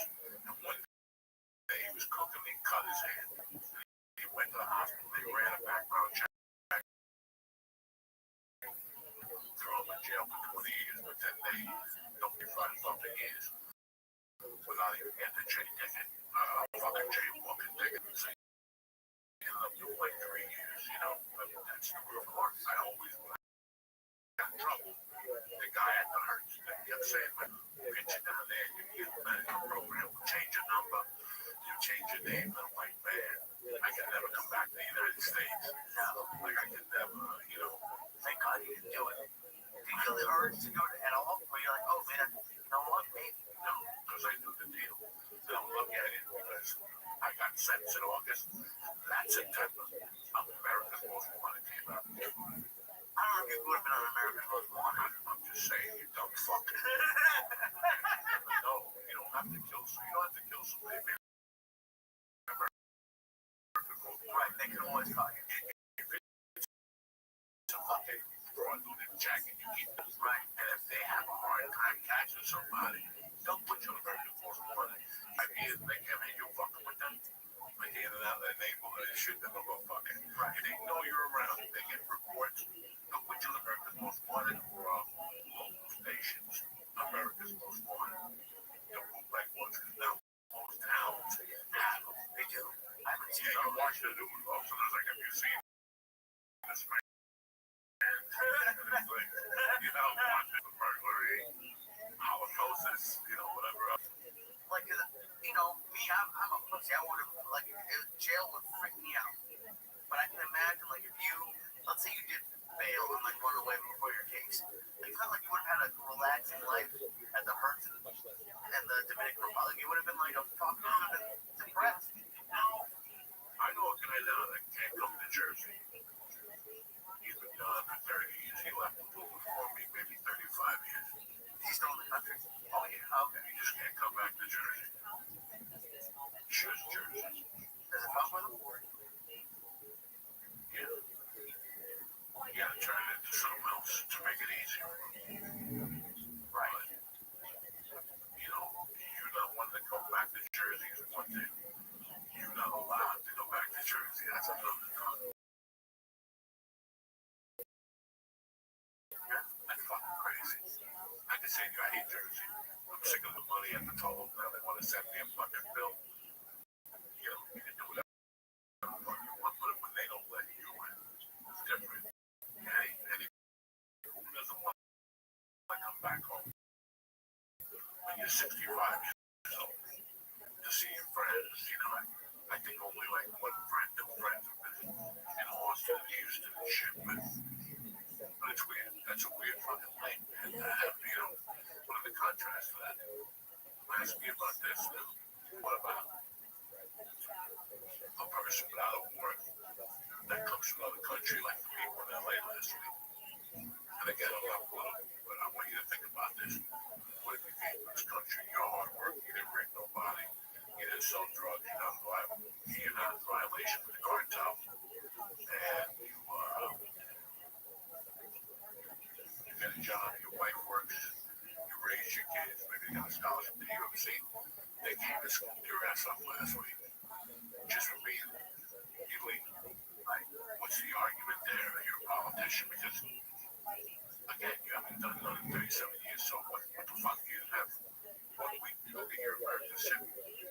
They make it hard. That's like, Oh, they make it really fucking hard. and it's like, for someone who's like too dumb to be political, like the criminals and stuff, yeah, to get them out of here. And even then, also, like, like you're right. There are a lot of people who do it the right way, and you should do it the right way. But if you've been here, do things, or even if you're not trying to be a citizen, you don't really care. Like that, it is. I see both sides, and like to hear, and I know you're being funny, but like, to hear that you're like scared, what's up? Like I Oh no, that don't make money. right, but you really gotta think about it. Like they could make mistakes. Oh, Don't make mistakes. I mean, listen, one of you I should have went Joe Rogan. He's up to call the police. Let's make sure let's double check. but it seems like they're grabbing everybody, which is like, But here's the funny thing. I don't know if anybody of you guys saw this. The New York Times put a thing out the other day about Rubio's father. no. That he was here illegally, the whole thing. And now Rubio's part of it. Let me tell you something. Okay? There's still Cubans here. Right where we go eat. Right down there. That have been here 40 years. And they're still walking around.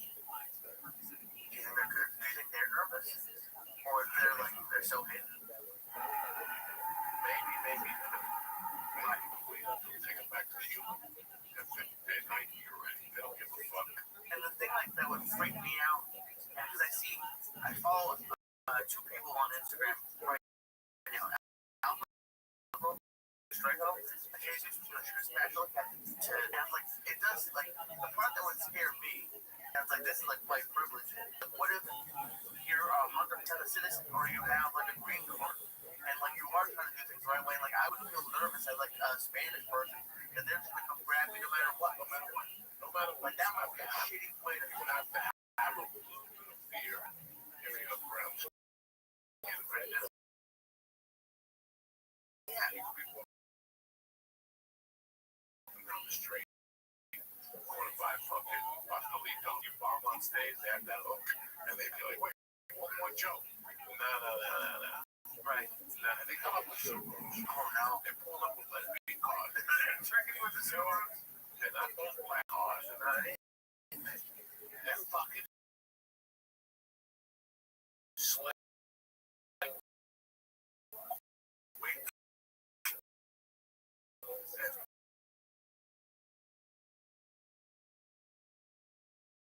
Bad to the they execute those things.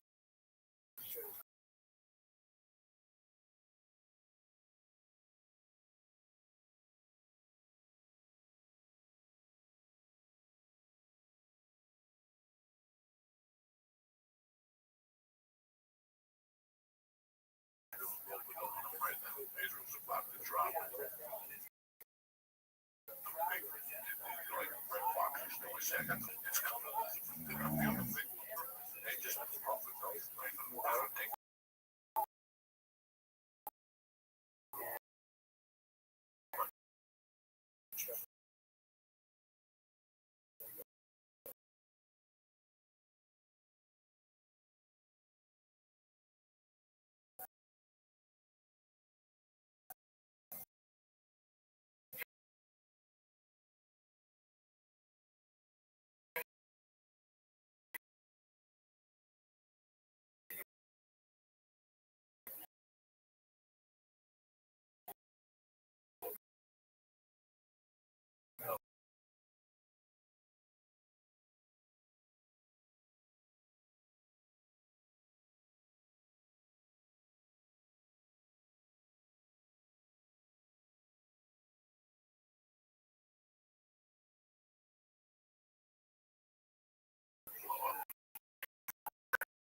And just fucking pull the trigger.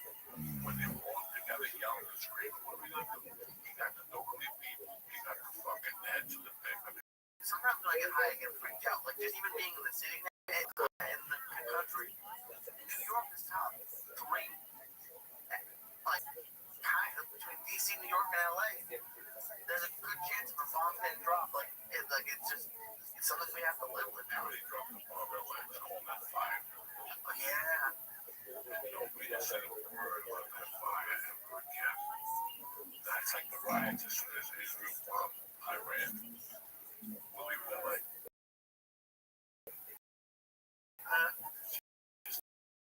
that one Mexican with the flag about the Rico. He was out there. He was in one Columbus boat that was pushing the sail. It was all like that. oh yeah. But anyway, it's nice to see you. Like, Nice to see you, buddy. I guess the last 2 weeks, the whole thing. Where you at? This week on Thursday the 19th, I'm at the Shortstop Bar and Grill in Westfield, and I got shows coming up at the end of the month. Was surprise show on the 19th. Let's damn so. Oh, yeah, you know, what do you want to announce where? It's going to be surprised. Announce it Thursday morning.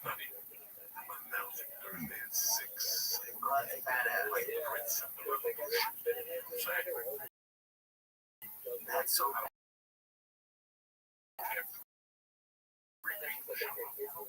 those will be one. You know, That's what we're looking to do now, a show with the whole audience. Uncle Joey, not everybody enjoys it. You're all enjoying it. Bring your own fucking shit. oh my God. I got you right, Joey. We can fucking cold and live. You know what I'm saying? That's so cool. Man, I mean, I have to go back to Boston. We grabbed the big day and came back on Friday night. That's Great work. Hell yeah. We'll get my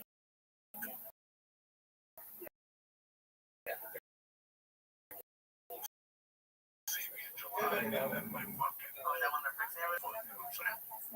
Andy Pack is fucking cool. You know what's gonna be cool? The dojo. I love you motherfuckers I love the dojo. with all my heart and soul.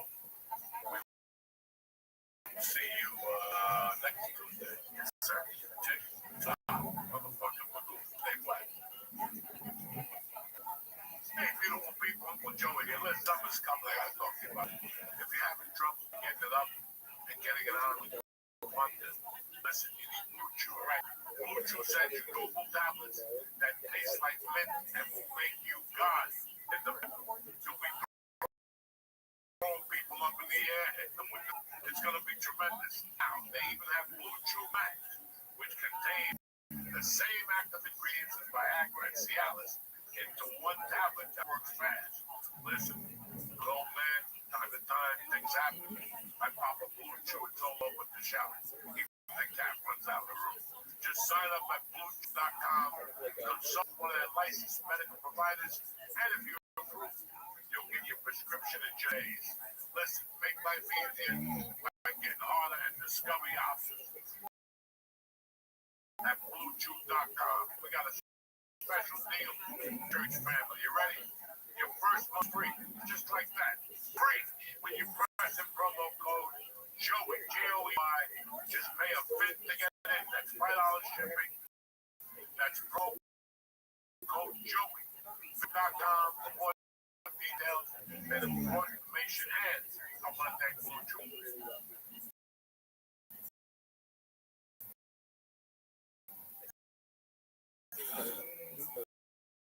What's happening, you bad motherfuckers? Tuesday morning, June the 10th, it's Frank's Kick it, day to be alive. That's why there's Cash App. Cash App is fast and safe. No extra hoops to jump through. No extra stress. All the tools are right in front of you to help you cash out. It's very easy to get started. You don't even need a bank account. All you need is your phone number or an email address. I love Cash App. My wife uses it for everything. It's secure, and they're about to send money to a sketchy account. They'll let you. The other big guys don't do that. Listen, for a limited time only, new Cash App users can use my exclusive code to earn some additional cash. For real, there's no catch. Just download Cash App and sign up. Use my exclusive referral code, Church, CHURCH, in your profile. Send $5 to a friend, and within 2 weeks, 14 days, you'll get $10 dropped right into your account. Terms apply. That's money. That's Cash App. We're back. Like herpes, what's happening? Tuesday morning. What's up, Lee? How was your weekend? Oh, one of the best weeks ever. That's, dude, I gotta be honest, Side Splitters, I think, is my number one club. I love it. It's and I'm sure you remember, but like, it's the first club that really took a chance on me. So, like, to me, I would do anything for them. It was like a 7-show week. It was the best. It was like one of the best weeks I've ever had. So 7 shows. No, I'm not saying all of them were great. They're not supposed to. But it was like I learned a lot. I got to see Greg Fitzsimmons, which was awesome. I got to do the radio 2 days in a row, which was really cool. It was like a little mini training camp. It was awesome. It was, and like people came out. Some people came to two shows, which was really cool. It was just I got hit by a little person, which was really fun. It was like I did. I got edible drinks. And I was running up. It was the first day on Saturday, the early show, and I just for the first time ever, just like kind of, I put my foot down and it just didn't really, and I ate it. You know what's funny? I just saw last week.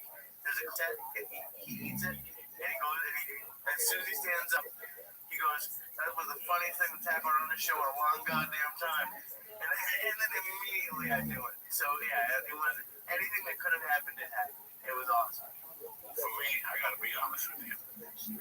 This podcast is called The Church of What's Happening Now, or Next Generation, or the Next Chapter, whatever the fuck we call it. But this podcast is basically, should be called The Education of Layton.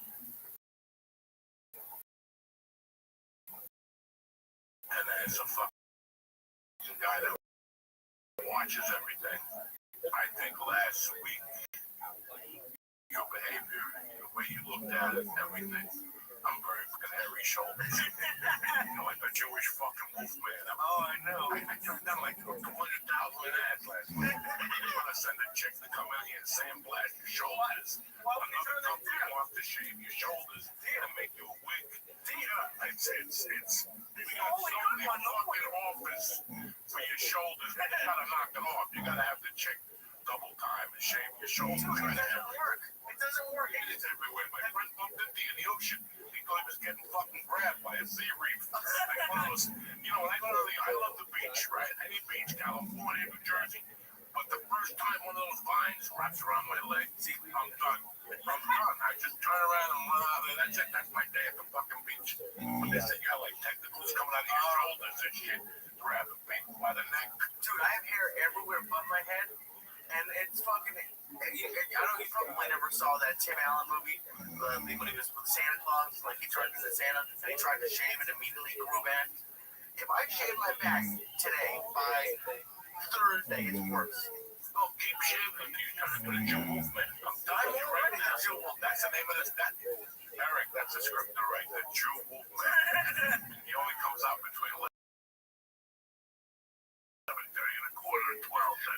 He comes out, they got a coupon. That's it. And he fucking goes back home. That would be a. I think, in all honesty, you sat in those rooms with all those comics. I think 2 weeks ago I saw on the podcast. Learned some good things from some bad ones. It's very tough to digest. But you're like, I learned from one of his qualities. Like, you got a lot of good comedians, a lot of bad comedians, but everybody laid an opinion down and you grasped it. And I'm just really proud of you. It took 10 years, whatever, let's say 10 years, 8 years, whatever the fuck it's been. But it's been great to see you grow as a human being. I mean, these people don't know that you were like a fucking deaf beat when I met you. We didn't even talk. I gave you that can with the hash and that was it. Oh yeah. People are always blaming on the drugs. Sometimes drug open a motherfucker up. And Lee needed to fucking eat that hash on that Coca-Cola can. I just turned around and go, there goes the old Lee. Okay, smoke. I heard coughing. His face was ready. He was holding on like fucking. My lungs had never hurt like one hit Cleveland last week. Holding on to his throat. That was Lee's. My wife was patting him in the back. The cat was holding him. But it's been a real pleasure to watch you grow. I always like watching people grow, man. I love catching somebody early and going, that motherfucker watches smoke. And it's not the people at the industry thing. Never the people that all the kids up and coming, those guys losing. They're weak and white. They just, I'm at the Saturday Night Live. And then when they don't make Saturday Night Live, they quit, and you just did great. And I'm sure you're up for great things if you keep this pace up. It's been a little slow for you, but this shit doesn't happen overnight. Because if it did, everybody would do it. Right. It's about the time when your wife tells you you're a loser. your wife says, you know what? If you ever played them, I still want to fucking crack stupid jokes for a bunch of drunk people and go to the corner. And it's just about when you're looking for a job. When you got that, you got a fucking call. And you start looking and you get that call. And you know when that call, what that's going to be. So you better be prepared. Right. And you better be prepared. That's it. It just means the world to me. I was talking to the owner of Side Splitters, and it's just for comments at my level, features and like stuff. It's almost impossible unless someone takes a chance on me. And like you took a chance on me, Josh takes me out, takes a chance on me. But it's such a struggle right now to like get that opportunity. I'm a lot luckier than most. So this is my second time at this club, and it's just. I've heard you talk about it. Like when people aren't giving you the chance, but someone finally does. Like I would, if the owner of Side Splitter asked me to kill a guy, I probably would. Like it's just, it means a lot. You know, Lee, listen. This will be from you. I'm not taking a chance with you when I take you out at all. Comedy is not a funny business. Comedy is not a movie business. Comedy is none of the above. People don't know comedy is a horror business. And people said to me, hey, I remember people falling. Fucking stars. 16 and a half. I work with worst people, and that's what comedy's about. It's not about the funniest guy, that's great. It's the guy, it's a karma business. It's a universal business. The universe watches. So when you're ready to hang yourself, that's when that club falls. They call you in a bad situation. When you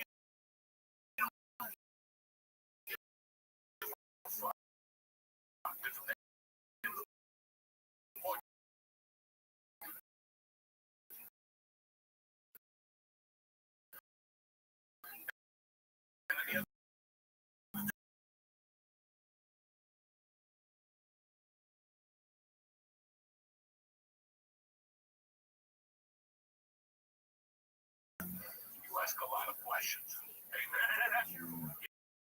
Yeah, you ask a lot of questions. That's right.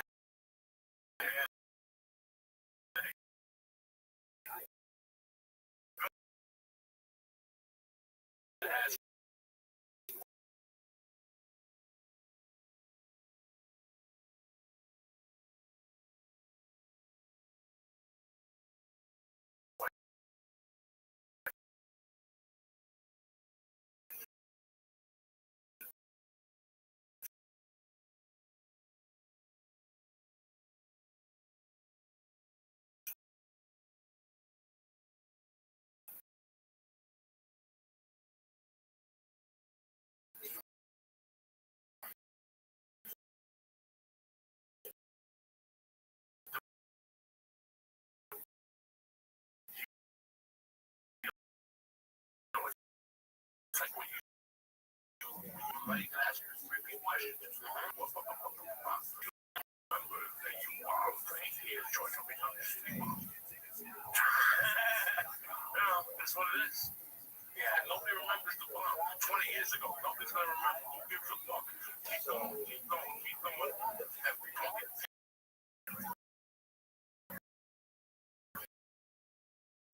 so it's really 6 I did. Yeah, first because I walked around like an idiot. And I made a plan, and I had to deal with y'all fucking 90 years later. But it doesn't matter how long the journey goes. Because the journey's long now. And I'm in that casket. That's all I'm gonna remember. Is that fucking journey.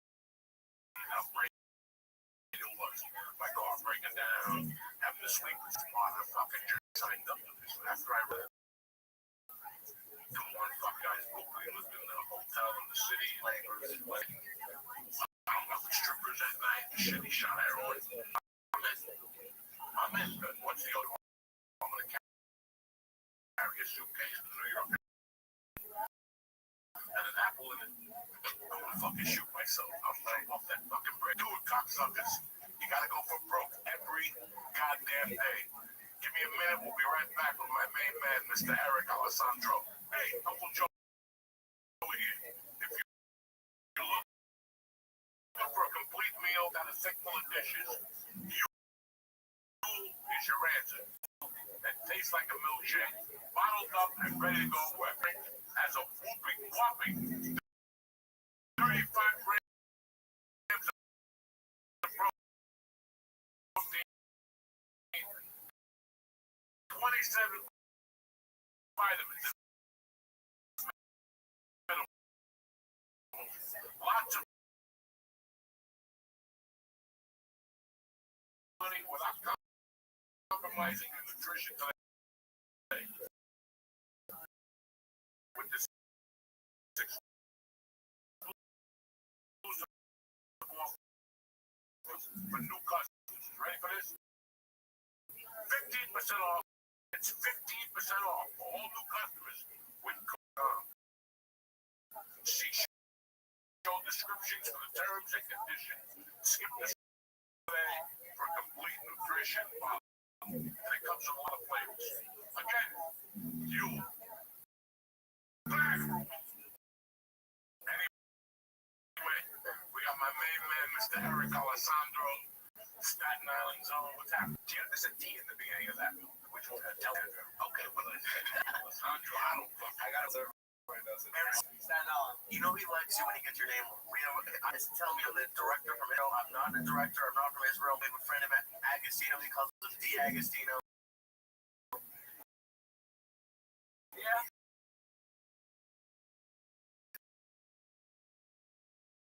That's how we know. That's how you know he likes you. When the name is wrong. I don't know. I'm sorry. That was. So I have a friend now.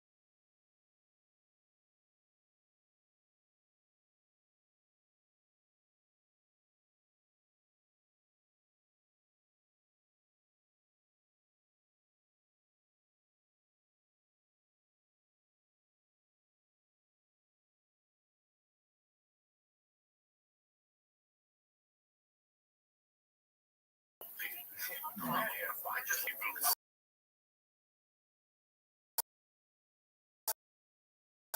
Like I just left LA. We are surrounded in your neighborhood. And I'm like, I don't know what that is. And then one day you know, you like, come to my show, but it just wasn't you in front of a I'm in, whatever, they trying to come at you like, yeah.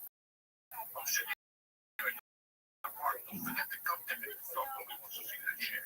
Sit on the toilet this weekend. I'm at that back of people remember. And you actually doing all these videos. One where you called somebody that was Tony Soprano on the other line. Fucking dying. I'm like, holy shit. Podcast, I know. I'm happy that you're doing comedy, and I hope you like it. You're gonna end up in comedy. You might do comedy, but hey, that's something big. So you're in the right. Oh, thank you, man. You're in big money videos. You know, I know what I see, and I can't shoot videos like that. Not even that thought. Like you just have something that's very creative. I can tell that you take your time. Oh yeah, take your time with stuff, and you're always prepared because you're always shooting a video for that next day. Coming up with the baby. It's always something different. And comedy, I love comedy because you can do whatever the fuck you want. Yeah. You can act, you can direct, you can produce, you can do it all. Yeah. Like I always look to the comics and like people like you're a comedian, right? I learned on the corner, cracking jokes, and people walk by, you say stupid things. I wonder what her ass smells like. You say stupid shit, and your friends fucking laugh. And you know, that's it. Now you're doing it in a big fucking spectrum, and you're like, these fucking idiots do. Yeah, I didn't go to this no training to stand up. It's just a bunch of jerk off fucking shit in one. And all of a sudden, like, I know what I can't do, what I do. But one night I was watching Larry King, and she had thrown out the writers from her show, the Christmas party, when she had number one. And he asked me, why did you throw those? I go, the writers, she dropped see, not allowed in my body. Fuck this all this year. And she goes, with the network spaghetti that we've been doing, what they've been doing, better. Oh, yeah. So you're at every movement. It looks untrained to the consumer. Like, oh my God, no, we planned that movie. Touching my nose, fucking grabbing me, everything is fucking already having a plan. And, you know, anyway, like I was like, I was at a comedian. I like to have it all. Put a direct now, and a little hat with a fucking thing to try to get fire and say, come on, be a break with your white friend. You're young, you got to roll by the bullshit, doing it perfectly. You know, like, whatever. You know, you're not living that life already. Maybe you're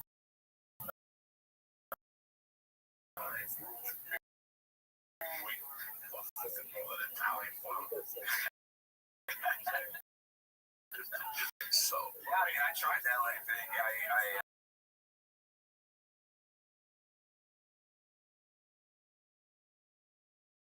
I tried to get out of the comedy store, tried to do Laugh Factory when I was living out there. And I noticed that it was all politics. It was all like this. There's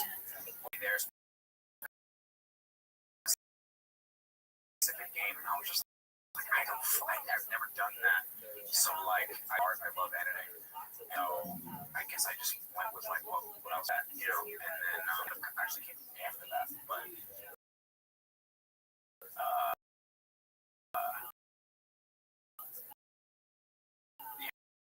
yeah, man, I definitely want to do a lot of shit music. It was kind of, I have a lot of girls back in the day, like agents or people that cast directors, like, what do you want to do? What's the one thing? I'm like, I have no fucking idea. I can't pick one thing. I'm all over the place. And so, yeah, I'm older than you might think I am, but I'm not, not that old. Like you're 28, I can still play the bass. You know, yeah, why not? Listen, man, this is a journey. Oh yeah, I've been enjoying it. Anything can happen along the way. You pick up a little dough. Mom is happy, the baby's happy, but then because of your freedom. Oh, you have so much fucking freedom that they come up with whatever. But I was thinking about that today. I was like, man, because I'm always stressed about my career because, like, you know, it's not where I come from. Everybody's a cop garbage man. I'm secure, right, with the pension benefits, and I got none of that shit. You know, I fucking pay $2,000 a month.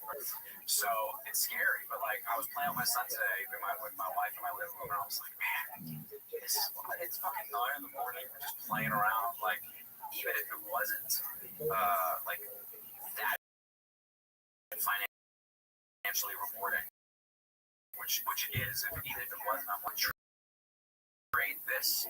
Dave Chappelle once said, that if I can make as much money doing comedy, that sounds pretty good. So I was like, that if I can do what I can make what my friends make, working, not even more. I don't know what the hell hours a year I work. I have no idea. It's low. So like, it's such a blessing. And yeah, like you said, man, it's a journey. And even in the dark times, you look back and it's like, fuck it, that was worth it because of X, Y, Z, or you got an idea from it, you know. And like living regular life is so important. I lived in LA, man. It was so many like. My wife, she worked at this place in West Hollywood, and all of her friends wanted to be actors, directors, and stuff, and I never did shit. I never went out. I never got drunk. I only wrote. It's all I did, morning to night. I wrote constantly. And I don't want to direct. I'm like, why the fuck are you here? Why are you here? Why are you hanging out here? Easy to get. Like, as in trying to like pretend something rather than like I like going to TJ Maxx with my wife. I'll hear some hysterical, and it's real life, like the real live, you know, like Target one time, and this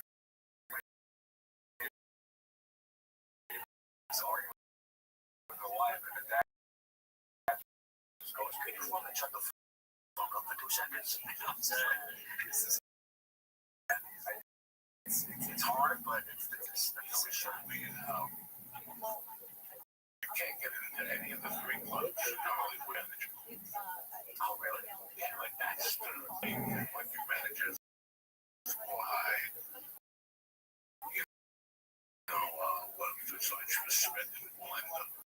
Let's see if we can at least had a showcase for how it works. You know, all the time I'm ready to go. I want them to put me on the list. You have to reference it. Yeah, this guy and that guy. Yeah. Okay, you're on the list.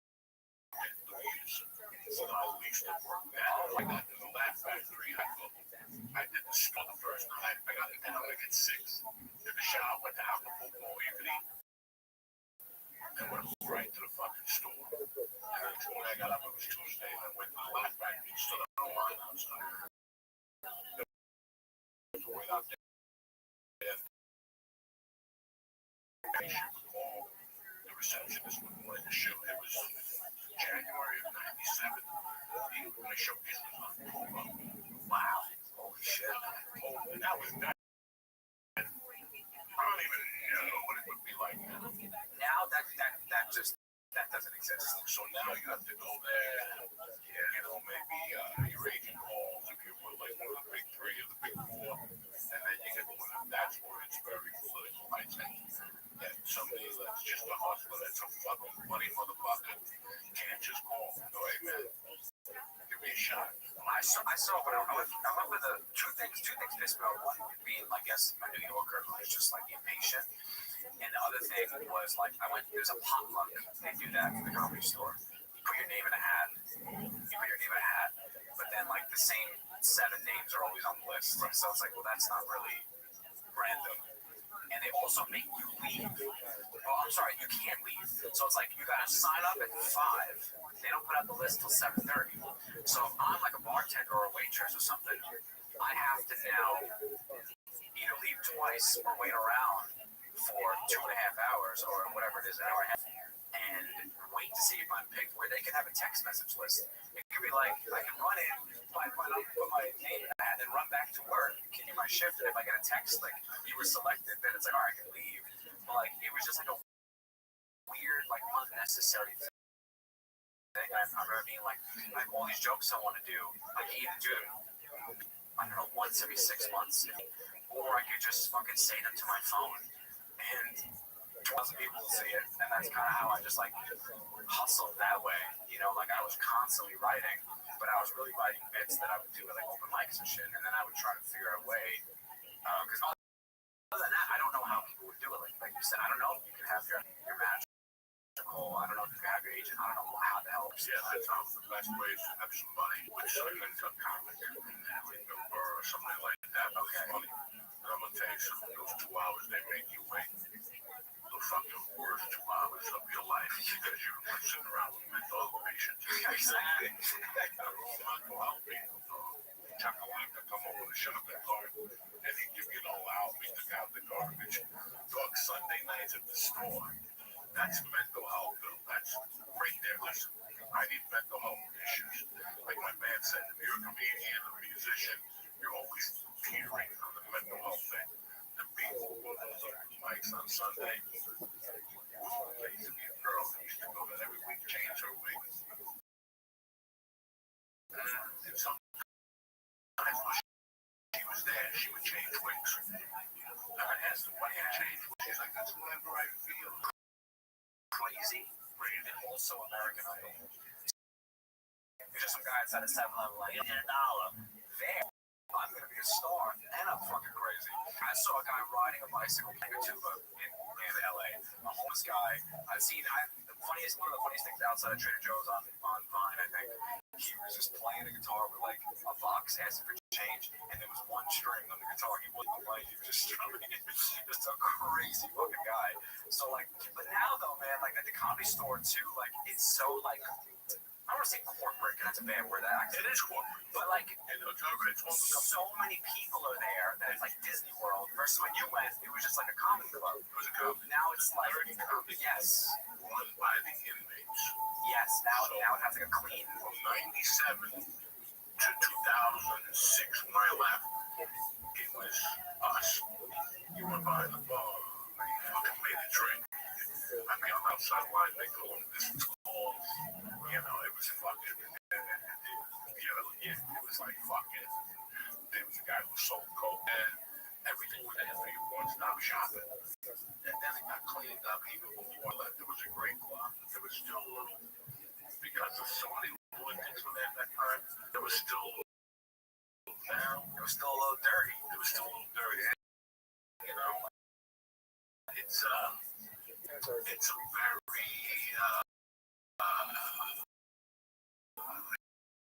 you have to appease a lot of different people that are part of it. And like somebody, we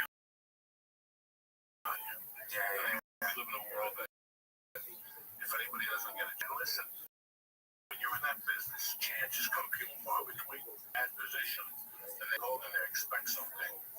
And you know, if you asked me a question if I got to the Comedy Cellar, and I said no, nothing against the Comedy Cellar. It's a great club, but they almost go over again. It's a different type of club. Oh yeah, for sure. Way down there, I'm not here to make people happy. I'm here to make people mad. Oh yeah. So when you want to get a brick, some pot smoke, and maybe a mouse to go by. Yeah. Hell yeah. And put funny on stage, whether they're midgets, white, black, green, purple. I don't care what color they are, but better be funny. Don't put them on.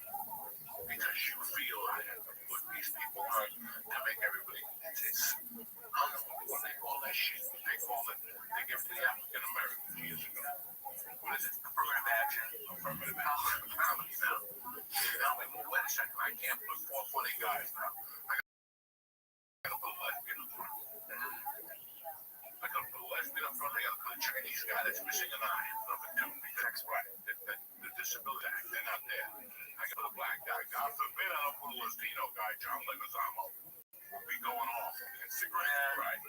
You know, that's what you have. I just want 15 million people forward tonight. When you go back to that format, call me. It's also guys who are constantly there.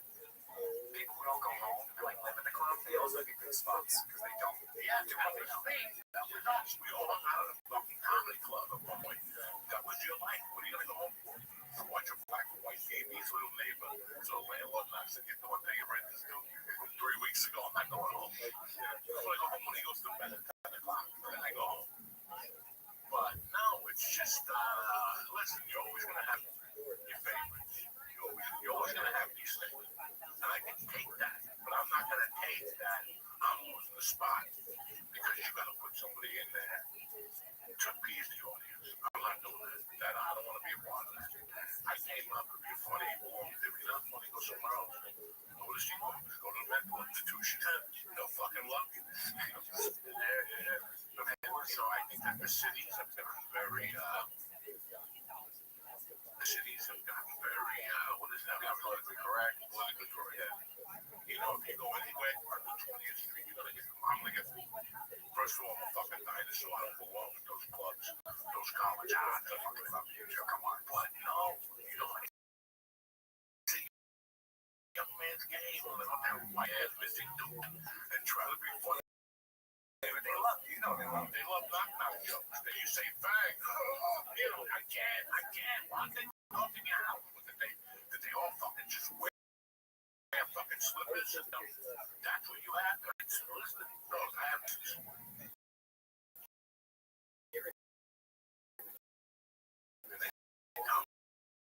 When I say they fucking color shit, they make believe they don't hear because they love. That's even in their world.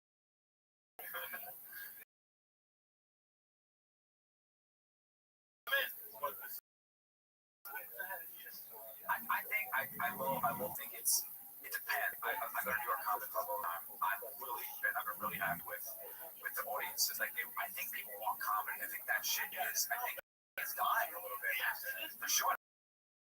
I think that you fucking rush, man. They do. They like because you're joking. I think that's been up. People are aware of that again. During like the crazy shit of like COVID, people started to believe the shit people were saying as if like it wasn't a joke. I'm good friends with Brian Holtzman, and like how could you not? This guy's just screaming just the craziest shit. How could you not realize he's the sweetest guy in the world? Like how do you not know he's joking? I think that people are like, it's again, not many like corporate people who are like really appeasing the shit that you were talking about. Like, you know, Kill Tony's bigger than ever, and just I don't know. Shane Gillis like is a great example of like people not giving a fuck anymore. Even SNL was like we fucked up. You know, like maybe we were a little too hard on this kid, and he like is something like an open door policy there. Everybody fucked up when they got on that board because you let me know you're fucking scared. And listen, that's true. Trying to run a business. I appreciate that. Yeah. I understand that, but you have to make a decision. You know, I still remember 20. When did I start going to Utah? Love Utah. Okay. That club is great. Is that the way you know? We're talking to white guys? Oh, yeah, I love that book. Okay, let me tell you what happened to Wise Guys. In 1997, Doug Stanhope went to Wise Guys when they just had one club, and the owner was struggling, and he needed out.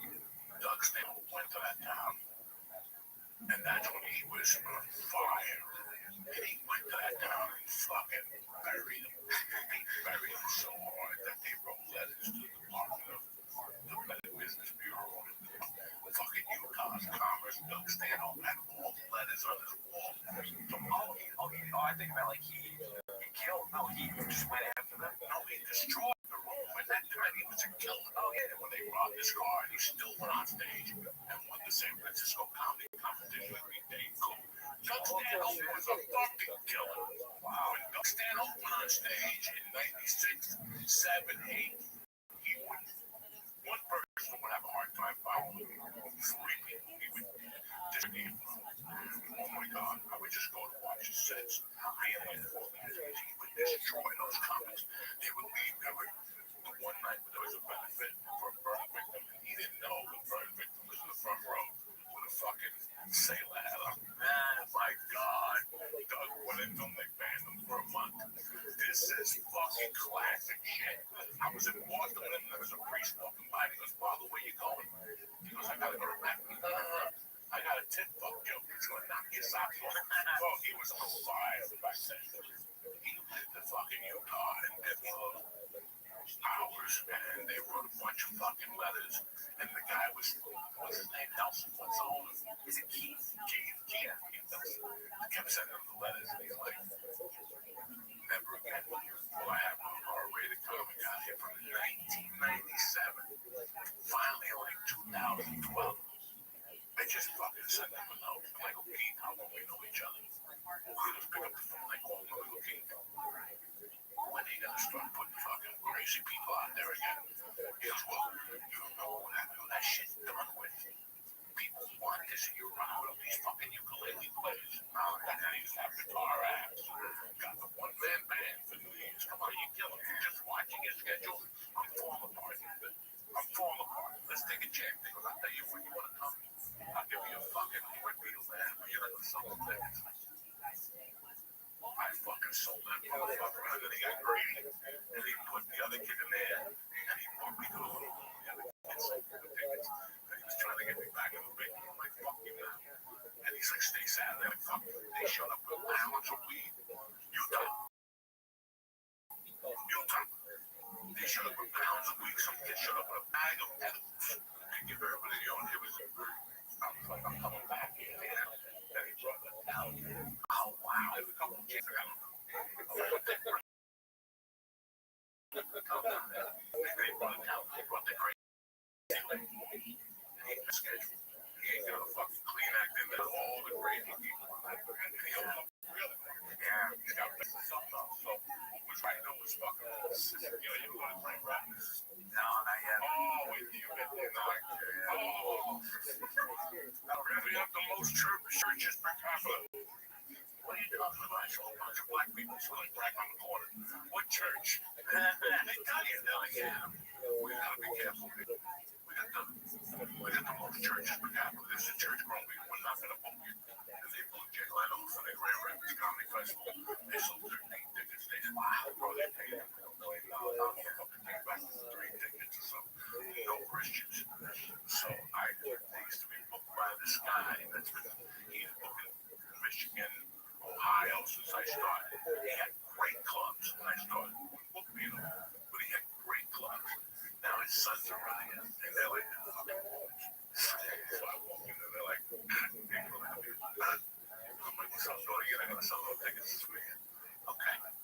And there was 90% doing deal, one of those. And the tickets just kept, they made me on Saturday, had tears in their eyes. You can't like exercise. They're like, God damn it. I told you, this is like the goods. You gotta be scared, you know. They won't put it there like that. This mother goes to the shows. So she watches the first show on, so you gotta perform for the mother in the first row. And she has no laughs, 19, 22. She just stares at you. You're like, I need this shit. What if I want to do a cock joke in front of you? Oh, I'm fine. Which way do I heal you? No. Because helium's good. Helium's great. Yeah. Oh, that's the only place I eat ranch dressing. They have spicy ranch. You can take the time. Oh, you're right. They do have Really good food. That was hilarious. This club was called Rabbis. It's still there. They pay for the room. It's a nightmare. He's still living on fucking. He's probably got the guy with the tube on the bike there. He's another guy from New York. He's got like a 9-string band. This is comedy. Oh, Jesus. Fucking comedy. Why do you have a one-man band? The guy with the. That's what they want to see, I guess. They like that stuff. Where's the first place you got on stage? First place was in the Laughing Buddha in the city. It's an open mic. Yeah, there was probably, I don't know, it was in 2014.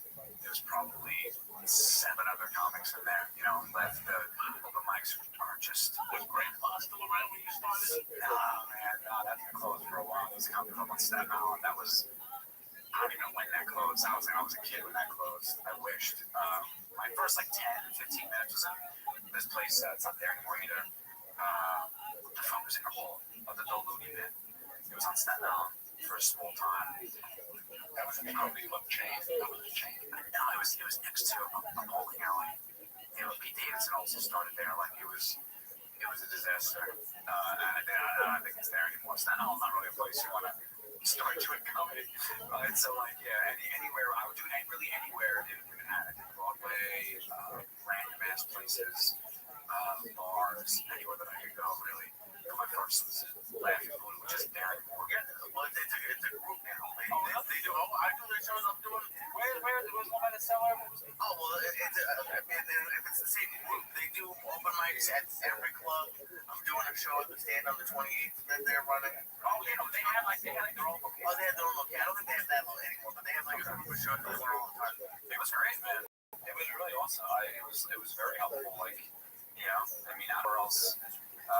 Open mics are tough because it's just a bunch of comics who are just not paying attention because they're nervous about going on. So, like, I was always thinking, like, I wonder how long.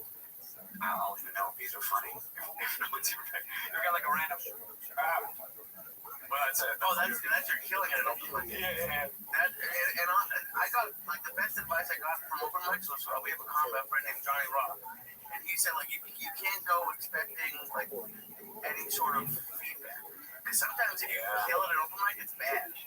Sometimes if you go to an open mic and everyone thinks they're ducks handle and they're like all the comics are laughing, that's never gonna work at the improv or whatever. Very true. Like the open mics, like you were talking about open mics. There was an open mic last night at Side Splitters at the Night Show.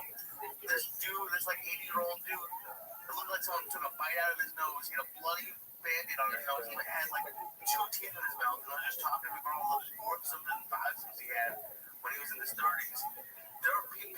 It doesn't matter what city you're in. Open mics. I did an open mic here where you know the Naked Cowboy in Times Square? There's the Naked Cowgirl, but she's about 70 years old and took her tits out in an open mic. And it was one of the fun.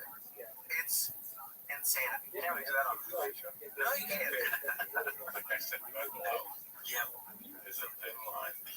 Listen, I enjoy open mics, but today's world, you have to do a background check. Like, you have to have like a fucking thing at the door. Hold on for your fingerprint. Let me check your wrist for bracelets and slashes. That's fucking crazy, man. Yeah. And listen, that's what makes you funny. Yeah, you know, being a little off your Uber, I mean, I don't do what I do because I'm fucking off, man. That's the problem. Something's wrong with the wiring. So, a little bit crazy is good, but there's more levels that's bad, that you're like, 100%, this is not, and that's why all the mics look. Listen, man, I went to an open mic last week in Rio, and it's like a clap flying open mic. They have a headliner, and the first 8 guys, you know, they were funny. They all have a chance. You know, I'm not there, I'm not still doing it. But I was like, I don't miss these days at all. Like this shit with Grady's and I get tortured. I don't miss these at all. I would go back and get some. Listen, I was a coke fiend when I was starting doing comedy, but it didn't matter because I get so depressed. I need this new coke. I need it. I'm out here. How long is this going to last? How am I going to ever? It's kind of amazing thinking that people keep going, right? For how long it's like that for? Isn't that fucking like crazy that He is the deal and everything. It's that warm.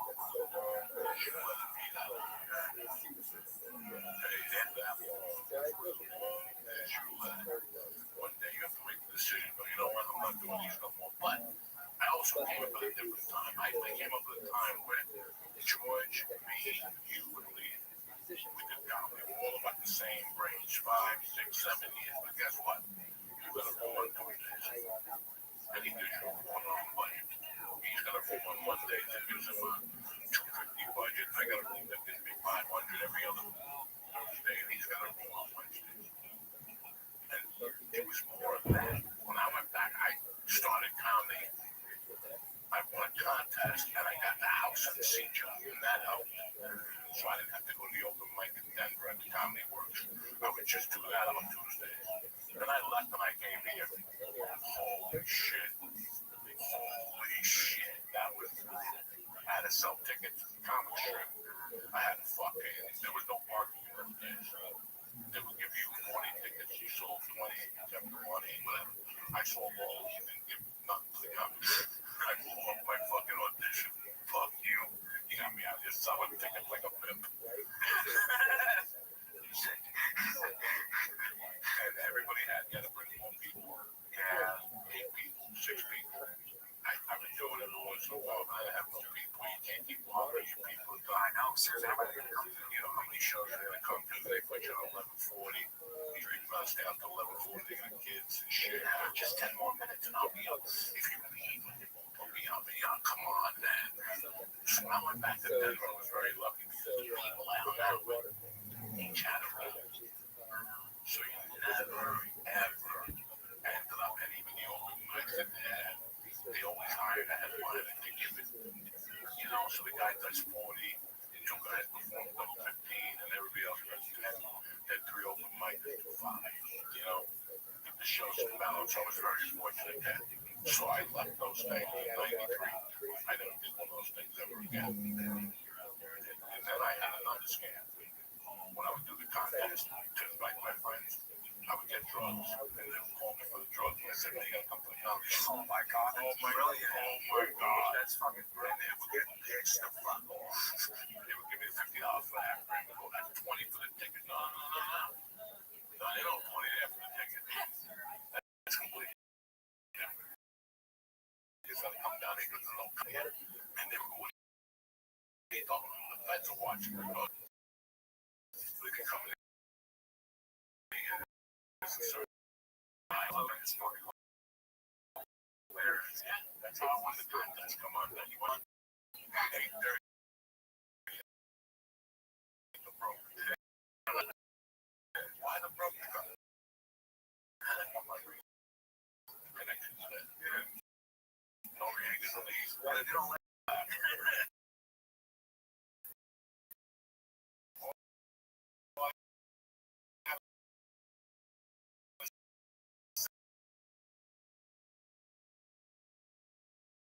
it's fucking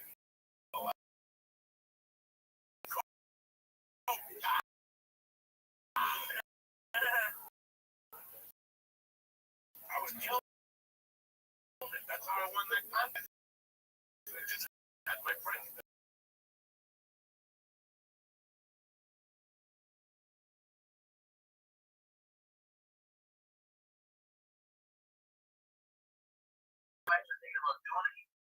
But I do like it because it's like kind of like clown work, like true. You get to tease people. Yeah, you gotta do that.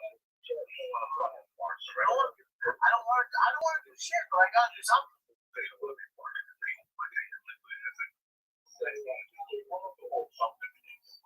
What?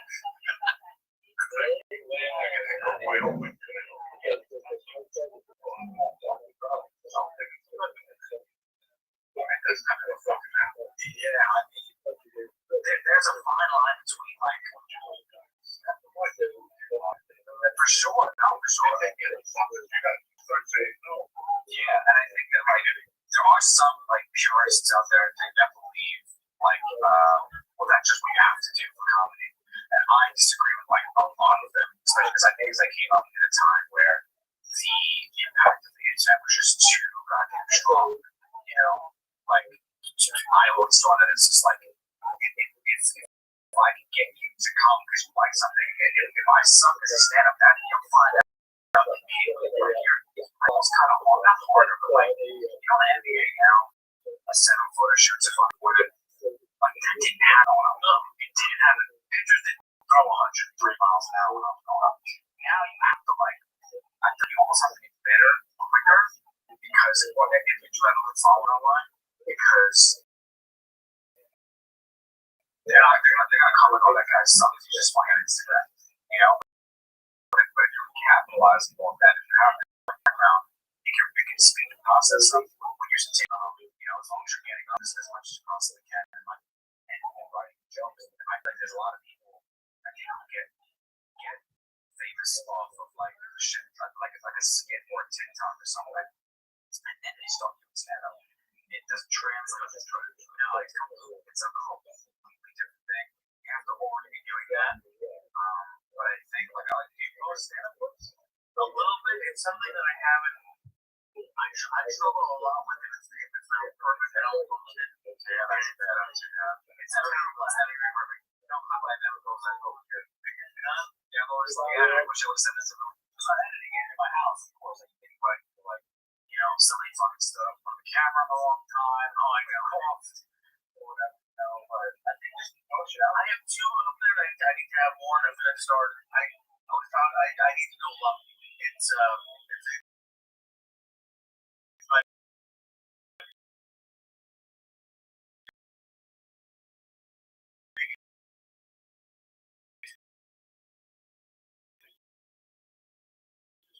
yeah.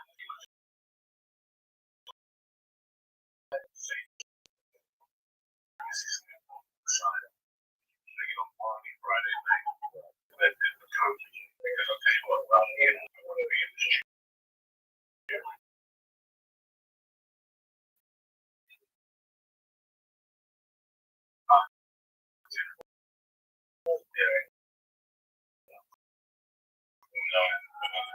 I tell you what, it wasn't just the evidence.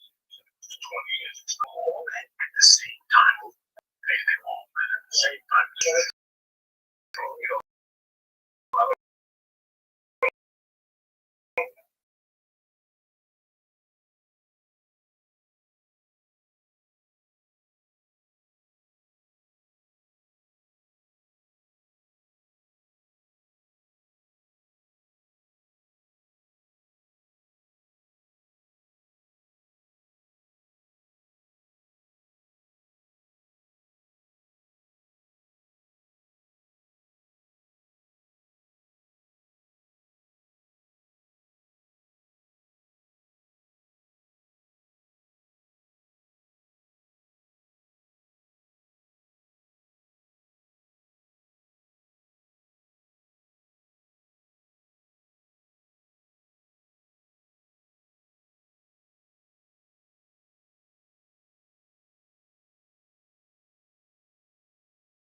this time.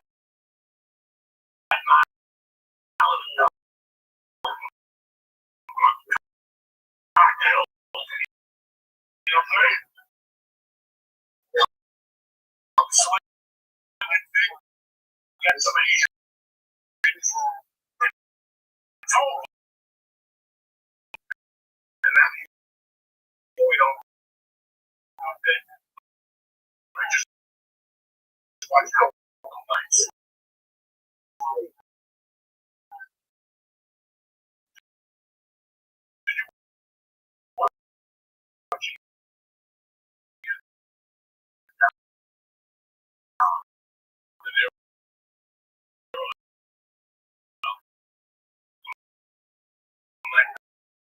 Not bad.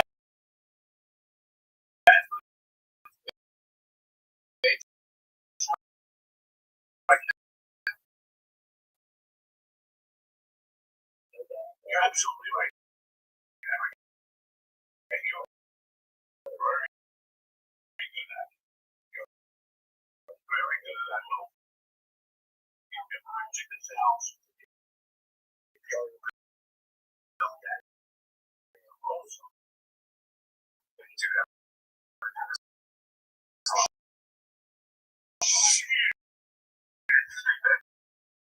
It's not a real feel. It's the wrong feel. We knew and what's ready. He's fucking idiots. They go to NYU. So, and then they want they're gonna go work in this company for years. But they had that. Just 1 year in LA. I want to join.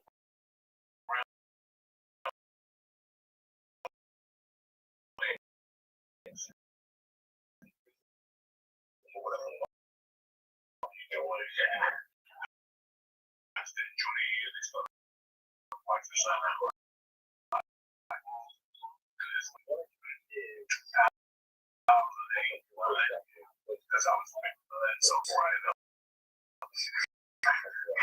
Get lucky in life. 2008, 2009, you shot a video of the thing.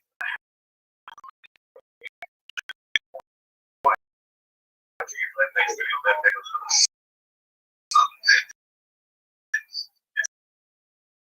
it's gonna be a fucking spectacular. Shoots.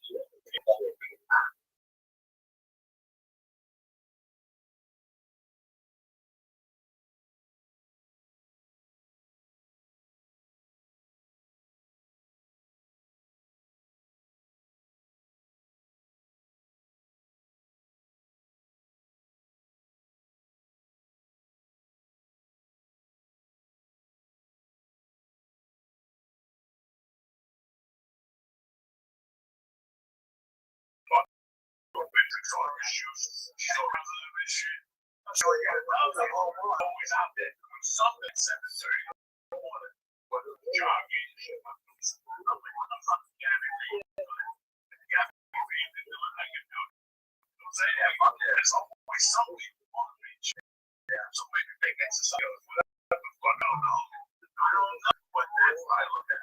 Gabby Reed in the second with the Siamese families. The two little Siamese twins. They grew up in front of me now. I play with them on the screen when I get high. She gets on the road. You guys know what I'm talking about.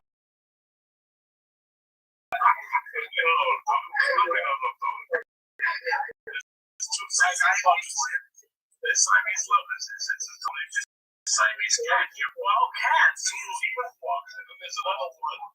And there's another lady that does Bruno's. When she adopted Bruno, the cat Bruno was scratching her and killing her and shit. They had to come get him, look like in a straight jacket. Bruno. But over the years, Bruno has matured into a beautiful little cat. Oh, he's the instrument, it's just cat, son. You guys see a lot of cat. I don't know. I just go for the other. I don't want to see none of your shit. I don't want to see one more stand up sketch. I don't want to see. I just want to see cats. Really was follow Bruce Lee. I follow Bruce Lee on that. Every day he drops somebody. Every day Bruce Lee drops like his breath. I know it's crazy. There's literally everything all the time. Everything. So my wife about that with something I'm like, is that how do we train? Because they always say like movies are like not as popular as they were. It's like how do we train? You know, movies like Superman from power washing a driveway. Like that's literally what people will watch. Sometimes, like, and I guess I don't know. I guess they are just monkeys. I'm not doing like fucking political shit. Oh no, I'm sorry. Racism. That's not coming. I just want to see cats. That's it. I just want to see cats.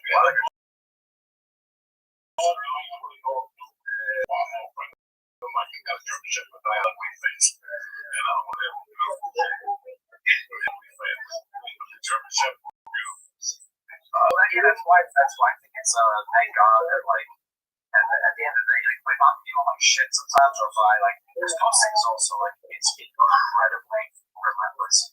But like that's why I feel good about going to a spot. Like fuck yeah, this is big working. I really don't have it together. This like a week ago now, like I found a way to unlock it, and like it feels like that like a viable, real skill. Because that's feel like anybody can do internet videos now. Like you said, a fucking cat, right? It's like how the hell am I supposed to? Yeah, sometimes like you put in all this work. A good friend of mine will do a skit. Like they roll it, they shot it, nobody gives a fuck. And then it's something film on a fucking baked potato gets 50 million views because it was something silly that happened in the gym or whatever. So it gets kind of hard. That feels so good to be able to like actually go. Because stand is still difficult to do. There's never going to be a way that's going to make it like, oh, anybody can do this. That's never going to happen. But like AI is going to use for all entertainment. It's going to fuck everything, but in person, real connections, which stand up. And you know, other night it was at the show, and I showed up. I was home about like 15 minutes, and it was a packed show. It was so much fucking fun, you know, and it makes up. There's an energy to that.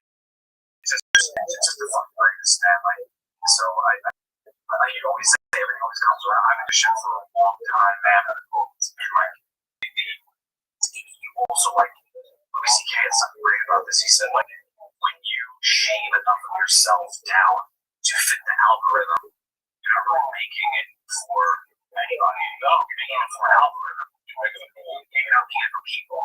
And I think that's always like, well, that's not big enough. Funny, yeah, that's a good point.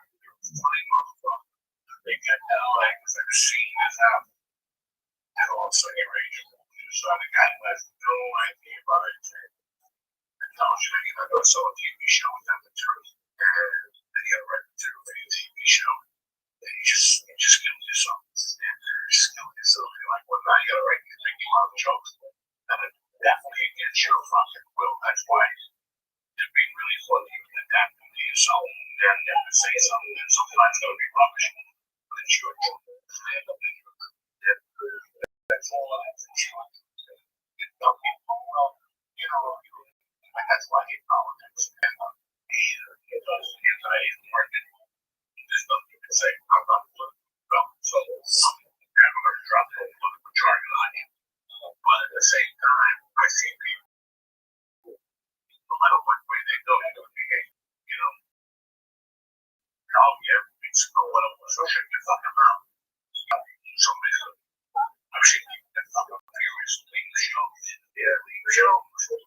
Shit. Because they said your mother has to play. You know, something stupid for them.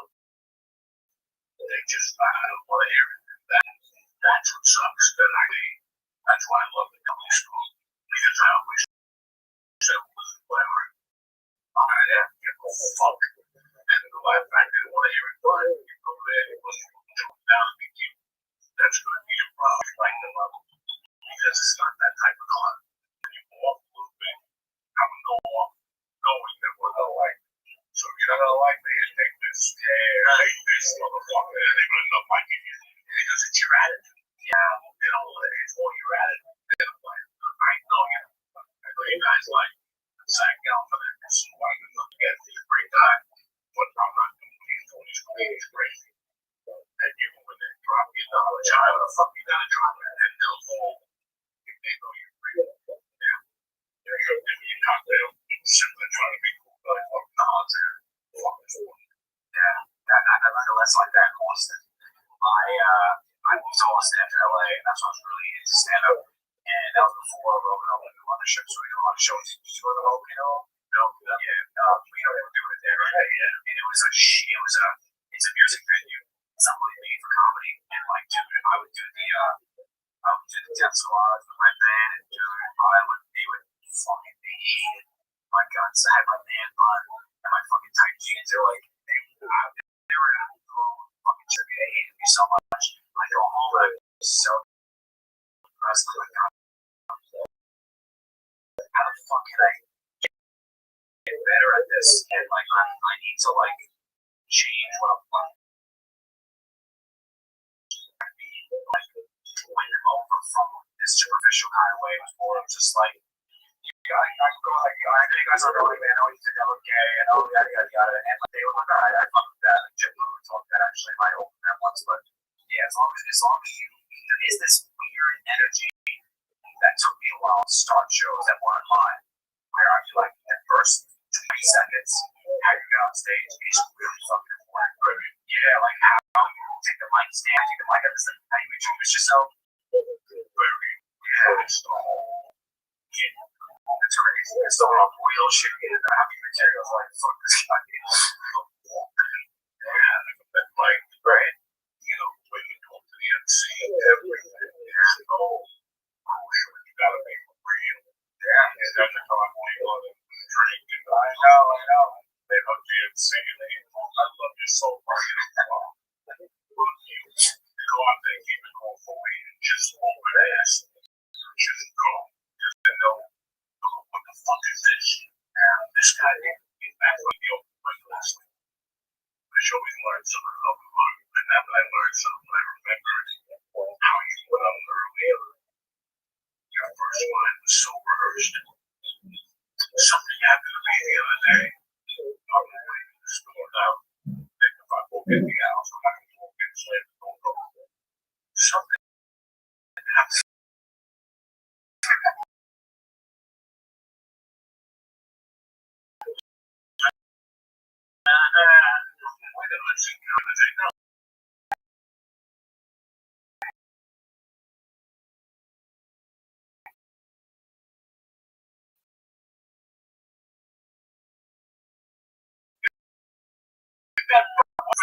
What's going on? Special.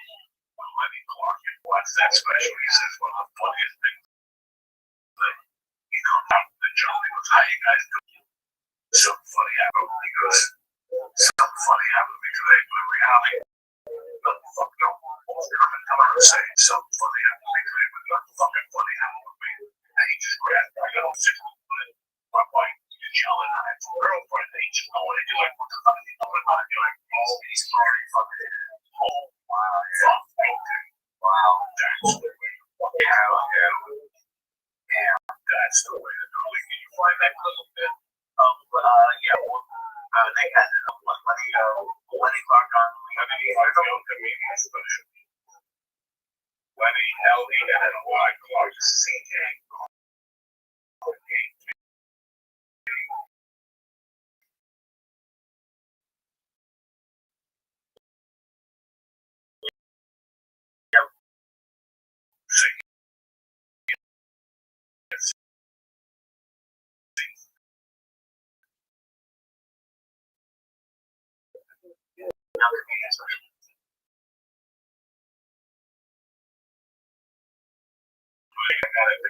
Before I got on stage, this is what I used to rent these young comedian specials.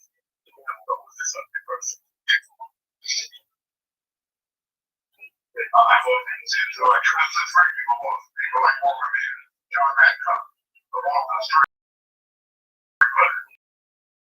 and I also because but that didn't work.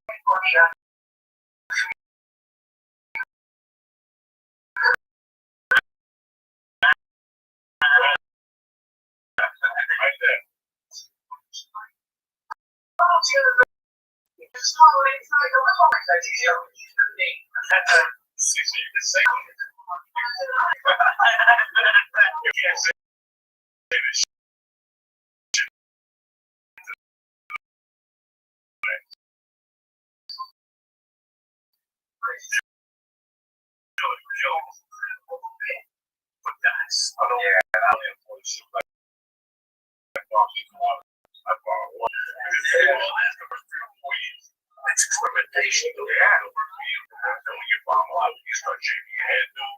Then you get like a phony fucking mustache. Yeah, like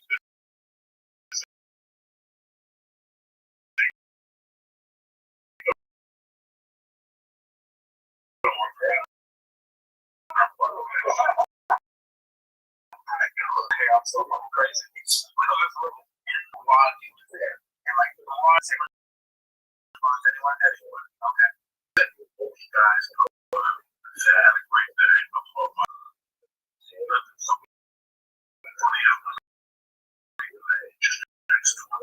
That also is like, you know, I always okay, community is as funny.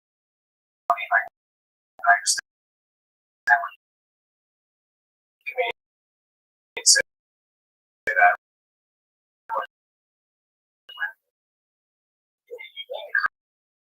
person, but that was a perfectly placed fuck because you thought he was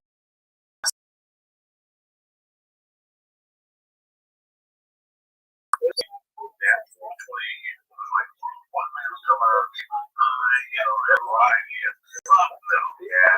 Take that Superman game on and you fucking go out there and jump on it. Anything else? What's the last time you saw a fight? That fucking black guy comes out and fucking punches that guy out of his straight. That's to recover from it. Even if he connects with the other, you just got 55 doesn't matter. Well, he's still got your attention. You got my fucking attention. And even if the first 55 jumps, you got 3 minutes left. You know, second, you fucking got 3 minutes to bail out. I love the parents of it. I love, how you fucking like now I'm trying to write. And go to the first friend. Yeah. I might get ideas and break it down and all that. I don't want to get my just want to start that thing. I'm thinking too much of doing. Oh, hell yeah. Music goes all on. And see what that's it. And right.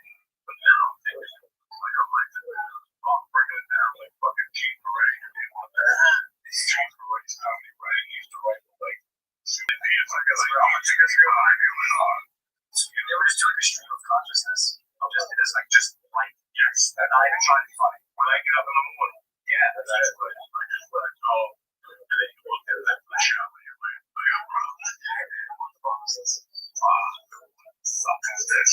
I still house. Because you're just writing. Yeah. But then I like to write the afternoon and then think about it. I'll just write up. Sleep. So I go downstairs, I smoke my pipe, I put my sandwich on that, and the next morning, I look at there's something I like, I leave it. There's something I don't like, I get rid of it. I get out and see if it makes me different passes, the people pass that I keep facing. Different. I like that fucking breakdown. You know, you got that, and you start laughing like a fucking fag. And by yourself, you wipe that stuff with the fucking left side. You're like, you're not going to believe it. Well, I love coming to my office. I'll say something short. I don't really get it. I'm like, you don't fucking know anything. I go to school. That's not what you shoot. My life's always like, I don't get it. I don't fucking say anything. I don't get it. I'll point it back. Why don't you fucking over here at the day when there's nothing like you show up?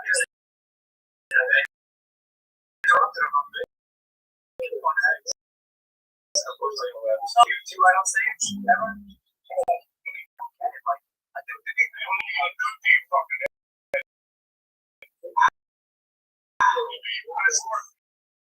this sports, it's just I walk. I know how to breathe up. Man, that's the best way to fucking like look on the I was doing this bit. I was practicing it, trying like rehearsing, seeing how I was gonna say it perfectly. Did it one time and randomly I did it over the weekend. I had it on tagged and I was like, where the fuck did that come from? And I sat there with the material, nothing here, like this didn't come to me. But in the moment, that always happens to me. Like I can try, but you have to, right? And again, it's one of those things that I don't know when they bring it out of you or you get into a flow state or whatever, like yeah, I did what a hard thing.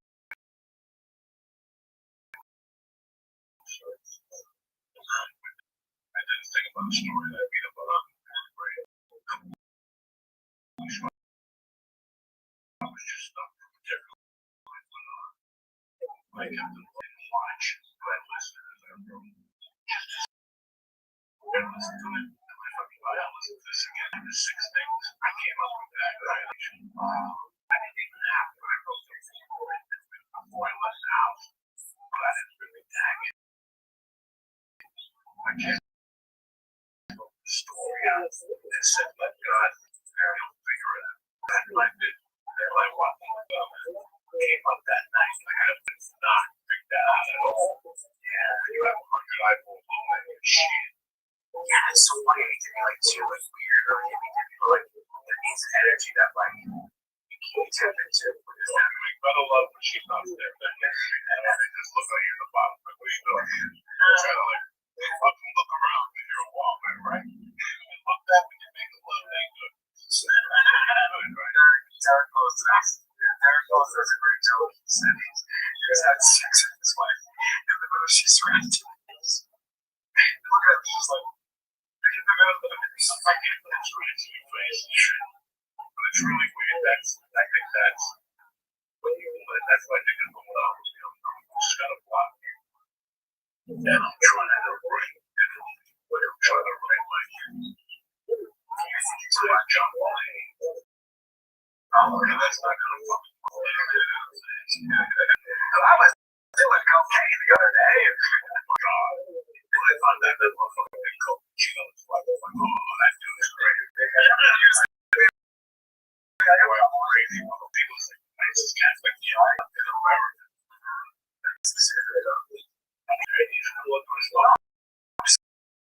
It's funny though, like that kind of guy who feels like he wouldn't be into that. He was gonna kill him cold and cheat. It was like a nice kid up in the church. Nice white people. They went to the museum to all that nuts.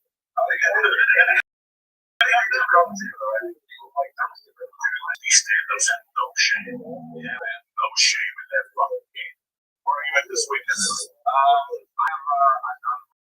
I'm June 28th. I'm at Westbury Music Fair, Westbury, New York. It's a big place. And then DC. After that, after time off, I have a new baby, so I'm trying to be home. He's 10 months old. Yesterday. I haven't told anybody his name. I can tell you. I call him Sosie because his name is in the show. But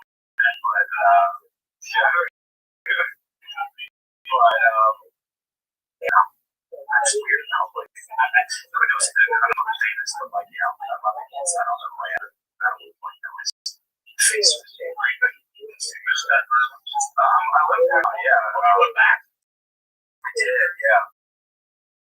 I don't know if we're gonna end up there. We're renting place. But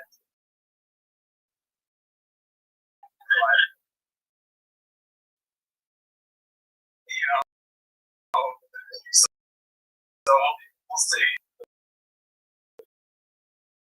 So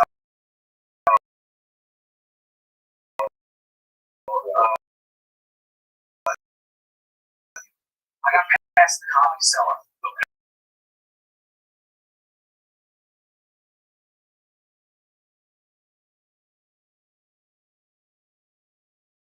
Complex out in Denver 2 months ago, and I went to like Salt Lake and I did Vegas. And I was going to off like 60 days.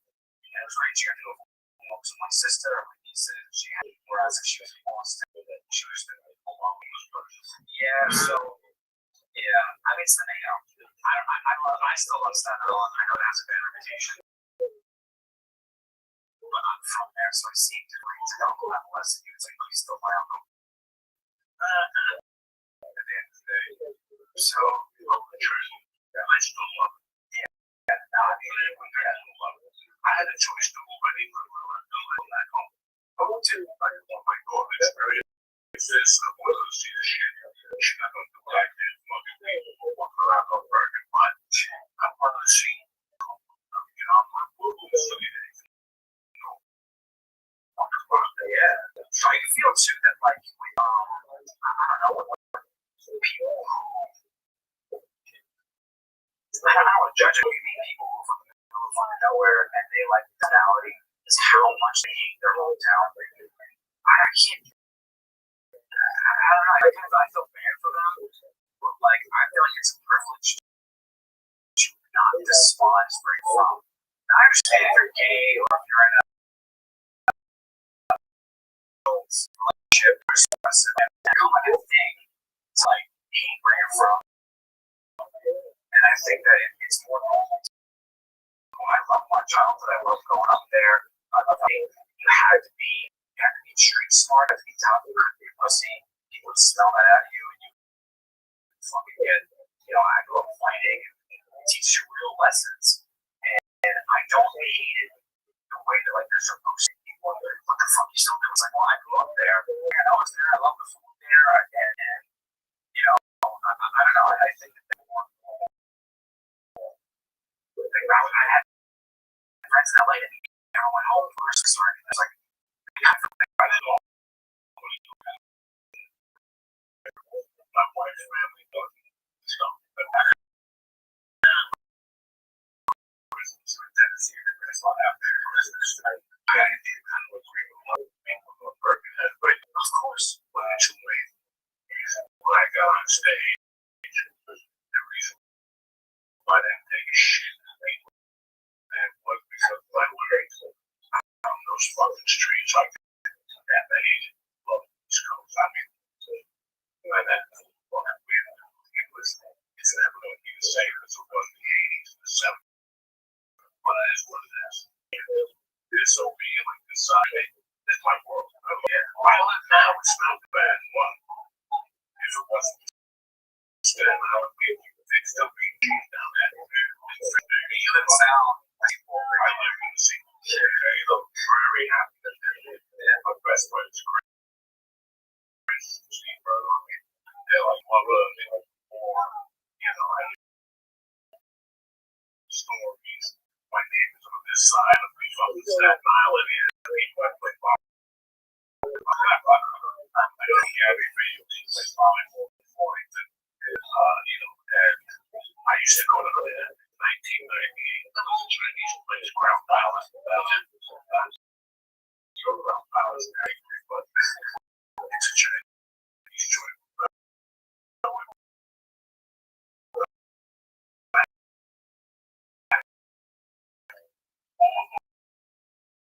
Places.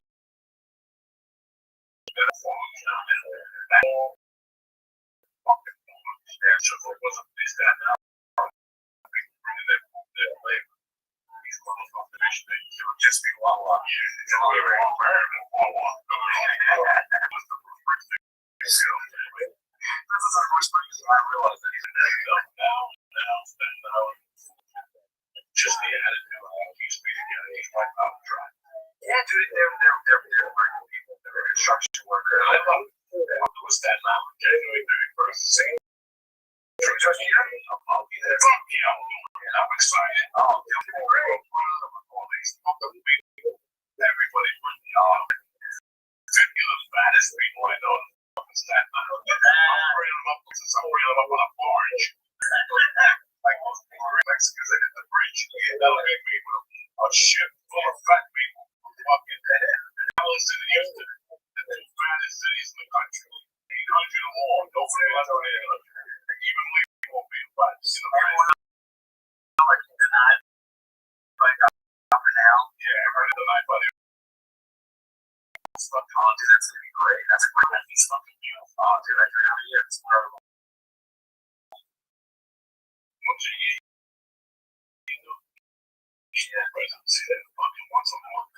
would hear this time because it's like I'm trying to keep it special. Every December, I'm just taking rocks that and then I'm excited with it. Yeah, and it was great. Yeah. Right. I mean, you can be because that right. Now, myself, it's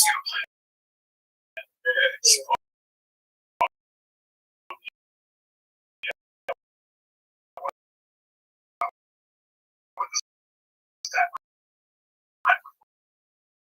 and the mother that you're showing up.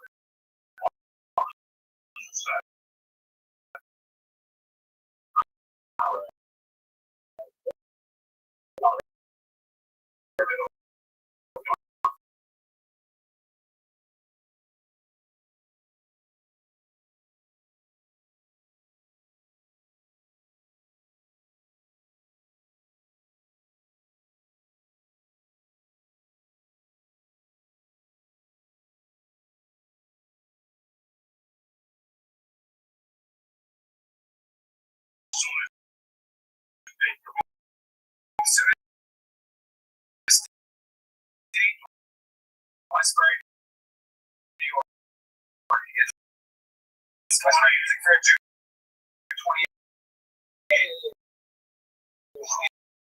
Comes to the 27th and goes on 28th. Yeah. What's up? What you might this week? Let's walk. Yeah. New York.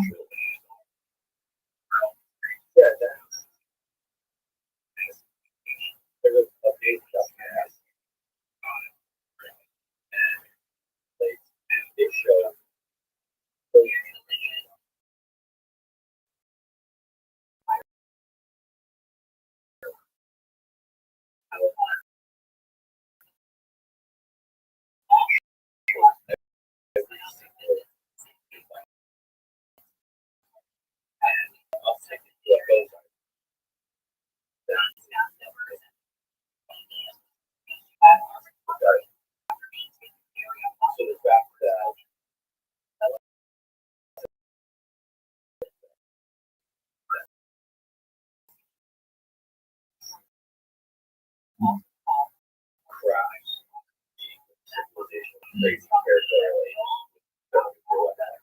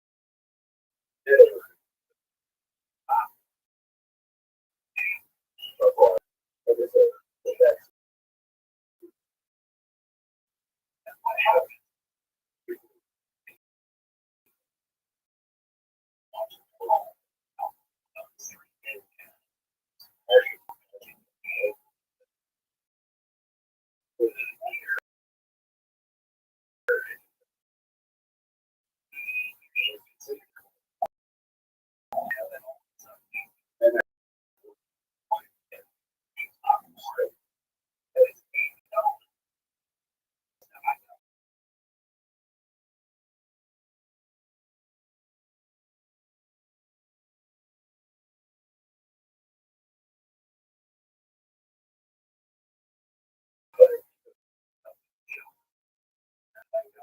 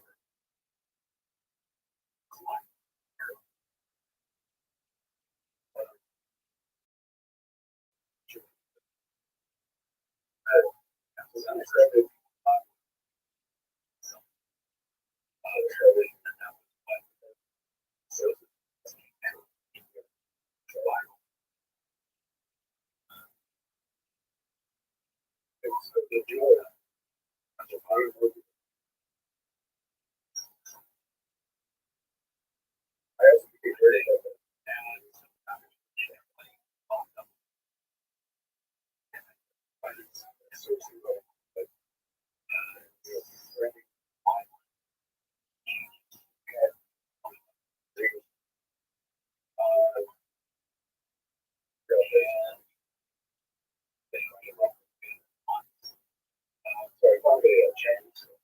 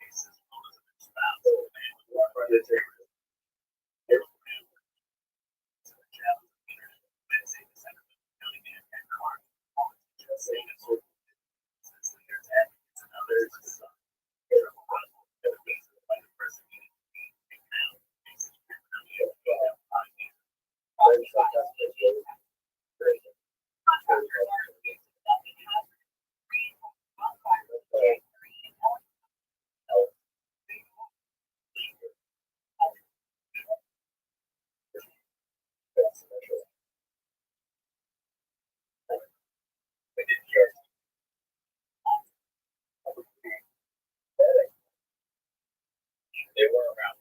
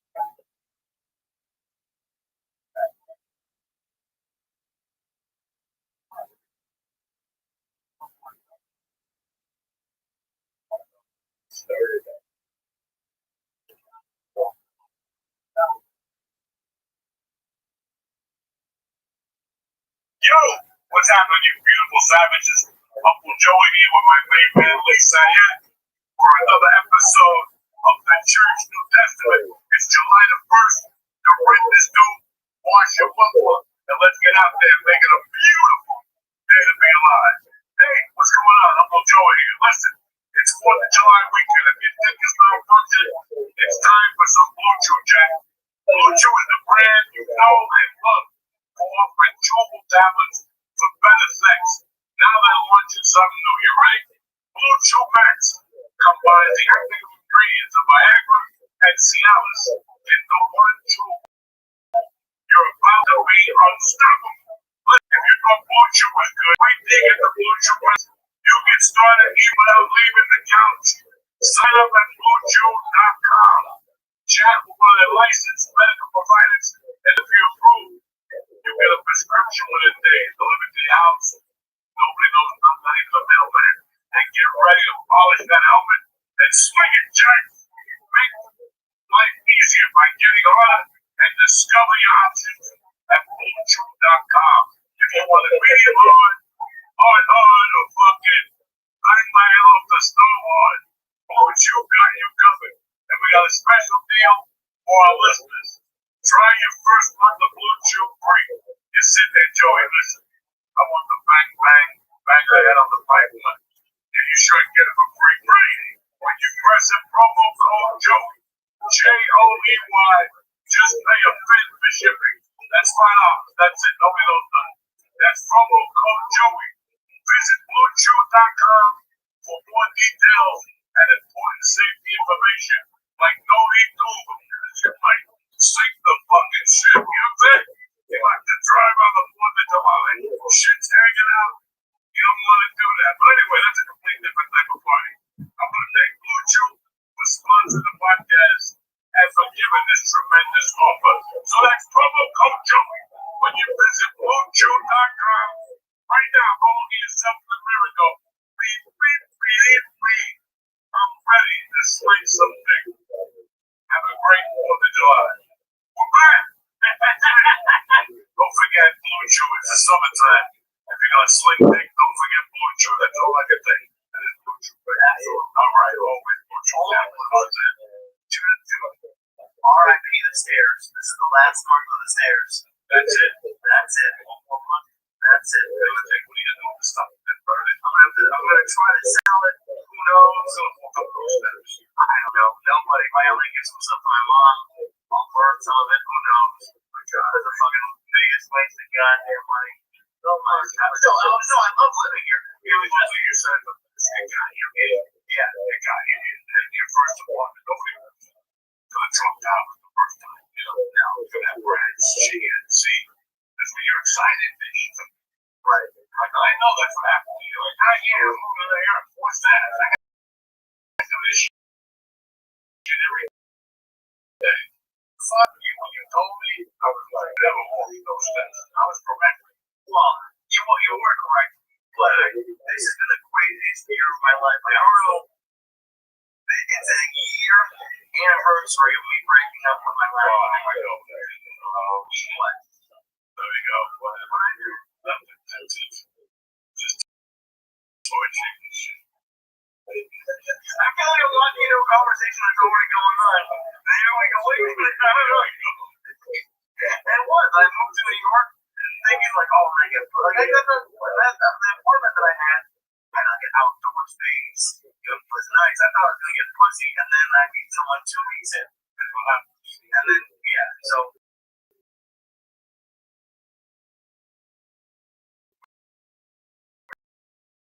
That's fucking crazy.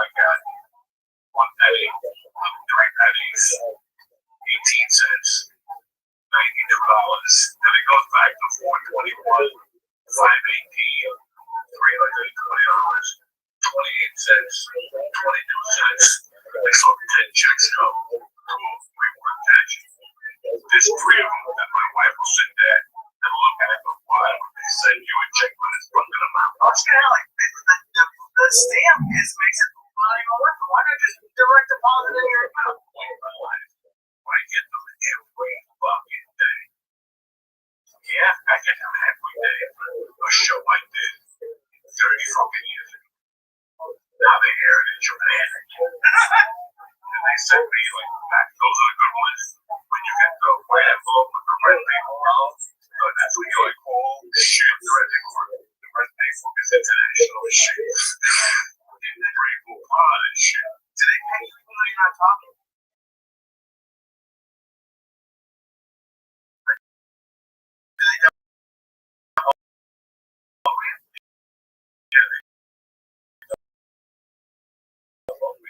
They still pay those checks.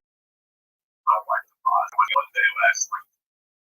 When they get them, right? Like on the SAG.org. Go to SAG.org. And I'll tell you what's later than the date is coming and what's in the process. So one thing that left on that website. They're sitting refresh all day, every Sunday at 6 o'clock. They refresh it. Okay, so they would start on Sunday at 6 o'clock, and it would tell you when your checks were going to be there, when they were going to get mailed out. So on those days, I already had that money spent. George was coming over and wanted to bring up an ace. So let's go get some Chinese and one on it. What's his name? Get a name of weed or bring Bruce. Take them up and get high. Did you have it on your calendar?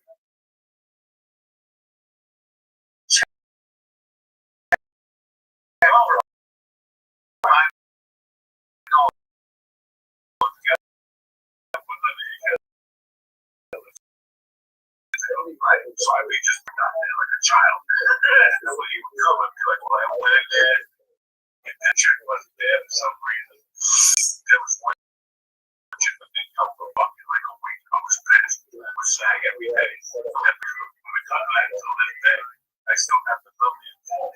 When you listen to Jack, never got rid of that number. Oh my God, that number's been this low since 2002.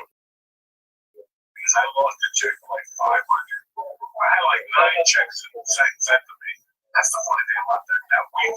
It was my biggest payoff after that time. I had like 9 checks sent to me. All the checks over $50. But the one I was waiting for was that in my world, I got every check. So I file alone. And I had to wait 30 days to file a complaint. And then once you file a complaint, it takes another 20 days to process. So just that check in 5 months. Well, a lot of people don't know I'm going to drop it on you right now. If you live in, especially if you live in Hollywood, because those motherfuckers are treacherous. Once a year, I would drive down to SAG after SAG. Go to SAG first, go upstairs and say, "Glenn, please get the box of checks that got returned." Oh my God. That's you. Delivery got sent to my fucking address. But for some reason, they didn't deliver it. Really? No, we don't live here. You know, shit like that with it. They put the arrow.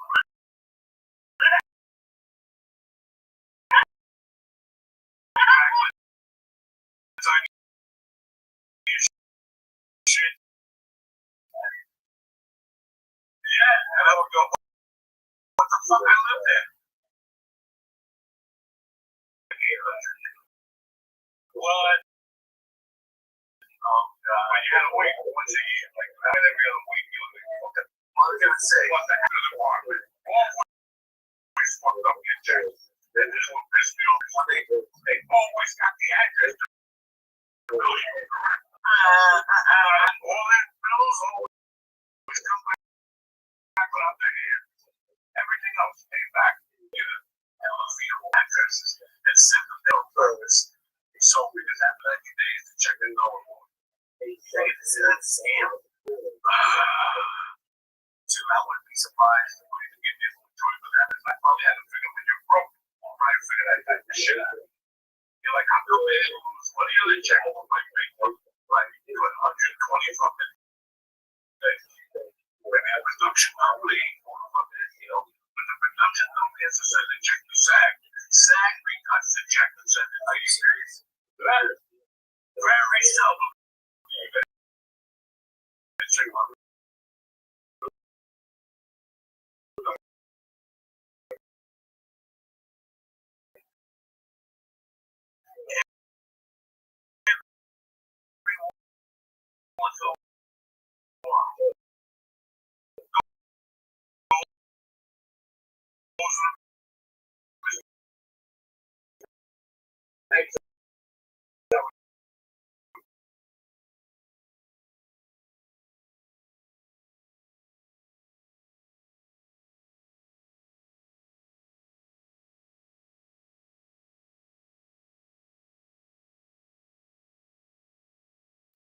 But I'm thinking about what you're going to say. I got Liam.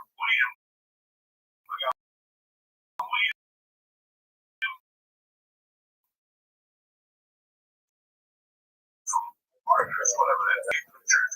Will you tell my medic this? And that one, then I thought that most of the checks happened.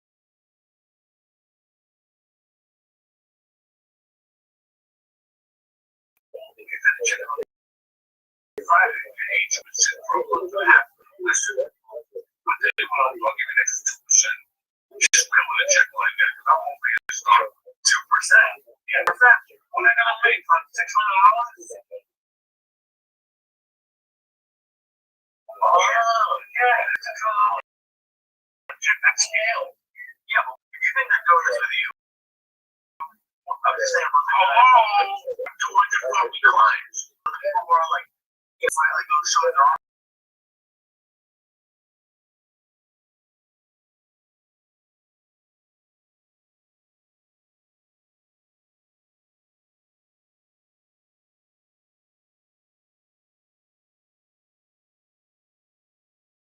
Check the next agency. I would sit on back every fucking Sunday.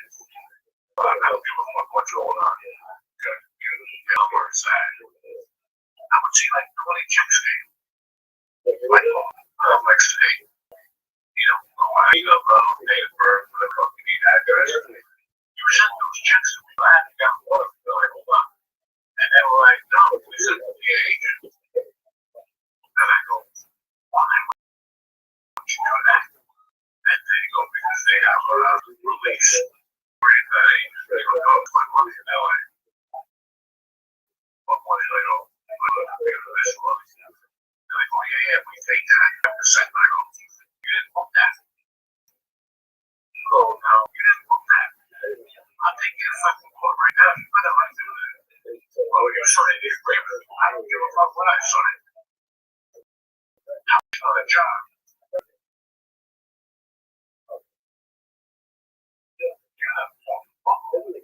That's crazy. They think like signed on with the right, whatever I was signing, they sent it to the fucking sack. Jesus.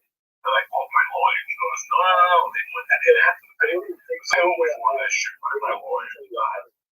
Always. You know, I got police. Fucking Rabbis. So they added something to your contract after you signed? Yeah, I said that being good for you. These motherfuckers, you gotta watch your pay. Motherfucker. People did this shit.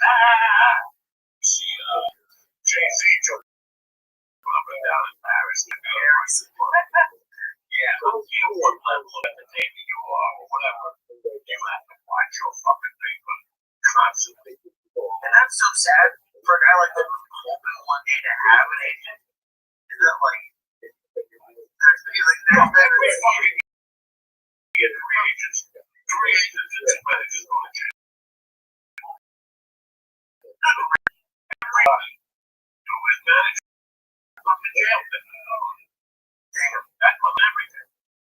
Everything. Because they become your personal manager. I'm like, okay, I'll handle everything. And you're like, oh, yeah, this spotlight is great. And meanwhile, they're eating lunch there.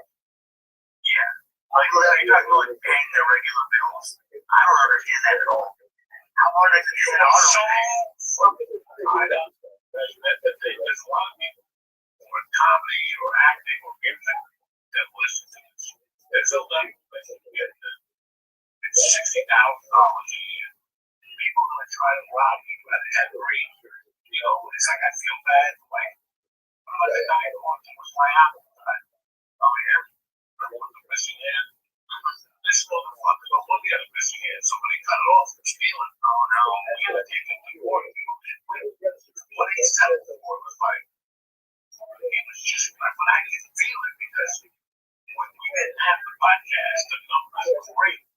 And all of a sudden, the podcast was like, everything's selling except my CD. Are you fucking stupid?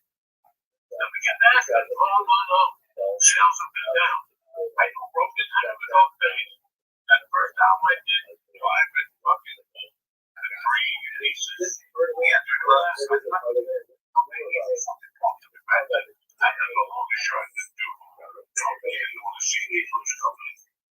I put that thing on that. I think I see the great but I swear to God. I'm having dinner on face.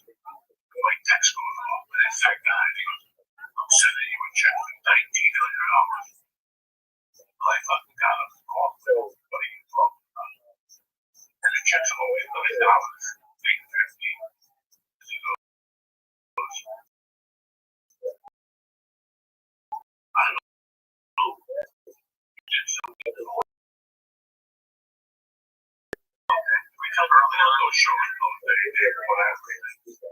And he's telling me, oh, I just saw the precinct meeting. So I signed with that dude. I said, look into that. This motherfucker came right out the door. This motherfucker. One day got a busy hand. It's like he's helping me because he started dating a young girl.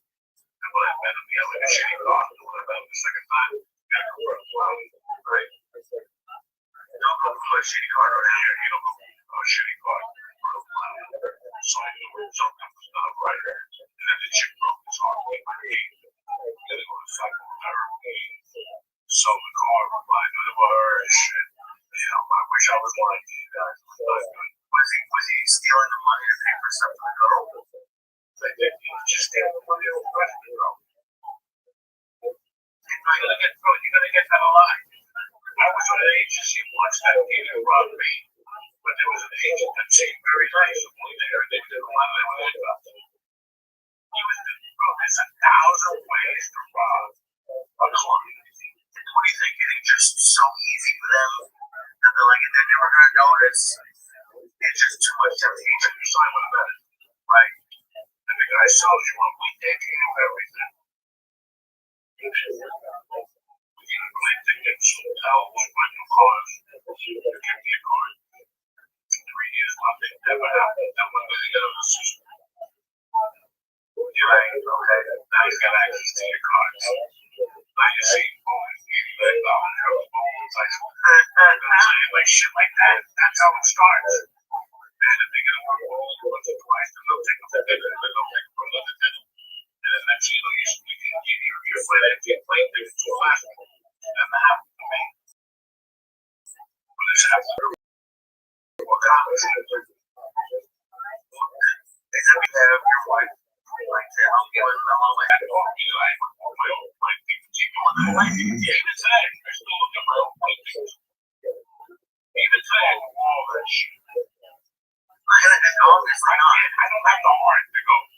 Like, do me a favor, get me a plane, then you have to pull me back. And I'm willing to 7:30, to 9:30, to 11:30. All right, we'll pull you back. Someday, and then you pull me back. Well, at 7:30 is not a bad idea. It's like, that's just too early. There's no way it's too early. I can't do it. I go back and forth. It takes longer. It takes a lot more. And I'm like, I gotta take it. It's a bunch of my car. That's what people say. Just let it go. I don't want to get a you might have a fucking heart attack. There's no method. It's just nothing. It's just get on the computer, do this. You look at that page. You gotta check the hotel to see if they got a midnight room service. That's the first thing I look at. I got report to the shit. You gotta have something for me to eat. Every time you go back to the hotel, they start. They got potato chips. They don't really even nice hotels. Forget it. I want to see the menu. I want to see a late night menu.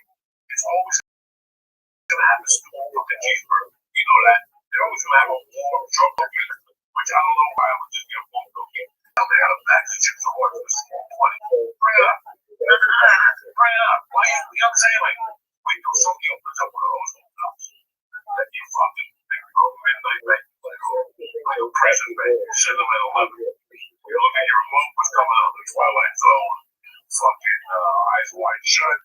Right up to 4 fucking, okay, look at this salami sandwich. Bologna and fucking burger, cheese, lettuce, mustard. Put the mayonnaise under the fucking, whatever. Because I put the mustard on the salami. You know, and you sit there like, oh, you can fucking that. I just had, you know what, guys? I sweated my person. Not like 10 times. I don't eat. But I just want to know if I can't sleep or I roll a joint, I go downstairs and do it at 1. When I go out to smoke that joint, I'm thinking about that. I already looked at the menu. I already know what I'm going to order. This is just giving them those taste buds all. You know what I'm saying? I mean, you haven't been on the road that much in the last year or so. But how the hell, man? Like, not shitty motels or hotels. Even if they have restaurants, they're not usually open all night. There's almost nothing. I don't fucking say you guys why. I'd rather pick a hotel that has a late.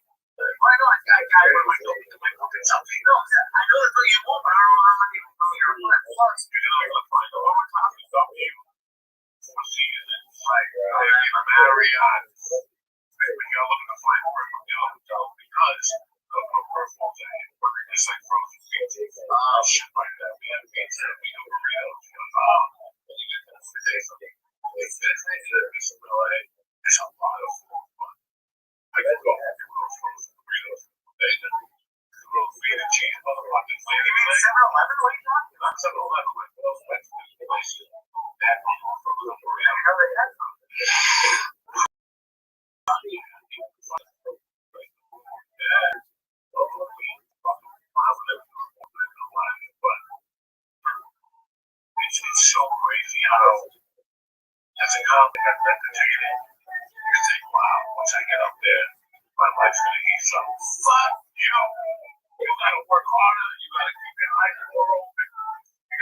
always more shit, and that's where the mental stress comes from.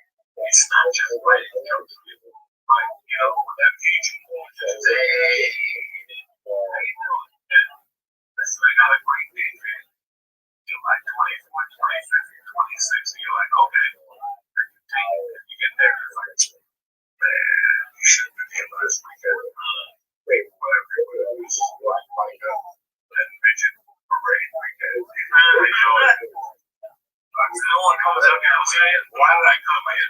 And then you don't know, so you don't even go, hold on 1 second. Let me see if they have the right flight, right? You don't know, you say, yeah, ready, they sign the thing, and all of a sudden you're like, the right flight, you gotta fly over Mongolia, and then back to fucking Newark, and then you know, you don't know these things, right? You get burned like 4 or 5 times, like, I'm not saying yes, ever. I'll pull you back in 5 minutes from that computer. I'm checking the hotel, I'm checking the late night menu, I'm checking the fucking Uber. You have to check everything. And then they'll get you on. Okay, and then you get there, it's an hour from the hotel. They're only paying you $500. Right? It's just going to do 75 each way. That's 150 out of $500. You don't know this shit. So they come to direct up to check everything you've learned. And then when you make a checklist, fuck it, I'll pull you back to that list. Right? Why? Because I got to come by basic. I'm like, I got to check to see if it's a minute view or some shit before I go to the hard. Because it's not that they keep saying that shit. Last week, the helicopters are dropping people. There was people everywhere coming to the show. You know, like 10 people at your show, so we got 8 people. What was happening? Yeah, it's because you were talking about like managers doing it for you. And like I know you were busy, and I know that people were very busy, but you really think that someone you're that busy that you can't hold a flight. Like that doesn't make sense to me. Like that I couldn't in the back going over. I know it's like I can, but I don't. That doesn't make sense. Am I a control freak to do that, or what? Just one of them I'm hoping it. I don't know what I'm hoping. What if all this shit, if we go back and forth for 2 hours, I get up, I go to Newark, and you're like, no, it was Hawaii and did it, right? Yeah? Do you follow all this shit? That's why I'm like, you want to do business, you want. You want to show me a daily statue? Okay, you want to take this money? Text me. Anything business-wise, jump on the fucking call. So that you don't misunderstand. Get on the fucking call. Get on the call. But then do you ever work with them and like say that you said something you did, or they're gonna say they didn't say something? Write it down. You have to take notes. You really talk to these people. Drive home, tell them confirmed, okay? I'll fall for you one of these $100. So they up and down. No, don't even ask. Just assume. We're telling you to call back to a technique. We don't do that. Oh shit, you don't, okay? I gotta take off of that. But then you want to eat. Right, don't keep doing that. You don't forget some later after fact. Now you drag from everyone to everyone. So these are things I learned. I didn't care because I did curly for 9 years. But after 9 years, I got to the comedy store. Once I got to the comedy store, listen, here's the deal. I'll take the cheap man, but you gotta take a little fucking care of me. Rather than get playing a fucking violin or a harmonica or put the fucking weight on. I'm one of the Marines. I may not be a big diamond today, but I'm gonna be somebody who one day can be today. And that's what you have to tell these people. If not, you can sit at home and do the comedy show. Right? Or stay at your job or whatever you know. Once you're confident, you're like, oh, those movies, was it hard to make the jump from like doing comedy and then like making it a business, like to change that mindset? I mean, there's how many times you can get fucked in the ass? A lot. Yes. You've been jealous. Yes. And how are you jealous? Constantly. You don't know that. Yeah. As a Spanish kid, when I was like in the 6th or 7th grade, I used to get so jealous. I'd like curtains on fire and stupid shit like that. Okay. I never let any on fire, but I got that. She would be cheating. But no real woman. Like I just know. There's no type of emotions. Really moving forward as a man. You know? Comedy, you never really know. You never really know.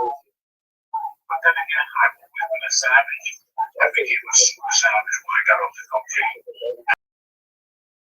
And I started looking at what is the say my age, what is it?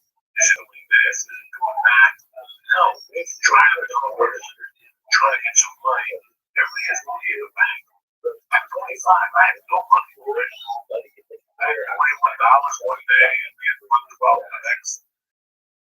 And I jump up again, 38, 50. Does that deposit?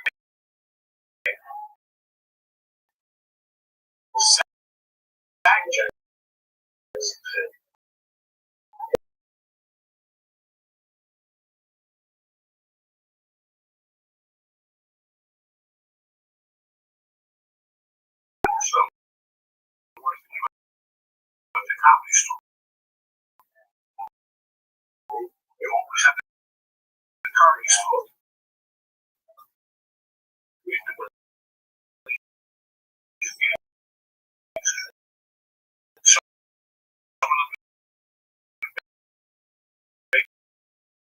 money, we have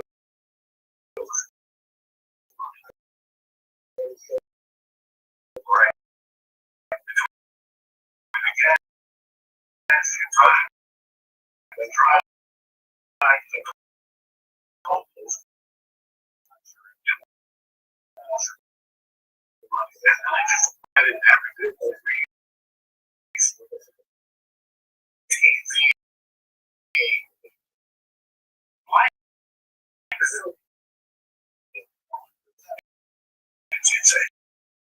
It's a fucking discipline when what's the most important thing?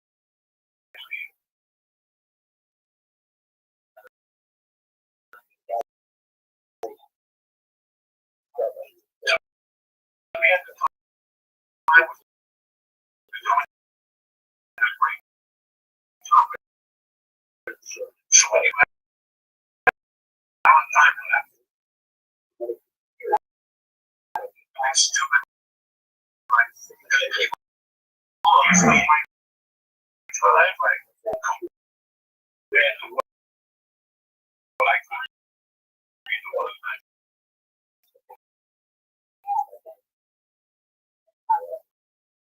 my daytime, I don't give a fuck what I'm the one of the board. But it's between getting on stage and something that I can't really go with no way. Time, even though you're confident. And then I just wait a couple of weeks, one day.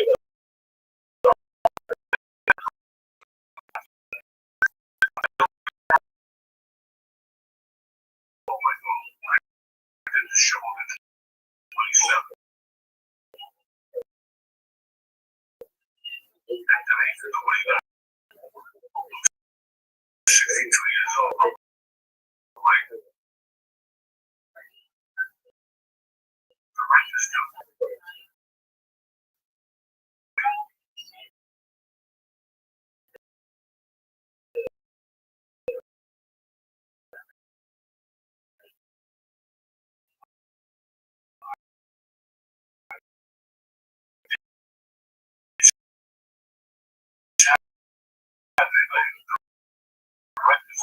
I swear to God, we watched the UFC. That's 11.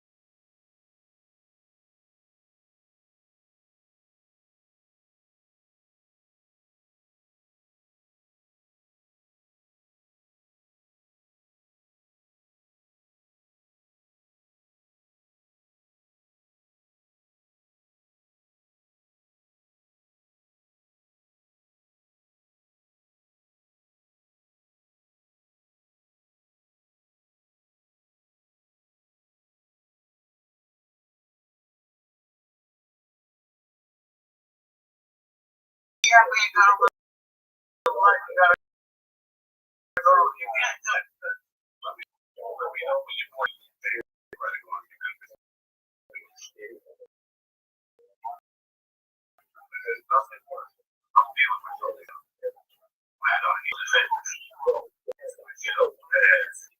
He's crying.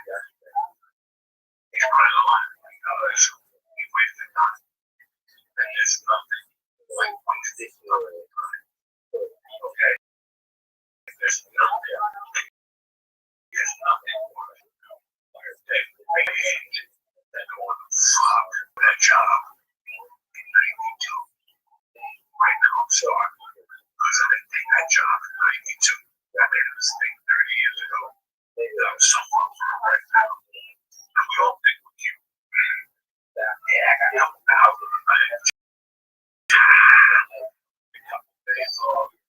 Buy some drinks, get a hat. Make believe I'm somebody a fucking nut. You come back home after your car explodes.